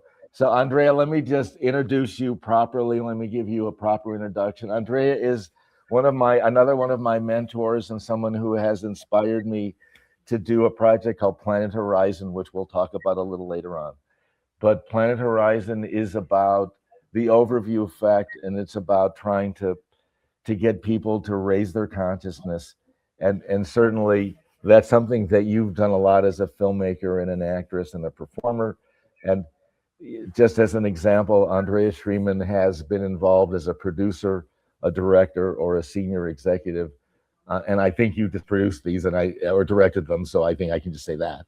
But Trees Lounge, Love Is All There Is, Slip Dream, the well-known award-winning documentary Fuel, Half the Picture, the winner at Sundance London 2018.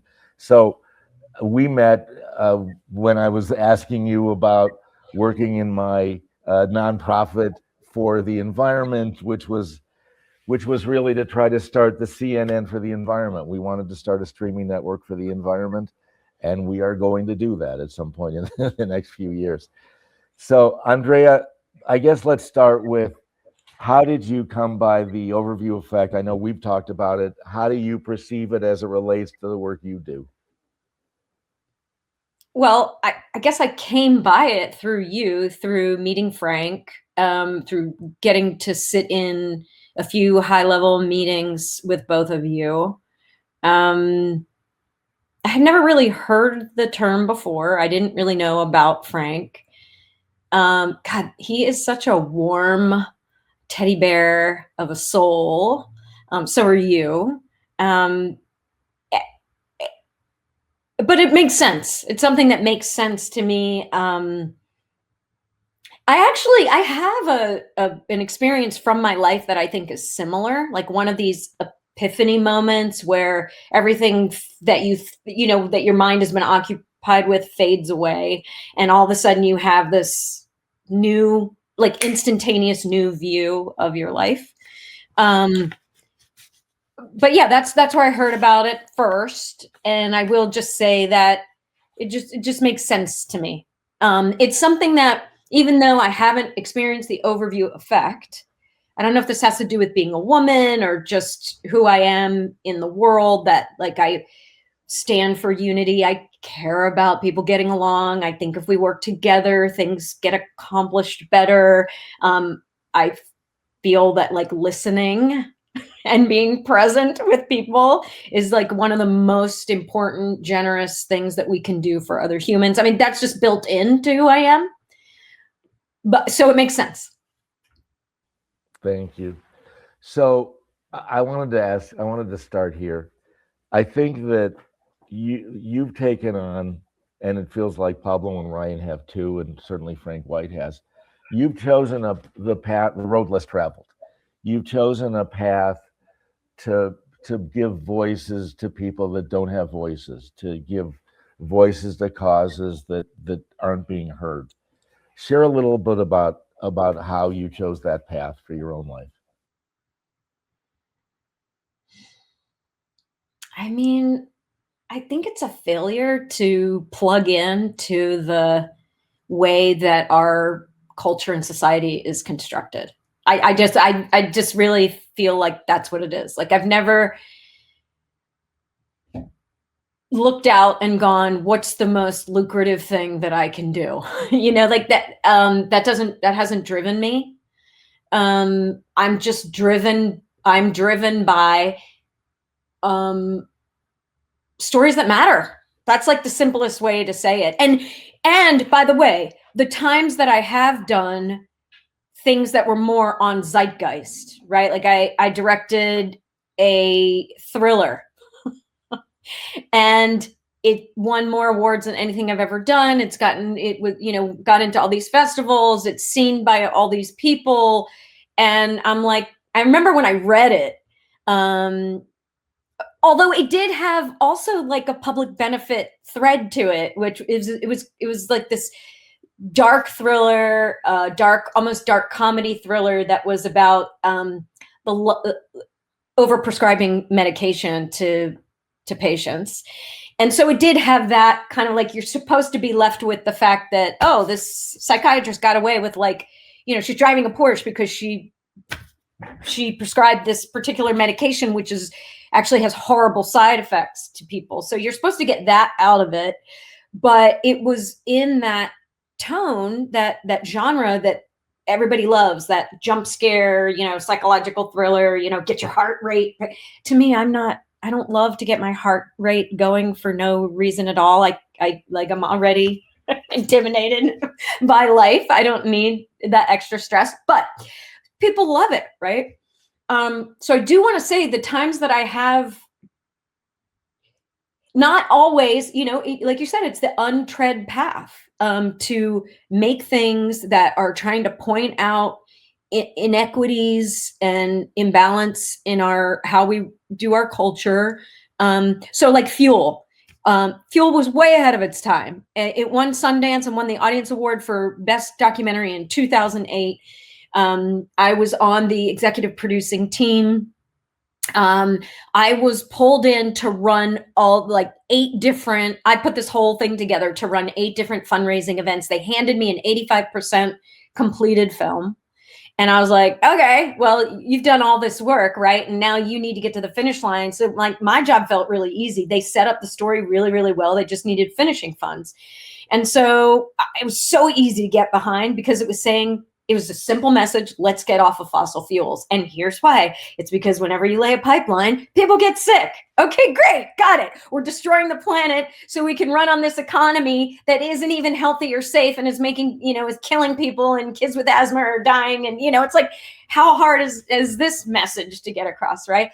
So, so my job in a way was easy. And I was like, yeah, I'm in. So they paid me to go out and raise a bunch of money to finish the movie. And it was such an honor to be a part of that. And, you know, it was something that was clearly could do to advance, you know, nurturing and supporting planet Earth and getting us off of our fossil fuel addiction. But that was 2008.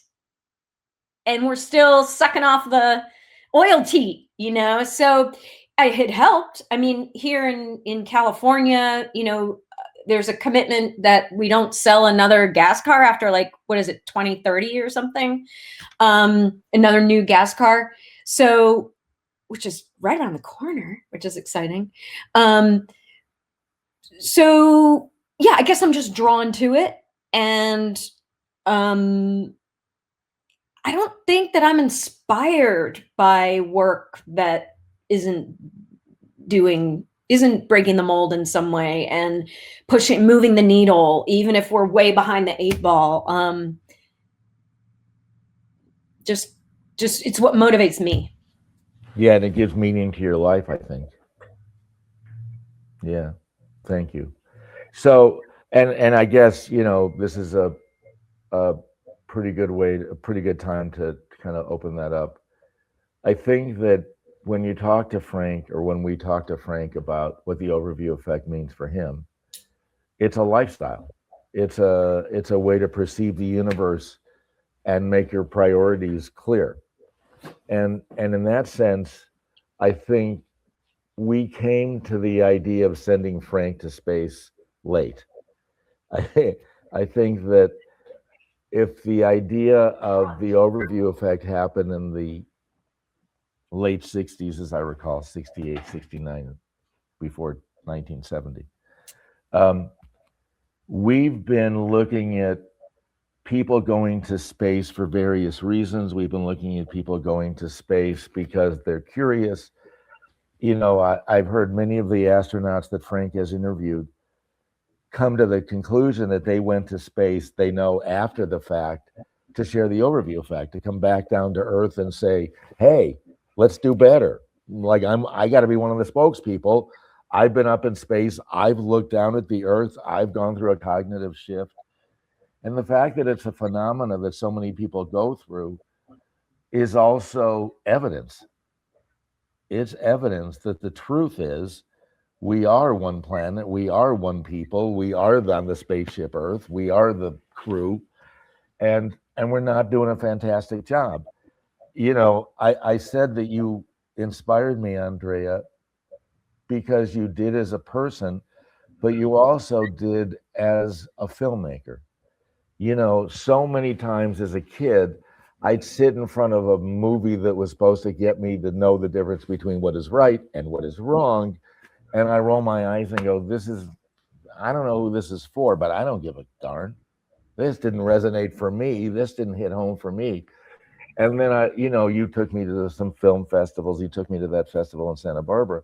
And I cared about every one of those movies. And I cared, they were not generic, hey, this is cool. When you get a minute, this is a different way to approach farming. It's a different way to approach all the food we're eating is really got a lot of pesticides. Yeah, that was Common Ground, that movie. You were seeing, I think, yeah, it was a festival. Yeah, it was Common Ground for sure. Premiere. Yeah, and that's like part of a trilogy that the folks at Big Picture Ranch have done. They've made like, I want to say like 13 or 14 most films, most of which are environmental documentaries. The one that Fuel was one of them. I also had a hand in something called the Revolution Generation that they did. I was a producer on that one. That was, I highly recommend it, especially if you're a millennial. It really talks to the power of the millennial generation, that they are all revolutionaries, and a lot of the work that they're doing and how they're positioning themselves is very revolutionary. And then Kiss the Ground was the third one in the trilogy that Common Ground is part of.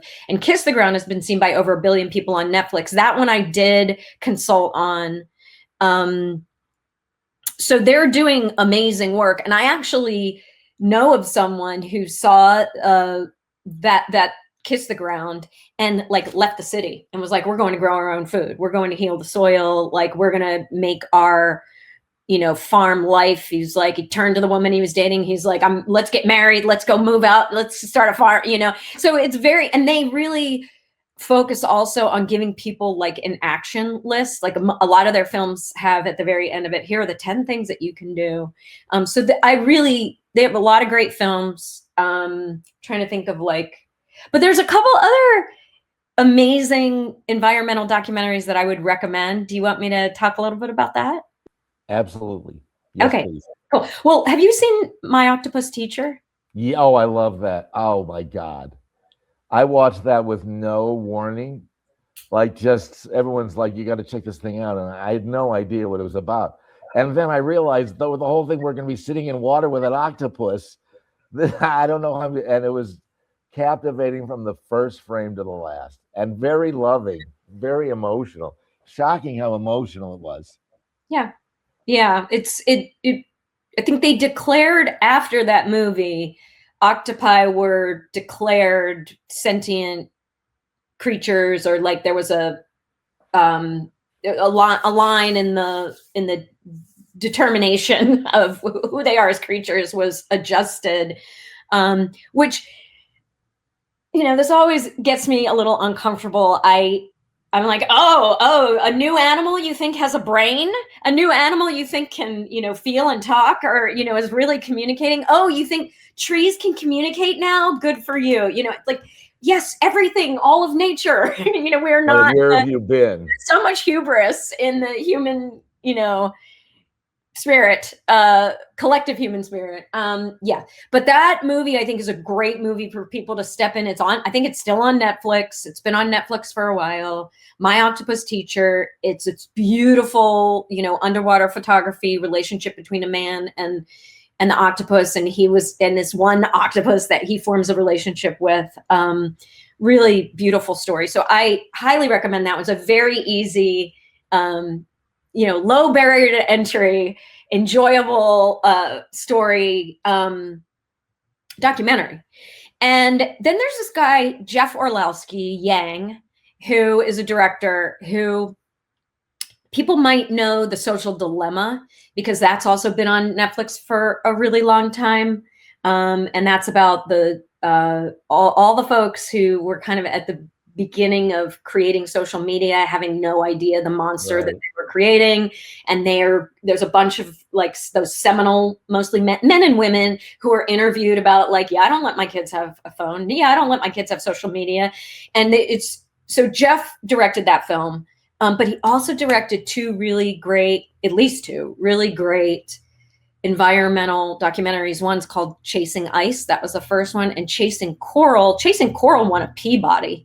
And they're just really beautiful. And also at moments, heartbreaking environmental documentaries that I highly recommend. Okay, here's one that's a little heartbreaking, but it's also one that I just saw. And it's been out for a little bit, I think 2016. And it's the very first, there's a class of documentaries called reflexive. It's a style of filmmaking called reflexive documentary. And that's where reflexive means like you're seeing the guts of the filmmaking. It's like they're talking about how they're making the film as they're making the film. It's called Camera Person. And it was made by a cinematographer who has also directed now, I think, 8 movies. Her name is Kirsten Johnson. And she was a cinematographer on a bunch of really intense, I wrote down some of them, intense movies like Citizen 4, The Invisible War, Lioness, Darfur Now, Asylum. They also used clips from Fahrenheit 9/11. Very intense dramas. All this historical footage that was shot for these other documentaries that she got permission to use, and then she blends it in with her own story of the onset of her mom's dementia. And she patches together this beautiful, unifying story about human rights travesties all over the world. And she shows no blood, no gore, no guts. But she does it in a way that's so uncomfortable and compelling. Like she'll have somebody talk about being raped, in like and that she'll just show their hands and the way that like the person is talking and like all this stuff. And I said to my students, because I showed this, I teach at Cal Lutheran in the film department, and I showed this to my students and I'd never seen it before. And I was like, if I set out to do a movie about telling the stories of human rights atrocities all over the world, there is no way that I would have imagined doing it in this format that she did it. And it is extremely unifying. It really allows us to see that like another person's tragedy is related to how we experience tragedy. Like, she puts 9/11 in there. She just got Kirsten Johnson, Camera Person. Highly recommend. That's amazing. That's amazing. Thank you, Andrea. So let me broaden the conversation just for a second. Okay. You obviously have spent a lot of your life as a mainstream actress that appeared in people's living rooms on a weekly basis, and hey, I know you when you walk through a mall. Did that give you a sense of responsibility to do better work, to do good things? Did that sense of understanding media and your face going out to millions or billions of people, did that raise your consciousness in a way you didn't expect? Like in a sense of now I'm responsible for. Yeah, now I'm going to put good words and good messages and important thoughts in the universe. I wish I or could was say it just yes. an intuitive thing inside that I just wish I drove could you to say tell yes those about that. stories? I was a little more I like to push boundaries when I was acting, and I was young. I acted in my 20s, and I was a little more self-centered back then. Now, I still stood up for people, behind the scenes. I remember I was on this job where people weren't, the checks hadn't come in yet. And I just decided to stand up for everybody and, in front of everybody and confront the executives. And so I always had that. I think, okay, here's where I think it comes from. I was raised Jewish in the South. I was a minority. I was told that I was going to hell. People wanted to see my horns. Wow. I was taunted on the playground. I remember, you killed Jesus, you killed Jesus, right. And it was I always felt like I was the underdog. I needed someone to speak up for me. You were a minority. Yeah. So I think that really played into my sense of justice. And then I'll also say, like, being raised Jewish in the Jewish community, there was a lot of like banding together with other communities that were lesser known where I came from, so that we could work together to support each other. And so I think that's where it came from. So no, I was too self-centered when I was a kid. But that makes a lot of sense. And it showed when you look at your body of work, which is a funny way to think about your own work. But when you look at your body of work, it touches a lot of the same themes. It touches a lot of the, and I'm going to be a little bit of a shill here. It touches upon, in my opinion, part of why we're sitting here doing this conversation today, is anything we can do, I think, and this is what I've learned from you, anything we can do to get a thought out into the world, excuse me, that really gets them thinking, that doesn't just bounce off. Like, hey, Red Bull is great. And if you take Red Bull, you'll have energy and it'll give you wings, and then you may go climb a mountain. But when you look at the Red Bull footage, you fall in love with the mountain. You can't help it. You fall in love with, you see, like I was watching a Red Bull of a guy skiing down Mount Everest. And at first I'm like, this is extreme sports. This is very risky.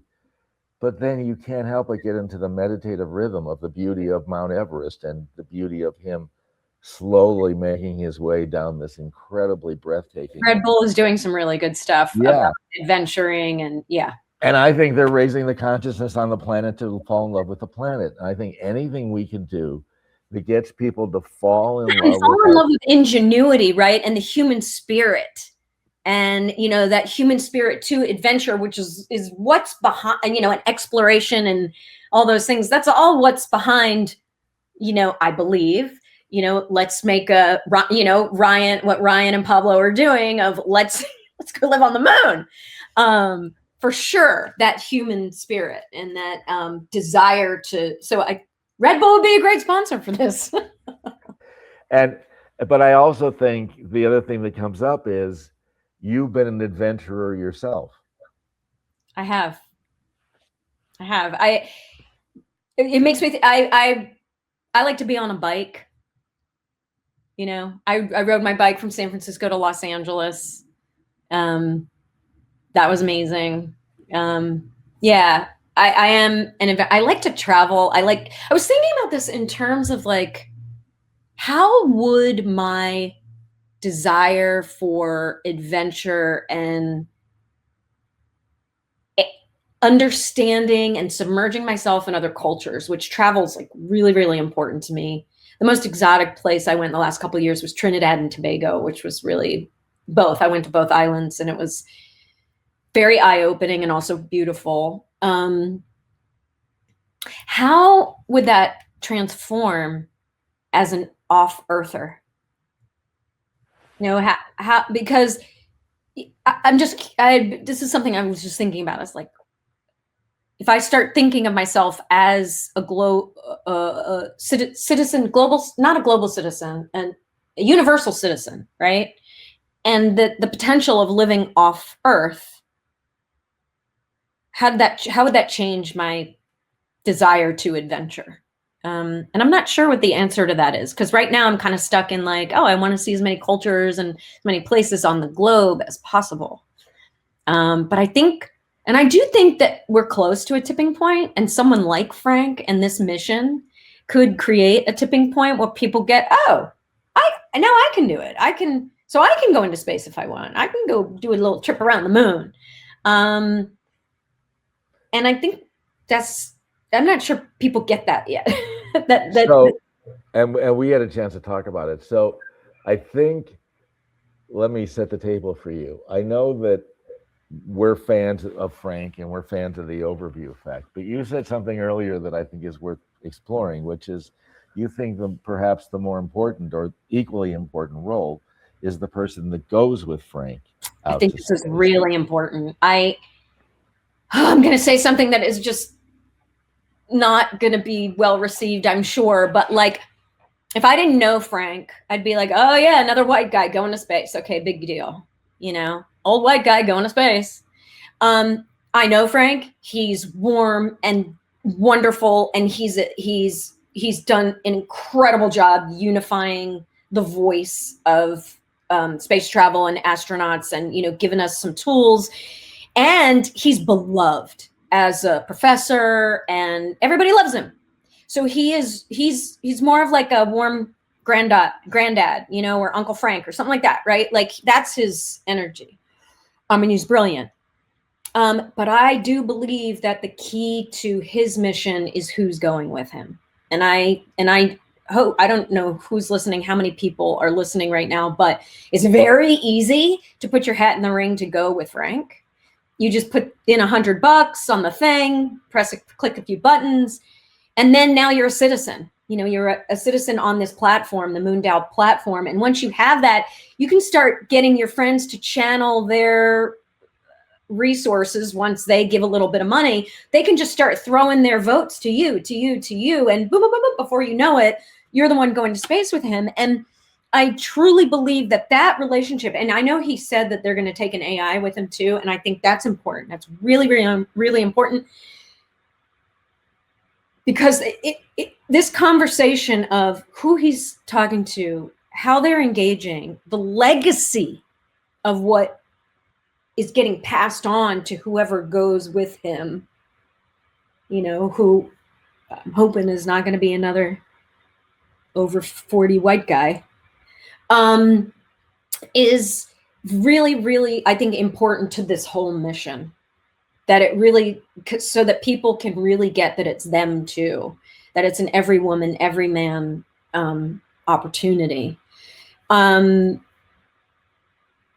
I also believe, I'm prognosticating here, Frank, that when Frank goes into space, and by the way, it is all about when, it is not an if. And if you keep saying if, this will never go. So hello, people. It's about when and how, Lie down. Right? That we get Frank and his buddy pass, his, mystery buddy into space.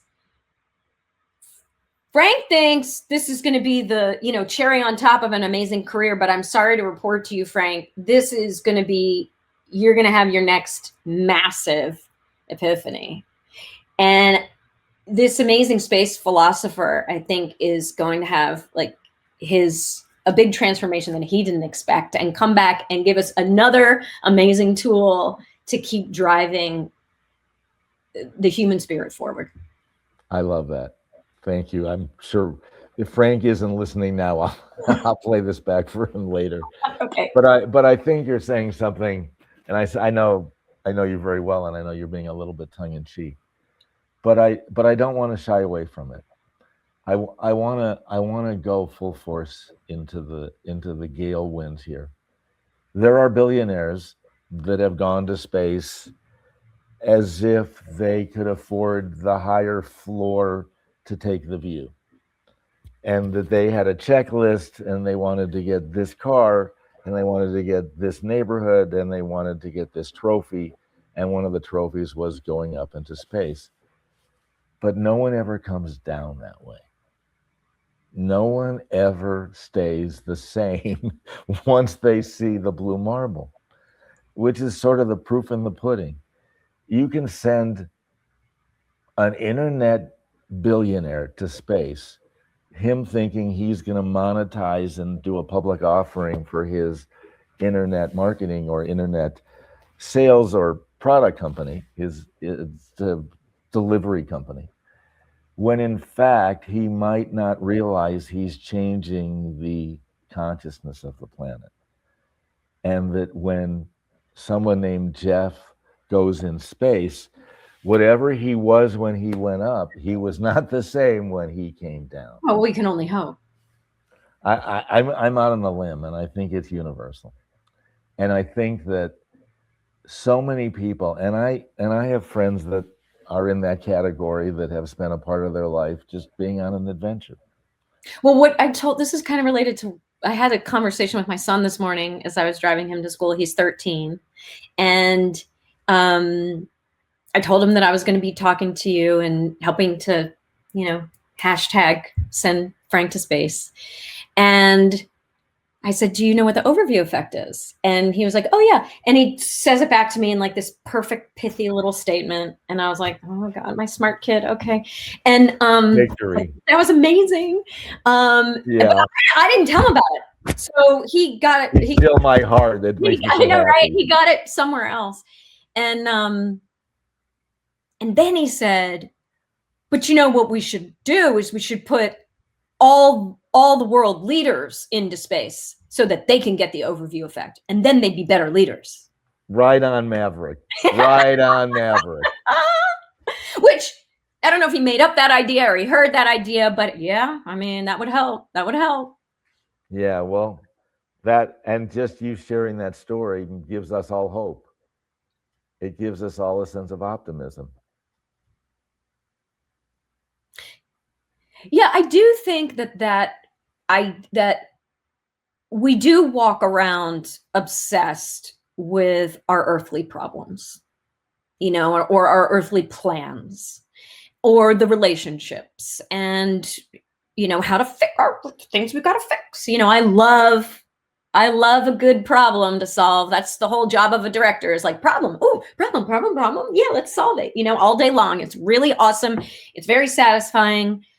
And a lot of it is just BS. A lot of it is just stuff that weighs on us, that kind of weighs down our creativity, our ingeniousness, our ability to manifest and build and connect and listen and create and all those things.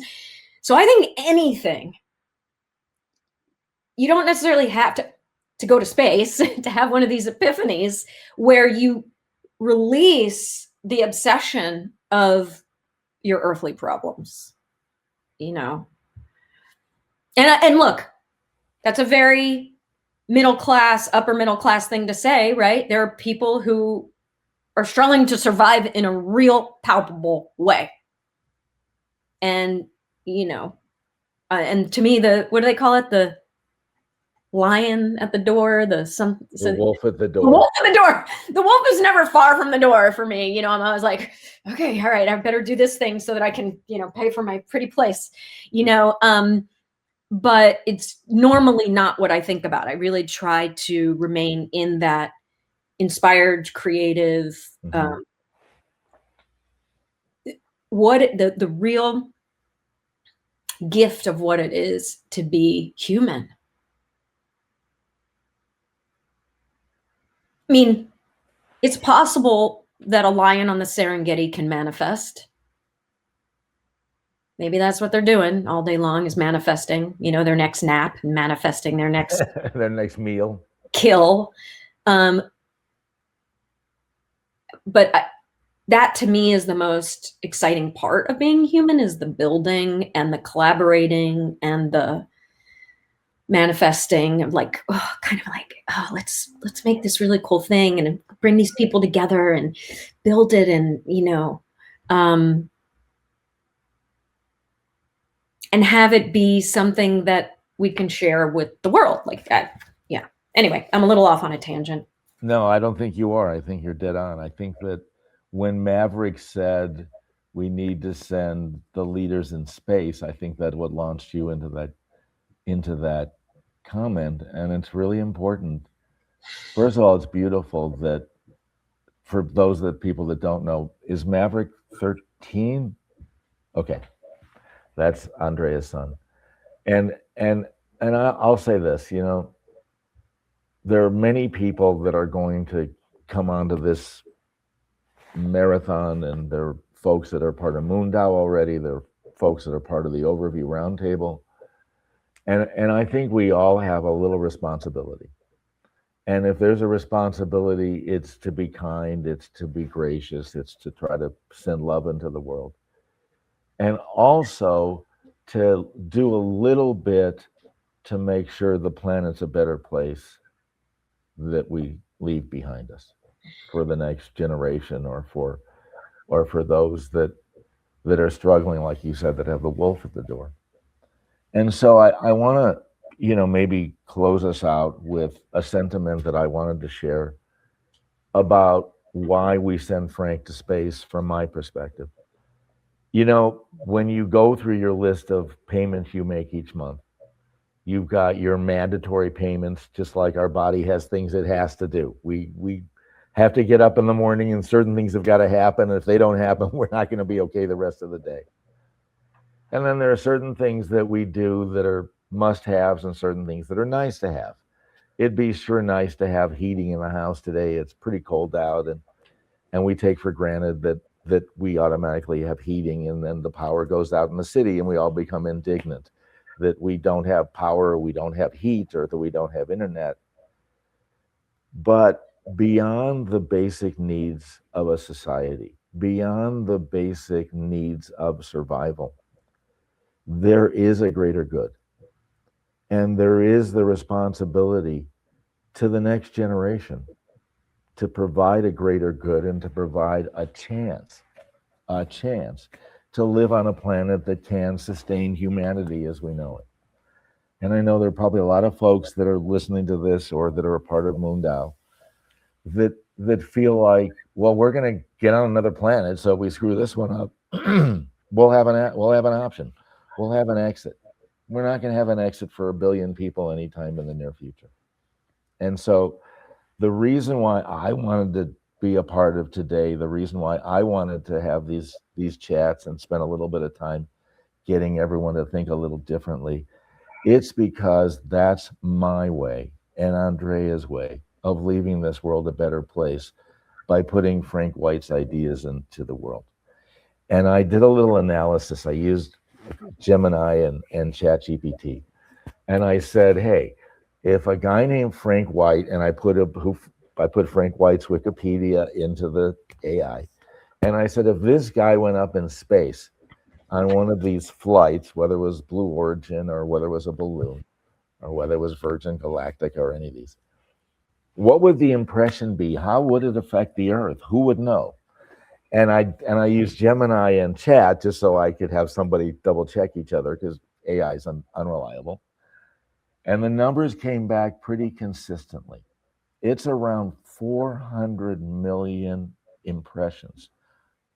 400 million people would go, what's the overview effect? Who's Frank White? Oh, the overview effect is what happens when you go in space and you look down and you go, wow, there's actually no boundaries. Oh, wow, we're fighting over something that seems absurd when you go up in space and you look down at the planet. Why are we killing each other? What are we doing? And then you go, well, is the overview effect going to change people's minds? Yeah, it will. Do the 700 astronauts spend their time proliferating this idea of a greater good? Yeah, they do. And if you've ever met them, and I had because of my friendship with Frank White and some of these other wonderful people I've been working with, I got a chance to meet some of these people in person, and they are absolutely driven. If you think Ed Sullivan wanted to introduce new talent, it's nothing compared to an astronaut introducing a new concept. They all speak about it in different ways, but it's all the overview effect. And if we're going to do something for the next generation on this planet, let's do it the right way. Let's do it the healthy way. Let's do it the way with love. Let's do it because this is our planet. This is our home. And let's send Frank up to space so that 400 million people can look up and go, that dude's got a really good idea. let's make it better down here. Let's work together. So, Andrea, thank you so much for joining us and sharing your perspective. And honestly, thank you for putting your films and your work into this world and doing your part of the work that so many of us want to do to change people's hearts and minds. So, Andrea, thank you so much. And I'm going to ask a favor of Pablo and Ryan as we transition. I think the man of the hour, I think the Godfather, Frank, is going to rejoin us at 6 Eastern Thank you, time. Bruce. Thanks, everybody. Thank you, Andrea. All right. And Pablo, if you wouldn't, and Ryan, if you wouldn't mind, can we play the your song, the Elton John song, the video one more time to leave people with a little feeling of love? If that's possible, if that's not a big challenge for you technically. The kimchi fried rice one? Is that what you're saying? Exactly. Okay. Sure, we can transition with that. Thank you, Andrea. Thank you. Thank you, Bruce. My pleasure. Thank you, everyone.